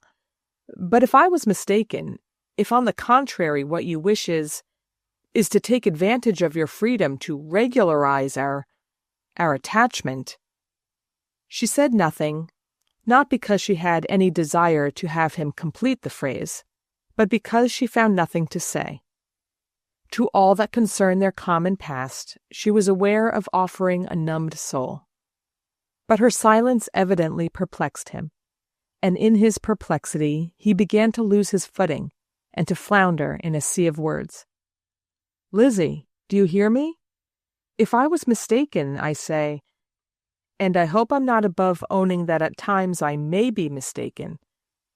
If I was, why, by God, my dear, no woman ever heard me speak the words before, but here I am, to have and to hold, as the book says. Why, hadn't you realized it? Lizzie, look up. I'm asking you to marry me." Still for a moment she made no reply, but stood gazing about her as if she had the sudden sense of unseen presences between them. At length she gave a faint laugh. It visibly ruffled her visitor. "I'm not conscious," he began again, "of having said anything particularly laughable." He stopped and scrutinized her narrowly, as though checked by the thought that there might be something not quite normal. Then, apparently reassured, he half murmured his only French phrase. "La joie fait peur, eh?" She did not seem to hear. "I wasn't laughing at you," she said, "but only at the coincidences of life. It was in this room that my husband asked me to marry him." "Ah?" Her suitor appeared politely doubtful of the good taste, or the opportunity, of producing this reminiscence. But he made another call on his magnanimity. "Really? But I say, my dear, I couldn't be expected to know it, could I? If I'd guessed that such a painful association—" "Painful?" She turned upon him. "A painful association? Do you think that was what I meant?" Her voice sank. "This room is sacred to me." She had her eyes on his face, which, perhaps because of its architectural completeness, seemed to lack the mobility necessary to follow such a leap of thought. It was so ostensibly a solid building, and not a nomad's tent. He struggled with a ruffled pride, rose again to playful magnanimity, and murmured, "Compassionate angel." "Oh, compassionate? To whom? Do you imagine, did I ever say anything to make you doubt the truth of what I'm telling you?" His brows fretted, His temper was up. "Say anything? No," he insinuated ironically. Then, in a hasty plunge after his lost forbearance, added with exquisite mildness, "Your tact was perfect, always.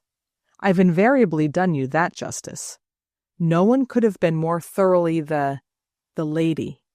I never failed to admire your good breeding in avoiding any reference to your other life." She faced him steadily.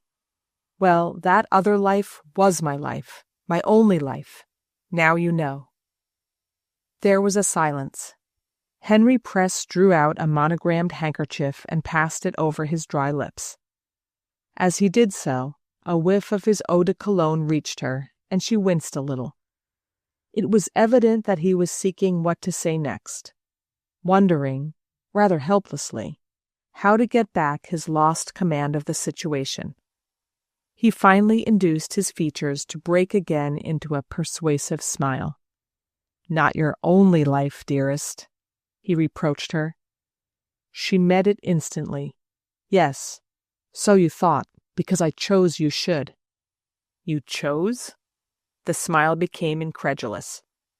"Oh, deliberately. But I suppose I've no excuse that you would not dislike to hear.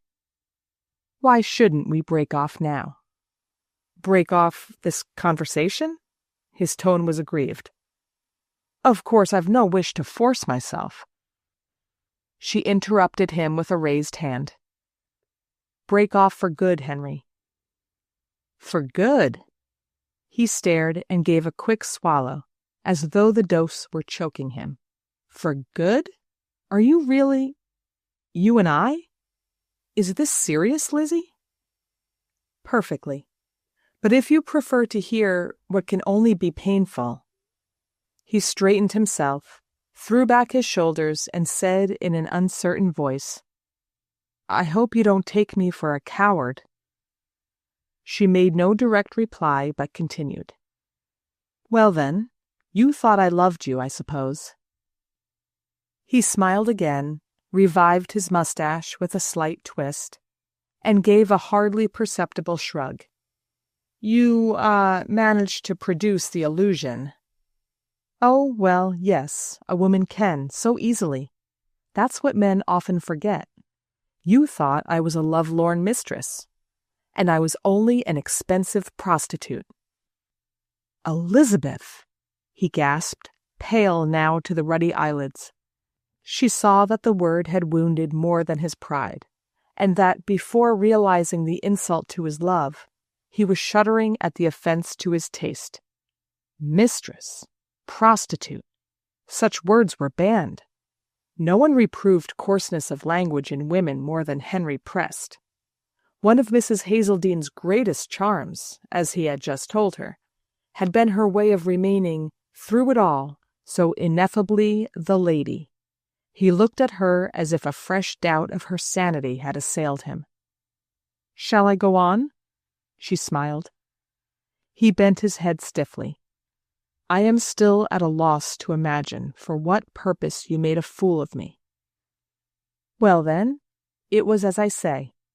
I wanted money for my husband." He moistened his lips. "For your husband?" "Yes. When he began to be so ill, when he needed comforts, luxury, the opportunity to get away. He saved me when I was a girl from untold humiliation and wretchedness. No one else lifted a finger to help me, not one of my own family. I hadn't a penny or a friend. Mrs. Mant had grown sick of me and was trying to find an excuse to throw me over.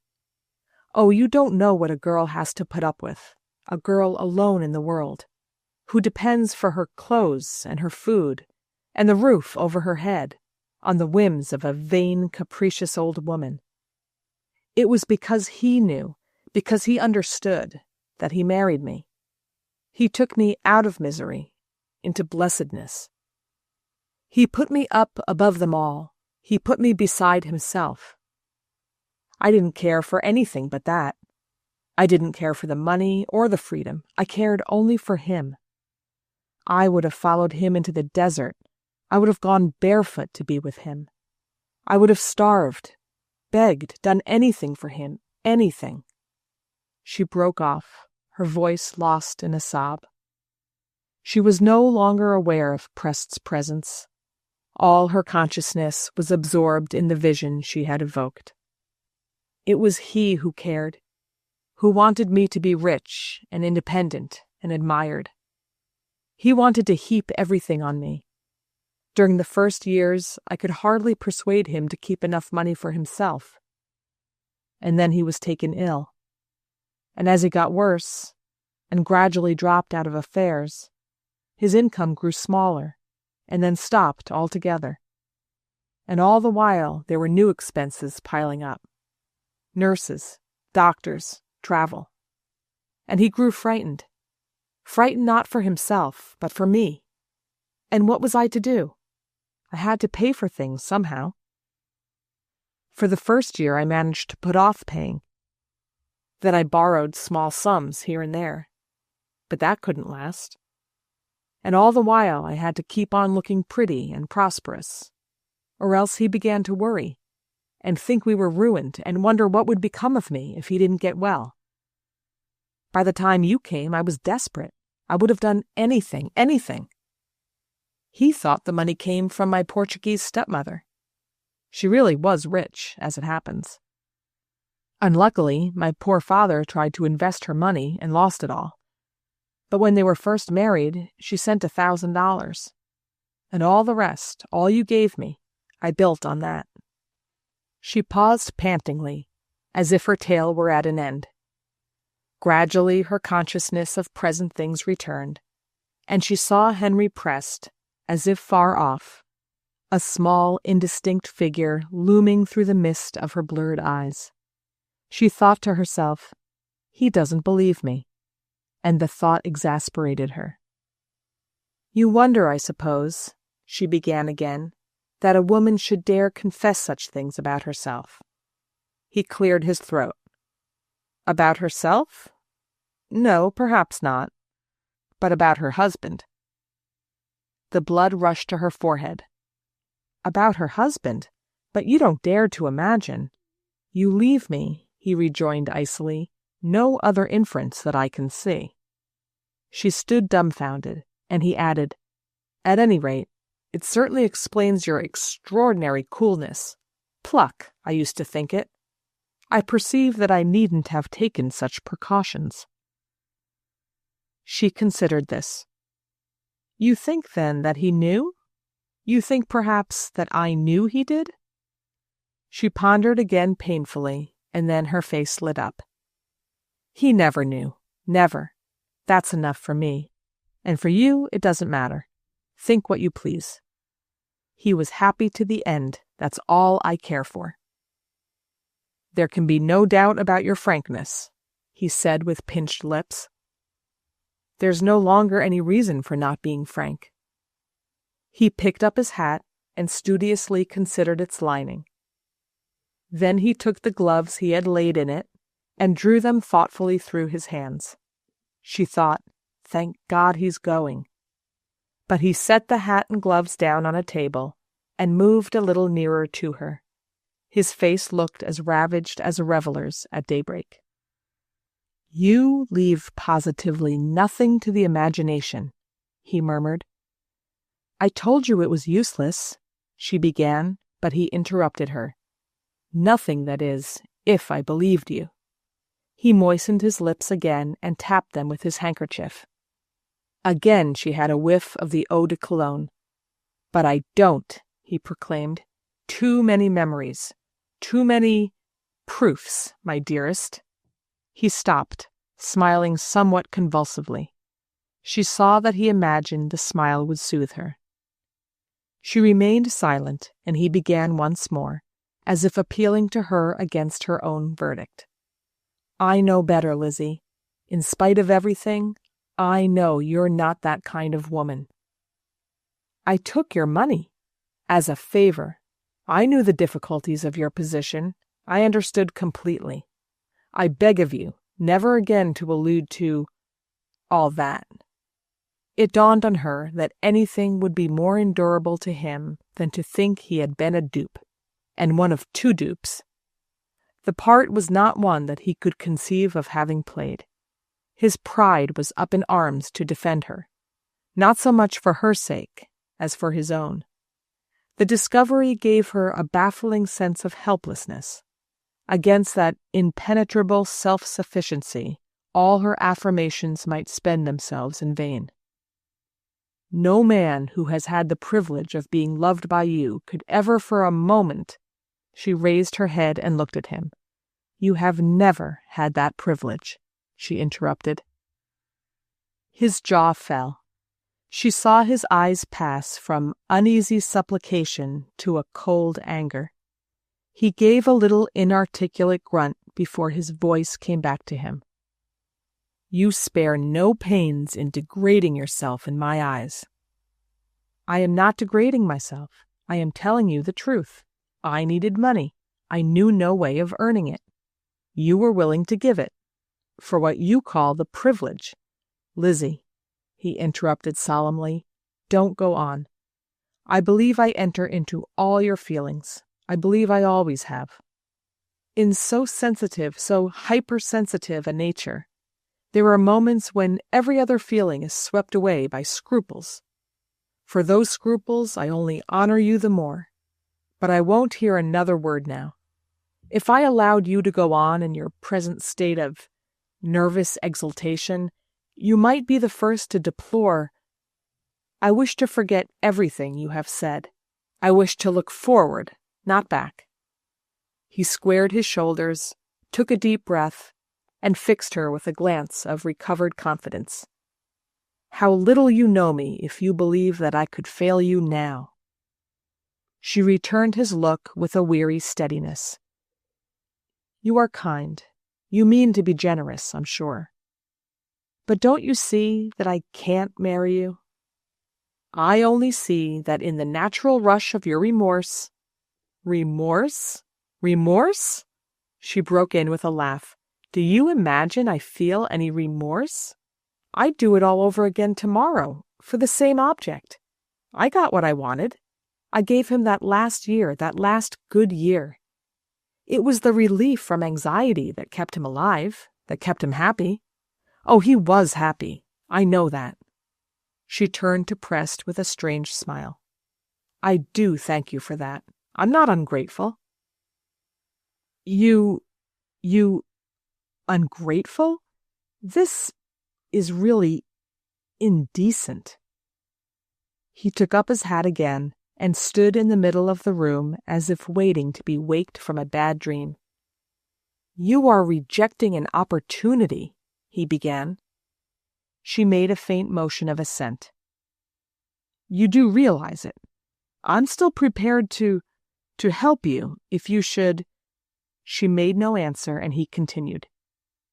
How do you expect to live, since you have chosen to drag in such considerations? I don't care how I live. I never wanted the money for myself. He raised a deprecating hand. Oh, don't again. The woman I had meant to— Suddenly, to her surprise, she saw a glitter of moisture on his lower lids. He applied his handkerchief to them, and the waft of scent checked her momentary impulse of compunction. That cologne water.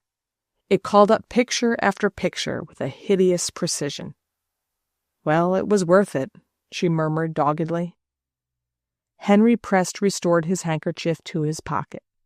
He waited, glanced about the room, turned back to her.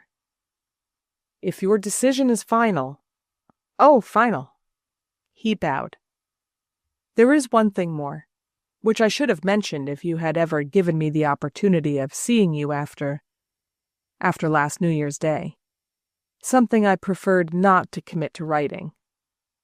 Yes? She questioned indifferently. Your husband, you are positively convinced, had no idea that day? None. Well, others, it appears, had. He paused. Mrs. Wesson saw us. So I supposed. I remember now that she went out of her way to cut me that evening at Mrs. Struther's. Exactly. And she was not the only person who saw us. If people had not been disarmed by your husband's falling ill that very day, you would have found yourself ostracized." She made no comment, and he pursued with a last effort. "In your grief, your solitude, you haven't yet realized what your future will be, how difficult. It is what I wished to guard you against. It was my purpose in asking you to marry me." He drew himself up and smiled as if he were looking at his own reflection in a mirror, and thought favorably of it. "A man who has had the misfortune to compromise a woman is bound in honor. Even if my own inclination were not what it is, I should consider—" She turned to him with a softened smile. Yes, he had really brought himself to think that he was proposing to marry her to save her reputation. At this glimpse of the old hackneyed axioms on which he actually believed that his conduct was based, she felt anew her remoteness from the life he would have drawn her back to. "My poor Henry, don't you see how far I've got beyond the Mrs. Wessons? If all New York wants to ostracize me, let it. I've had my day. No woman has more than one. Why shouldn't I have to pay for it? I'm ready." "Good heavens," he murmured. She was aware that he had put forth his last effort. The wound she had inflicted had gone to the most vital spot.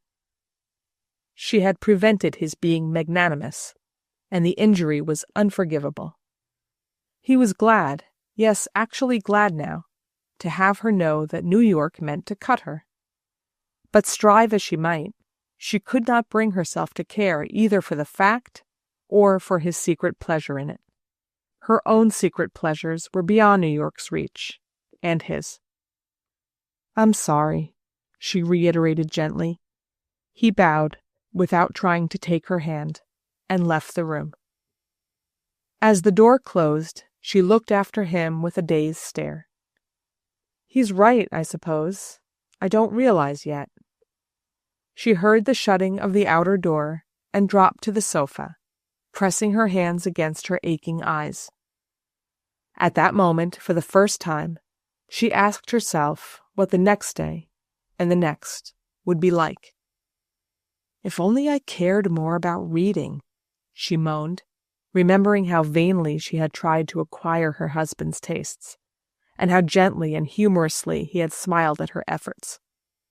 "Well, there are always cards. And when I get older, knitting and patience, I suppose. And if everybody cuts me, I shan't need any evening dresses. That will be an economy, at any rate," she concluded with a little shiver. Section 32. New Year's Day, Chapter 7. She was bad, always. They used to meet at the Fifth Avenue Hotel. I must go back now to this phrase of my mother's, the phrase from which, at the opening of my narrative, I broke away for a time in order to project more vividly on the scene that anxious moving vision of Lizzie Hazeldine, a vision in which memories of my one boyish glimpse of her were pieced together with hints collected afterward. When my mother uttered her condemnatory judgment, I was a young man of 21, newly graduated from Harvard, and at home again under the family roof in New York. It was long since I had heard Mrs. Hazeldine spoken of. I had been away, at school and at Harvard, for the greater part of the interval, and in the holidays she was probably not considered a fitting subject of conversation, especially now that my sisters came to the table. At any rate, I had forgotten everything I might ever have picked up about her when, on the evening after my return, my cousin Hubert Wesson, now towering above me as a pillar of the Knickerbocker Club and a final authority on the ways of the world, suggested our joining her at the opera. "Mrs. Hazeldine? But I don't know her. What will she think?" "That it's all right.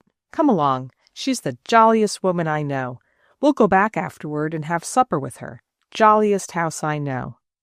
Hubert twirled a self-conscious mustache. We were dining at the Knickerbocker, to which I had just been elected, and the bottle of Pommery we were finishing disposed me to think that nothing could be more fitting for two men of the world than to end their evening in the box of the jolliest woman Hubert knew. I groped for my own mustache, gave a twirl in the void, and followed him, after meticulously sliding my overcoat sleeve around my silk hat as I had seen him do. But once in Mrs. Hazeldene's box, I was only an overgrown boy again, bathed in such blushes as used, at the same age, to visit Hubert, forgetting that I had a mustache to twirl, and knocking my hat from the peg on which I had just hung it, in my zeal to pick up a program she had not dropped. For she was really too lovely, too formidably lovely. I was used by now to mere unadjectived loveliness, the kind that youth and spirits hang like a rosy veil over commonplace features, an average outline and a pointless merriment. But this was something calculated, accomplished, finished, and just a little worn. It frightened me with my first glimpse of the infinity of beauty and the multiplicity of her pitfalls. What? There were women who need not fear crow's feet? Were more beautiful for being pale? Could let a silver hair or two show among the dark, and their eyes brood inwardly while they smiled and chatted? But then, no young man was safe for a moment. But then the world I had hitherto known had been only a warm pink nursery, while this new one was a place of darkness, perils, and enchantments. It was the next day that one of my sisters asked me where I had been the evening before, and that I puffed out my chest to answer, "With Mrs. Hazeldene at the opera." My mother looked up, but did not speak till the governess had swept the girls off. Then she said with pinched lips, "Hubert Wesson took you to Mrs. Hazeldene's box?" "Yes." "Well, a young man may go where he pleases. I hear Hubert is still infatuated. It serves Sabina right for not letting him marry the youngest Lyman girl.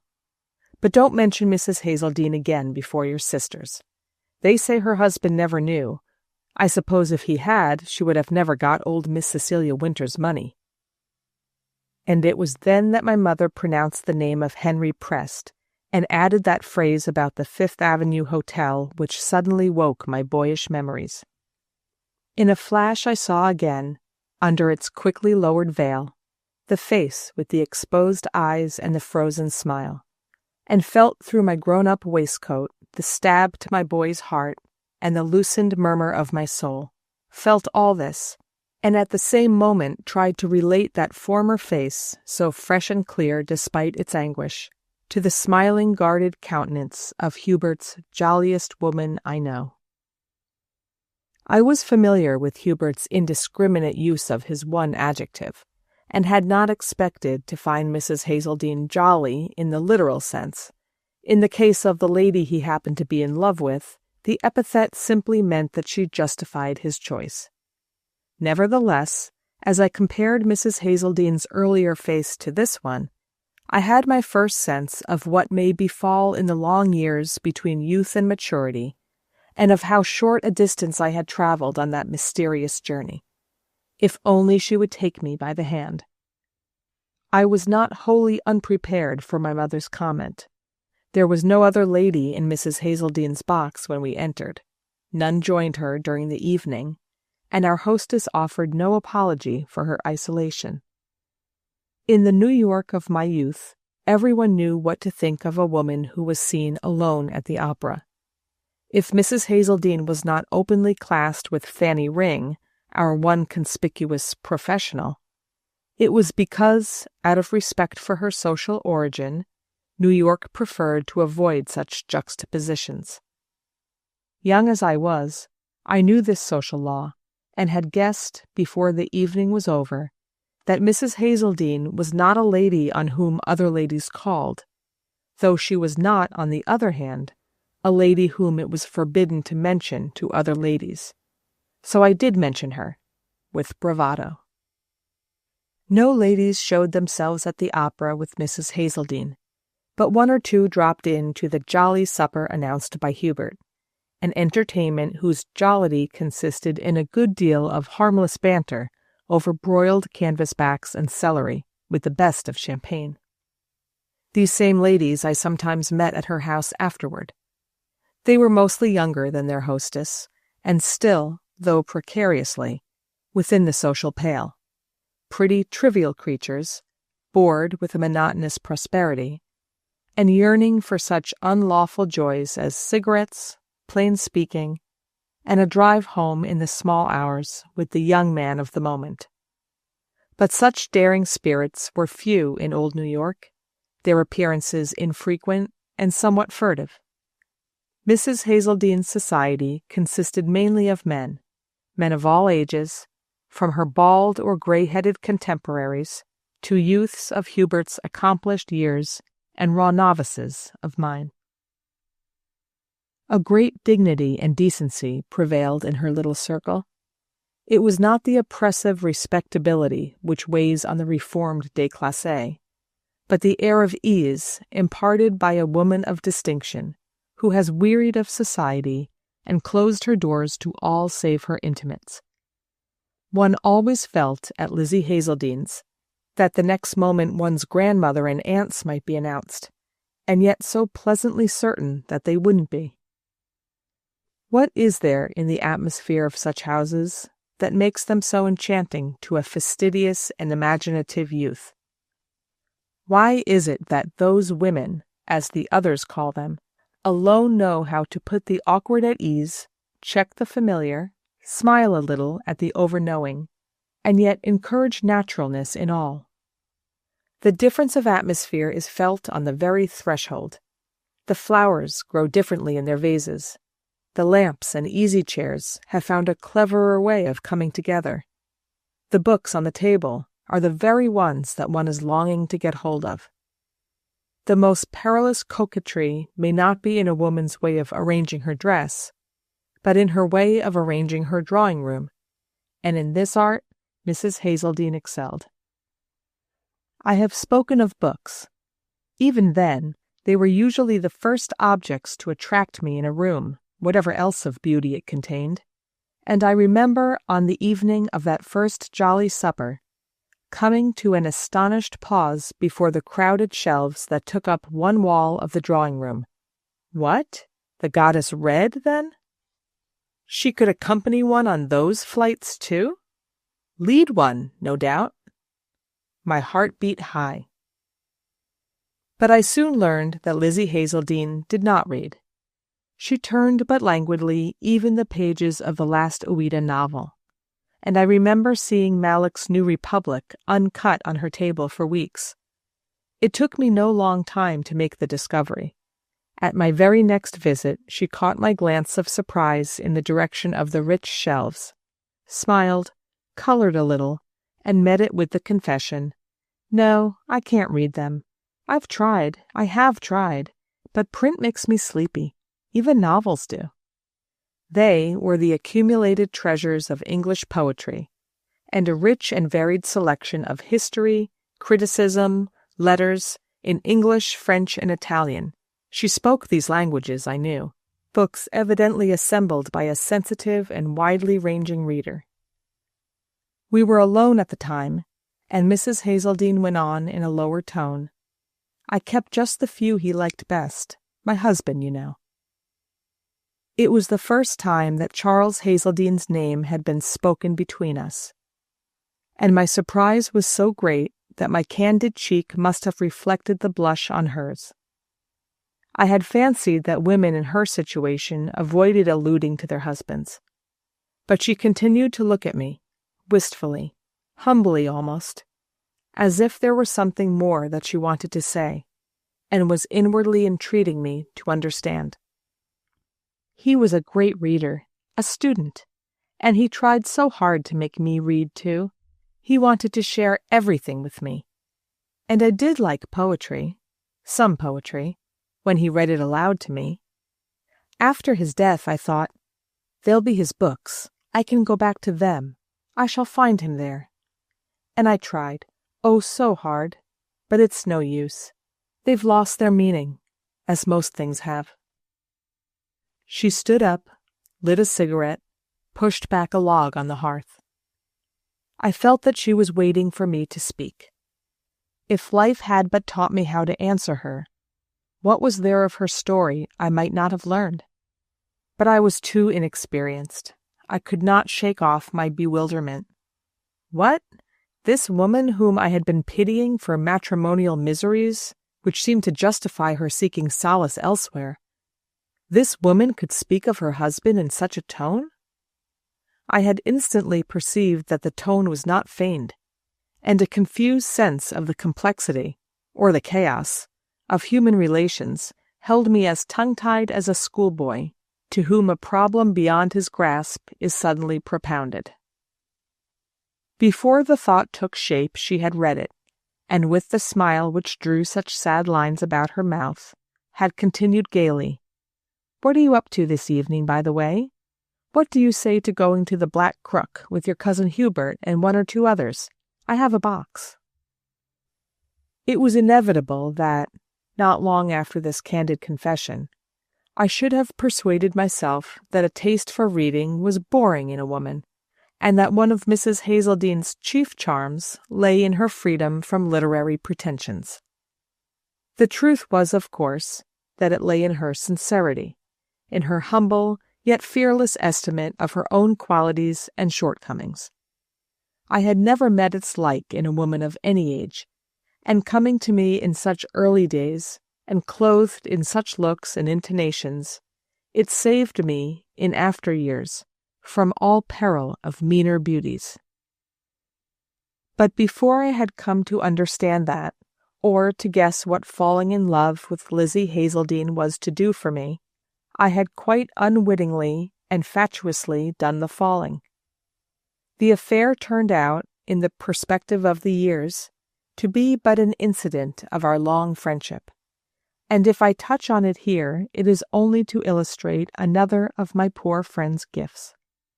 If she could not read books, she could read hearts, and she bent a playful yet compassionate gaze on mine while it still floundered in unawareness. I remember it all as if it were yesterday. We were sitting alone in her drawing-room, in the winter twilight over the fire. We had reached, in her company it was not difficult, the degree of fellowship when friendly talk lapses naturally into a friendlier silence, and she had taken up the evening paper while I glowered dumbly at the embers. One little foot, just emerging below her dress, swung, I remember, between me and the fire, and seemed to hold her all in the spring of its instep. "Oh," she exclaimed, "poor Henry Prest!" She dropped the paper. "His wife is dead. Poor fellow," she said simply. The blood rushed to my forehead. My heart was in my throat. She had named him at last, the recreant lover, the man who had dishonored her. My hands were clenched. If he had entered the room, they would have been at his throat. And then, after a quick interval, I had again the humiliating, disheartening sense of not understanding, of being too young, too inexperienced, to know. This woman, who spoke of her deceived husband with tenderness, spoke compassionately of her faithless lover, and she did the one as naturally as the other, not as if this impartial charity were an attitude she had determined to assume, but as if it were part of the lesson life had taught her. "I didn't know he was married," I growled between my teeth. She meditated absently. "Married? Oh, yes. When was it? The year after—" Her voice dropped again. "After my husband died. He married a quiet cousin, who had always been in love with him, I believe. They had 2 boys. You knew him?" she abruptly questioned. I nodded grimly. "People always thought he would never marry. He used to say so himself," she went on, still absently. I burst out. "The hound!" "Oh!" she exclaimed. I started up, our eyes met, and hers filled with tears of reproach and understanding. We sat looking at each other in silence. 2 of the tears overflowed, hung on her lashes, melted down her cheeks. I continued to stare at her shamefacedly. Then I got to my feet, drew out my handkerchief, and tremblingly, reverently, as if I had touched a sacred image, I wiped them away. My love-making went no farther. In another moment, she had contrived to put a safe distance between us. She did not want to turn a boy's head. Long since, she told me afterward, such amusements had ceased to excite her. But she did want my sympathy, wanted it overwhelmingly. Amid the various feelings she was aware of arousing, she let me see that sympathy, in the sense of a moved understanding, had always been lacking. But then, she added ingenuously, I've never really been sure because I've never told anyone my story. Only I take it for granted that, if I haven't, it's their fault rather than mine. She smiled half-deprecatingly, and my bosom swelled, acknowledging the distinction. And now I want to tell you, she began. I have said that my love for Mrs. Hazeldine was a brief episode in our long relation. At my age, it was inevitable that it should be so. The fresher face soon came, and in its light I saw my old friend as a middle-aged woman, turning gray, with a mechanical smile and haunted eyes. But it was in the first glow of my feeling that she had told me her story, and when the glow subsided, and in the afternoon light of a long intimacy I judged and tested her statements, I found that each detail fitted into the earlier picture. My opportunities were many, for once she had told the tale, she always wanted to be retelling it. A perpetual longing to relive the past, a perpetual need to explain and justify herself. The satisfaction of these two cravings, once she had permitted herself to indulge them, became the luxury of her empty life. She had kept it empty, emotionally, sentimentally empty, from the day of her husband's death, as the guardian of an abandoned temple might go on forever sweeping and tending what had once been the god's abode. But this duty performed, she had no other. She had done one great, or abominable, thing. Rank it as you please. It had been done heroically. But there was nothing in her to keep her at that height. Her tastes, her interests, her conceivable occupations were all on the level of a middling domesticity. She did not know how to create for herself any inner life in keeping with that one unprecedented impulse. Soon after her husband's death, one of her cousins, the Miss Cecilia Winter of Washington Square, to whom my mother had referred, had died also, and left Mrs. Hazeldine a handsome legacy. And a year or two later, Charles Hazeldine's small estate had undergone the favorable change that befell New York realty in the 80s.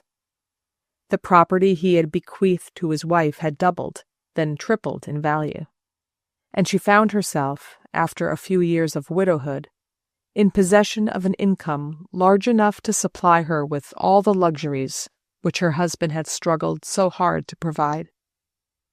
It was the peculiar irony of her lot to be secured from temptation when all danger of temptation was over, for she would never, I am certain, have held out the tip of her finger to any man to obtain such luxuries for her own enjoyment. But if she did not value her money for itself, she owed to it, and the service was perhaps greater than she was aware, the power of mitigating her solitude, and filling it with the trivial distractions without which she was less and less able to live. She had been put into the world, apparently, to amuse men and enchant them. Yet, her husband dead, her sacrifice accomplished, she would have preferred, I am sure, to shut herself up in a lonely, monumental attitude, with thoughts and pursuits on a scale with her one great hour. But what was she to do? She had known of no way of earning money except by her graces, and now she knew no way of filling her days except with cards and chatter and theater going. Not one of the men who approached her passed beyond the friendly barrier she had opposed to me. Of that I was sure. She had not shut out Henry Prest in order to replace him. Her face grew white at the suggestion. But what else was there to do, she asked me. What? The days had to be spent somehow, and she was incurably, disconsolately sociable. So she lived in a cold celibacy that passed for I don't know what license. So she lived, withdrawn from us all, yet needing us so desperately, inwardly faithful to her one high impulse, yet so incapable of attuning her daily behavior to it.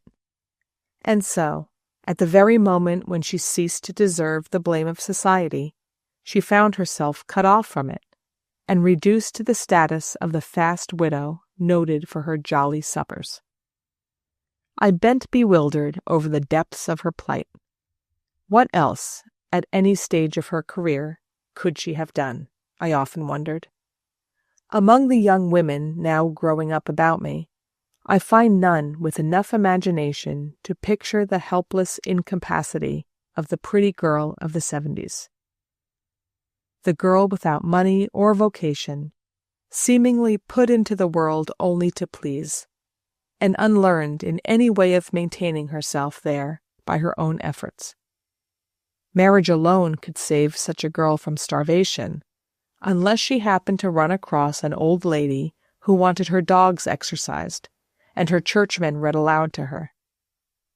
Even the day of painting wild roses on fans, of coloring photographs to look like miniatures, of manufacturing lampshades and trimming hats for more fortunate friends, even this precarious beginning of feminine independence had not dawned. It was inconceivable to my mother's generation that a portionless girl should not be provided for by her relations until she found a husband, and that, having found him, she should have to help him to earn a living, was more inconceivable still. The self-sufficing little society of that vanished New York attached no great importance to wealth, but regarded poverty as so distasteful that it simply took no account of it. These things pleaded in favor of poor Lizzie Hazeldine, though to superficial observers her daily life seemed to belie the plea.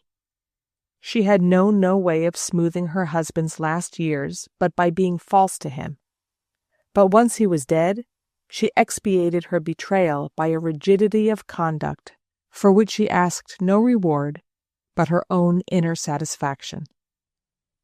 As she grew older, and her friends scattered, married, or were kept away from one cause or another, she filled her depleted circle with a less fastidious hand. One met in her drawing-room dull men, common men who too obviously came there because they were not invited elsewhere, and hoped to use her as a social stepping-stone. She was aware of the difference. Her eyes said so whenever I found one of these newcomers installed in my armchair, but never, by word or sign, did she admit it. She said to me once, "You find it duller here than it used to be. It's my fault, perhaps. I think I knew better how to draw out my old friends." And another day, "Remember, the people you meet here now come out of kindness. I'm an old woman, and I consider nothing else." That was all. She went more assiduously than ever to the theater and the opera. She performed for her friends 100 trivial services. In her eagerness to be always busy, she invented superfluous attentions, oppressed people by offering assistance they did not need, verged at times, for all her tact, on the officiousness of the desperately lonely. At her little suppers, she surprised us with exquisite flowers and novel delicacies. The champagne and cigars grew better and better as the quality of her guests declined, and sometimes, as the last of her dull company dispersed, I used to see her among the scattered ashtrays and liqueur decanters, turn a stealthy glance at her reflection in the mirror, with haggard eyes which seemed to ask, "Will even these come back tomorrow?" I should be loath to leave the picture at this point. My last vision of her is more satisfying. I had been away, traveling for a year at the other end of the world. The day I came back, I ran across Hubert Wesson at my club. Hubert had grown pompous and heavy. He drew me into a corner and said, turning red and glancing cautiously over his shoulder, "Have you seen our old friend, Mrs. Hazeldine? She's very ill, I hear." I was about to take up the "I hear." Then I remembered that in my absence Hubert had married, and that his caution was probably a tribute to his new state. I hurried at once to Mrs. Hazeldine's, and on her doorstep, to my surprise, I ran against a Catholic priest, who looked gravely at me, bowed, and passed out. I was unprepared for such an encounter, for my old friend had never spoken to me of religious matters. The spectacle of her father's career had presumably shaken whatever incipient faith was in her. Though in her little girlhood, as she often told me, she had been as deeply impressed by Dr. Winter's eloquence as any grown-up member of his flock. But now, as soon as I laid eyes on her, I understood. She was very ill, she was visibly dying, and in her extremity, fate, not always kind, had sent her the solace which she needed. Had some obscure inheritance of religious feeling awaked in her? Had she remembered that her poor father, after his long life of mental and moral vagabondage, had finally found rest in the ancient fold? I never knew the explanation. She probably never knew it herself. But she knew that she had found what she wanted. At last she could talk of Charles. She could confess her sin. She could be absolved of it. Since cards and suppers and chatter were over, what more blessed barrier could she find against solitude? All her life, henceforth, was a long preparation for that daily hour of expansion and consolation. And then this merciful visitor, who understood her so well, could also tell her things about Charles, knew where he was, how he felt, what exquisite daily attentions could still be paid to him, and how, with all unworthiness washed away, she might at last hope to reach him. Heaven could never seem strange, so interpreted. Each time that I saw her, during the weeks of her slow fading, she was more and more like a traveler, with her face turned homeward, yet smilingly resigned to await her summons. The house no longer seemed lonely, nor the hours tedious. There had even been found for her, among the books she had so often tried to read, those books which had long looked at her with such hostile faces, 2 or 3, they were always on her bed, containing messages from the world where Charles was waiting. Thus provided and led, one day she went to him. End of New Year's Day. End of Old New York by Edith Wharton.